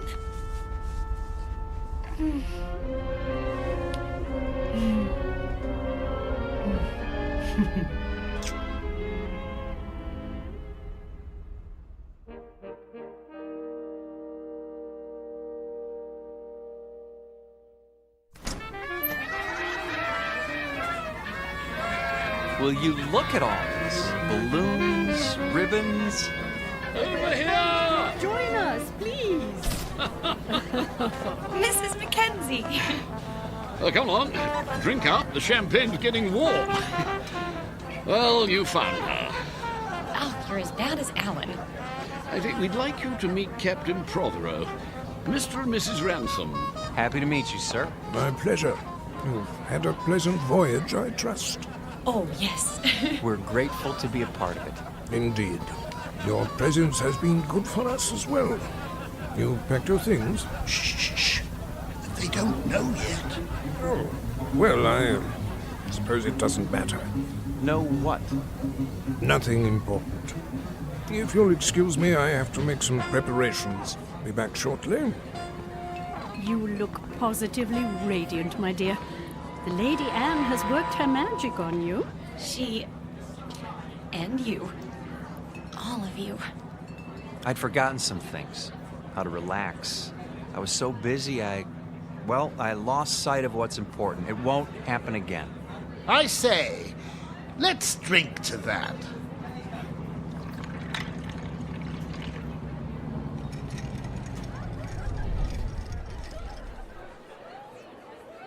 Have the engines stopped? Oh, nothing to worry about. Cheers. Mr. Burgess, why are we having a party now? We're only partway there. You'll understand soon enough. Who needs a reason to party? Mrs. Ransom, may I have this dance? I have been waiting for someone to ask. Mrs. Mackenzie? I'm not very good, but... Oh, delighted, Mr. Ransom. Oh, splendid.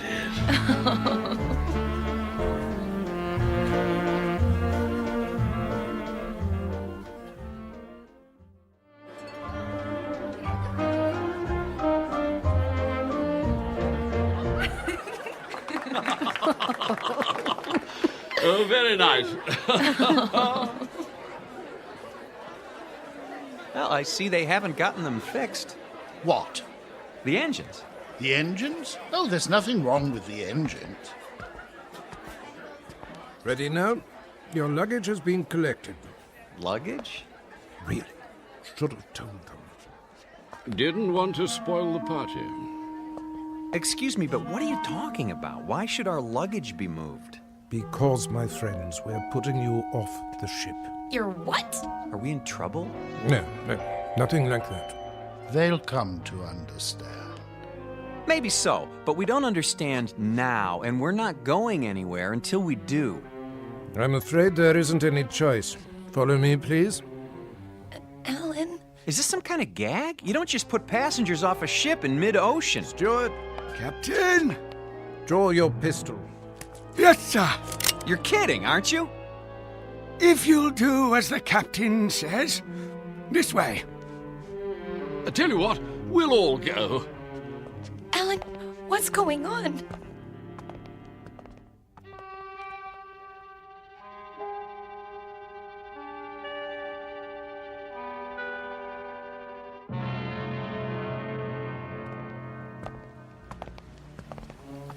You can't be serious. There's nothing to worry about, my boy. Your exact position has been radioed. Even now, help is on the way. Alan, I'm not kidding. Captain, this is outrageous. Your luggage is in the boat. There's a tin of biscuits. Champagne? I thought of that. The lifeboat sends out a signal so you'll be picked up straight away. Everything you need, really. Except a reason. It's time we were off. Into the boat with you! No, please, But why? Is it something we've done? Not a bit of it. Then tell us. You can't do this without a reason. Cause, my boy, you can't go with us. Not yet. Yes, come along. Not where we're going. No, no. Step carefully, please. We liked you people. We thought you liked us. They do, Alan. Don't you see? They do. Lower away. Don't forget the blankets. Alan, look. Everyone's at the rail. Goodbye. Bye. Goodbye. I say, what are those papers, dear? They're your letters, Toby. Don't you remember, dear? I've kept them for so long. You're throwing them overboard? They deserve a proper burial at sea. I won't be needing them now, will I? No, dear. Not anymore. Listen, the engines are starting again. They're moving. So are we.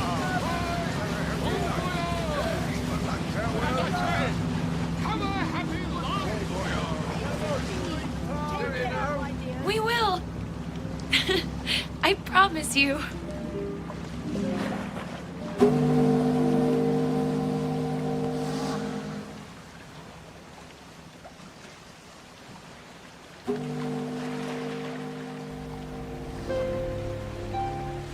Here's a blanket.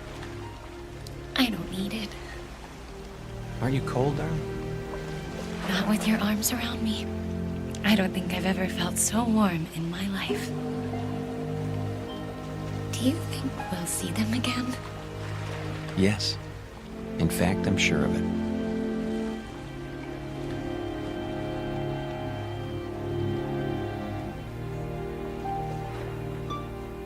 Lady Anne never reached port.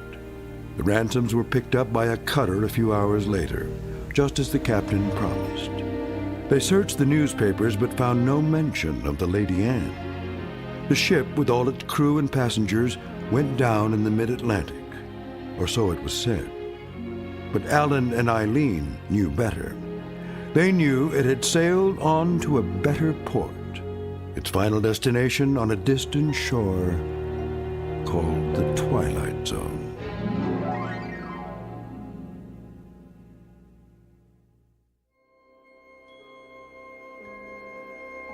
Hi, this is Carl Amari, producer of the Twilight Zone radio dramas. I'd like to take a moment to tell you about our official website at twilightzoneradio.com, where you'll get the latest news and information on these Twilight Zone radio dramas. Plus, at twilightzoneradio.com, you can digitally download 3 free episodes or any of our episodes for only $1.95 each. In this age of ever-changing technology, we've decided to make these episodes instantly available to you by making the Twilight Zone radio dramas a digital download-only series. This means that this series will no longer be offered on CD. The CD collections at our website are now being offered while supplies last at buy one, get one free. So be sure to get your favorites before they're sold out. Be sure to visit us often, and I'll see you in the zone.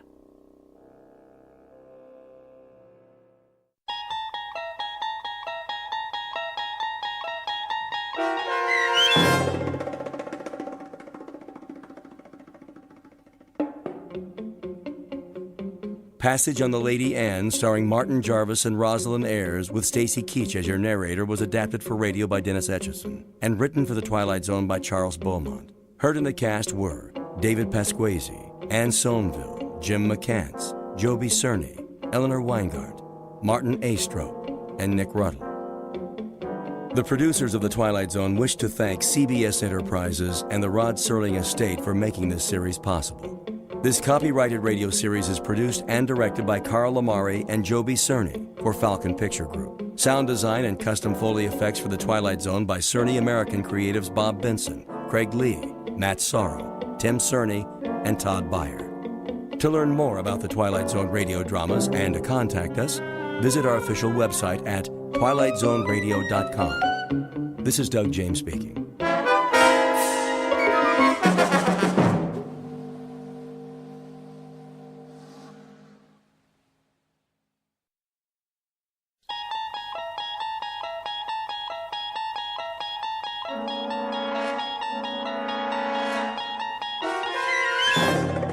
You unlock this door with the key of imagination.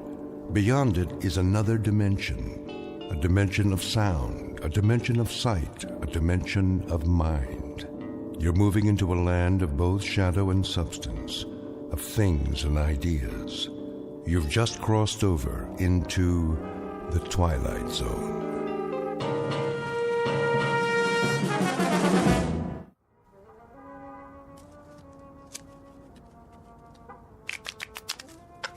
Time to feed the kitty. I've been feeding it all night. Yeah, that baby's hungry. Let's go, boys. You heard the man. Put in 2 chips. 2 times how many hands?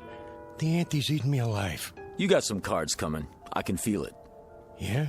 That a money-back guarantee? You pay your money, and you take your chances. Dealer antes.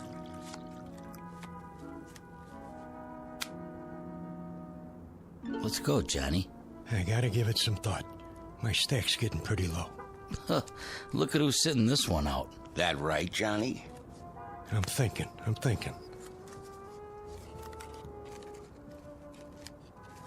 I know one thing. Takes money to win money. Yeah. Listen to the man. Are you in or out? Give me 1 minute, all right? Take it easy, John. Hey, you don't look so good. Maybe you should kick back, watch some TV. Hey, hold on. I came here to play cards. Hand me that remote. Say, what are you... Just give it to me. The old fire hall is... There. You gonna let one lousy player hang up the game? Don't worry about it. Johnny here needs some time out. You know the old saying. What's that? Money talks, and suckers walk. Scientists are baffled as all communications in and out of Peaksville remain blocked. For live coverage, our Eyeball News team takes you inside the city limits following this broadcast on the 11 o'clock report. And that's a wrap of today's news. I say deal them. All right, boys, here we go. Down the derby. Okay already. I'm all in. You ain't even looked at your cards. What's the difference? One more hand and I'm out. Sure, Johnny, maybe you'll double up. I got a good feeling this time. Me too. I'll see that and I'll raise you. Raise? Everything I got's in the pot. Separate side bet. I fold. Dealer raises again. Call. Cards, John? 3. Keeping a kicker, huh? All right, 4. Come on in! Who's that? A friend of mine. Said he'd stop by. Heck of a time for it. It's open! Jody Hallam? Who wants to know? Mr. Hallam, will you come with us? You got a warrant? No, sir, but... Then get out of my room. My associates and I are having a friendly game of cards. This is a federal matter. We have a car waiting downstairs. Oh, good for you. You see any money on this table? Because I sure don't. There's no time to lose, sir. If you'll just come with us. Hey, why the cuffs? Someone wants to see you in Washington. Be seeing you, Jody. I'll just hold on to my chips for now. Let me call my lawyer. No need for that. What's this all about? A matter of national security, sir. You might say a matter of life and death. Excuse me, gentlemen, if you don't mind. We'll just fast forward out of here. Hey, will somebody tell me what this is all about? Winning lottery numbers coming up, but first the news. In world news, the asteroid known as Wanderer continues on a path toward our solar system. But there's no cause for alarm. Scientists say it will miss Earth by several million miles. Repeat, Despite rumors, there is no danger. Wanderer poses no threat to our world. And now, here's a handy household hint from our home economist. Portrait of a man who has just been granted a reprieve. Not from a card game, because it's a sure bet he would have won, given his considerable skill as a dealer. No, the two men in gray suits have saved him from almost certain deaths. His name? Jody Hallam, a gambler and con man who lives by his wits, and wants above all else to go on living. At the moment, the odds still look good for Mr. Hallam, but he is about to discover that the laws of chance don't always apply in the Twilight Zone. And now, The Twilight Zone and our story, Pattern for Doomsday, starring Henry Rollins, with Stacy Keach as your narrator. And I can tell you that its progress has been closely watched for the past month, as is the case with all unidentified objects sighted in space. May we have the slide, please? Excuse me, General? Yes? The eighth man, he's here. Showman? Yes, sir. Has he been briefed? Just the basics on the way over. I'll handle it from here.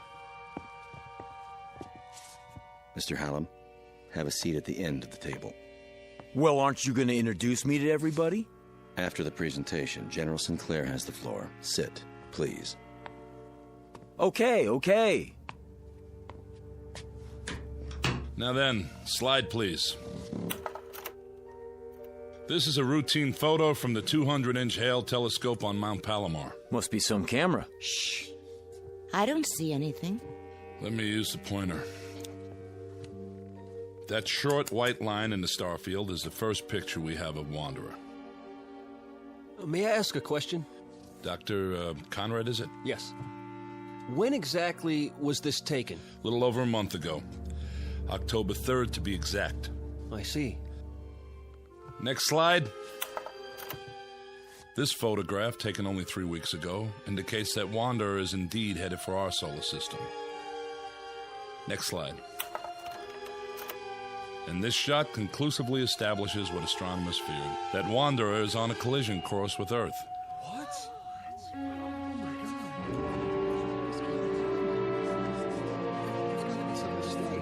Next. This picture from 2 days ago allows astronomers to accurately measure Wanderer.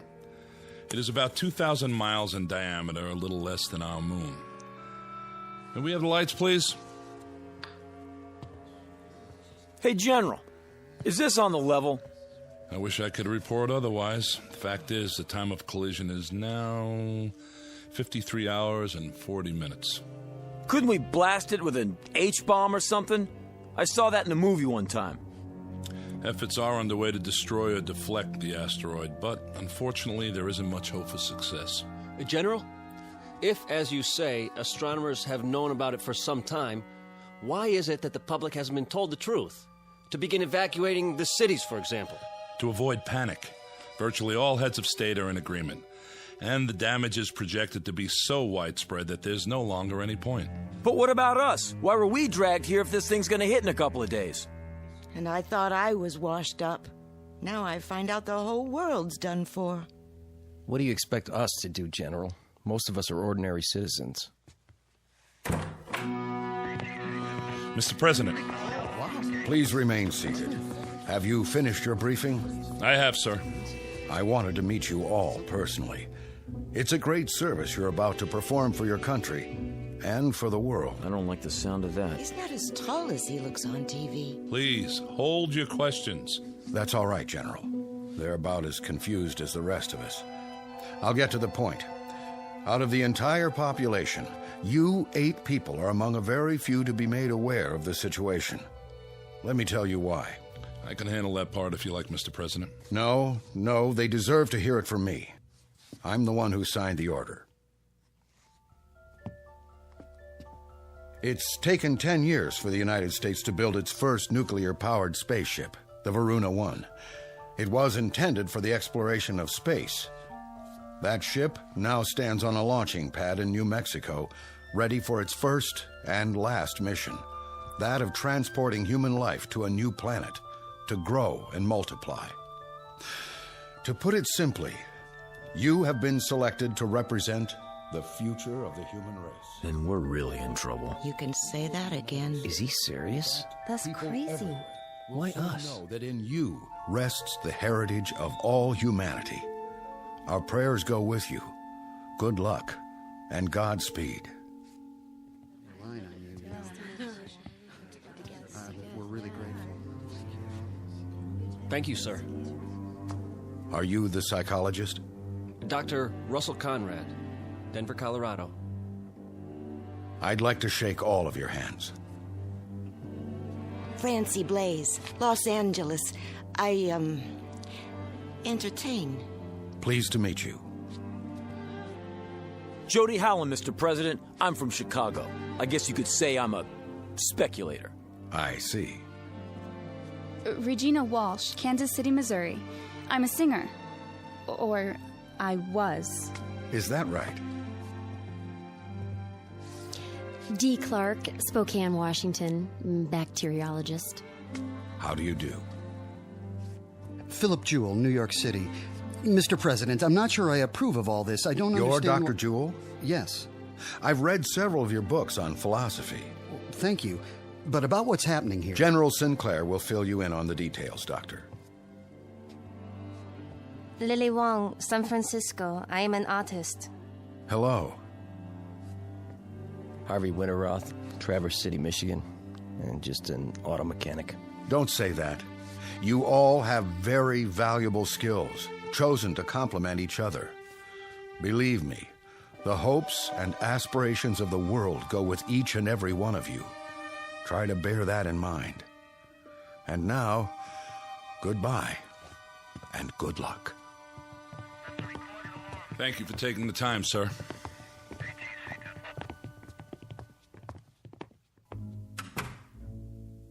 Never thought I'd get to meet the president, but there I was, shaking his hand and talking to him. General, I demand to know... Yes, Mr. Jewell? Just how did 8 people get picked to represent the human race? It was not at random, I assure you. It was a matter of careful selectivity. A computer was programmed with all relevant factors, physiological, psychological... Who did the programming? Panel of experts from several disciplines. Based on what criteria? General health, adaptability, fertility. That's why you all had examinations. Varied backgrounds, genetic history, immunity to disease, long-term stability on the cellular level. Out of what sampling? The entire population, Doctor. At least those we had preliminary data for. General, how come the president isn't going? He's a very important man. I would have thought... He's married, which was one of the disqualifying factors.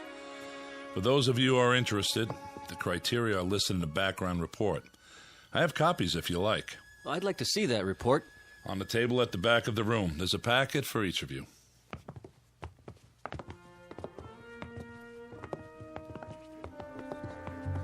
Look at me. What a mess. I better fix my face. You look fine. Don't kid me. We're not here because of our looks, that's for sure. Must be because we're in such good shape. Yeah, you're a regular bodybuilder.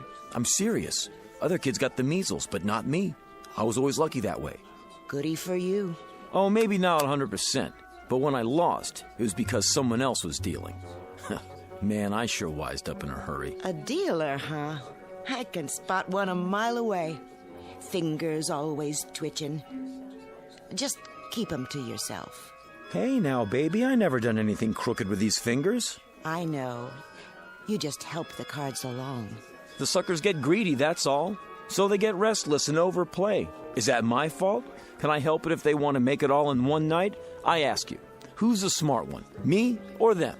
You heard what the general said about brains. We'll see how you make out where we're going. Listen, Jody Hallam always makes out. You remember that. Just don't try any magic fingers on me. Ha! Don't flatter yourself. Come on, I want to get the lowdown on this game.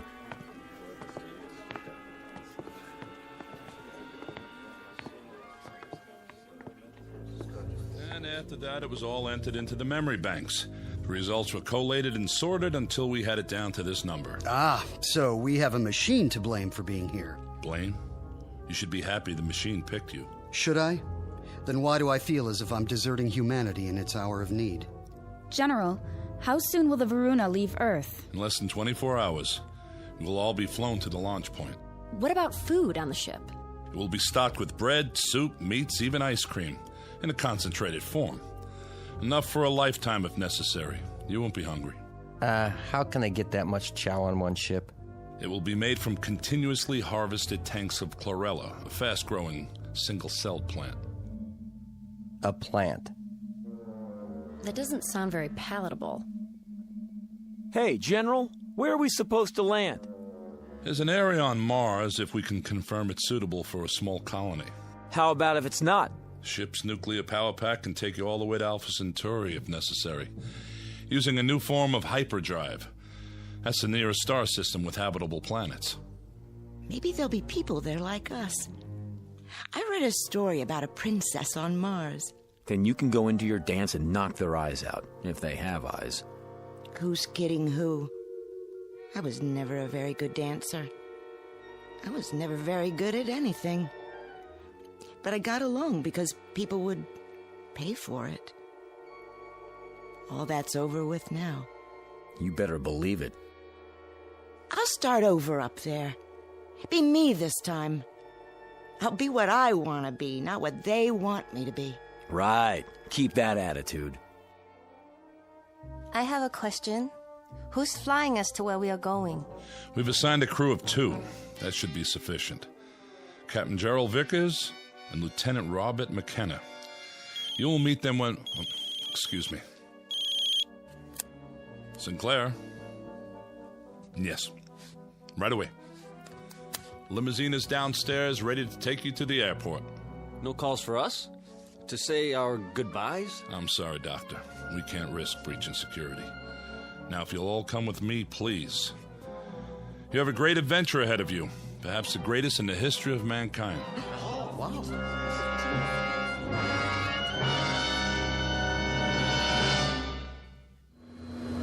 Air traffic control, you're cleared to take off. In position, clear to start.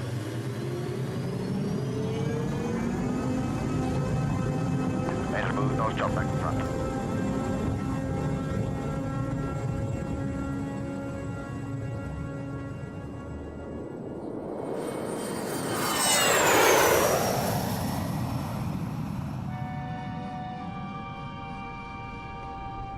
Ladies and gentlemen, although the passenger seatbelt sign has been switched off at this time, I hate that. I really do.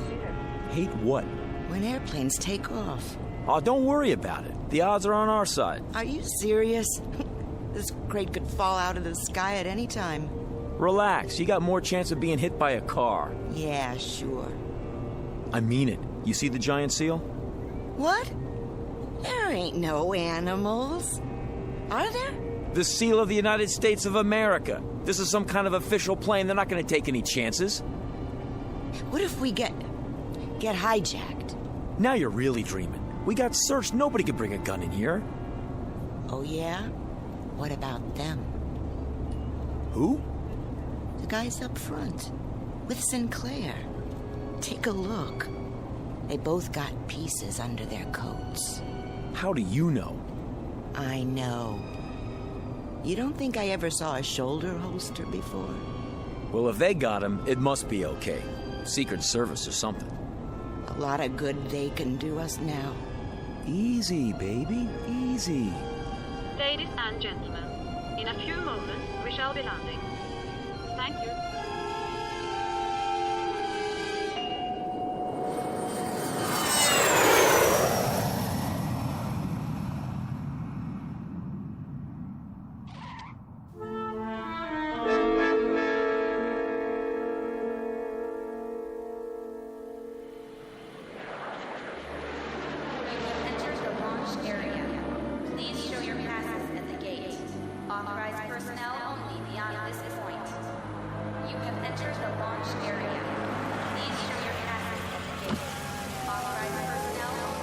ID, please. General Sinclair and Company to operations. Oh, right, General. Operations is the first building, straight ahead. I know where operations is, son. Yes, sir. Open the gate.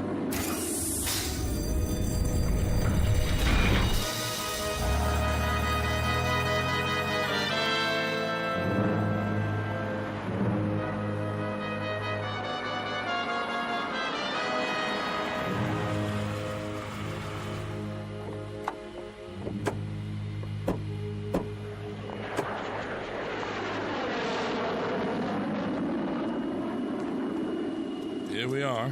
If you'll just follow the walkway to the entrance. How do you do, sir? Good to see you, Cap. Lieutenant John McKenna, General. At ease. This is your pilot, Captain Gerald Vickers, and Lieutenant McKenna. Mr. Hallam, Miss Walsh. Welcome. Hiya. Captain, huh? Miss Blaze, Dr. Conrad. Hello.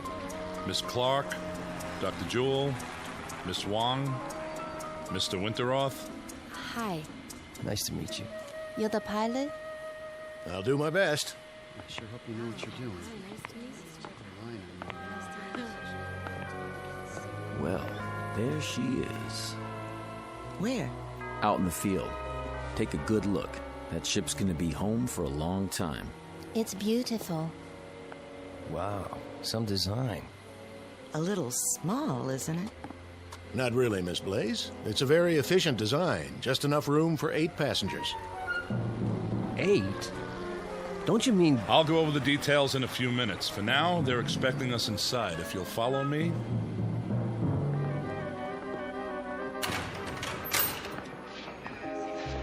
General Sinclair? What is it? General, I have a communication from the Pentagon. Priority A. Very well. That will be all. Yes, sir.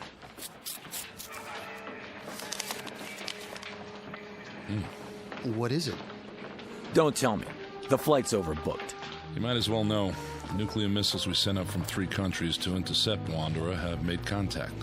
All detonated on impact. They hit Wanderer? And? Well, don't keep us in suspense. There was no appreciable deviation. The asteroid is still on course. What does that mean in plain English? It means that there's no last great hope for Earth. I would say then that this group is our hope. Captain Vickers. Yes, Doctor. Something you said a moment ago. What was that? Well, you said there was only room for 8 people aboard the ship. That's right. Does that include you and Lieutenant McKenna? I'll answer all your questions at the final briefing. But... This way, please.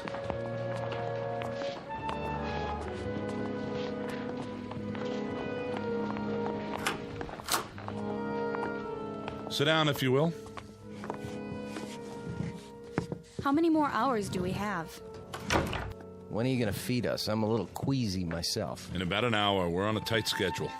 General, I asked a question outside. I think I deserve an answer. We're 8 people. The captain and the lieutenant make 10. But if the ship will only hold 8... I have an announcement in that regard. When this group was organized by presidential order, 2 reserves were included. Who? You mean we're not all going? Why didn't you tell us the truth? What are they arguing about? They got an angle. I knew it. There was no way of telling if you were all alive and well, or even if you could be located once the selection was made. The reserves were a way of preparing for any contingency. As it turns out, one that didn't occur. So who are the reserves? They were not specified. What? Then we don't know if we're on the list or not? In that case, I volunteer to stay behind. I'm afraid I can't accept your offer, Doctor. I'll give up my place. I have friends who are going to die. I'd rather spend my last hours with them. I sympathize with you, Miss Wong, but I can't accept your offer either. Then how... It was provided that in a case like this, the matter would be decided by chance. Leave it to me, General. Don't make me laugh. It just so happens I have a deck of cards with me. We'll cut for it. High cards go. Mr. Hallam. You want to be fair, don't you?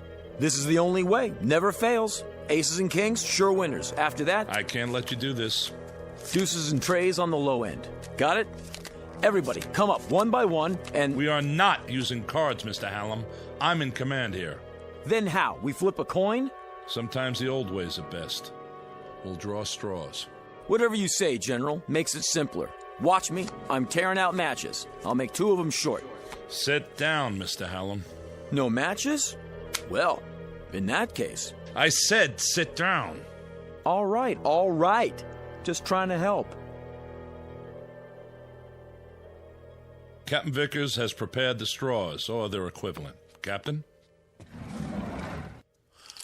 Yes, sir. I have 8 pencils here. They've already been measured, so there can be no mistake. Who's first? Miss Blaze? Why me? The order won't make a difference. Go ahead, Captain. Anyone at all. If you say so. Here goes.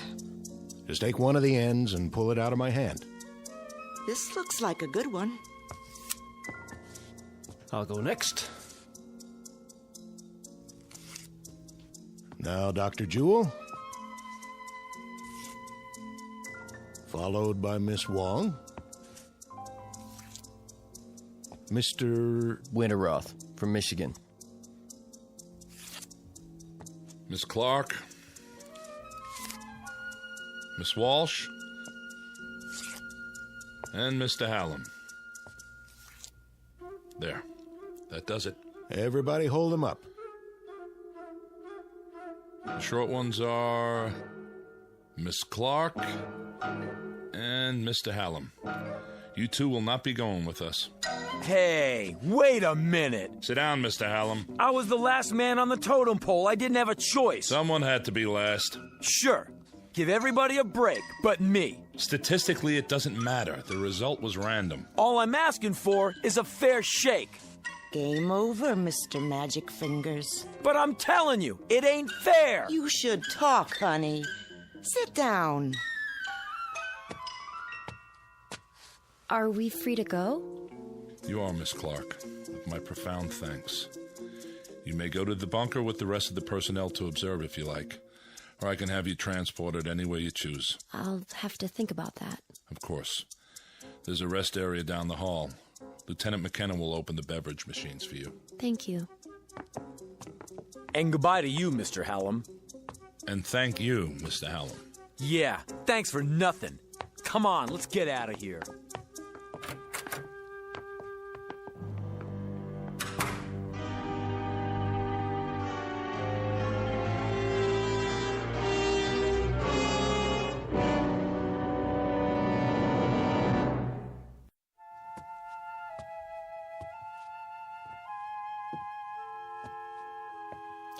Why don't you sit down? You're making me nervous. Yeah.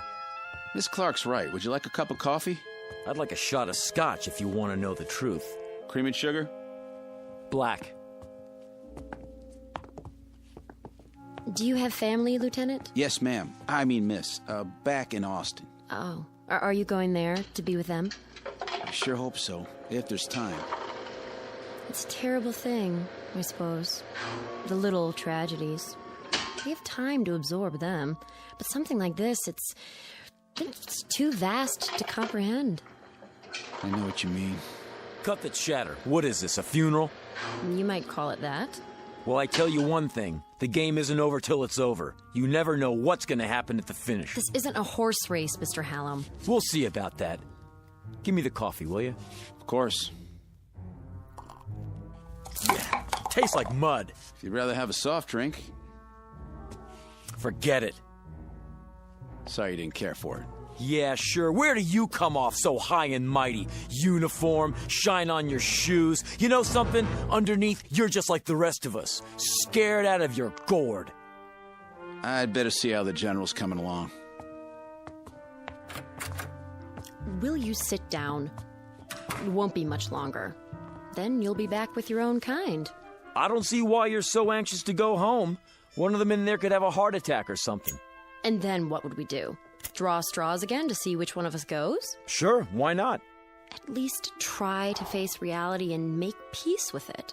Listen, if they let me do it my way, you think I'd be sitting out here? Oh, you mean you'd have fixed the cards? Lady, when your life is on the line, you try anything. Even if it means pain or misfortune for others? If that's the way the chips fall. You amaze me. I thought I'd seen all kinds. You ain't never seen Jody Hallam before. Thank God for small favors. I would say, Mr. Hallam, that you're nothing special on the evolutionary scale. More along the lines of a throwback. I mean, you've hardly advanced beyond your one-celled progenitors. Say, is that a wisecrack? I've seen your kind under microscopes.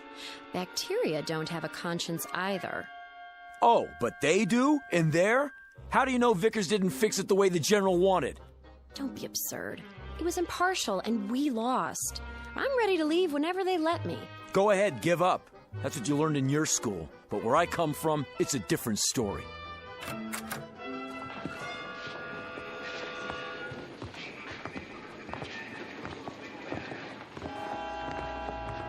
General? Yes? General, I'm sorry I blew my stack before, but, well, it's a hard thing to take. It really hit me, you know? Believe me, I understand. Everybody all set? They've had their final instructions. Everything worked out, huh? No hitches? Ladies and gentlemen, you'd better get ready for the pre-launch. Look, do you think it would be all right if I see him to the ship? Wish everybody good luck and everything? I don't see why not. That doesn't sound like you, wishing everybody but yourself good luck. No? Why the change of heart? Can't win them all. You ought to know that.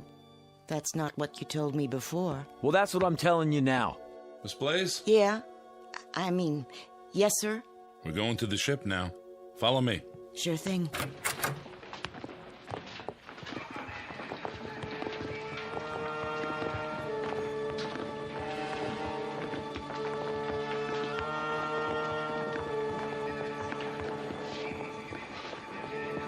Not you.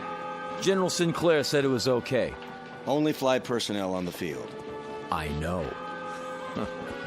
I'm gonna say goodbye to him on the ship. General? It's all right, guards. Let him pass. Proceed. Sure, thanks a lot. Nice gun you got there. 15 minutes and counting. Oh, you coming with us? All unauthorized personnel must exit the launch area. You'll have to use the ladder. One at a time, please.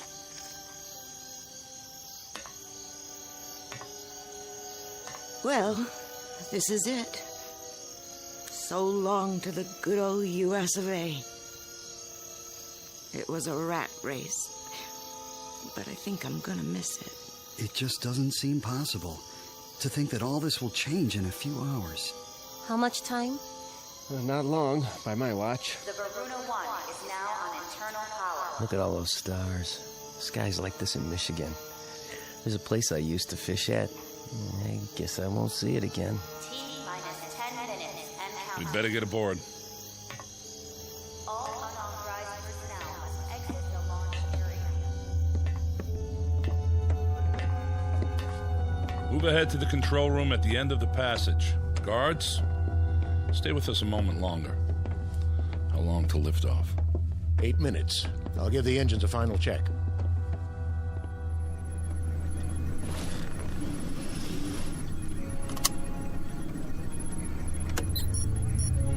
Main thrusters powered up. Retros all clear. Gyro stabilizer charged.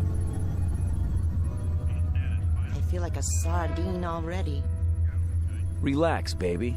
This is one tin can nobody's gonna open. Aren't you supposed to wave bye-bye now? Let me have your attention. This is it, Mr. Hallam. Shh. I want to hear what he says. President has asked me to extend his blessings and his hopes for a safe journey. Also, he's aware of the hardships that lie before you. He wants to remind you that in all the years to come, you must not lose sight of your purpose. Guards. There's a digital library. See Mr. Hallam back to the building. Yes, sir. Each of you Come are with the me. seeds In a of minute, future I said. generations. It will be your trust to nurture the first generation born off Earth. For upon this, a new civilization will be built, long after we are forgotten. This way. Right. What kind of gun are you packing? 45 automatic, huh? Keep moving. Can I see it? Keep your hands... I just want to look at it. What in the... Back off! Drop it. Not on your life. Watch him. He's got a gun. He's... Ah! Hold it! Now, General, since Dr. Jewell here won't be making the trip, as his reserve, I'm electing myself to take his place. He didn't want to go anyway. Do you think these people would have you after this? No more pretty speeches. You and the guards, make yourselves scarce and drag the doctor with you. Something wrong with your hearing? General. Touch your holster, flyboy, and you're a dead man, too. Do as he says. That's better. Well, what do you know, honey? Looks like we're gonna get better acquainted after all. What do we call you now? Little Caesar? Just what do you expect to gain by this murder? Life, my friend, in the big blue up there like the rest of you. Oh, I know you're thinking you'll make me pay, but you won't. Not if there's only 8 people left. You're gonna need me. Keep your distance, Buster. Now, Francie, you know better than that. A man gambles, he loses here and there, but the game's not over till the last card's been played. Am I right or am I right? Hey, you! Keep your hands where I can see them! I can't let you do this. Back out of here real slow like. You too, Lieutenant. Are you going to shoot them too? If you do, who will fly the ship? Back out, I said. I'm not going anywhere. Neither am I. Put the gun down. Yeah, sure. There are too many of us. Guards, Mr. Hallam is going to surrender his weapon. Take him into custody. Yes, sir. You're invading my space, flyboy. You're surrounded, mister. Hand it over. Now. Don't make me laugh. If he won't, I'll just have to take it. I warned you. The next one won't miss. Try me for a target, little man.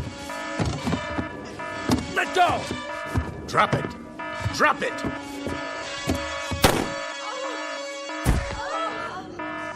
Now look what you've done. That ain't in the rules. Does he have a pulse? No, sir. Dr. Jewell, are you all right? It's just my shoulder. The bullet passed through. Guard, get the medical kit. Right, General. We won't be going anywhere, General. The second shot took out the control panel. Can it be repaired? Not the telemetry system. Then replace the module. There is no replacement. It would take days to assess the damage. He's right, General. Is that true? You mean we can't take off? How can we? What are we going to do? Yeah, what are we gonna do? I wish I knew what to say to you. Damn him! Just because he wasn't going... He was right. What? He always said he was lucky. And maybe he was. Now he won't have to face the odds. What's that? Whatever it is, he's sure in a hurry. General, up here!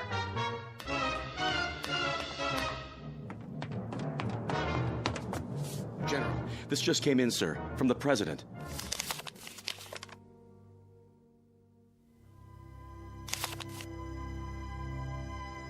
I am happy to tell you all that the danger is past. The President informs me that gravitational forces in the solar system have apparently torn Wanderer apart.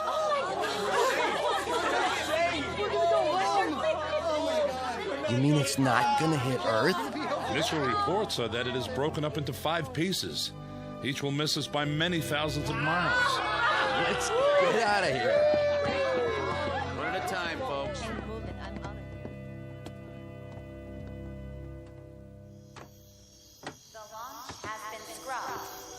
Can I give you a hand, Miss Blaze? You can give me 2 hands if you want. A big, brave captain like you. Call me Francine. Okay. Francine, I'll help you down. What about him, Mr. Big-Time Gambler? There'll be an ambulance on the way. He doesn't need an ambulance. He needs a hearse. Jody Hallam from Chicago.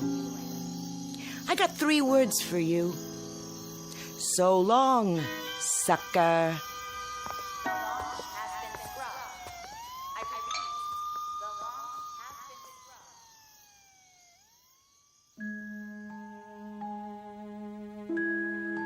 Portrait of a man who lived by his wits and wanted to go on living.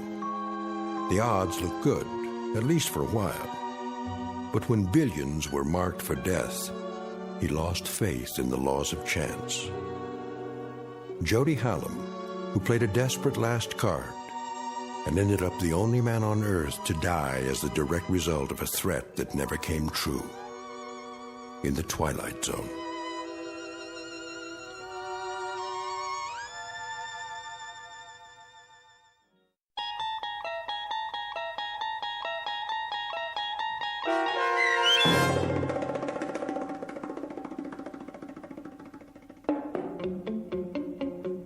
Pattern for Doomsday, starring Henry Rollins with Stacy Keach as your narrator, was adapted for radio by Dennis Etchison and written for The Twilight Zone by Jerry Soule.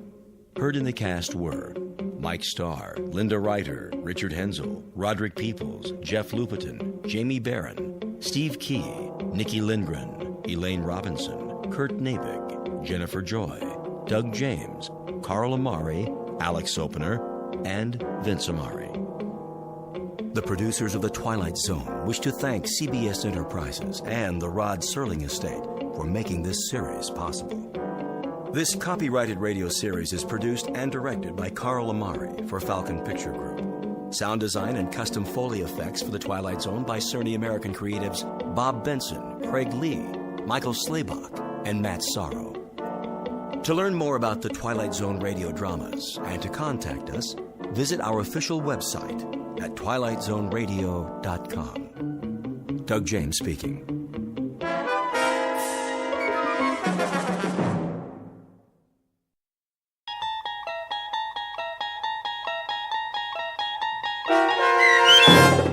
People Are Alike All Over, starring Blair Underwood, with Stacy Keach as your narrator, was adapted for radio by Dennis Etchison and written for The Twilight Zone by Rod Serling, based on a story by Paul W. Fairman. Heard in the cast were Christian Stolte, Lisa Joyce, Richard Hensel, Steve Key, Derek Purcell, Doug James, Linda Ryder, Brooke Reed, Charlie Kummerer, Amanda Amari, and C.J. Amari. To learn more about the Twilight Zone radio dramas and to obtain audio cassettes and CDs of these programs, visit our website at twilightzoneradio.com. The producers of The Twilight Zone wish to thank CBS Enterprises, Carol Serling, Dennis Etchison, Dick Brescia Associates, Claire Simon Casting, Terry Jennings, XM Satellite Radio, Sirius Satellite Radio, our sponsors, and our radio affiliates for helping make this series possible. This copyrighted radio series is produced and directed by Carl Amari and Jason Mallow for Falcon Picture Group. Doug James speaking.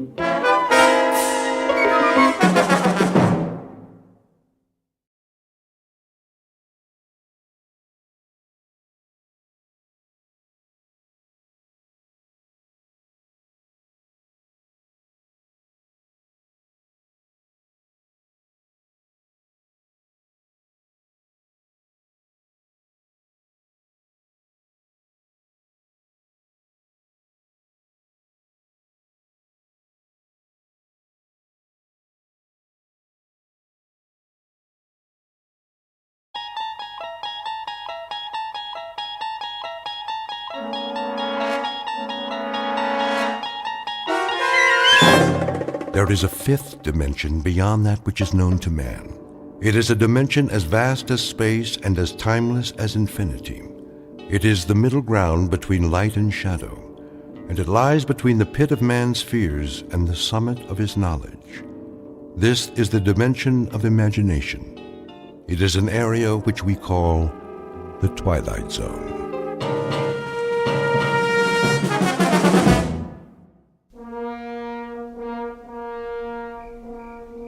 Blast-off area must be cleared by 0200 hours.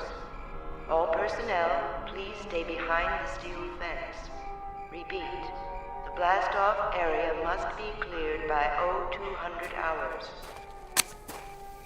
That you, Markison? Evening, Conrad. Thought I'd find you out here. You thought right.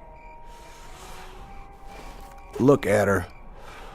Like a needle pointed straight up at the sky. Pretty big needle.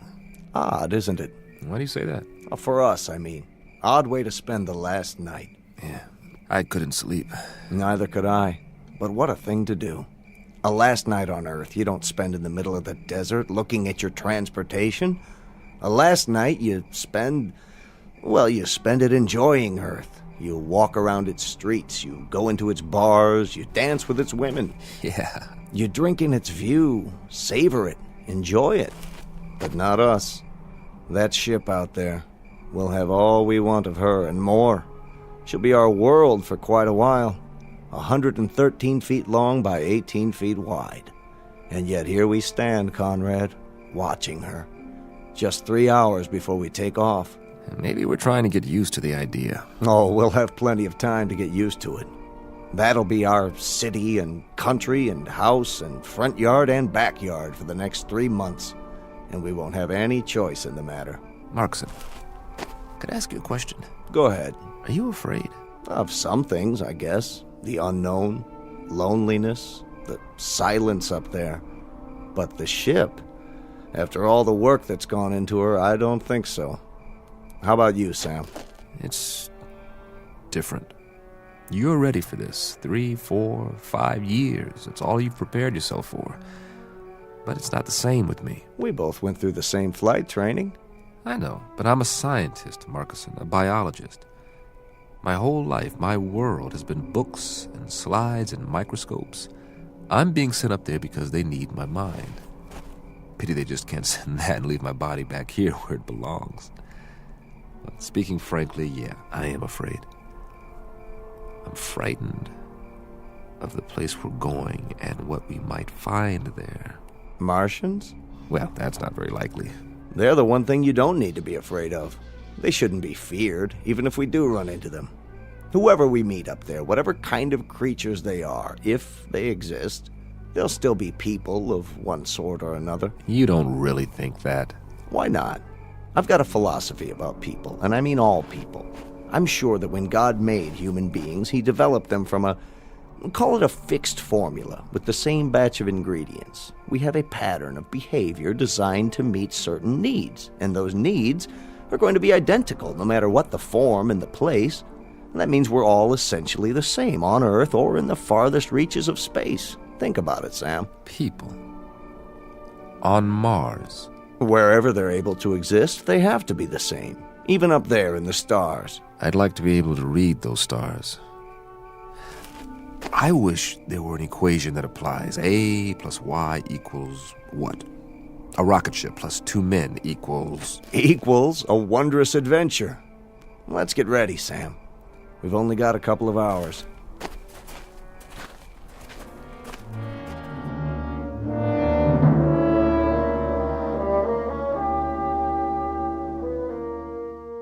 You're standing at the edge of a highway into space, one soon to be traveled by a flimsy, two-legged animal with an extremely small head. His name is Man, and he is about to send his tiny, groping fingers up into the unknown, bound for a once mythical place known as Mars. The participants are Samuel A. Conrad, age 35, and Warren Markison, age 31. They are the first to undertake such an ambitious voyage, and in a moment we'll travel with them to a location only slightly off course, in the Twilight Zone. And now, the Twilight Zone and our story, People Are Alike All Over, starring Blair Underwood with Stacy Keach as your narrator. Prepare to correct course? Not yet. Fire retro rockets on my mark. Wait, I said. For what? I want to run a thermal scan on the landing gear. You did that. Well, I'm doing it again. Plus a spectrographic on the planet's surface. We can't even see the surface till we correct. By the time we finish the turn, it'll be too late. Too late for what? To change the flight plan. The gravitational field will take effect. Exactly. We cut the main thrusters and fire the retros for a nice soft landing, right? Isn't that right, Conrad? What if something's wrong? Nothing's wrong. But what if it is? It'll take all the fuel we've got for another orbit. We have to be absolutely sure. We're as sure as we're ever going to be. There are too many variables. Atmospheric density, drag coefficients, power consumption. We've been through all that. I just checked the readings. The readings could be wrong. If we're off by a factor of 0.01, we'll miss the landing site completely. I'm going to run the numbers one more time. No, you're not. I'm in command here, and I say we're going in now. At least wait till the planet rolls up on the view screen. I want a spectrographic readout. 5, 4. Not yet. Cancel the sequence. I'm not canceling anything. 2, 1. Fire retros. I said fire. All right, if you won't do it... Don't touch that switch! Fire. Fire! You fool! Strap into your seat, now!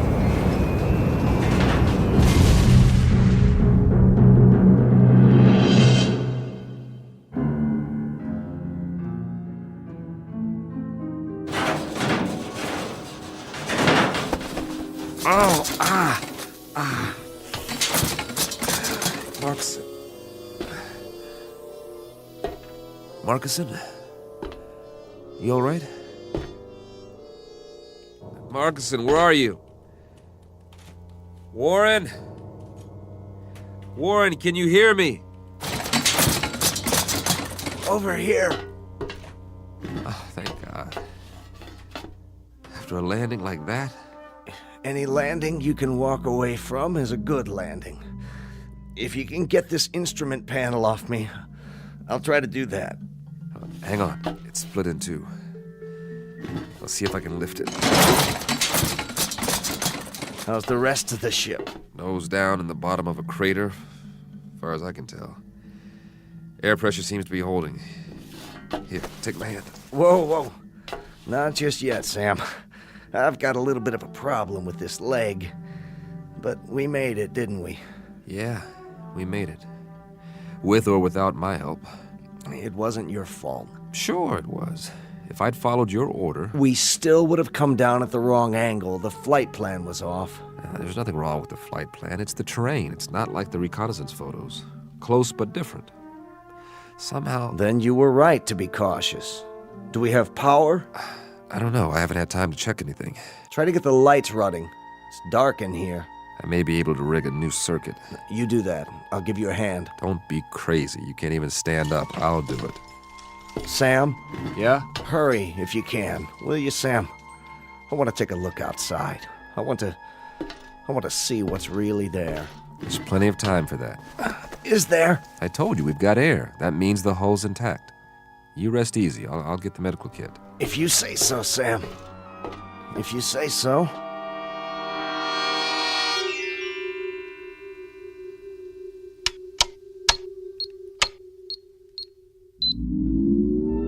Yes! Sam? I've got the circuits up. We are in business. What are you doing? Running a diagnostic on the equipment. Stay down. How long did I sleep? A couple of hours. Don't worry, you needed it. You run an atmosphere check? Yeah. So, is it safe out there? That's the question. What's the matter? Something wrong with the sample? No, I got a good one. More than enough. That's the problem. You couldn't get a reading? Oh, I got a reading all right. A complete analysis. Down to the last trace element. So, what did it say? It says the air is fine.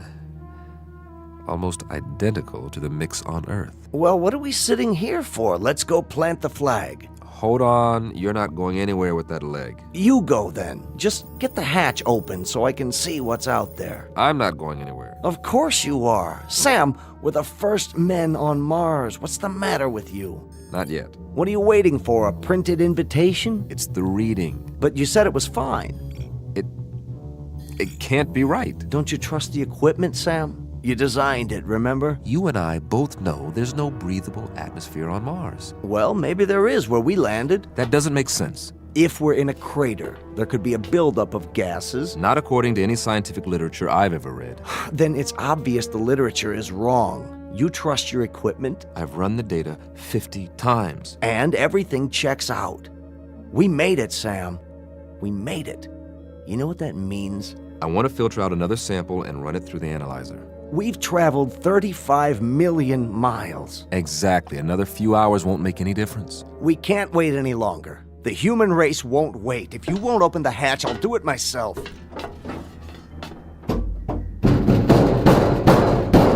You won't be able to get it open. The hydraulics out. Patch in the auxiliary power supply. You said the circuits are up. I'm telling you, we can't. Maybe you can't, but I can. You're going to wreck your other leg. I'll use the manual override. That's what I'll do. I'll disconnect the hydraulic lift at the wall and... I told you to take it easy. Sam.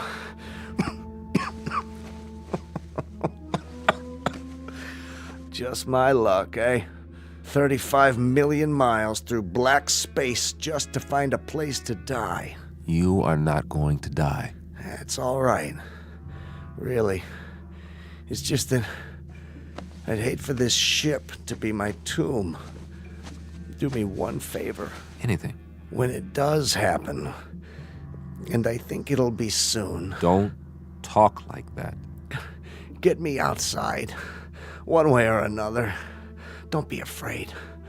I've got a strange hunch that if anybody's out there, they'll help you with the funeral. That's how people are. And they are people, Sam. As long as they've got minds and hearts, that means they've got souls. And that makes them people. No. For God's sake, don't die now. Don't leave me alone here. Warren! Warren! What's that? Listen. Do you hear that, Warren? Do you hear that? Something's out there. And it's coming. It's coming right up to the ship. You said that whatever's out there is like us. Well, I don't know that. There's no way to find out, and I'm not ready to find out. Go away! Whoever or whatever you are, go away!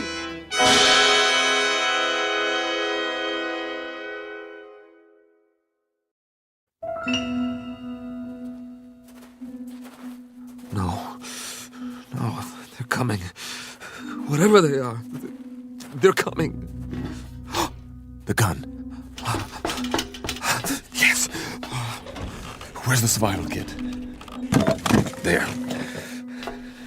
Nothing fancy, just a good old .38 automatic. That ought to do the trick. Get away! I said, get away from the ship! All right, if you won't go away, you want me to come out, I'll come out. You think you're ready for me? Huh? Huh? Where's that lever? Whoever or whatever you are, let's find out if you can eat lead. What the? Come on. Where are you? What are you waiting for? You see this? It's a gun. Know what a gun is? Want to find out? Step into the light so I can see you.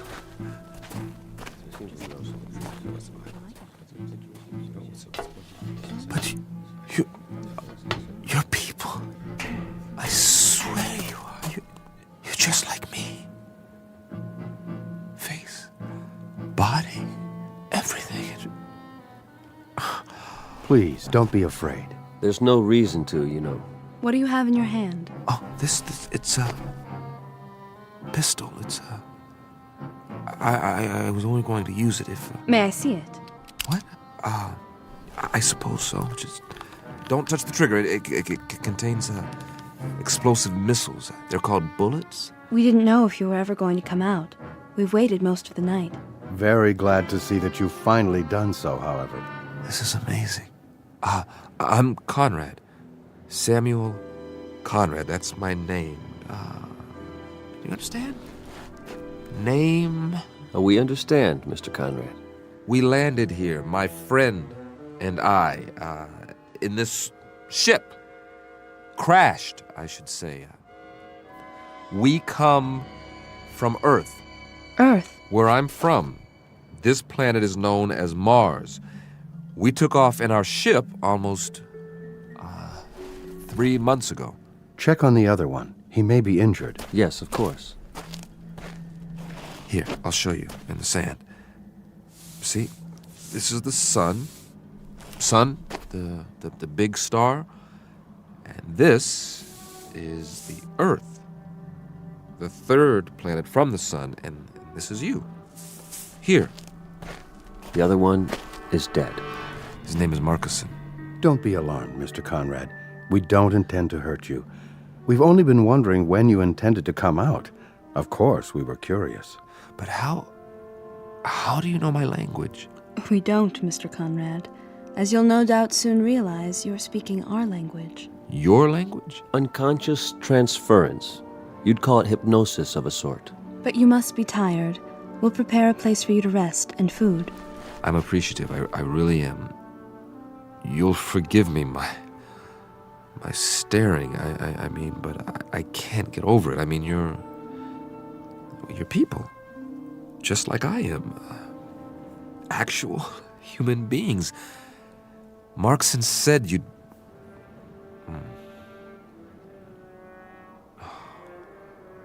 Marcus. We'll bury your friend for you. Later on, you can tell us the sort of marker you'd like. That is your tradition, isn't it? Yes, it is. We can also repair your ship for you. You can? If that would please you. Oh, yes, very much. Good. Consider it done. There are so many questions I want to ask. Really? So many things I want to find out about your civilization, your science, the way you live, the social structure. 100 questions, 1,000. We will be glad to answer all your questions. But first, you must rest. Yes. Come with us, Mr. Conrad. You must have food and drink and sleep. After you. Where are we going? Not far. A structure we've built. I don't see anything. Oh, I know it's dark out there, but it's only a short walk. You'll understand more when we arrive. The true end of your journey, if you will. A place that's more comfortable. Would you give me a moment? What? It won't take long. I'd like to say goodbye to my friend. Oh, certainly.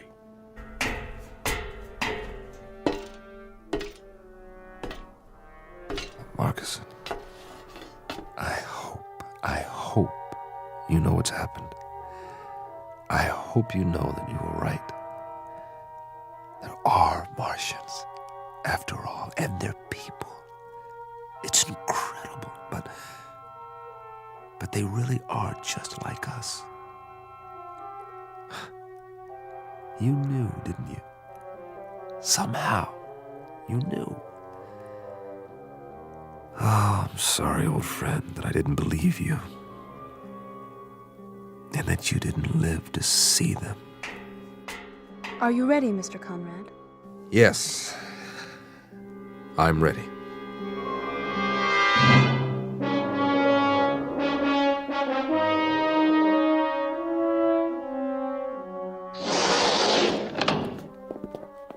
I hope this will do. I'm impressed. On Earth, this would be considered very modern. The angles, the lines. Are the walls stainless steel? Well, not exactly. Something like it. Would this be considered a typical house here? In a sense, it would be the equivalent of an apartment, I believe you call it. Except that there's no furniture. I don't believe it. Everything is built into the walls. What's the power source? Not electricity, surely it's... A simple principle, really. You'll hear all about it. About everything. But we promised you food. Your table and chair. From the ceiling. That's brilliant. And on the table, your meal. It will taste somewhat different from what you're accustomed to, but I trust you'll find it agreeable. Here. Thank you so much. All of you. You know, I am hungry. Very hungry. Please sit down, Mr. Conrad, and eat.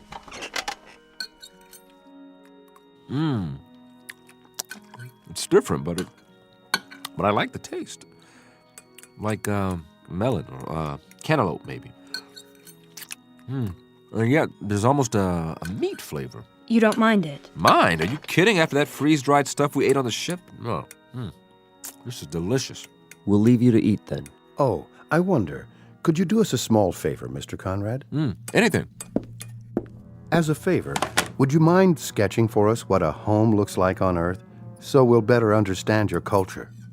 No, not at all. This is what we call a ranch house. It has only one story. Here, look, I'll show you. This is roughly the shape.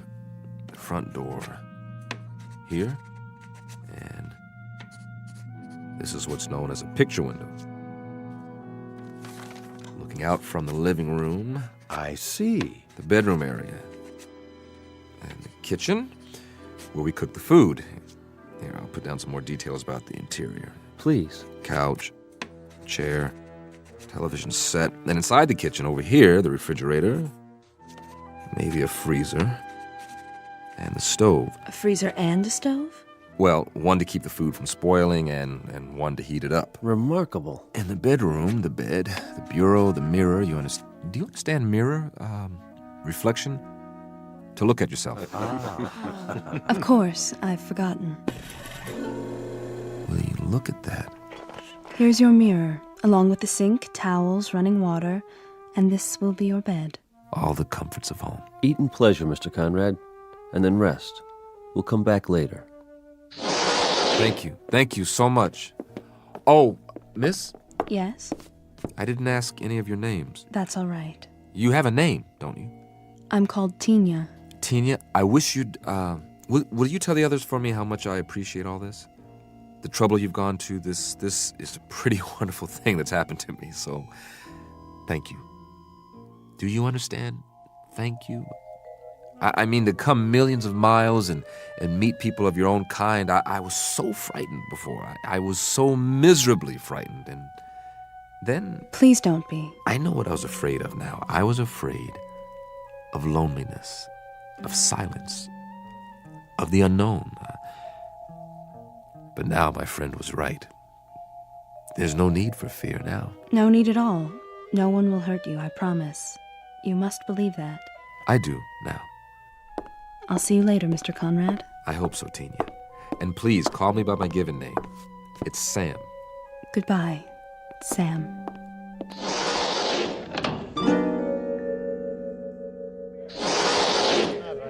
There she is. Sorry, he had more questions. What did you tell him? That we'd be back later. He understands. How did he take the language transference? Oh, quite easily. His quotient is low enough. You should see the wave chart. He has the mind almost of an infant. And you must have a look at his ship. I have done so. So primitive as to be almost unbelievable. You wonder how he made it here. Tina, how does he react to things? What? He asked you a question. I'm sorry, how does... His reactions. Most trusting, emotionally very complex. He feels loneliness, curiosity, excitement. He seems to crave companionship. And what is your recommendation? For what we should do with him? I think we should let him go. Let him go? How can we let him go? He means us no harm, and he's... He's what? Tell us what he is. Go ahead, Tina. Feel free to speak. He's so much like us, that's all. Did you hear that, everyone? He's so much like us. Excuse me. Tina, where are you going? I have something to do. At this hour, surely not. Perhaps to observe our new arrival. After all, he is almost one of us now. One of us indeed.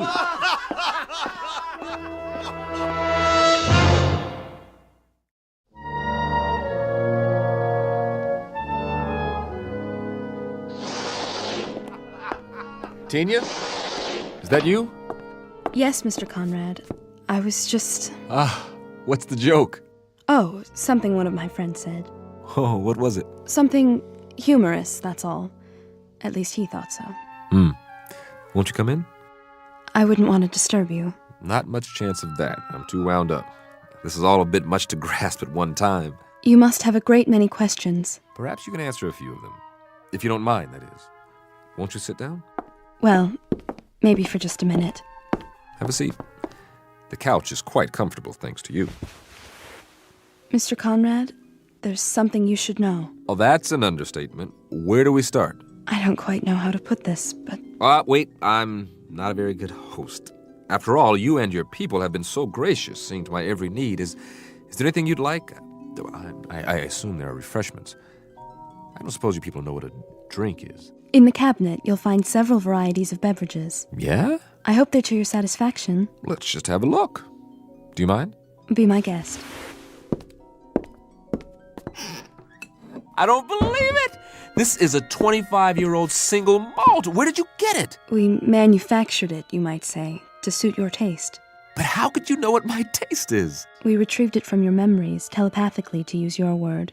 You were very specific in your recollections. May I ask what it is like? You mean you've never had Scotch whiskey before? Well, young lady, you are in for a treat. Here, I'll pour us both one. I'm not sure that's a good idea. You're right, it's not. It's a great idea. Give this a try. Perhaps just a taste. Here's to the end of a long, long journey. And to good people everywhere. It's a strange taste. It's so sharp. Oh, I should have told you to sip it. Just take a small amount and just roll it around in your mouth. Then you swallow it. Ah, yeah. How's that? It's interesting. You said your people manufactured this. How, exactly? And you must use some sort of molecular reconstruction powered by... what is the power source here, by the way? Solar? Hydrogen fusion? We've been experimenting with this on Earth for years, but so far... Please, Mr. Conrad, You seem nervous. It's just that... Not my fault, I hope. I've never been very good at small talk, getting to know people socially. And now I'm more aware of that than ever. You're behaving perfectly. That's not the problem at all. You're the one who should be uneasy with us. Suspicious. What's to be suspicious about? Do you want to know the absolute truth? This experience, meeting all of you, it's lifted a burden off my chest. All this time, not knowing what to expect. But you're so kind. You're so understanding. You take it all in stride. A visitor from another planet, I mean, am I... The first? No, I can't say that you are. I should have known. You accepted me so easily. The other, visitors, where did they come from? Not Earth, obviously. Outside the solar system? Please. There will be plenty of time to answer those questions and more. I'm sure there will be. But you see, I'm a scientist. Facts, numbers. Those are our concerns, too. They have been since time immemorial. You've been here a very long time. Your civilization, I mean. Yes, in Earth terms. But Mr. Conrad, Sam, there is something I wanted to tell you. It's only fair that you know before... Before what? Ah, Mr. Conrad. Still awake, I see. Oh, come in. I was just telling Tina here... Mr. Conrad, we have a surprise for you. Really? A very nice surprise. You shouldn't go to any more trouble. Would you accompany us, please? Where are we going? That's the surprise, Mr. Conrad. You'll see soon enough. Isn't she coming? Tina will remain behind. Oh, we were just getting acquainted. She has other duties. Actually, Don't you, Tina? I hope I'll see you later. No. If you don't mind, Sam, I think I will go with you now. Tina. Great, I'd like that.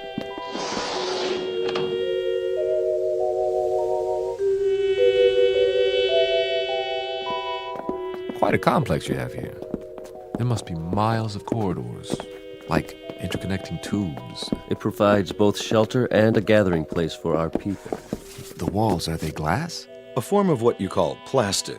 Very strong, for protection against the elements. Then you have seasons.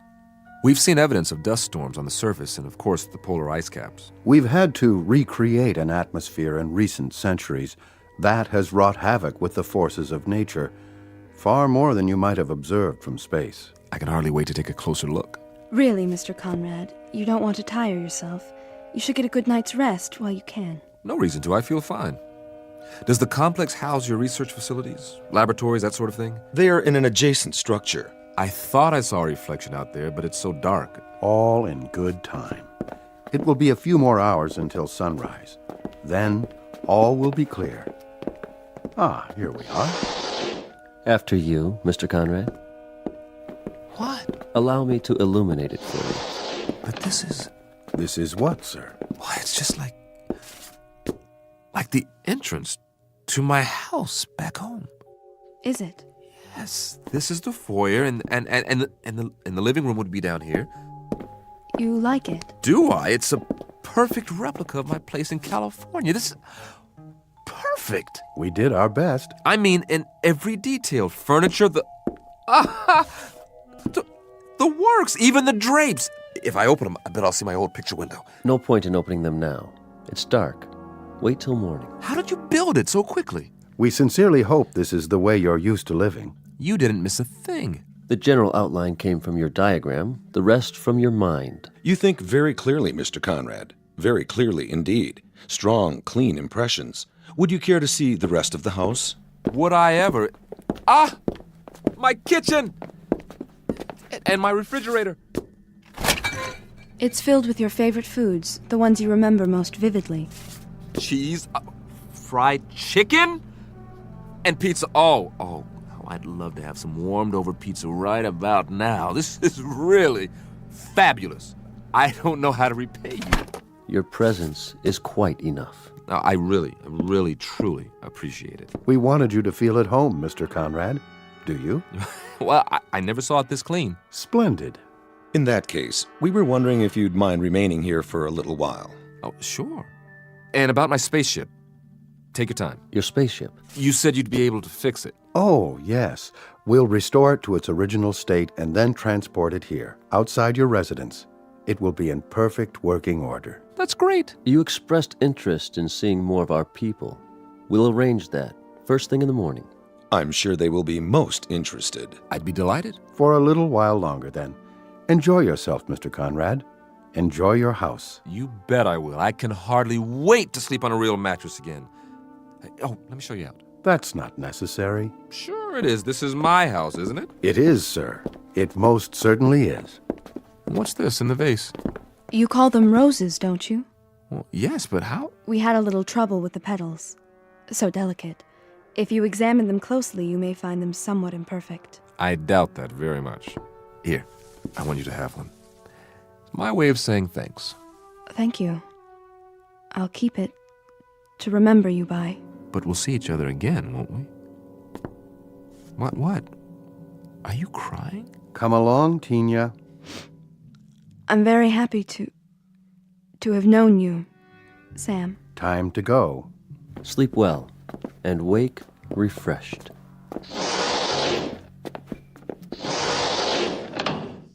Man, this is too much. I wonder if there's some more of that scotch in here. Yes! Well, all I can say is if this is an illusion, it's one a guy can live with. This is the best scotch I've ever tasted. I think I'll just sit down here, put my feet up. This is the greatest. Absolutely the greatest.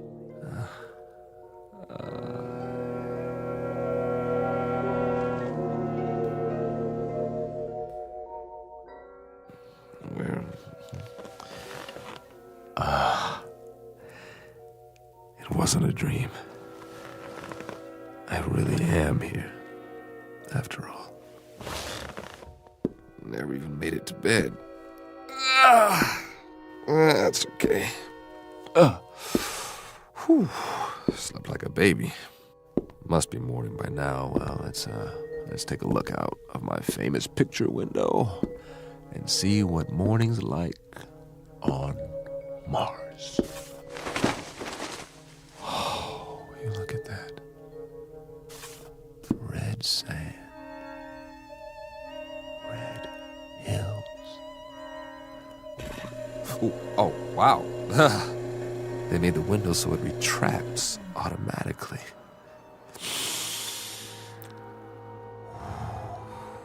Smell that. Oh, real honest to goodness air. I gotta get outside. Come on. What's the matter with this door? Wait a minute. What's that? Sounds like some kind of vehicle. Hey! Hey, everybody! I bring you greetings from Earth! Hey, what are these bars for?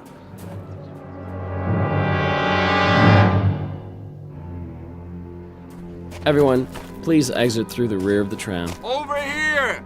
I'd like to shake your hands, but I'm locked in. Go to the main window, please. He's still in quarantine. What's he talking about? Why are you all looking at me like that? Please don't touch the bars. Hey, what's going on? Hey! This is our latest acquisition. No, it can't be. My ship. They said they'd move it here. Wait, why would they? It can't blast off this close. It would set the whole house on fire. Unless they don't intend. Isn't he unusual? Careful, children. Can it talk? Yes, on an elementary level, a very limited vocabulary, of course, its primitive spacecraft will soon be on permanent display. For now, you're free to observe the creature in its natural surroundings. I don't belong Note in the here. simple primal emotions. No! No! Let me out of here! You may take holograms if you like. And next, we'll move on to the Venusian habitat, the intergalactic breeding area, and the Alpha Centauri house. This, again, is a holographic opportunity. I don't belong in here, please! Please! I would like to take a hologram. Isn't he cute? Look this way, Earthman.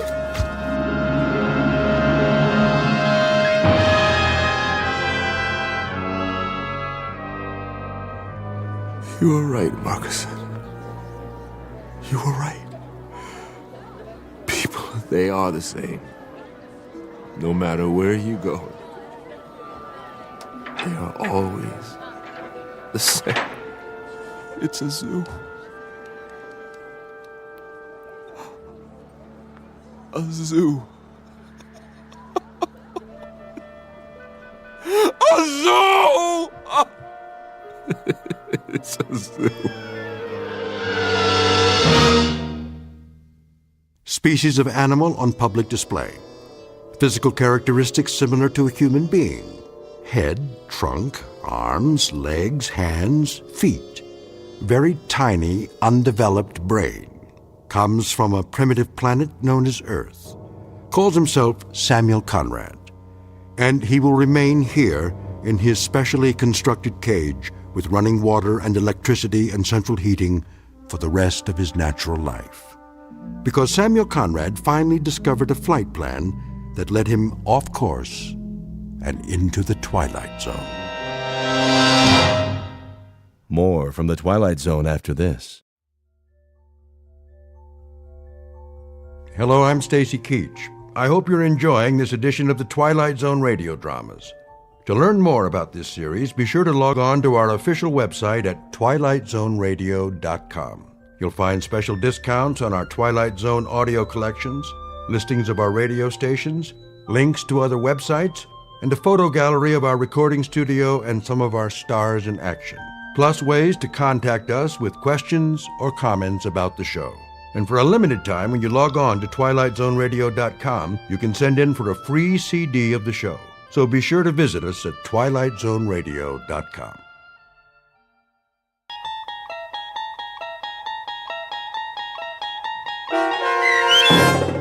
Perchance to Dream, starring Fred Willard with Stacy Keach as your narrator, was adapted for radio by Dennis Etchison and written for The Twilight Zone by Charles Beaumont. Heard in the cast were Mike Starr, Fernette Lebo, Doug James, Derek Purcell, Alex Sopener, Amber Lake, Rick Arthur, Elizabeth Lido, Carl Amari, Roger Wolski, and Vince Amari. To learn more about the Twilight Zone radio dramas and to obtain audio cassettes and CDs of these programs, visit our website at twilightzoneradio.com. The producers of The Twilight Zone wish to thank CBS Enterprises, Carol Serling, Dennis Etchison, Dick Brescia Associates, Claire Simon Casting, Terry Jennings, XM Satellite Radio, Sirius Satellite Radio, our sponsors, and our radio affiliates for helping make this series possible. This copyrighted radio series is produced and directed by Carl Amari and Jason Mallow for Falcon Picture Group. Doug James speaking.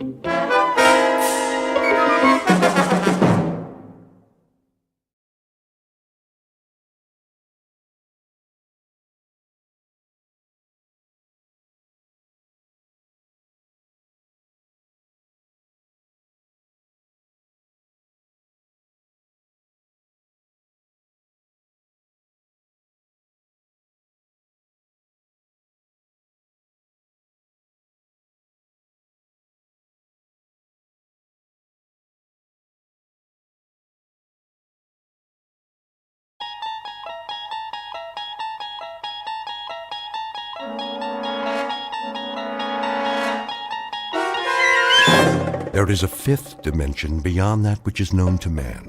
It is a dimension as vast as space and as timeless as infinity.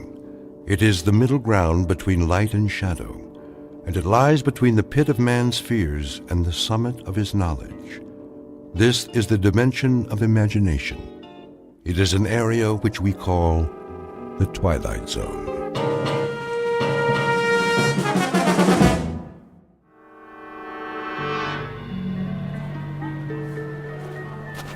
Cotton candy here. Get your cotton candy. Look, Mom, can I have one? It's nothing but sugar. Oh, please. Only 25 cents. Get your cotton candy. Well, just this once. But that's all you're getting, young man. One, please. Excuse me, can I ask you? Not that man got in front of me. I just want to ask. Well, one cotton candy coming up. Please, I have to know. My son was first. Where's the exit? Do you mind? I'm trying to get out of here. One at a time. Which way? Hey, pal, you don't look so good. Why don't you take it easy? I can't take it easy. Somebody's after me. Move right in, folks. See the dancing girls, blondes, brunettes, any kind you want. Starring the beautiful Maya, Princess of Darkness. Quickly, where can I hide? Hey, easy, pal. You don't understand. She's been following me all night, everywhere I go. Can I have my cotton candy, please? Come along, Christopher. It's late. But, Mom... You've had enough sweets. You, over there. Come on over, mister. Show's about to start. Leave me alone! Come inside the tent. Always room for one more. How do I get out of here? Well, right over there, pal. See? Through the turnstile. Follow the crowd. Hey, watch where you're going. Let me through, please. That man just shoved me. Sorry, you've got to let me out. Hey, slow down there. One person at a time. Please, someone's after me. Get in line, like everybody else. All right. All right. There, that wasn't so hard, was it?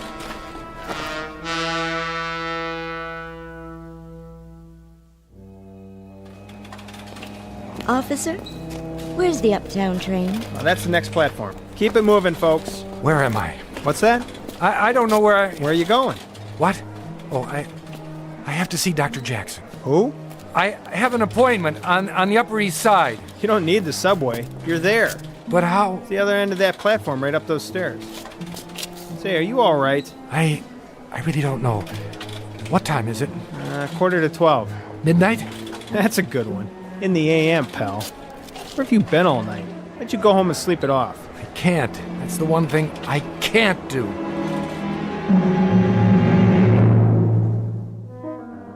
Noon in the city. Lunchtime for thousands of people. To most of them, the next hour will be a rest, a pleasant break in the day's routine. To most, but not all. The gentleman on the run is Mr. Edward Hall, an ordinary man who lives an ordinary life. The only problem is, his life has been turned upside down. He knows his way around the city, but he's had a bad night. Several, in fact. Nights without sleep as he flees a place that may or may not exist. It's all real for Mr. Hall, however, and it holds a secret he does not want to face. So get ready to run with the hunted, because time is the enemy, and the hour ahead is a matter of life and death when you're trapped in the Twilight Zone.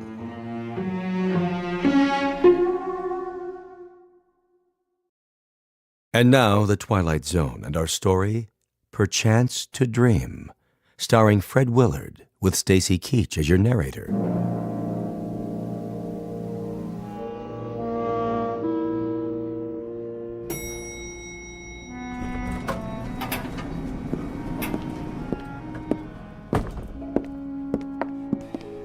Excuse me.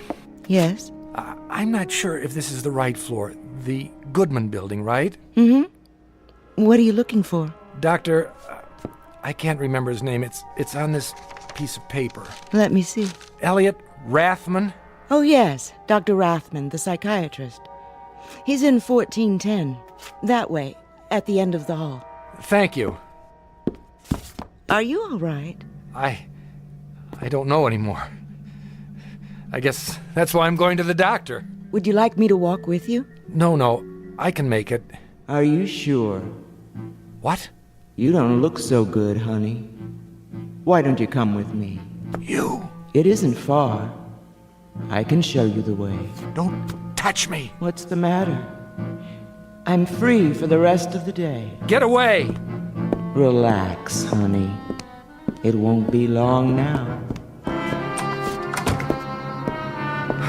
May I help you? Tell her to keep away from me. Pardon? That woman. Who? In the hall. She's been following me. I don't see anyone. She was there as soon as I got off the elevator. I didn't recognize her at first, but when she began to speak... Well, there's no one there now. See for yourself. She was. I tell you. Why don't you take a seat? Do you have an appointment? I think so. Dr. Jackson said he would call. Oh, yes. Mr. Hall. That's right. We've been expecting you. I'll tell Dr. Rathman you're here. Doctor, your 12 o'clock is here. That's fine, Charlotte. Mr. Hall? Yes. Come in. Please. The chair or the couch, whichever you prefer. Not the couch. No? You look tired. I am, but I can't. Why not? If you're tired... I might fall asleep. And what would be wrong with that? It's a long story. Are you feeling sick? No, just tired. Then try the chair. It's pretty comfortable. Maybe just for a minute. I have to be careful not to close my eyes.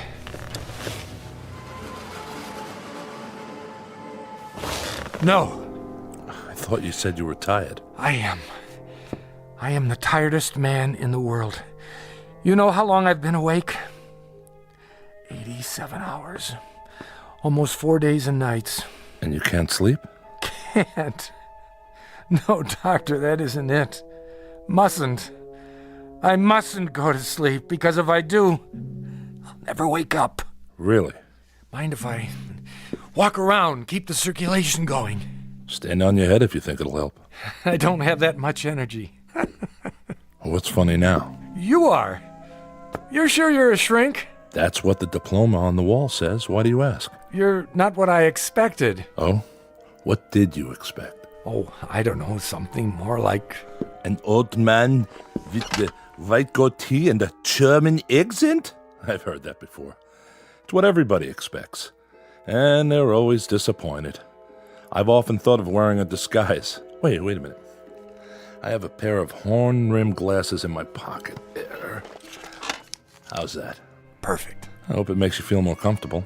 Oh, you looked okay before. But I'm afraid I'm wasting your time. Why do you say that?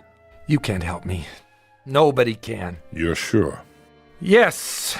Then why did you come to see me at all? It was Fred Jackson's idea. He's my regular doctor. I know.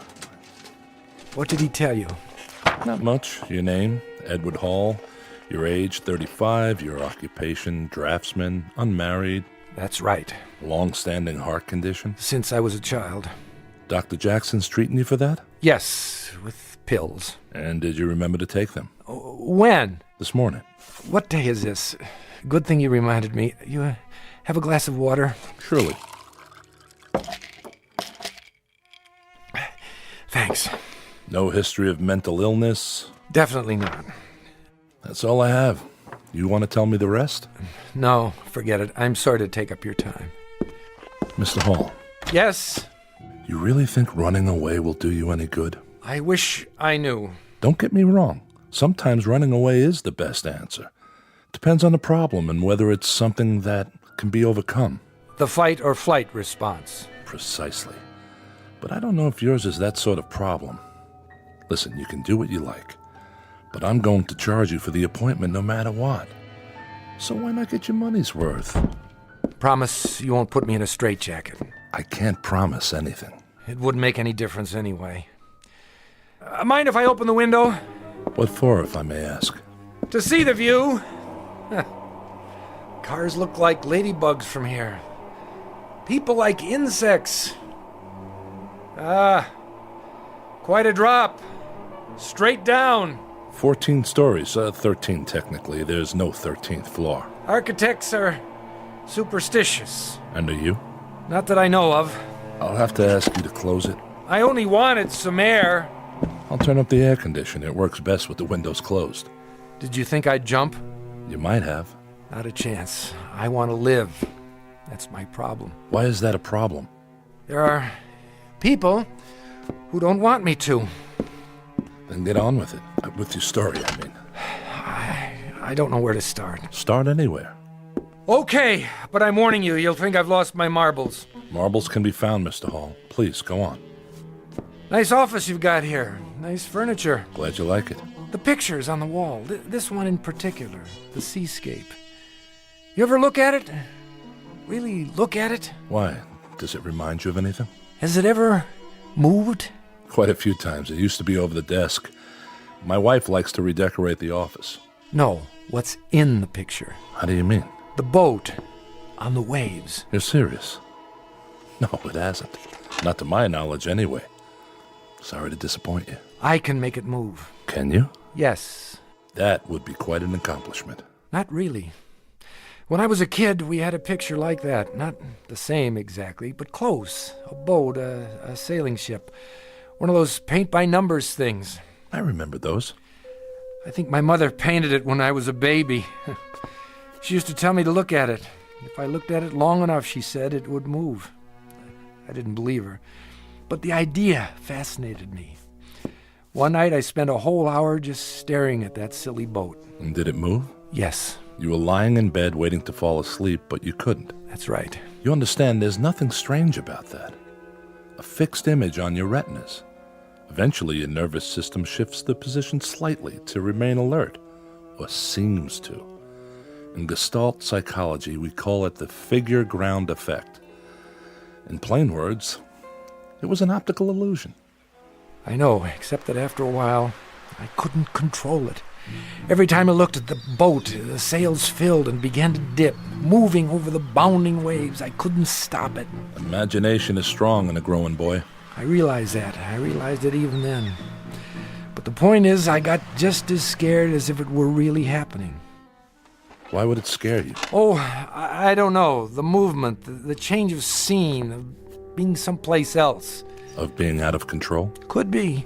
Even if you know it's not real? But that's just it. The mind is everything. If you think you have a headache, and there's no physical reason for it, you hurt just the same, don't you? Granted.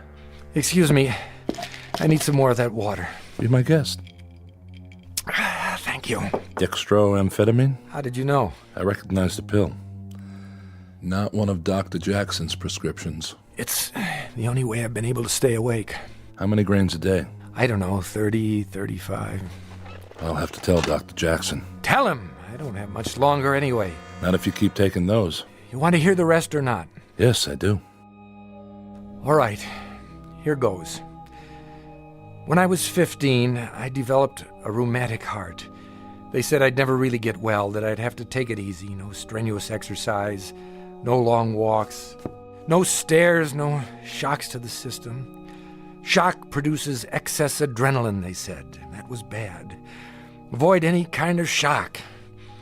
But they forgot about my imagination. Then 3 years ago, a woman was killed by a man who'd hidden in the back seat of her car. Maybe you read about it? I believe I did. Well, I started thinking about it. Maybe someone was hiding in the back seat of my car. Maybe I'd be driving over Laurel Canyon some night. I'd look in the rearview mirror, and I'd see somebody or something rising up out of the darkness behind me. I had to drive the canyon twice a day. The second time was always late at night. It's a tricky road. One slip and you're over the edge. One night, like every other night, I was headed for home. It was a dark stretch, only my headlights cutting into the blackness. Suddenly, I began to feel uncomfortable, as if I weren't alone in the car. It was ridiculous, but I couldn't shake the sensation. I kept thinking, there's somebody back there, directly behind my seat. If I look in the rearview mirror, I'll see his face, and then I'll see his hands reaching up. Here's the important thing, Doctor. I knew intellectually that I was alone, but I also knew that my imagination could make me see something if I thought about it long enough. And so don't ask me why, but I looked in the mirror, and there he was. I hit the brakes, lost control, and that was when I went off the road into the ravine and crashed.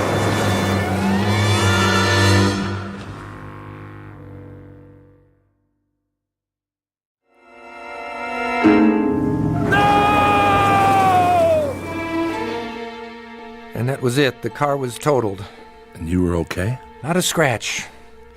Of course, there wasn't anyone else in the car. It was all in my mind, but what difference did that make? I crashed anyway. You were lucky to walk away from it. Yeah, I was lucky. The shock could have killed me, the old heart condition. The doctor said I couldn't survive another one. And has there been another one? No, but there will be. Just as soon as I fall asleep. The girl will be in this dream, and it will be the last. The girl? I'm getting to that. Do you have dreams, Doctor? Frequently. Does everyone? I'm sure they do. It's a way of processing what happens during the day, an attempt to come to terms with our experience, at least symbolically. Some people say they don't dream at all. I know. Probably a defense mechanism. They do, but the content is something they're not ready to face consciously. I've always had dreams, ever since I can remember. Sometimes they've been wonderful, sometimes terrible, but vivid. I'd wake up and for a few seconds I wouldn't be sure which was real, this world or the dream. It's not uncommon, Mr. Hall. They say a dream takes only a few seconds, but I can't believe that. I've dreamed whole lifetimes. Generations have passed. Civilizations rose and fell. A single second, and it lasted forever. I'm sure that's the way it seemed. The experience of time can be very subjective. It expands, contracts. It's more than a feeling. Why do you say that? When I was a kid, I used to dream in sequence. I mean it. Remember the adventure serials they showed at movie theaters? It was like that. Every dream was the next chapter. And I'd always remember because when I woke up, I wrote down what happened. Do you think that's crazy? Not necessarily. It could simply be that the dreams conform to your notes and not the other way around. Then you don't think it's possible to dream in episodes? I don't say it's impossible. I just haven't seen it in the literature. It's possible. Believe me. For a while, the dream stopped. Then something happened. About a week ago, that was when it started again. What was it that happened? Nothing. That's just it. Why don't you tell me what you remember? Well, I went to bed around 11:30. I wasn't tired, but I needed the rest because of my heart. I don't even know when I fell asleep, but all of a sudden I wasn't home in my bed anymore. I was at an amusement park in the middle of the night. Can you describe it? Oh, the usual. A merry-go-round, a roller coaster, a funhouse, a shooting gallery. We could win a prize, that sort of thing. Colored lights. And it was crowded. People all around, pushing, yelling. I couldn't get my breath.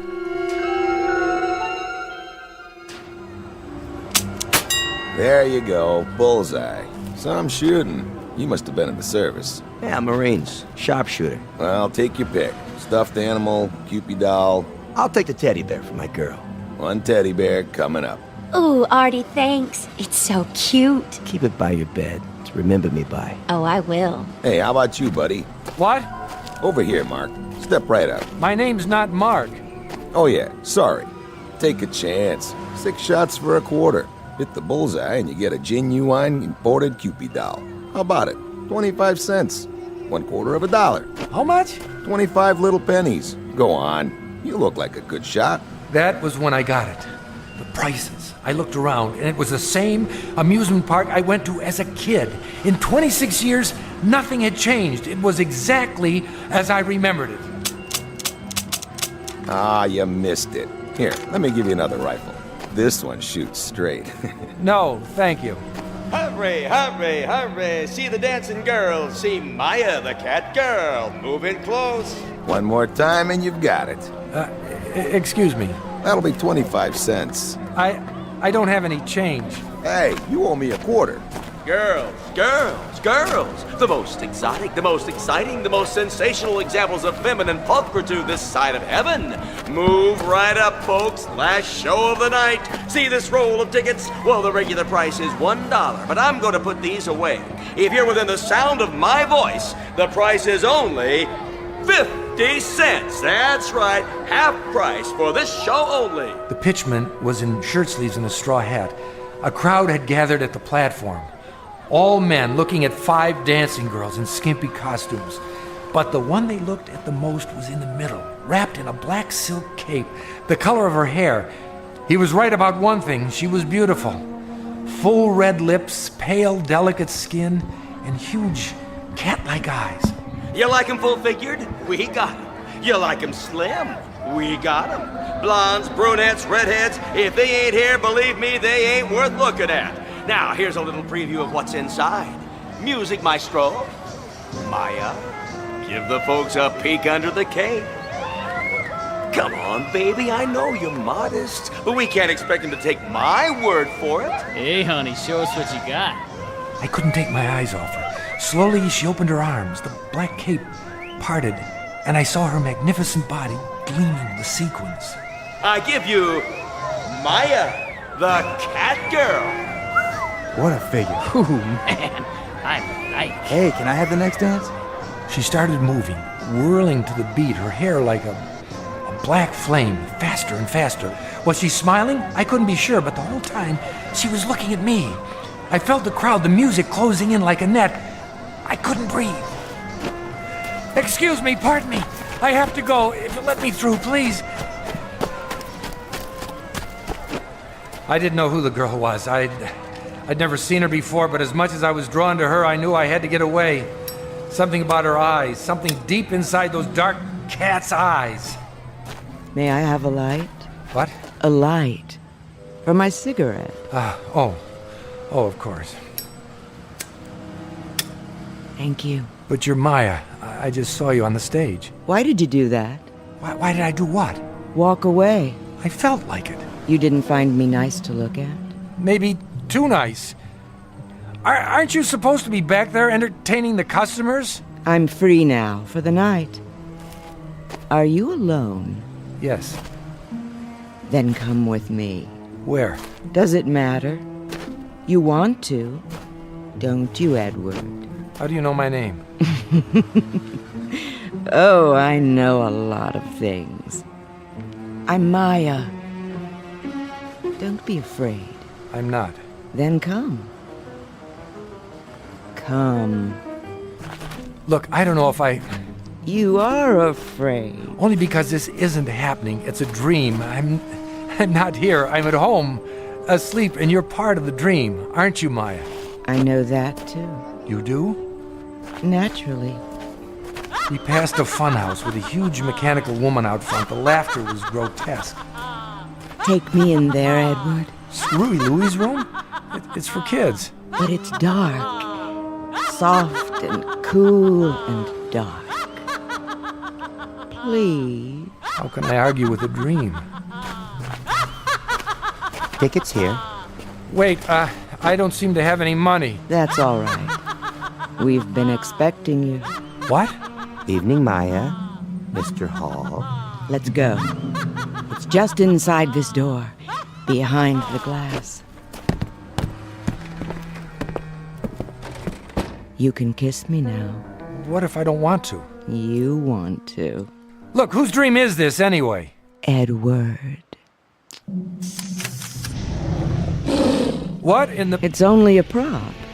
A mechanical dragon. I can't take this, but my heart. But it isn't real, Edward.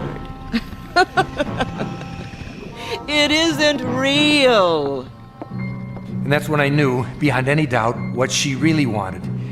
She wanted to kill me!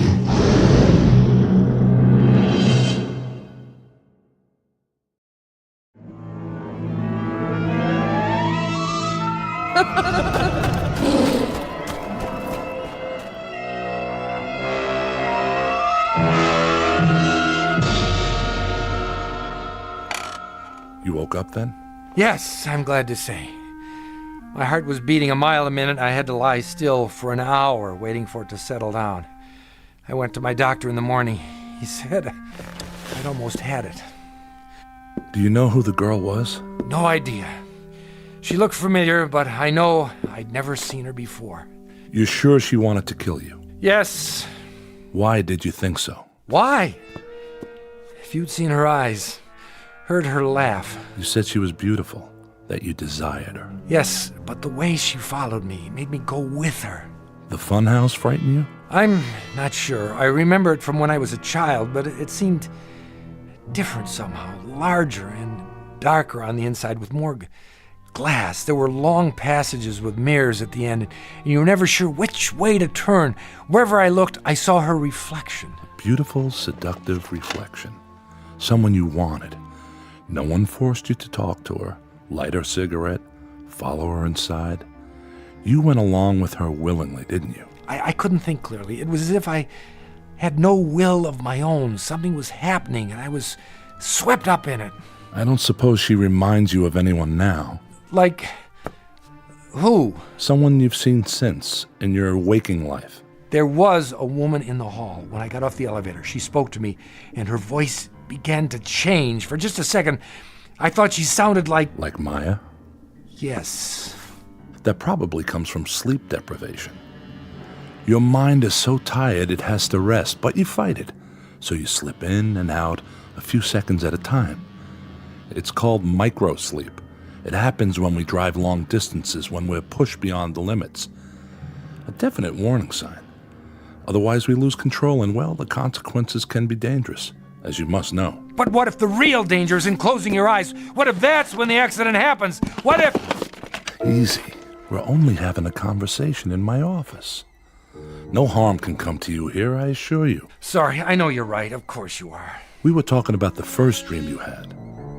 What happened after that? Well, the next night, I put off going to sleep until 1 o'clock. That would make it hard to get up in the morning.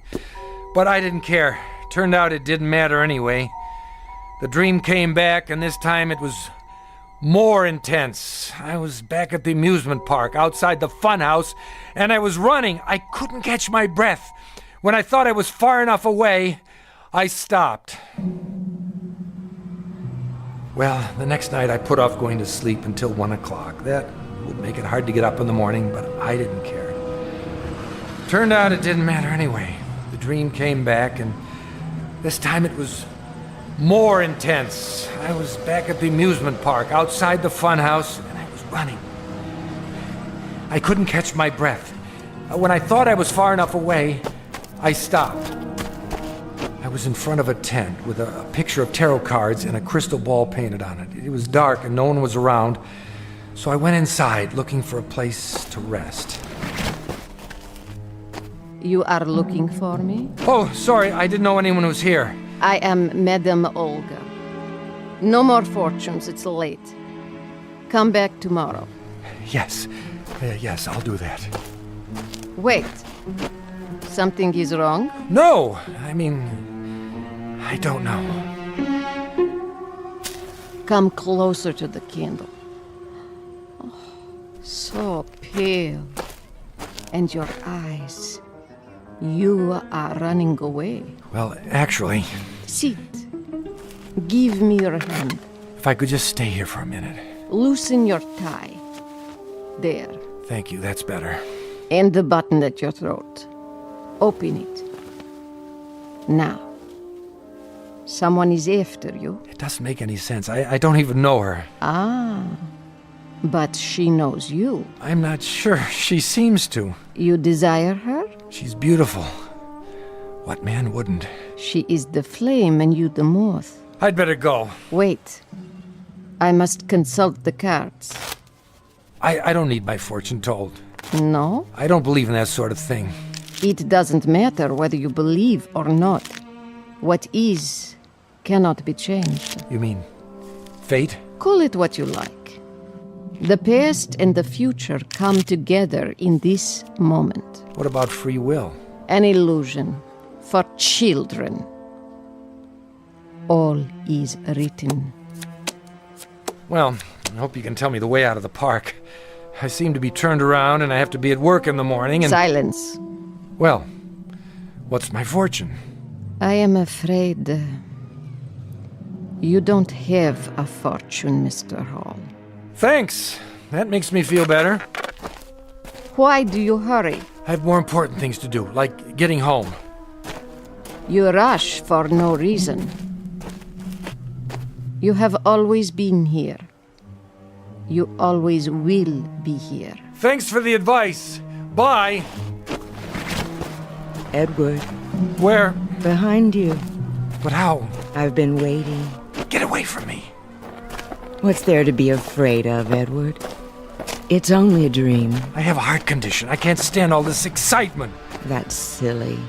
There isn't any excitement, not really. You said so yourself.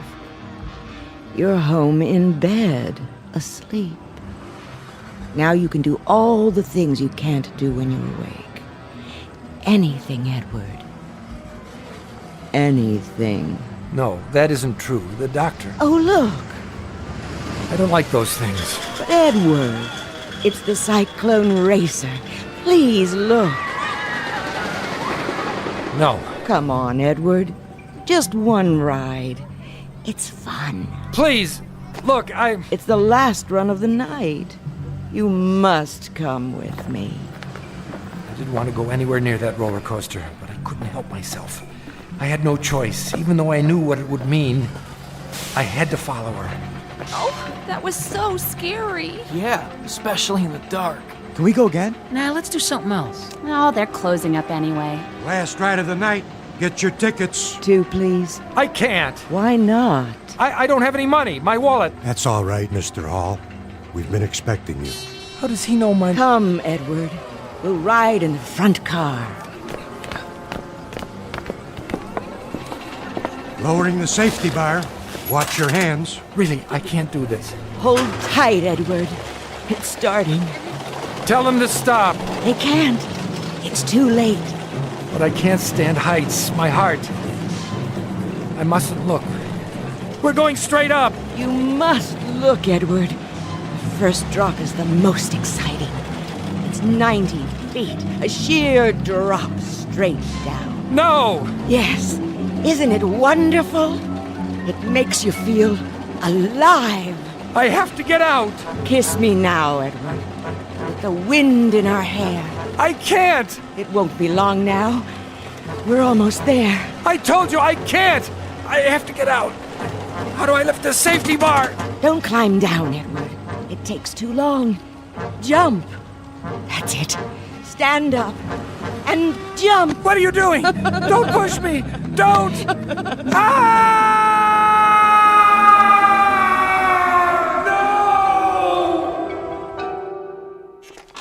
Is that it? That's it. If I go to sleep, I'll be back on the roller coaster for the next episode. It'll pick up where it left off. I'll force the safety bar, stand, Maya will reach out, push, and that'll be the end of me. On the other hand, if I stay awake much longer, the strain will be too much for my heart, and that'll be the end of me. Heads you win, tails I lose. Quite a choice, isn't it?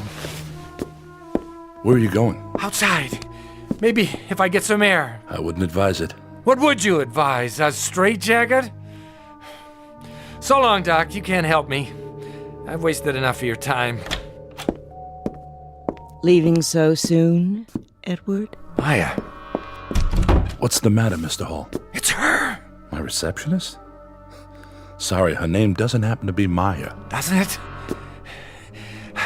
I can't take this anymore. I've had enough. Enough, do you hear me? What are you doing? Stand aside! No, don't. Don't! Yes!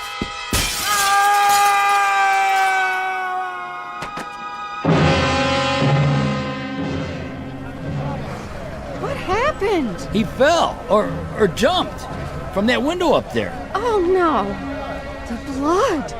The blood!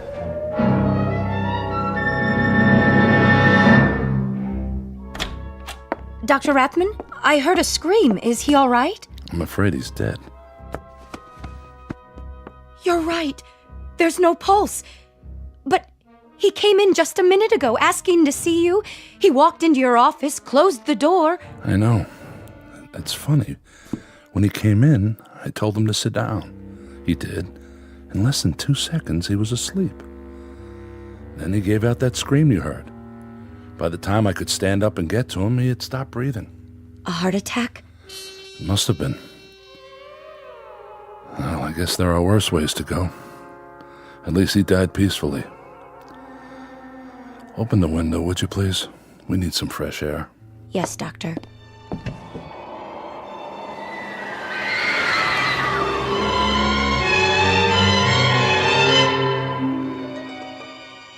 They say a dream takes no more than a second or so, and yet in that second a man can live a lifetime, suffer and die. And who is to say which is the greater reality, the one we know or the one in dreams, somewhere between heaven and earth, in the Twilight Zone? More from the Twilight Zone after this. Hello, I'm Stacy Keach. I hope you're enjoying this edition of the Twilight Zone radio dramas.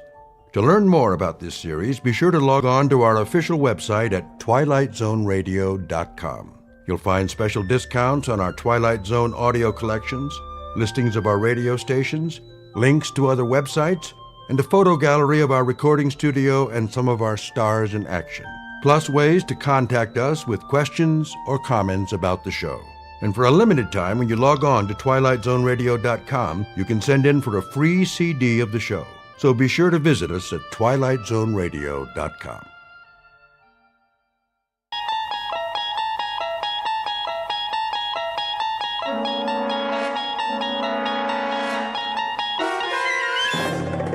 You unlock this door with the key of imagination. Beyond it is another dimension, a dimension of sound, a dimension of sight, a dimension of mind. You're moving into a land of both shadow and substance, of things and ideas. You've just crossed over into the Twilight Zone.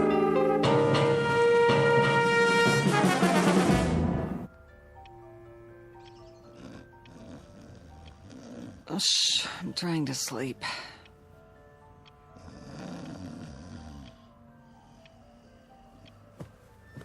I said I'm sleeping. What?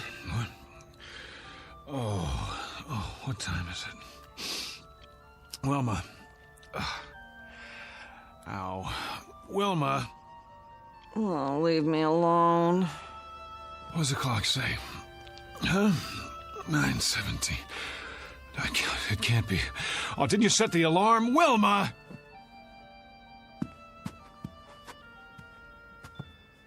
I've got to be at the bank. Do you know how late I am? Oh, great. Just great.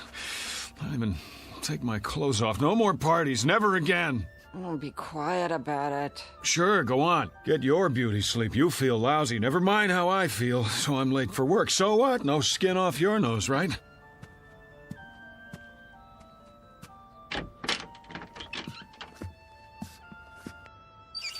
Oh, yeah, I shouldn't have looked in the mirror. You know, I didn't want to go to that stupid party in the first place. It wasn't my idea. I wanted to stay home and read, but no, can't do that. Can't hurt old Petey's feelings, can we? Wouldn't be nice. So I go to work an hour late today, and you sack out till noon. That's fair, yeah, makes sense to me. Oh, my aching feet. Could have at least taken my shoes off, but that would have been too much to ask before you passed out.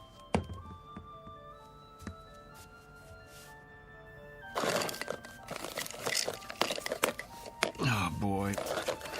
Rearranging my stuff again, huh? Okay, I give up. Where'd you put it?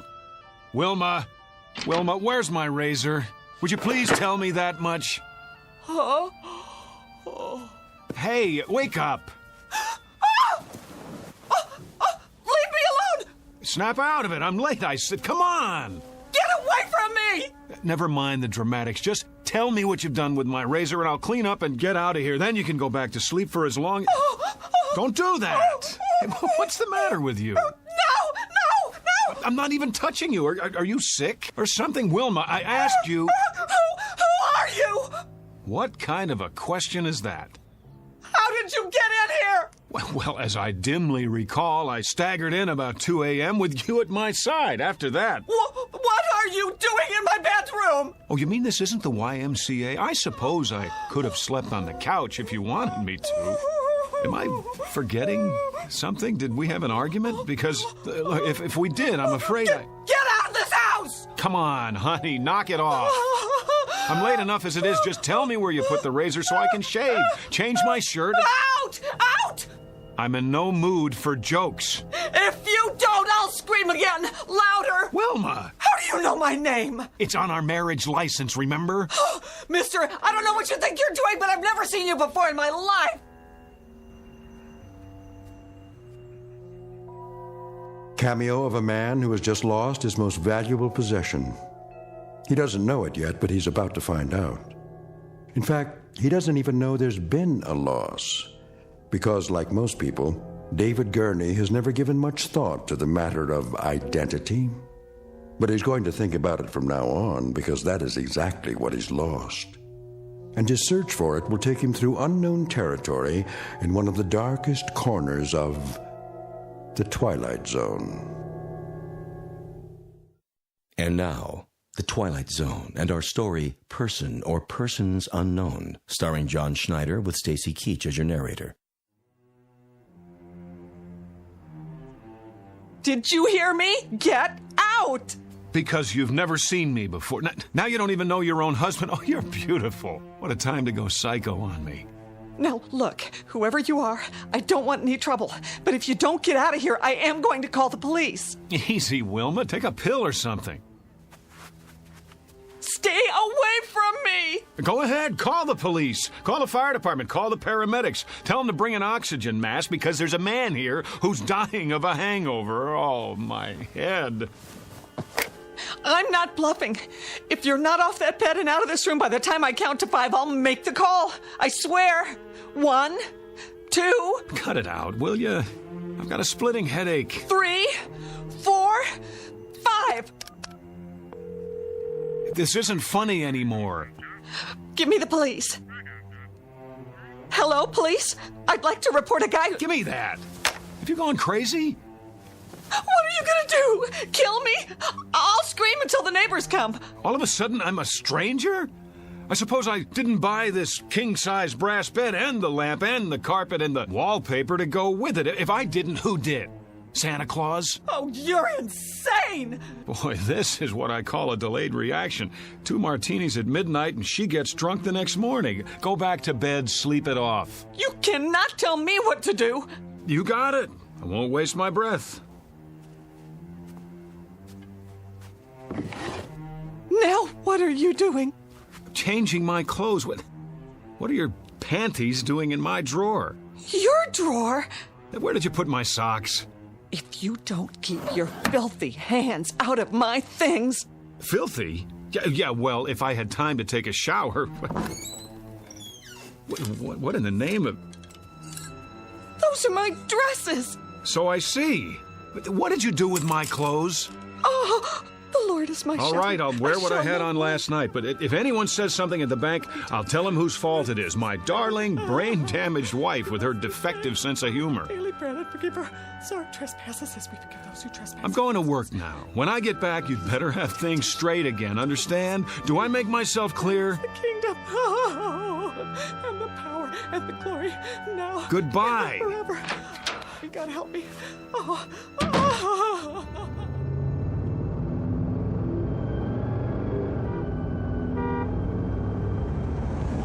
Oh, great. No gas, which means I get to work even later. Mr. Miller's gonna love that.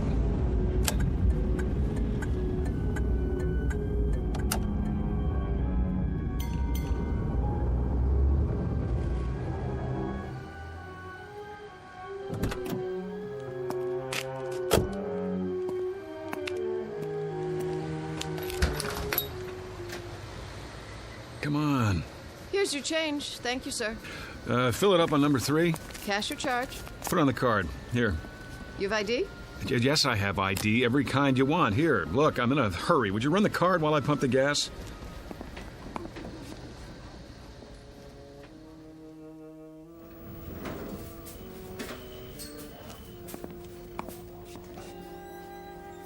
Morning, Jim. Morning, sir. Welcome to Federalist Savings and Loan.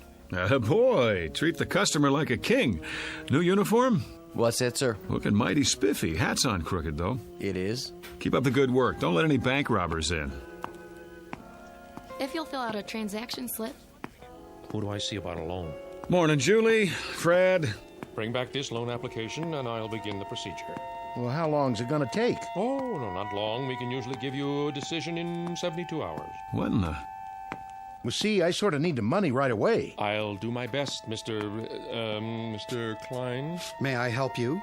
George? I am Mr. Hurtubise, Assistant Vice President. Of course you are. Who's that? Sir? At the desk by the window.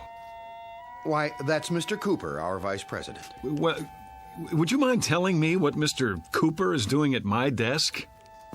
Beg pardon? What is he, some trainee of all the... If you'll wait your turn, sir, Mr. Cooper's busy. Yeah, sure he is. What is this, George? April Fool's Day? I don't see why I have to fill this out. I already gave you all the information. I'm sorry, Mr. Klein, but without verifying your collateral, I'm afraid there's nothing we can do. You know how long I've had an account here? And you giving me the runaround? Well, maybe I'll just take my business somewhere else. What do you think of that?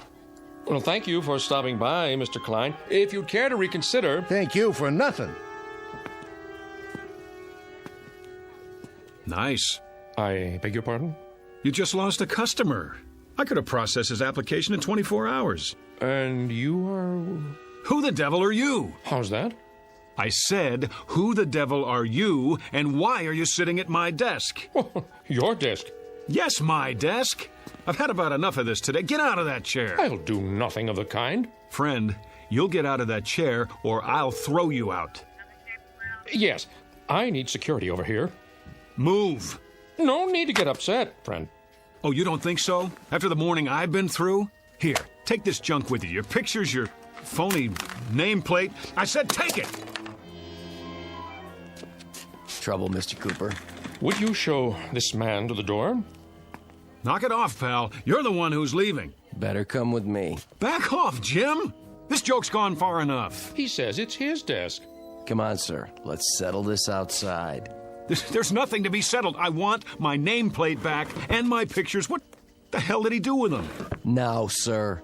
Outside, I have to insist. Go ahead, insist. I'm not budging. Yes, you are. You're putting your hands on me? This is too much, Jim. I like you. You're a good security guard. But if you don't let go of my arm, you're out of a job. Outside. I said, let go of my arm. There! Now you are fired. Put your hands up. Put your gun away and get back to work. What's the matter with you people? Has everyone gone crazy? Up, over your head. I advise you to do as he says. Mr. Cooper, call the police. I already have. Well done. What? Now walk 3 paces in front of me. All the way to the door. Don't make me use this. George, what's going on? Tell me, please. Outside with him. Let's go. Sorry, everyone. Minor disturbance. Don't be alarmed.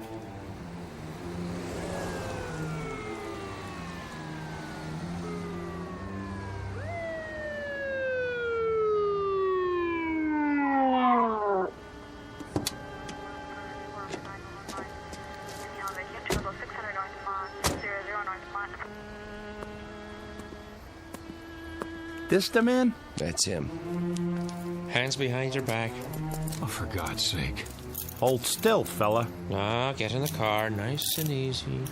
Wilma, is that you? That the same guy? Yes. What's your name? Why don't you ask her? We did. She doesn't know. Doesn't know? After 11 years of marriage, she doesn't know. He's a complete stranger to me, officer. I can't tell you how frightened I was. Let's go. Wait, Mrs. Gurney, let me introduce myself. I'm David Gurney, your husband.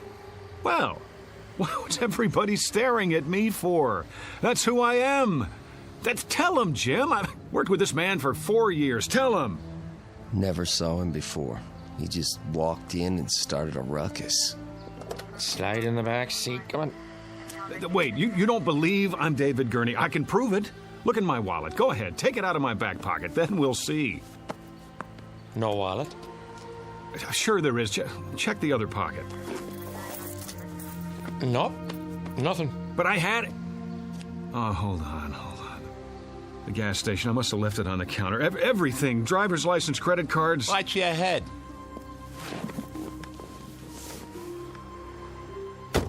You can't do this.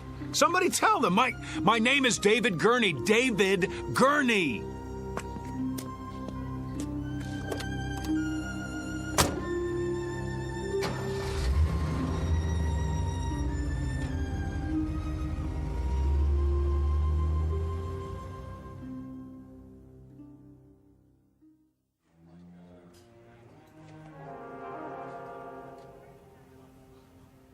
On your feet. Where's the doctor?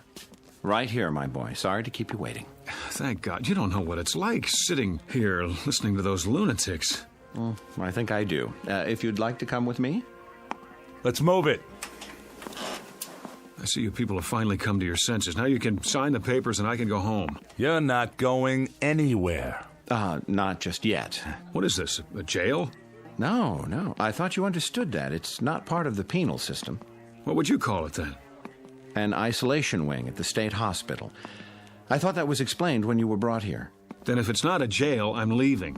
Very probable, eventually. But for now, there's a 72-hour hold. I thought we'd talk a bit first, Mr. Gurney. David Andrew Gurney. So you've said. Well, let's go down the hall, shall we? We'll be more comfortable in my office. You heard him. You don't have to manhandle me. It's all right. He's not dangerous. If you say so. Please, follow me. Got a regular loony bin in here. Oh, let's say a few people who are confused. I think of it as a kind of hotel for the weary mind. Yeah, only they can't check out. Actually, most of them will be released. A few are violent, but you're not like those, are you? Well, I should hope not. Come in, Mr. I suppose I must call you Mr. X for now. I told the officers who I am. I've told everyone. Please have a seat. Where's the couch? I'm afraid you've seen too many movies. Of course, if the chair is not comfortable. It'll do. I just want to get this over with and go home. And where is that? I've been through this before. You still insist that you live in Miss Berenson's condominium and that you are her husband. Yet she's unmarried. We've checked. How do you account for that? I don't care what she says. I know who I am. No need to get upset. Everybody's telling me I'm not who I think I am. But what do you expect me to do? Relax? It must be a challenge to your belief system. But if I'm to help you, then you've got to come to terms with the facts. And what are the facts? Couldn't say just yet. The police are running your fingerprints, and then we'll have something to work with. But for now, this person you think you are, we know that he doesn't exist, except in your mind. Oh, we know that, do we? It seems that you've invented him, whether out of whole cloth or people you've known. You're lying. And why would I do that? I don't know, but you are. You've got to be. A man can't live for 40 years and all of a sudden... Is that how old you are, 40? Yes. And then, just because he loses his driver's license... We're checking the place where you say you left it. But it wasn't just that. Everyone at the bank agrees that... You put a lot of stock in everyone else's opinions. How about mine? Well, we must begin somewhere. Consensus matters, doesn't it? Surely you can see... I see that they're all lying. That's what I see. How can you be sure they're not telling the truth? At least as they see it. That's what I'm doing. So you believe they live in a different world, a world with different rules, a different history. I don't have any idea, but I know what I know. Ah, there's the conflict, you see. We have to resolve it somehow before you can move on. What chaos we'd have if each of us believed in a separate reality. What about my reality? Doesn't that count for anything? Epistemology rears its head. You're obviously an educated man. Perhaps if you'd provide a list of the schools you've attended, we can contact them. Unless you believe their files have all been corrupted somehow. All right, let's go over it again. I live at 2457 Lime Rock Avenue, Los Angeles, California. But we've established that Miss Berenson lives there. Her name is not Berenson, it's Gurney, and she's married to me. In fact, she is not married to anyone. Oh, that's a fact, is it? Her name is on the lease. She has ID, car registration. Let me see it. Well, that can be arranged. But for the time being, I'm afraid the burden of proof is on you. Oh, that's reasonable. How can I prove anything while I'm in here? Could you prove who you are? Could anyone? But I'm surrounded by a staff who know me. The people in those rooms down the hall, their voices in the wilderness. Eventually, they're going to have to come around, acknowledge the commonly agreed upon reality, or they'll be sent somewhere for long-term treatment. You don't want that, do you? What choice do I have? There's always a choice. It's up to you. There's a man here who says his name is Winston Churchill. I've shown him pictures of the real Churchill, but he's sticking to his story. So he won't be going home anytime soon. The same with his neighbor, Florence Nightingale, and her buddy, Jack the Ripper. He thought he was Jesus of Nazareth yesterday. Maybe he'll come around. I hope so, because the sanitariums are full of Jesus Christs. It's a real strain on the budget.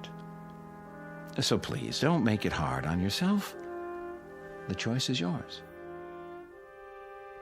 Pretty cut and dried. Either I prove who I am, or I give up my identity in order to get out of here. You don't have an identity at the moment. That's the issue in a nutshell. Let me use the phone. All right. It's about time. I'll turn on the speakerphone so we can both hear. Agreed? Agreed.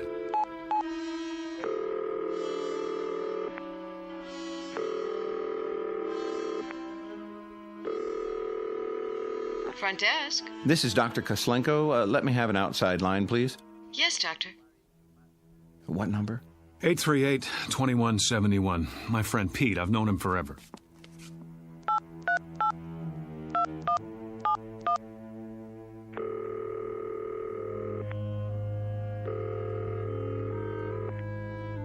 Hello? Hello, Pete. Yeah? Who's this? It's Dave. Look, you don't know how glad I am to hear your voice. Listen. Dave who? Pete, for God's sake, Dave Gurney. Wilma and I were at your place last night. Don't kid around. I think you have the wrong number, fella. But we went to school together. He's my best friend. Care to try someone else? Let's just cut through all this. Call 272-3478. Ask for Mrs. Gurney. Very well.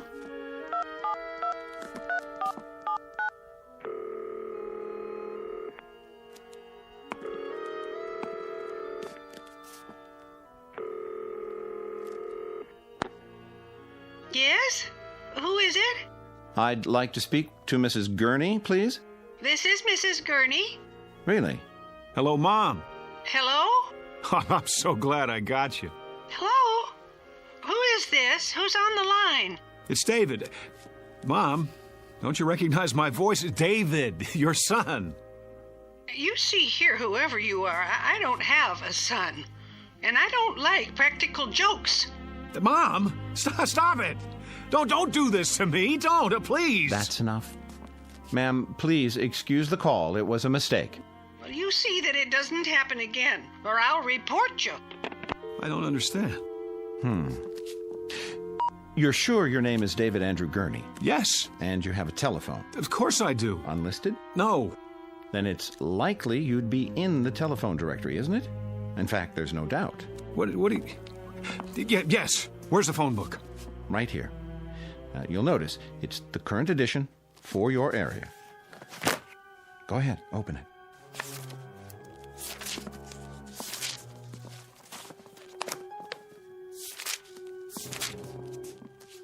Gurney, Bertram J, 26837 Broadview, no. Elizabeth Y, 6578 Logan Street, Van Nuys. Well? It's not here. I believe that's called evidence. Now, are you ready to consider an alternative? But if I'm not David Gurney, then who am I? That's what we're going to find out. Now the real work begins. In other words, I'm crazy, just like the guy who thinks he's Jack the Ripper? That's what you're telling me? Well, let's say temporarily disoriented. It's not uncommon when one is under stress. I know it must be difficult to accept, but looking at it logically, could there be any other explanation? Sometime last night, you suffered a break. became confused, entered Miss Berenson's apartment. No, for some reason that's what you want me to believe, but it isn't true. Because in spite of everything, I know who I am. If I don't know that, I don't know anything. Oh, I was afraid of that. You know, I've been through this a great many times. Too many. And it's what I was trained to do, and I'm very good at it. Always ends up the same way, with the patient either returning to a normal, productive life or entering into a lifetime of treatment. Why? Because they won't break? Hear me out. We're not playing around in here. I can give you a prescription for drugs, set up a schedule of visits, but it's maintenance, that's all. The bottom line is, it's up to you. If you behave that way, you become that sort of animal. My name is David Gurney. I live at 2457 Lime Rock Avenue. Look out the window. You see all those people on the grounds walking back and forth? Some of them look normal enough, some of them look like zombies. But all of them are here for the long haul. It's such a waste of time, money, human lives. Don't do this. You're an intelligent, educated man. The system is what it is. You can't beat it. Take my advice. Learn to play ball right now, before it's too late. Or else... Not this way. What other way is there? I have to know. Do you understand? Either I am crazy, or somebody's gone to a lot of trouble to blot me out. Use your brain. Why would anyone want to blot you out? How should I know? What, the CIA? This is not a spy novel. Whoever or whatever it is, they can rig all the phone books in the world and they can pay off everybody who ever knew me, but there's one thing they can't do. They can't get inside my mind, and they can't think of everything. What do you mean? Something even Wilma doesn't know about. I just realized there's still one way to prove who I am. Well, I'll be happy to take it under consideration. Sure you will. Stand back. I'm going to make sure I get there first. Get away from the window. No, out of my wait. way!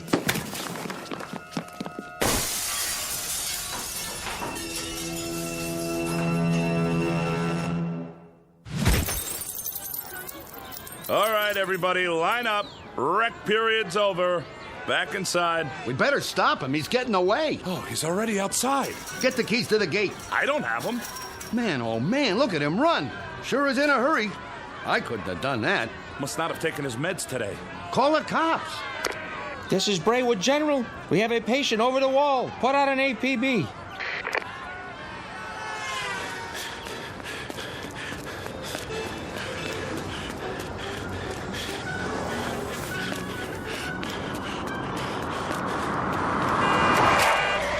Hey, buddy, get out of the way. Give me a lift. Yeah, sure. I have to get out of here.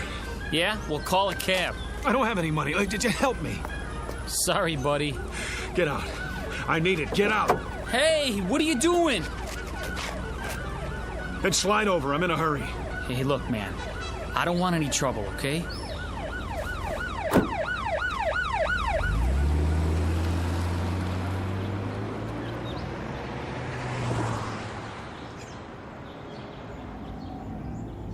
Just keep your mouth shut. I won't hurt you. Hey, who's after you? The cops? Huh? What'd you do? Nothing. That's just it. Nothing. And what are they chasing you for? Because I don't believe their lies. Oh, I get it. You're on the run, right? Is that it? Something like that. It's okay, man. I'll play ball. Just stay calm, okay? Turn right there. There's an alley. Oh, thanks, kid. Look, where do you want to go? Downtown L.A. You know how to get there from here? Sure, but don't take the freeway. Go the back streets. I'll show you.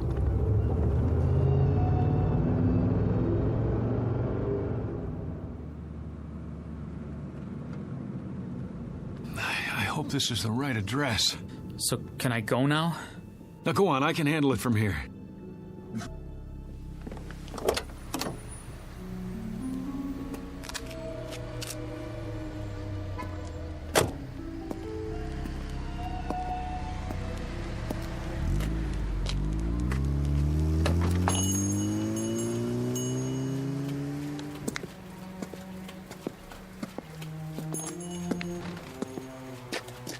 Can I help you?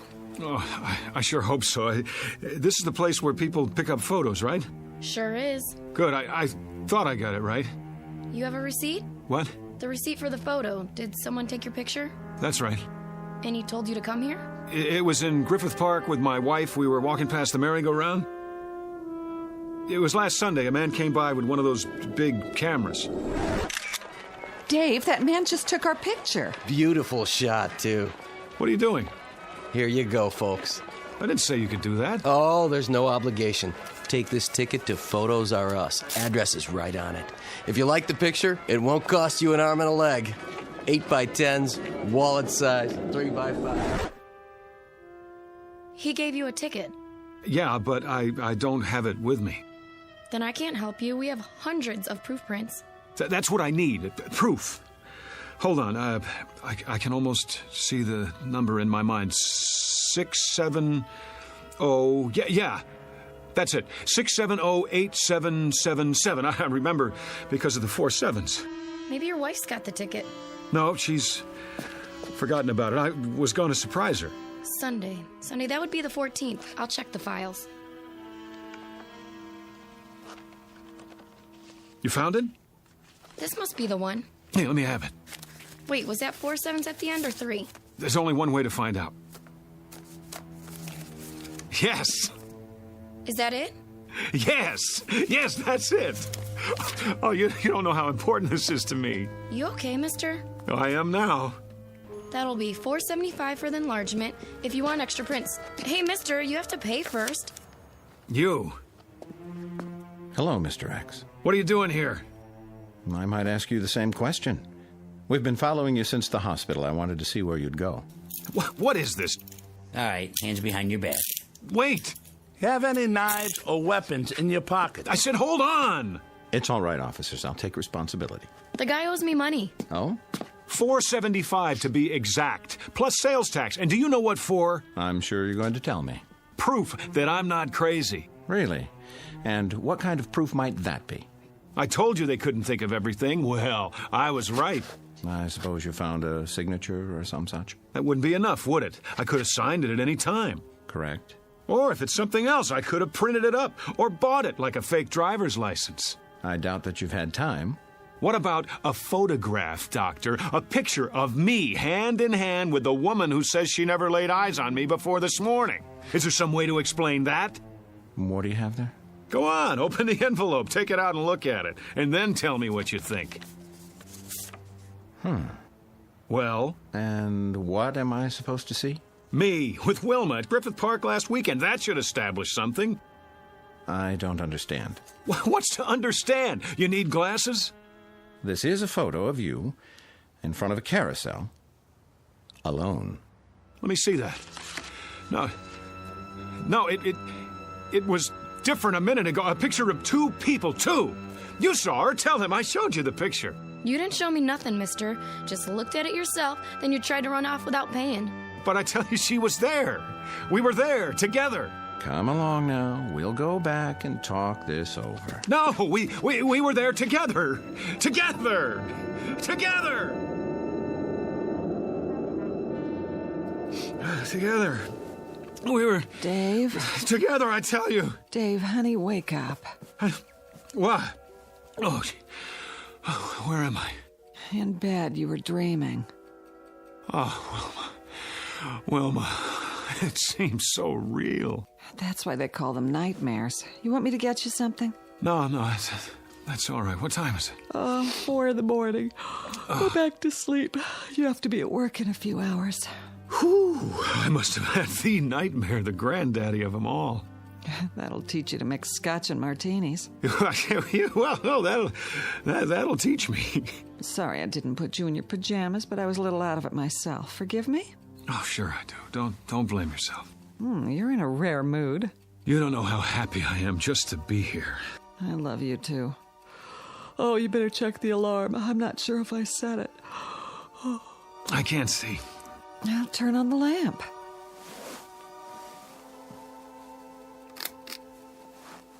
Oh, it was the worst dream I've ever had. I couldn't prove who I was, and you weren't yourself either. You were someone else, or you thought... or you thought that I was. No matter how hard I tried, I couldn't convince you. It was so... Well, you're okay now, aren't you? Set the alarm and turn the light off. It's hurting my eyes. Dave? Dave, honey, is something the matter? Why are you looking at me like that? Who are you? What do you mean? It's me. Who did you think I was? Dave? Dave, darling, You get out of this bed. Go on. Get away from me. Whoever you are, I swear, I've never seen you before in my life. Dave? Dave, don't act like this. You're scaring me. You're so pale. Are you sick? Dave?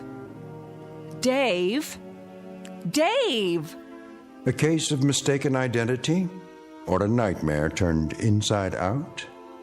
A simple loss of memory or the end of the world for someone named David Andrew Gurney? At least he thinks that's his name. He doesn't know much of anything anymore, and he may never find what he's seeking because the truth is he's lost his way. But you can be sure he'll continue looking for it night after night in the Twilight Zone. We'll return to the Twilight Zone in just a moment.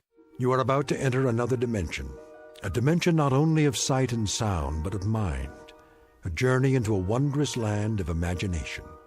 Next stop, the Twilight Zone. Hi, this is Stacy Keach. I'd like to take a moment to tell you about our Twilight Zone website at twilightzoneradio.com. At twilightzoneradio.com, you'll find the latest information on these Twilight Zone radio dramas, including behind-the-scenes photographs, plus the newest product releases, trivia contests, ways to contact us, other Twilight Zone-related info and merchandise, plus links to other fascinating websites. So make your next stop twilightzoneradio.com. Visit twilightzoneradio.com to purchase these Twilight Zone radio dramas on cassette and CD, or call toll-free 1-866-989-ZONE. That's 1-866-989-9663.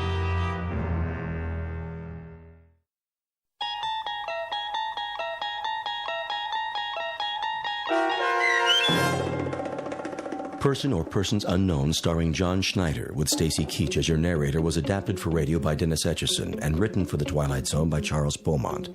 Heard in the cast were Meg Falcon, Tom McElroy, Roger Mueller, Richard Hensel, Roderick Peoples, Kurt Nabig, Carl Amari, Fernette Lebo, Doug James, Ann Whitney, and Jen Patterson. The producers of The Twilight Zone wish to thank CBS Enterprises and the Rod Serling Estate for making this series possible. This copyrighted radio series is produced and directed by Carl Amari for Falcon Picture Group. Sound design and custom Foley effects for The Twilight Zone by Cerny American Creatives Bob Benson, Craig Lee, Michael Slaybach, and Matt Sorrow. To learn more about the Twilight Zone radio dramas and to contact us, visit our official website at twilightzoneradio.com. Doug James speaking.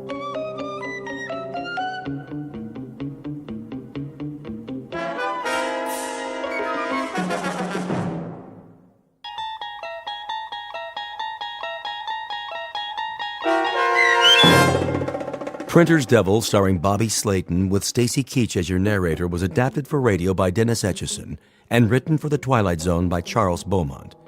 Heard in the cast were Mike Starr, Fernette Lebo, Doug James, Derek Purcell, Elizabeth Lido, Carl Amari, Roger Wolski, and Vince Amari. To learn more about the Twilight Zone radio dramas and to obtain audio cassettes and CDs of these programs, visit our website at twilightzoneradio.com. The producers of The Twilight Zone wish to thank CBS Enterprises, Carol Serling, Dennis Etchison, Dick Brescia Associates, Claire Simon Casting, Terry Jennings, XM Satellite Radio, Sirius Satellite Radio, our sponsors, and our radio affiliates for helping make this series possible. This copyrighted radio series is produced and directed by Carl Amari and Jason Mallow for Falcon Picture Group. Doug James speaking.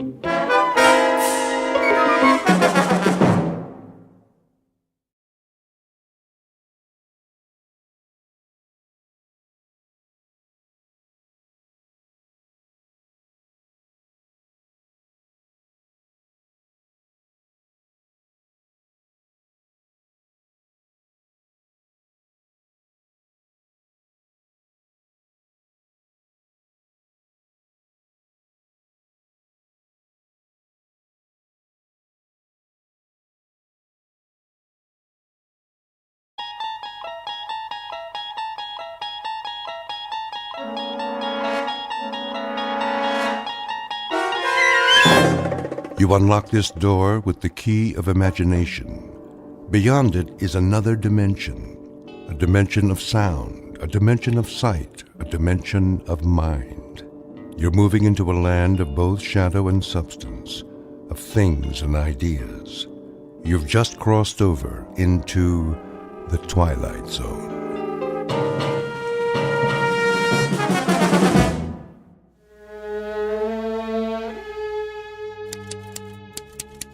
Oh, no, not now. What's wrong, boss? This old typewriter. I think it's got a broken key.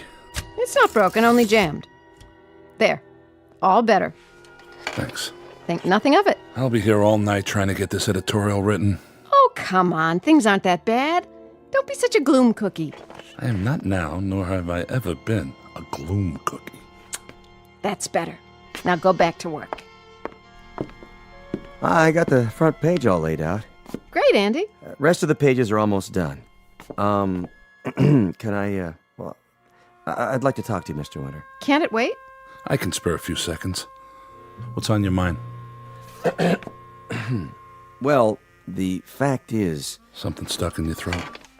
No, sir. Wait a minute. I've got some real medicine here. Go on. Take a swig.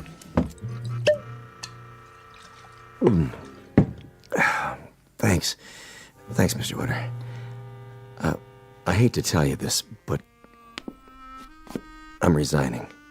You're the best editor a man could work for, but it's 8 weeks since I've been paid, and I know. I don't blame you. Well, I do. Andy Praskins, you ought to be ashamed of yourself. Jackie... The best editor a man could work for, and you repay him by quitting? I told you, I hate to do it. Then why? Because of a little setback? It ain't a little setback, and you know it, Miss Benson. And so does Mr. Winter.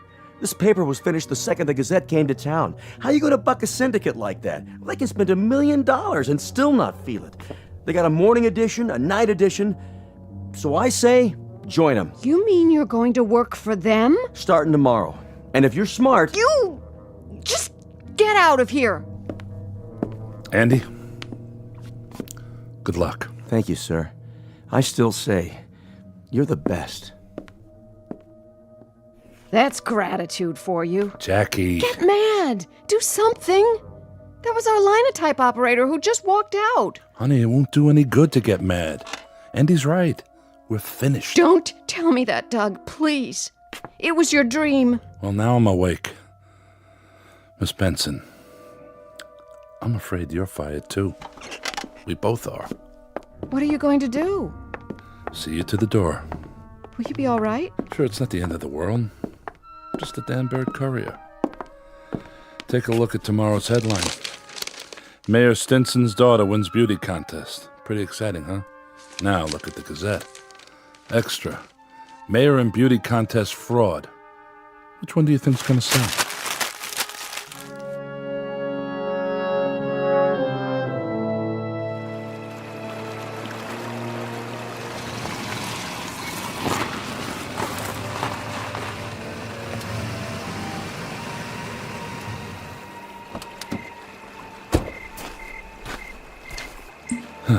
Bottle's empty. Oh, well. Young man. Yeah? Might I trouble you for a match? For my cigar? Oh, sure. I think I have some. This is a beautiful, beautiful evening, isn't it? The bridge, the river. Smell the pines in the air. A pity you have to leave it all. What do you mean? Well, you were about to commit suicide, weren't you? That's none of your business. I agree. But a man ought to do a good job of it. I mean, to jump into the river from here could work. On the other hand, you might end up with nothing more than a head cold. I certainly wouldn't risk it. Oh, by the way, did you find that match? No, I'm out. No matter. Are you going to jump? Why? You want to watch? Oh, no. I was just thinking, if you're not going to jump, maybe you wouldn't mind giving me a lift into town. Quite a psychologist, aren't you? One of the best, my boy, one of the best. Okay, come on. How did you do that? Do what? I didn't see a match. You just snapped your fingers. Oh, that. Just a little magic trick. Shall we go? Why not? Get in. Thank you, young man. You will not regret this. I promise.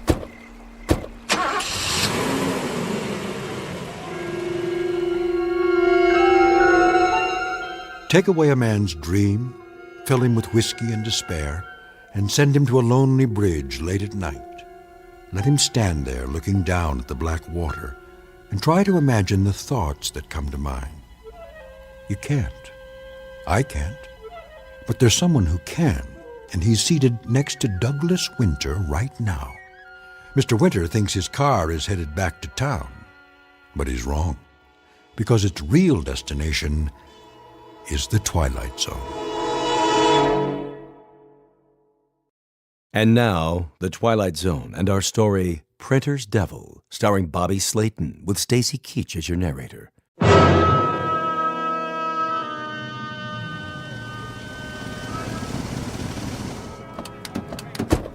Here we are, beautiful downtown Danburg. Why, thank you. I appreciate the ride. Sure, and thank you. Half Moon Bar and Grill. Excuse me, young man? Yeah? I hope you're not going to drink alone. I was. Care to join me? I'd be delighted.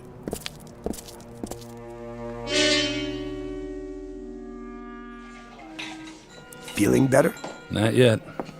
Hi, Mr. Winter. Hello, Molly. Let me have a cup of hemlock on the rocks. Cup of what? Make it a martini. The same for me, Molly. Could I see you for a second? What about? Well, The tab. I'm sorry. Mr. Foster says he'll wait, but from now on it's gotta be cash. Please, allow me. Oh, well, that'll be fine then. Now, Molly, you run and go get those drinks. And tell Mr. Foster to make them doubles. Would you do that for me? Of course, sir. Thanks. Nothing at all, my boy. She's a plush one, isn't she? Full of fire. I wouldn't know. Mr. My name's Smith. Douglas Winter. Not the Douglas Winter. The newspaper editor? Ex-editor. Why X? It's a long, sad story. You wouldn't be interested. Oh, but I would. You see, Mr. Winter, you were the reason I journeyed to Danburg. You must be a bill collector. Not yet, anyway. I am, in fact, a newspaper man, and I was kind of hoping to secure a position here with the Courier. I could have saved you a trip. The Courier is dead, Mr. Smith. I don't understand. There isn't much to understand. The Bragg Syndicate decided to start a rival paper, the Gazette. Can't you just fight them? I thought so, at first, but they were big and rich, and I was little and poor. Your drinks, fellas. Keep the change, my dear. In payment for your lovely smile. Thank you, sir. Wow, she moves fast for a big one.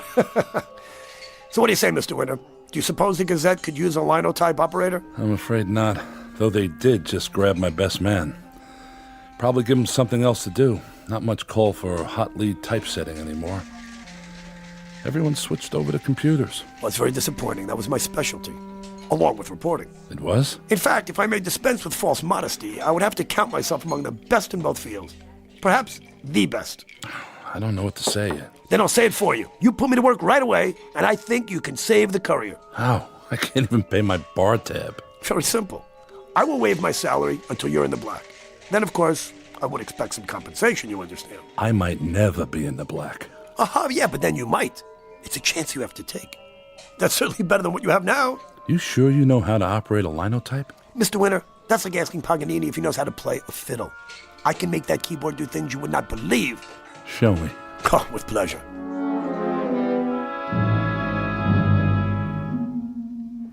This little storefront is the Courier. And that office building over there with all the lights on, that's the Gazette. People buy a paper for its news, Mr. Winter, not its building. Except in Danburg. Why? Because there isn't any news here. There will be. Doug! Jackie, what are you doing here? I was worried. I've been calling your house since 8 o'clock and... I'd like you to meet Mr. Smith.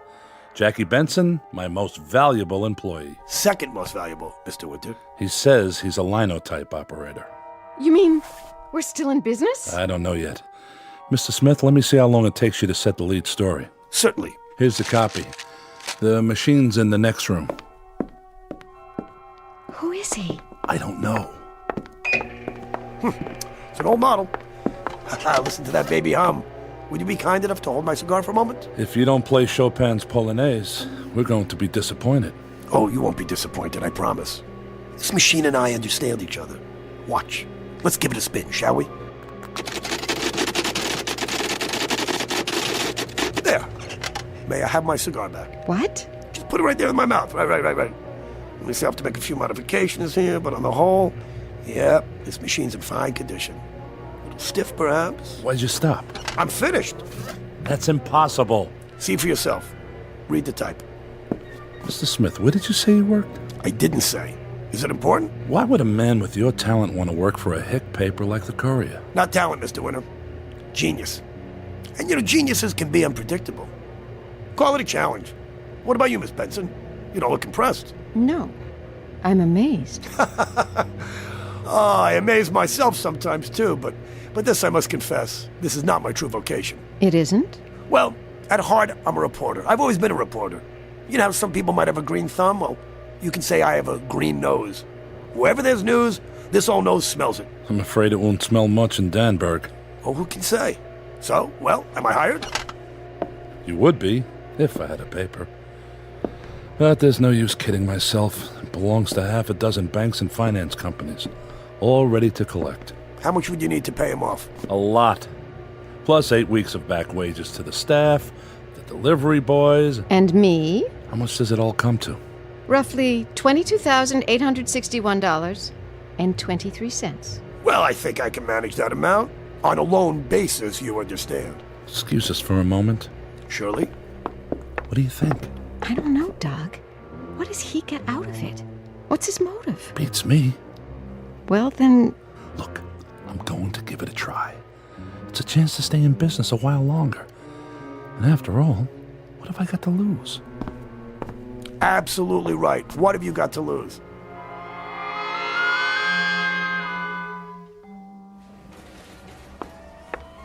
Here are the rest of the checks to sign. Gives you a funny feeling, doesn't it?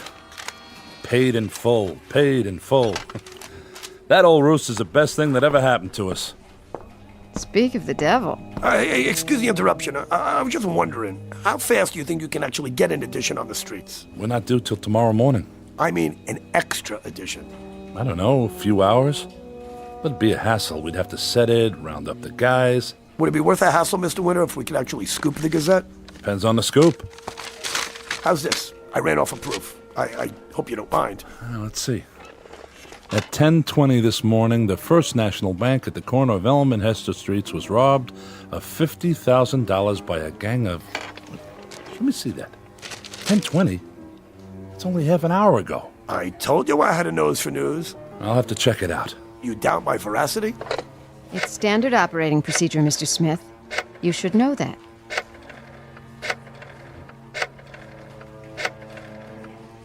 First National Bank? This is Winter at the Courier. We have a report of a robbery and Huh? I see. Okay. Thank you. Doug? Let's get to work. Special edition, bank robbery, get your paper here. Oh, my good man, come over here. Let me show you how you're supposed to do that. Give me that paper. Daring Daylight Bank Heist. Big stick up. Read all about it. Thug steal 50 grand. Extra, extra. Get her right off the press. Thank you, sir. Thank you, ma'am. Thank you. Thank you very much. Have your money ready.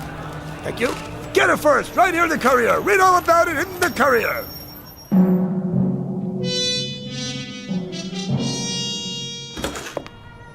What a day. Don't you wish you could have seen Franklin's face? When did the Gazette finally come out? Not till 2:30. Well, the mood has certainly changed, hasn't it? Thanks to you. What have you got there? Oh, just a little story I thought you might be interested in for tomorrow's edition. High school principal exposed as bigamist? Mr. Harold J. Swanson, for 13 years principal of Danburg High School, confessed today that he is married to 2 women. The first, Mrs. Swanson... It's not much, but it will sell papers. How did you get this? I keep telling you, I have a nose for news. I'll check it. Hello, yes, I'd like to speak to... I don't think Miss Benson trusts me very much. She's not used to this kind of pace. Well, you like it, don't you? Mr. Smith, there's nothing I like more. Love Nest at high school. Read all about it. Who'd have ever guessed? Why, that old goat. Here's the mail. All subscriptions. Honey, do you realize that in 2 weeks our circulation has doubled? Oh, and Mr. Franklin's here to see you. Here? Winter, I'm not a man to beat around the bush. You've had a few lucky breaks. It can't last, but I'm authorized to make you an offer. If you're smart, you'll take it. An offer on what, Mr. Franklin? Why, the courier. We buy it, you and your staff go to work for us. Well? Sorry, we're not for sale. You actually think you can fight us? We can try. This offer will remain open till 7 tonight. After that, Winter, I'd advise you to find another line of work. Oh, turn up the heat. I already have. Under the Gazette. Come on, let's have some lunch. How much do you think they'd give you? Well, if they're as worried as Franklin looks, a couple of 100,000, maybe more. Why? Honey, what's wrong? I'm not sure. I have a surprise for you. I don't think I can take another one. Oh, you can take this, Miss Benson. It happens to be the biggest scoop of all. I'm almost afraid to look. Let's see. Fire destroys Gazette building. What? Listen.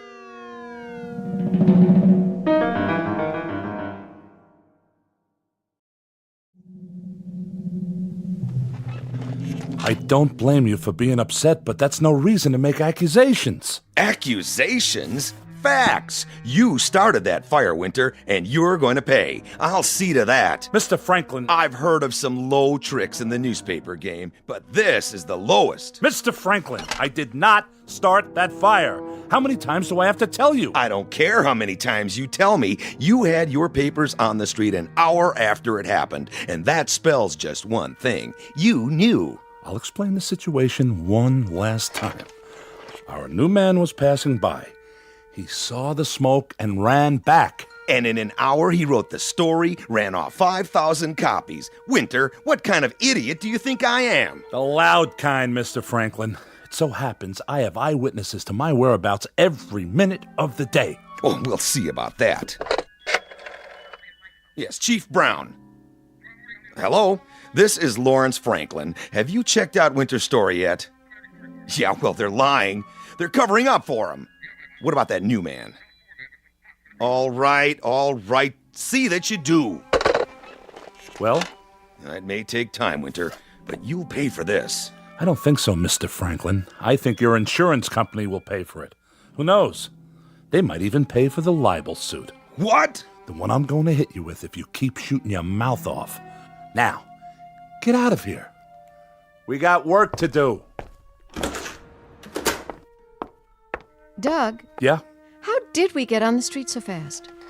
I don't know. Do you believe him? Who? Mr. Smith. Do you believe he just happened to be passing by? Oh, Jackie, I swear you sound as bad as Franklin. Where are you going? To talk to Mr. Smith.